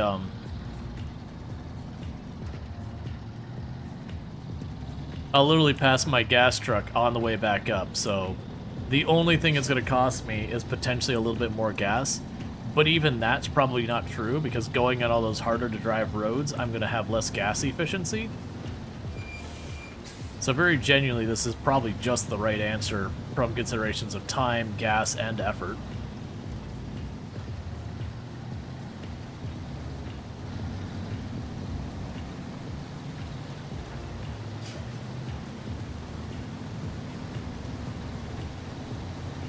No, that said, we could just definitely cross that river there.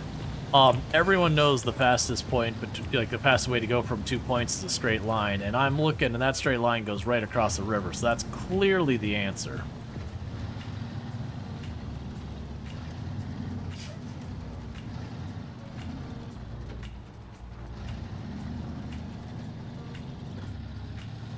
Okay.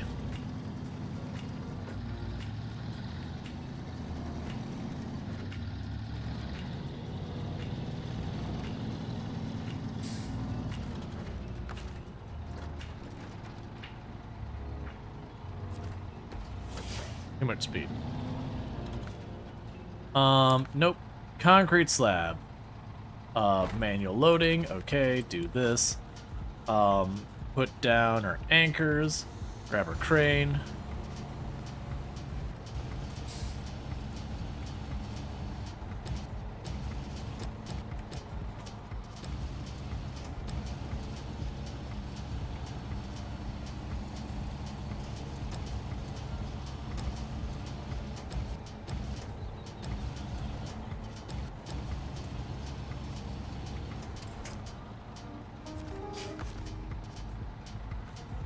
And pack it away. Let's reset the crane. Alright, so with that, we go back out here.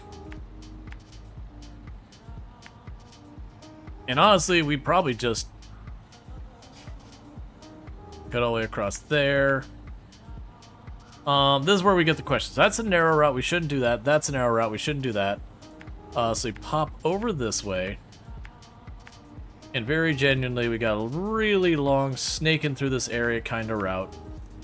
Interestingly enough, it still shows the circle down there, which is a little confusing.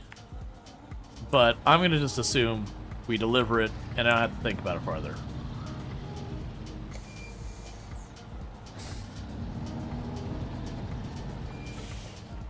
But yeah, and I remember putting lots of hours into stuff like F-Zero and Mario Kart. And I know I played a little bit of the first Need for Speed when it came out. The only Need for Speed I actually put any meaningful amount of time in was Underground. It is kind of one of those ones that, like, you know, I had a relatively good time, but was it a game that I'm like, oh man, I cannot wait for the next of the series? It's like, nah, I'm good. There was, I think it was High Octane or something like that, which is like a super old one where you had like stuff that looked like it was out of Star Fox, but you could shoot each other with machine guns and missiles and all that. But none of those games, as much as I did play them, they were never that game that I'm like, oh man, I cannot wait to play more. Like, you know, back in those days, like Chrono Trigger was a game I couldn't wait to play more. Final Fantasy 6/3 was a game I couldn't wait to play more. Final Fantasy Tactics was up there. Castlevania. A lot of the Castlevanias and Mega Mans back in the day were all in that area. Metroid. Legend of Zelda. But like the racing games just never really hit that hard.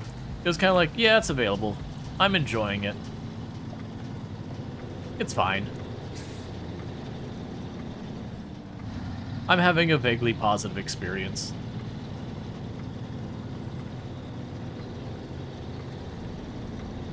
Like, I see what people see, like, what people's appeal in them and why they enjoy them so much. It was just, I really wish it default to the tank. Not cause me like, you want to take it out of the engine? It's just never one of those ones that like really, really stuck with me. There were a couple of weird racing games I got into.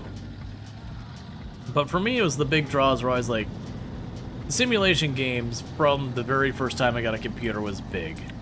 A lot of the like RPG, tactical kind of games, 4X strategy, those were big for most of my life. Granted, I also used to play lots of RTS games, real-time strategy. I haven't played any of those in a long time, though.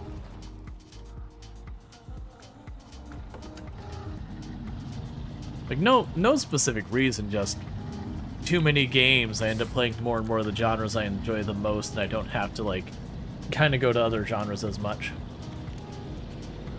Then there's been newer, like, more genres added to the industry since I played. Like, I used to play a lot of the turn-based 4X strategy games, like Civilization. But over years, I'd honestly say automation games kind of filled that gap for me, even though they're very different games. But, like, just for the depth of complexity and scale, like, the automation did a better job of scratching that itch for me than the 4X strategy games. Because usually you figured out some way to start breaking the 4X strategy games, and once you kind of learned it, it got weird to try and actively avoid certain strategies. And then, like, some of them, there were just way too many ways to break. Like, I've loved the Civilization games forever. Is this the RoadCraft waiting room? Yeah, I will not be waiting all the way to the moment RoadCraft goes live, though, because at some point I gotta go to bed, so that way I can play RoadCraft tomorrow. But yep, we are chill until RoadCraft B. Which what'll end up doing is at the end of stream, I already, unless they wrap earlier than I'm expecting, like 99% chance I know who I'm raiding after stream. You know, barring some unexpected twist on their schedule or whatever. Because they got early access to RoadCraft and they're a friend of the channel and all that. But, we can worry about that when we get there. Right now, Norton needs his concrete slabs. Because they're not going to deliver themselves. Not yet, at least. I might off-stream get back on the not hard mode save and just work on that so I can get that itch of, you know, playing this without spoiling RoadCraft for me. Because I've just been in the mood to play the style games so badly since we started streaming again. And, like, there's a wind down time I have after stream where, like, I'll finish stream and, you know, presenting and all that. And so you kind of have to, like, lower your energy. And some streams I got a lot of stuff I have to do after stream, like a lot of admin stuff, and then sometimes I don't. Today is leaning more in the don't category versus the do category. And so sometimes I'll play like an hour-ish of game. Usually I'll play what I'd call an ant farm game, which is a game that I can kind of poke at a little bit and just let run, and then poke at a little bit and then let it run. So you like a lot of your tycoon style games and that. But when the heart's set on something, that's a much harder thing to not do what you want. Let's not turn that sharp. Let's flatten this out. We don't need to roll another vehicle.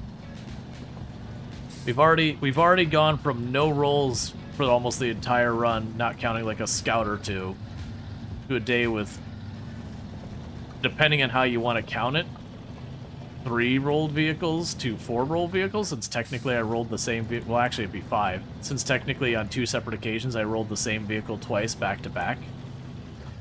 It's been a much more roll vehicle kind of day than the past couple streams.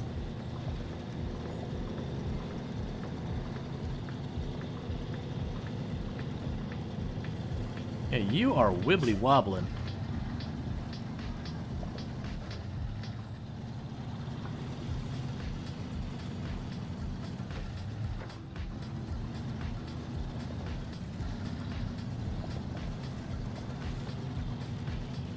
So you chose the company name Huff and Doback. Interesting. I don't know what we're gonna name our RoadCraft company. It's one of those things, like, maybe I'm just not remembering. I don't remember. Did we have to name our company in this game? If we did, I completely have forgotten what it is.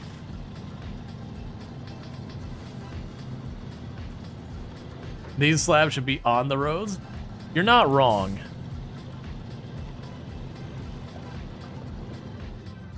It would be kind of amusing if in RoadCraft, it's not that they like literally had the same map, but it would be kind of neat if they took a map like the Michigan map in here, but you know, it's after you fixed everything. So you just pick up where you left off in the Michigan map in RoadCraft, but like all the roads are still jacked up and all that.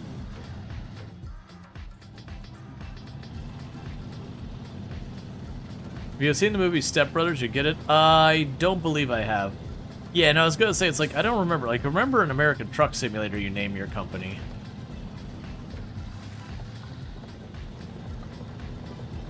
I already have a pretty good idea of the type of name I will give it. There's a similarity in names I tend to use in a lot of games, whether they're like tycoon games or whatever. Not always. Like, there's certainly games that doesn't work as well, so I'll deviate from it. But I'll leave it for people to wait and see. Also, so I can maybe flesh out the idea a little bit better. I know the first two words of the name. Just got to figure out where I want to take the rest of the name.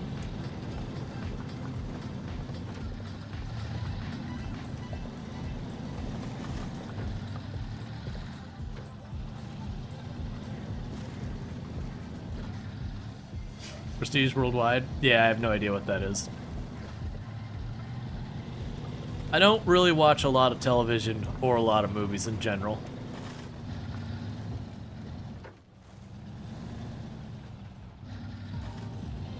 Look for Caltrans and spend the entire time looking at the problems.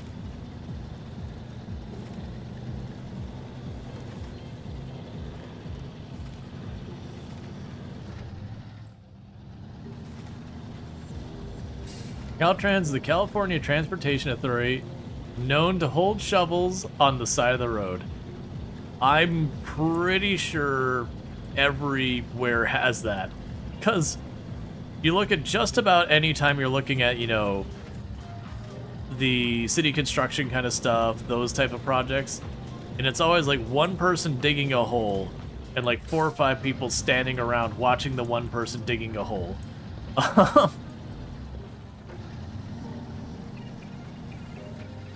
And you're kind of staring, it's like, you know, one of the other of you could, you know, get your shovel down there and help poor Bill down there. You know Bill's got a bad back, right?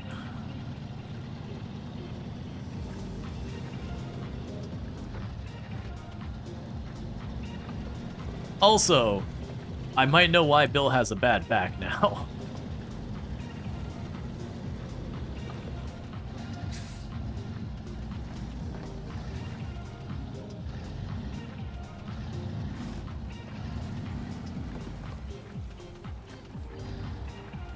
Will Ferrell, I can enjoy the occasional Will Ferrell movie. I haven't watched anything that he's made in a long time, though. Not, like, out of avoidance or anything, just like I said. I don't really watch much in the way of movies. Like, I'll go out of my way if a particular movie interests me. Like, you know, while there has certainly been some misses in the Star Wars movies, I very much still enjoy them a great deal. I went out of my way for Gravity to see it in IMAX. Do not regret. Also horrifying, but also don't regret. It was amazing, and space can go burn in a fire because that movie got amazing and incredibly uncomfortable seeing in IMAX. Just seeing yourself get like hurled out into space with whole panoramic view thing going on. You're like, yep, this is a nightmare. That's what this is. This is a nightmare. This is 100% fear going on right here. Doom was with me and she just like tensed up into her seat because she is very much team, if you had the opportunity to go to space, would you? No, never. You couldn't pay me. She is very much in that team. I would take the opportunity to go to space as long as it's like a reputable company and everything was on the up and up. There'd be definitely some level of anxiety because the human body is not well suited for space travel.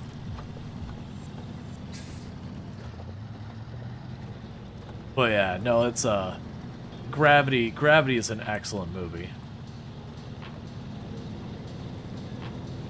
Even if you have to really be like, you know, for all the science they get right, there is some real egregiously wrong science. And that I'm okay with. It's a movie, it's entertainment. the only thing that annoys me with gravity from the, like, correct and incorrect science. Like, they have the whole thing that, you know, when you cry in space, the fact is the tensile strength of water, so far as, like, it wanting to adhere to stuff, is actually stronger. So if you cry in space, it just sticks to your face, it doesn't float away. But it doesn't make for as good cinematic. That's fine. The only one that annoys me, not well suited to space travel compared to what? Hunks of rock? I don't know. Life on Earth is not well suited for space. Even bacteria are not well suited for space travel, that the radiation tends to kill the vast majority of them. Space is a very inhospitable place for living creatures.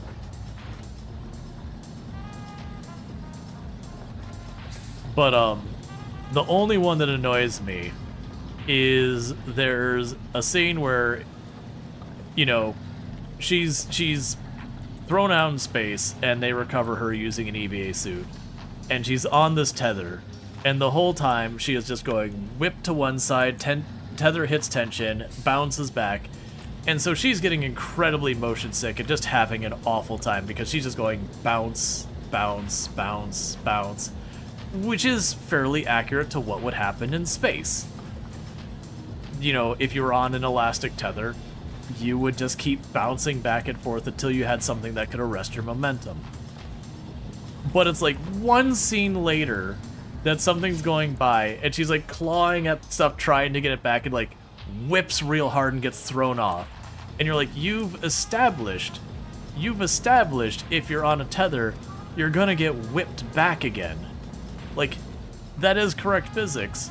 And yet, for some reason, one scene later, you're like, no, it has drag now. And so, the issue isn't that it's bad science. I can ignore that. The issue is, within 30 seconds, not really, it's like 2-3 minutes, within your own film, your own science doesn't agree with your own film. Like, choose one and stick with it. And that's the only reason it annoyed me, was the fact that it was like, really leaned into that tether whipping back and forth for a whole scene just to make her get all sick and all that. Just to immediately change her mind on how it works. Was that the one where they're like, oh, our station blew up, let's just cruise over in our spacesuits to the other station? Yeah, that was one of those things that's bad science. Where they're like, oh, yeah, so the station goes up, so we're going to go to that other station, it's got some Sozus, and we're just going to take those down for re-entry. Here, we're just going to take a little spacesuit that has, like, RCS thrusters, and we're just going to go ahead and go between these.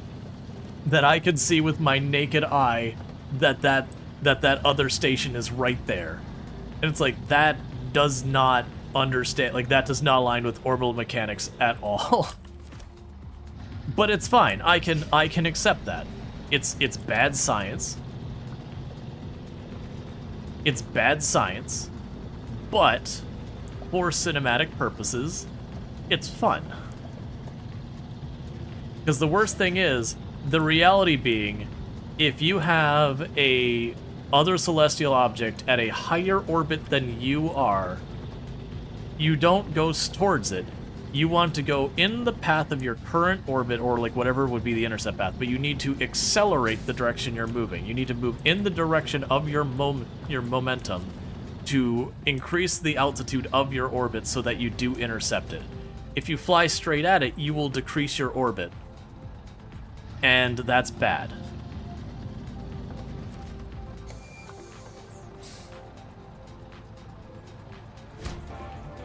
Cool. You can't go wrong with a solid foundation. Good luck to the guy. Thanks for the help. Cool, so they gave us a little bit of money for that. You want me to deliver to Bill's house one thing of parts. The parts are over here. Where's Bill's house? Bill's house is up there. Bill, I need you to live someplace else. Alright, buddy? Conversation between the two of us. You are living way out in the woods. This is not how I should be spending my time. Like, I got hungry workers here, Bill. I got hungry workers. They need food. I should be giving the food to the hungry workers, Bill. But do you know what I'm doing? You know what I'm doing, Bill? I'm getting spare parts for your truck.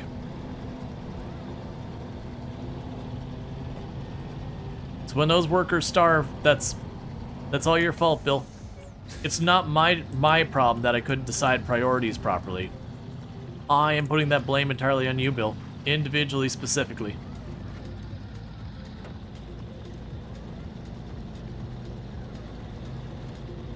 It's a good feeling that it's almost all the same orbit. Well, yeah, that was another bad science thing that, you know, you accept because it makes for good moving.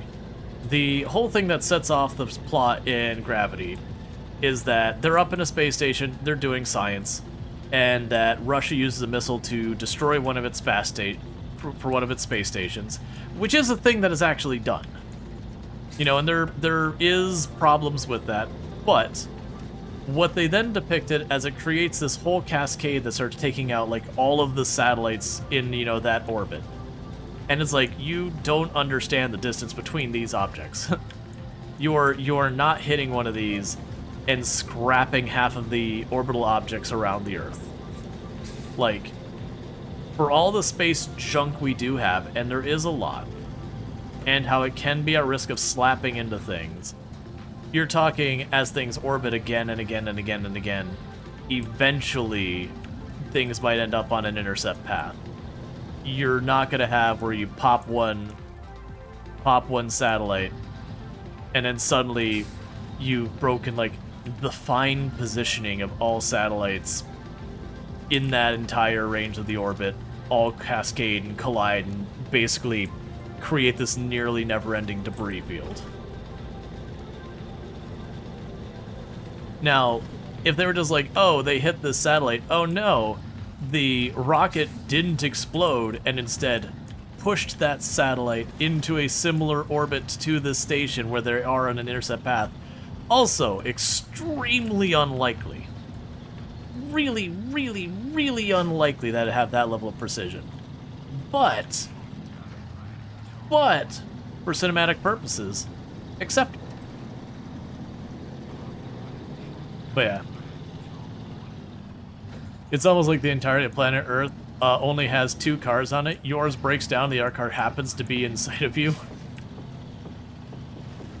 Yeah, it's basically like you're in the middle of the ocean.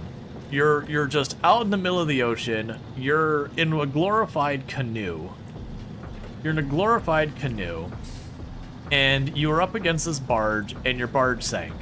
But it's okay.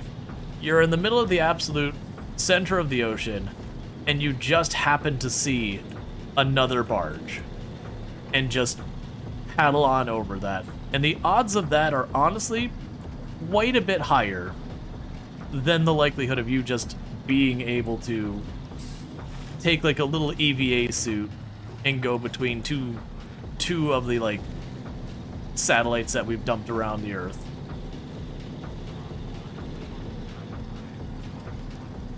Like they keep a very big distance between them for a lot of reasons.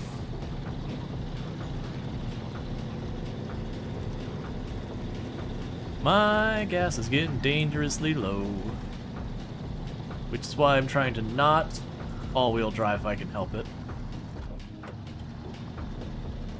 Toggle it on sometimes when we're climbing, unfortunately, or when we get in the muck.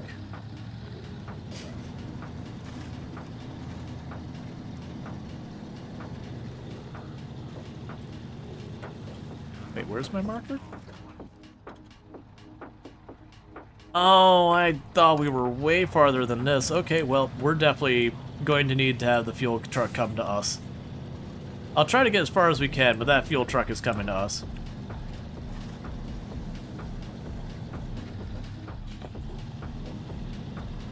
Oh yeah, and there's been collisions plenty of times between boats and bridges, unfortunately. Considering how many boats go through a lot of these rivers and ports and all that, it's honestly surprising that there's not more problems. Like, it does kind of tell you, like, how on the ball how many people are that we don't have more issues.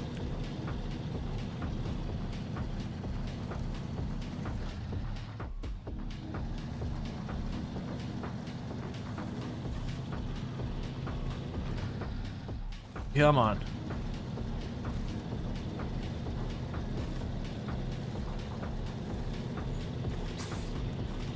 Ideally, I'd like to get off this road to at least like the farm or the lumber mill.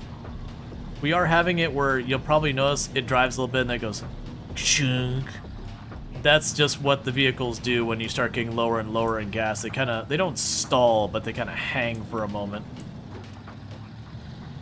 Until you get down to like 1 gallon, it just kind of vibrates in place.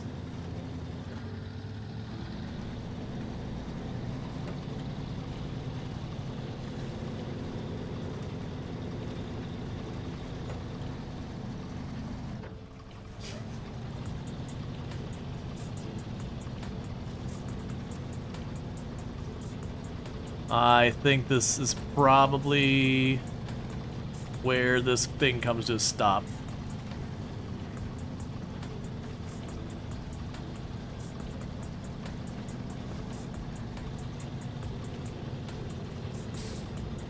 Glad we went ahead, and even though I was like, I probably won't need it, I'm glad we still upgraded the engine on the other one.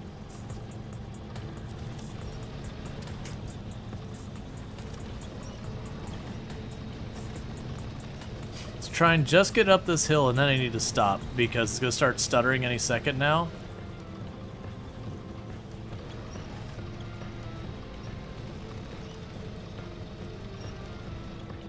Alright, yep, you're done. Okay, so that vehicle is unfortunately stalled. That is not what I was hoping for, but it is what it is. So let's get the Great Western Star.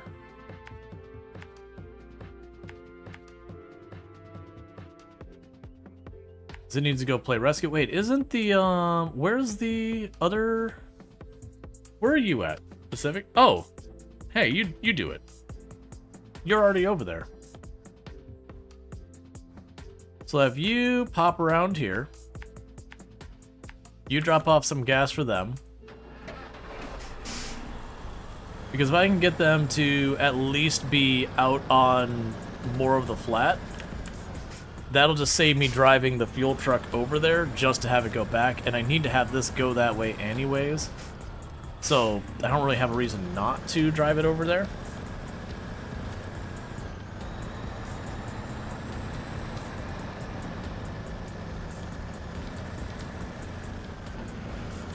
Yeah. For all those things I just said though, I still would argue Gravity is a really good movie. How do you get gas for another vehicle?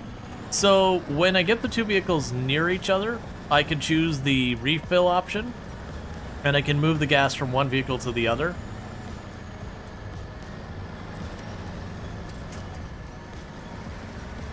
And one good thing about this off-road truck is it does have a pretty sizable gas tank.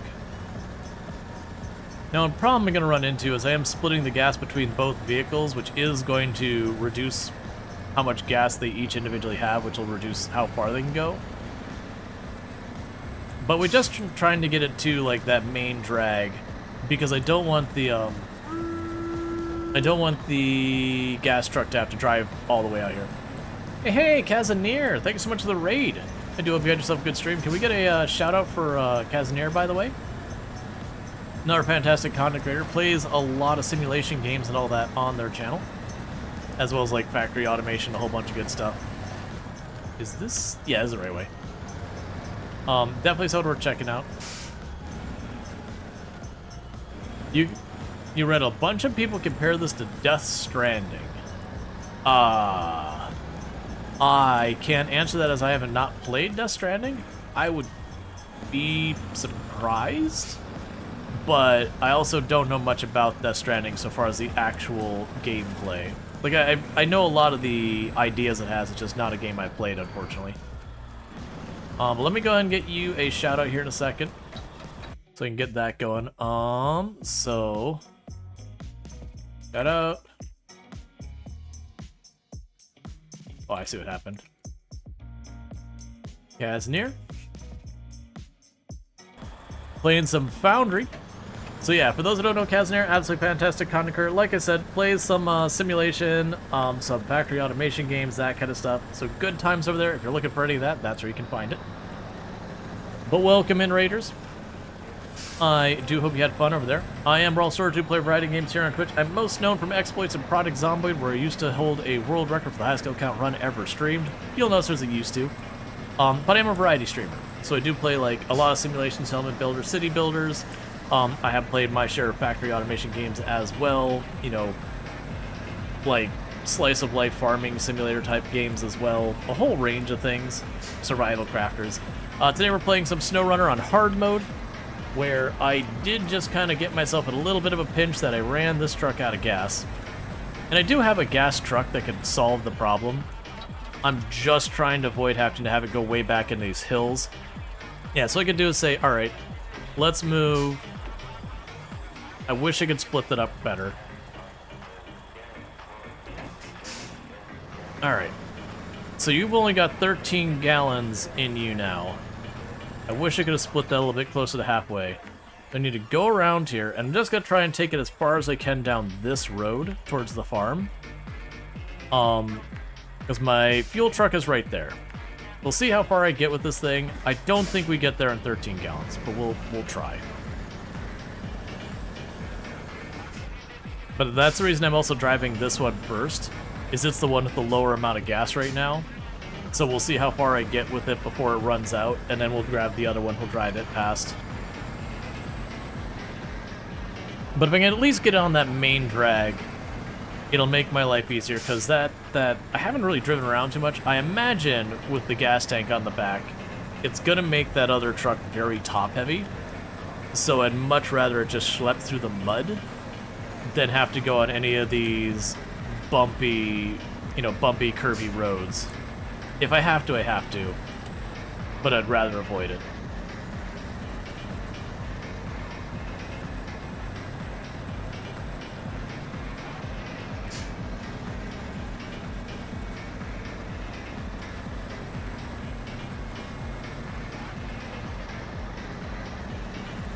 But yeah, so we're playing SnowRunner in hard mode.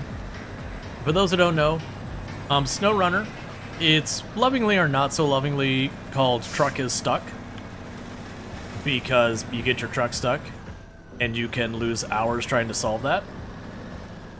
But it's, imagine if you're playing a game like American Truck Simulator or Euro Truck Simulator, where you'll go thousands and thousands of miles on well-paved scenic roads through major cities across multiple countries, and instead you go tens of miles on the worst imaginable roads you've ever seen, and instead of everything going smoothly and fluidly, you find yourselves needing to fight tooth and claw for every inch sometimes.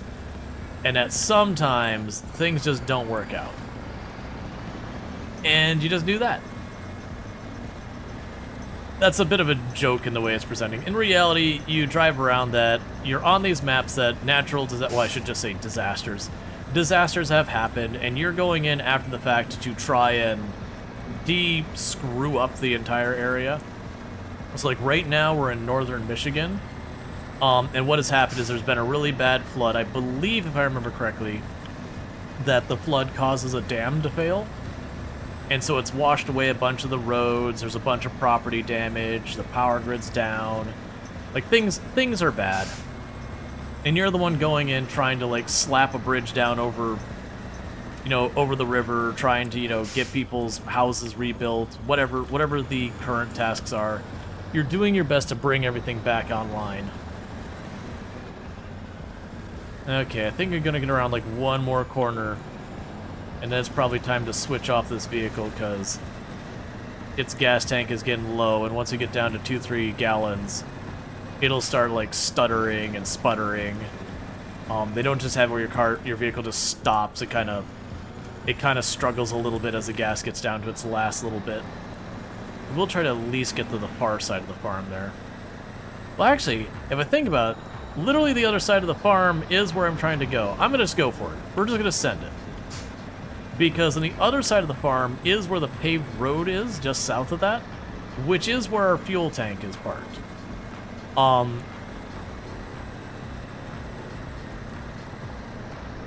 So I'm going to try and hug the right here a little bit. Because I don't think the fuel truck will be as able to cross this as easily as this vehicle is.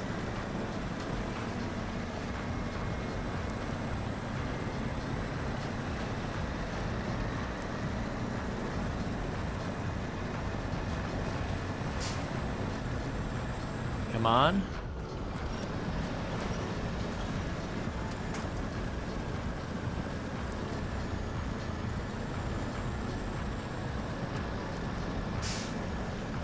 This truck is a beast that drinks like a fish. Oh yeah.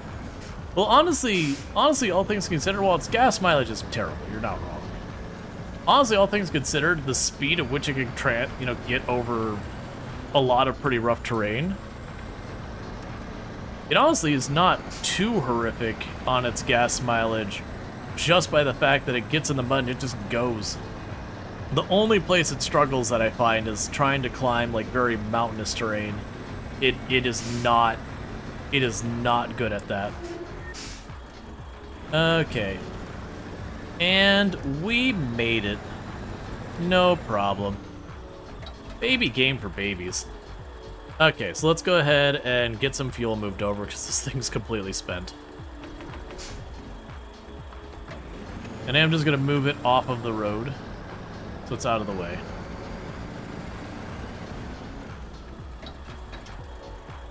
And we'll go back to our other vehicle, which is up here.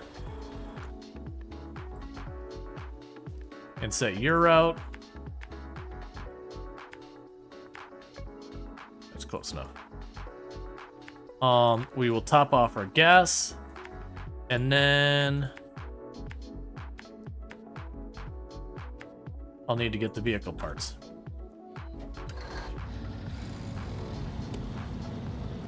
Okay, so basically we're taking the exact same route we just did. But this vehicle has 30 gallons in it and shouldn't have too much of a problem.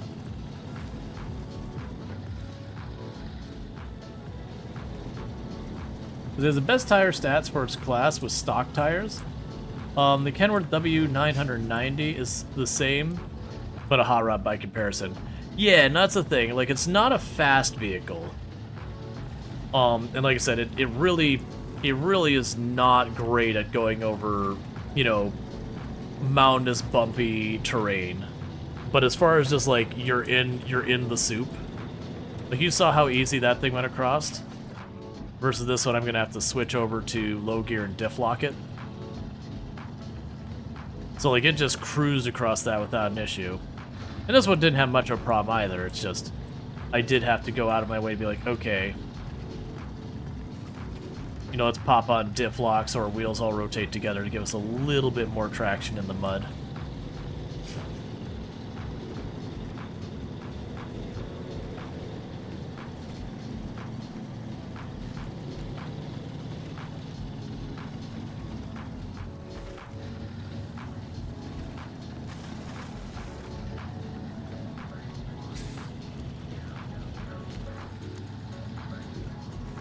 Okay.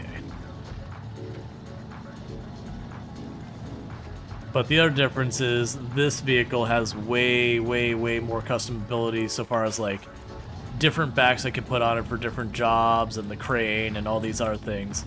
That other vehicle where it could just tear across the mud, it's like, what do I do? Big logs. What else do you do? Low saddle. Anything else? Nope, that is the exhaustive list. So it's a bit of a one-trick pony, but it's really good at its trick.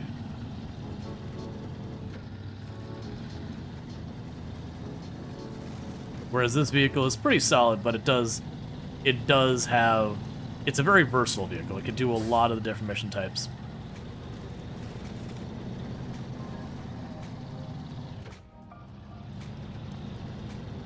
Okay.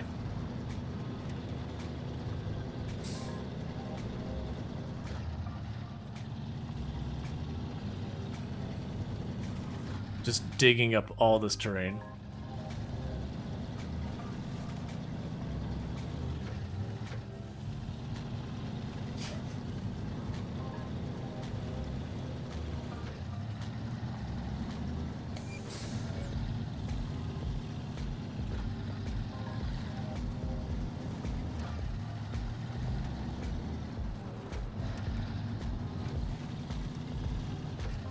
Yeah, then we can top off the gas, we go up, we grab the vehicle spare parts, we take them to Bill's house, drop that off, do the next thing.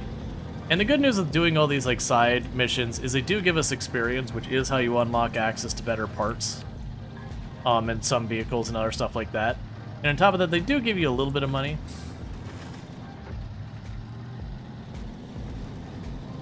Oh yeah, no, that's like the C16 is actually only a rear-wheel drive vehicle. It does not have all-wheel drive, but it still does work. Every once in a while you get very unfortunate that like the rear wheels get lifted off the ground just because of, you know, you kind of bottom out the middle of it. And that's where the all-wheel drive would have saved you. But generally speaking,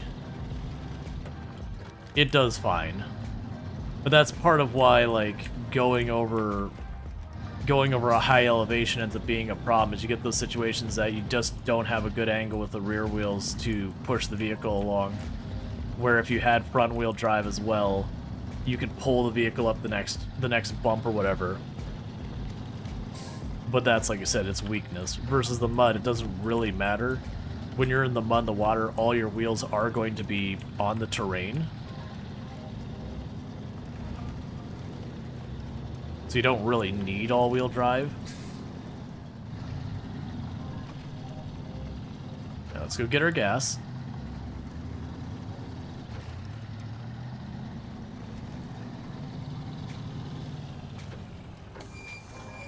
And I know I'm over my normal time. I'm not going to go too much far over. I do have a very long stream tomorrow. That is not what I meant to do. Because we're going to be going extra long to play RoadCraft. I'm going to be doing the first half of stream. I say half, the first section of stream. I'll be streaming RoadCraft solo. And then where I would normally end stream, FG Squared is going to be popping on and we're going to be collabing RoadCraft. So it'll be a nice way that you can see like the solo play of RoadCraft for a good while, and then immediately follow that up with some collab, kind of do the side-by-side comparison, get a feel for it, all that stuff.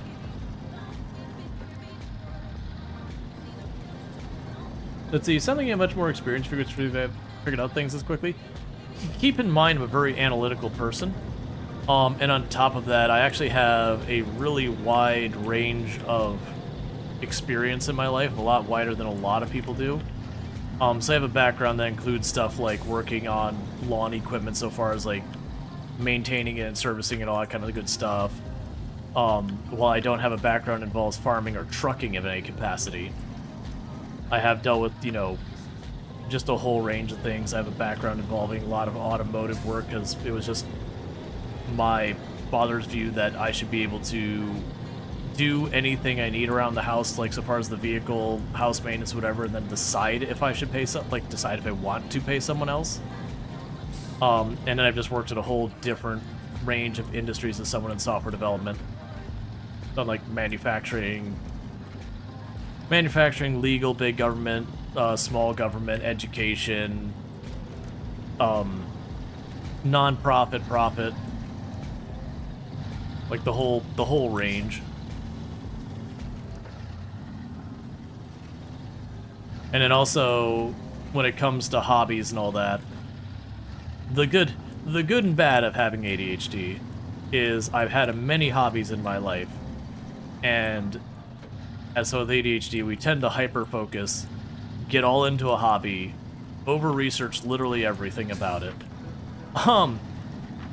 and then move on to the next hobby. It is a problem. It's one that I don't really have much of problems with anymore,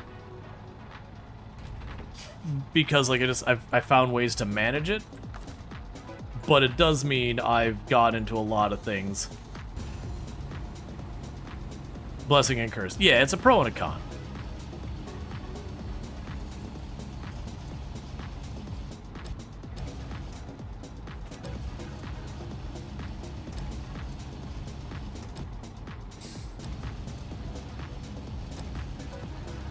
The hyperfocus can come in clutch, and the hyperfocus can absolutely also be a complete and utter burden.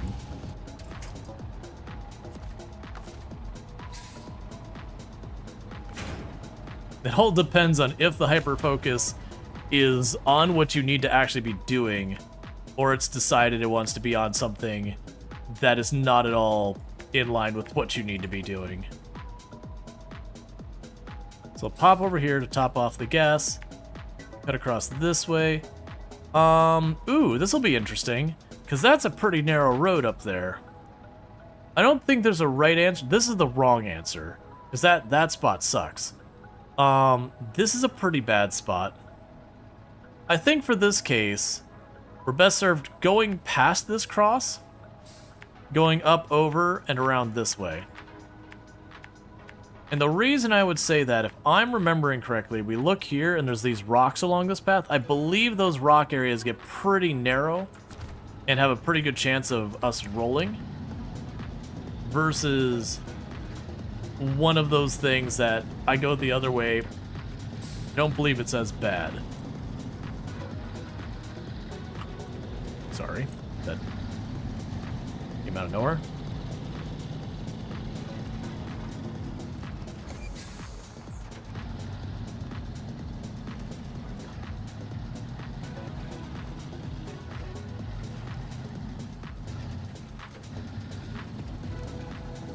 No one can ever destroy you mentally like yourself? Yep. Yep. You can be your brain's own worst enemy. You can easily get yourself in feedback loops that just put you farther and farther into a pit. And even when you recognize it, it's not always easy to pull yourself back out. Like, sometimes you can see a spiral coming and you're on that roller coaster, you want off the roller coaster, but actually getting yourself off the roller coaster can be a very difficult thing.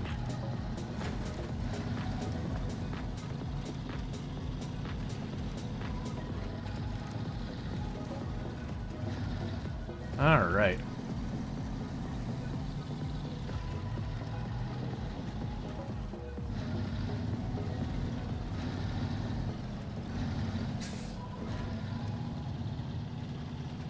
Yep, so we're just gonna go down here. Like, I shouldn't need this top off of gas. It's just one of those things that it's right here. It only cost me an extra gallon or two to put the extra distance on. Versus if I get back there and then I run out of gas, then this thing has to drive back there. It'll cost me way more gas. So I'm just better served just, you know, doing it now while it's convenient.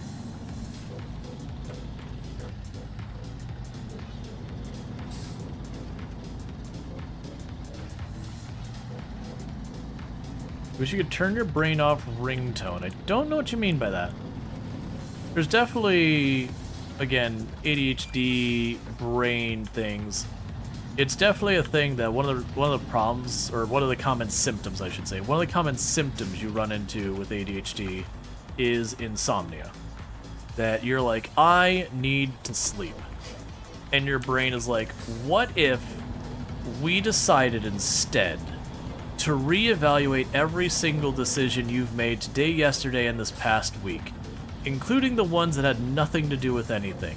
Also, let's go ahead and dissect, like, utterly meaningless things that probably aren't important, and just be like, you know what? Why do they call them pogs? And just your brain gets into this tangent, and you're literally thinking to yourself, brain, could you shut the hell up? I'm really tired. And the brain just is really, really needing to answer the question of why they were in fact called pogs.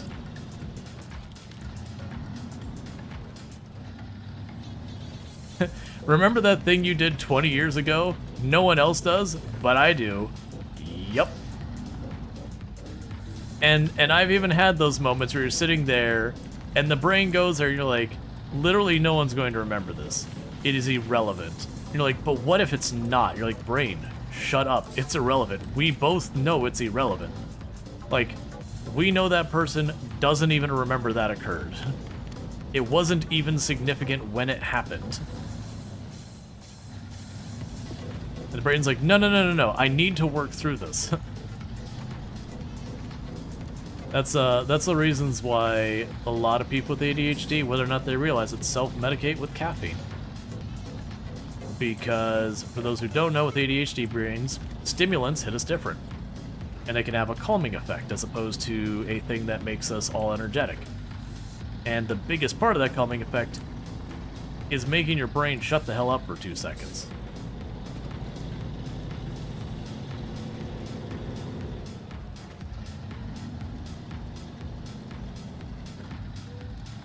So like it can be weird for most people. Having a little bit of caffeine before bed makes it so you don't sleep. For a person with ADHD, a little caffeine before bed might be what gets us to sleep. Then you go too far, and then it spins back around, and you get back full of energy, and then it's not very helpful.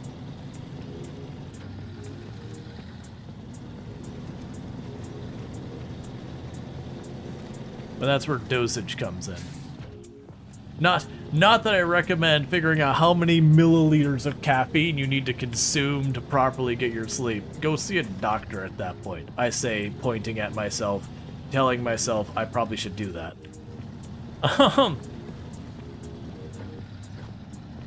Yeah, no, it's yeah, there's a lot of friends of this channel that a lot of us have been on our own journeys. There's a very high percentage of people who get into content creation who have ADHD or autism. It's just a profession that kind of works well for the ways a lot of us think. And there's also a reason why in creative pursuits there's a higher frequency of people with ADHD as well. Again, it's an industry that for people with ADHD tends to be pretty well aligned with some of our strengths.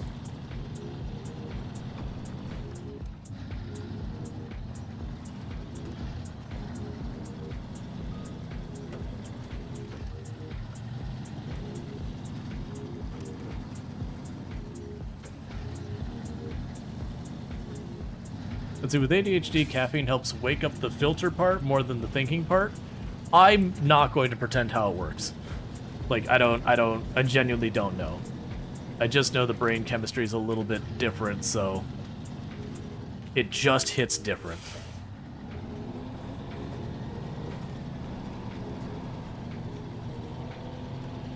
I mean, it makes sense.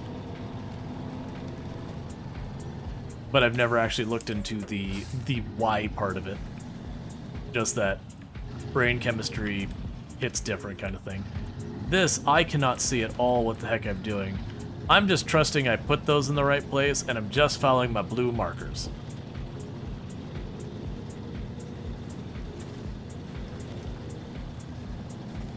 This is not a path meant for a big truck, and we're doing it anyways. Please, just get around this bend. Okay, we're good. Truck was tipping a little bit more than I liked, and it was not filling me with happy thoughts. It was definitely filling me with, we're about to spend an hour trying to figure out how on earth I sort out this truck in this garbage. Thoughts.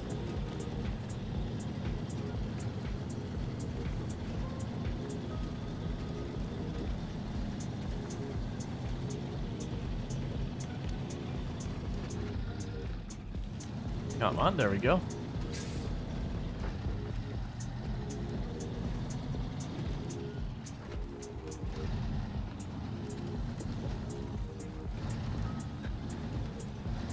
There's so many things that, like, don't get me wrong, I'm the one controlling what missions we take, but there's so many things in this game that it just feels like your character, like, the mission priorities are just not something that makes sense.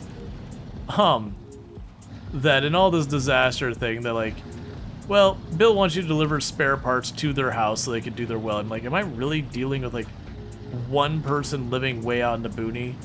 I'm dealing with their well water, which of course is important. They do need water. But, like, all the macro scale things going on, you're like, yep.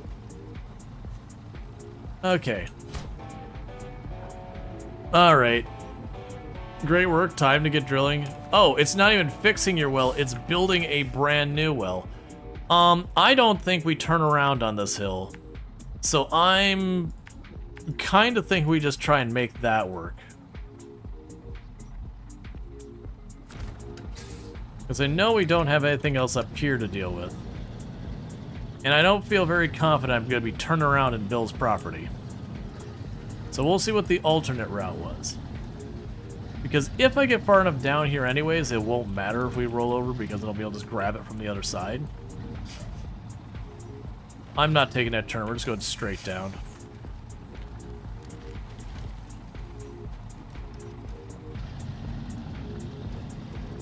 That'd have been pretty awful going up that, but down, we can just take a shortcut. Okay, it may have overestimated how bad this is. I thought these were narrower paths with the rocks right up against the edges, where I'd have to climb on the rocks a bit and risk tipping over.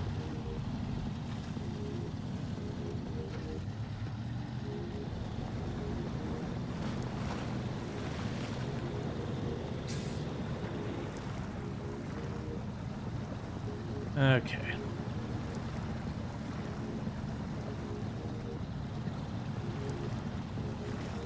As you honestly started watching you a day or so ago, this is background entertainment.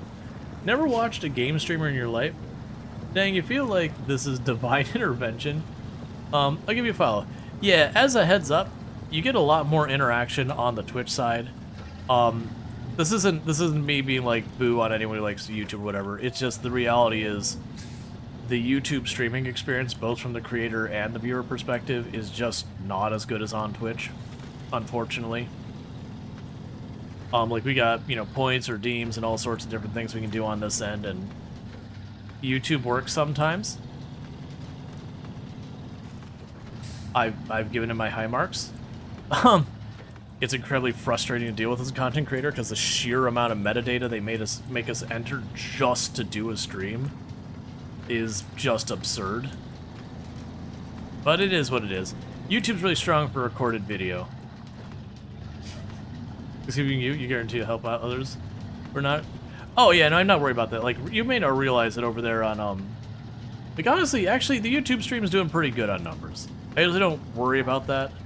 But it's doing pretty good over there today. But yeah, no, it's like, at any given time, I probably have anywhere from, like, 10 to, you know, like 10 times as many viewers-ish on the Twitch side. It's just the reality of, for live streaming, like I said, unfortunately, YouTube does give it pretty subpar treatment. It almost feels like they do it out of obligation, not of actually wanting to do it. Like, oh, we have this video, and then we got these big names on here who do video, who want to live stream. Fine, I guess we'll add it, is kind of how it feels. Versus, you know, like Twitch, that's just what they do. But either way, like, watch it what you want to watch on. This isn't me trying to be like, you know, everybody go on Twitch. Just kind of being like, hey, if you're enjoying this experience, it's often better over on Twitch. But I also know people have different preferences and advertising experiences, and, you know, if you've got YouTube Premium, which gets rid of your ads, you're going to want to watch it over there versus also needing to get Twitch Turbo and yada yada yada. There's a lot of reasons you'd watch in one versus the other. Alright, so let's go ahead and top off the Fleet Star. But with that said, chat, it is getting to be about that time. I do have a very, very, very long stream tomorrow. So we will be back at 7 p.m. EST. We're going to be playing some RoadCraft. Like I said, for the first 8-9 hours, we're going to be playing on our own. And then I don't know exactly how long I will be collabing with FG. I would guess somewhere in the area of like 4 hours. So we're looking at a pretty long, like 12-13 hour stream. So that's going to be a big thing, and that's going to be 2 days in a row I do that. So with that said, gotcha. Well, it's good to see you. Thank you for popping in. But with all that said, if you have enjoyed tonight's content and you're not already following the channel, don't forget to drop the follow. If you're over there on YouTube, don't forget to like and subscribe and do all that stuff. YouTube, you are going to be going away. I don't have a host ready for you, unfortunately. So the stream will be ending on you. But thank you again for watching.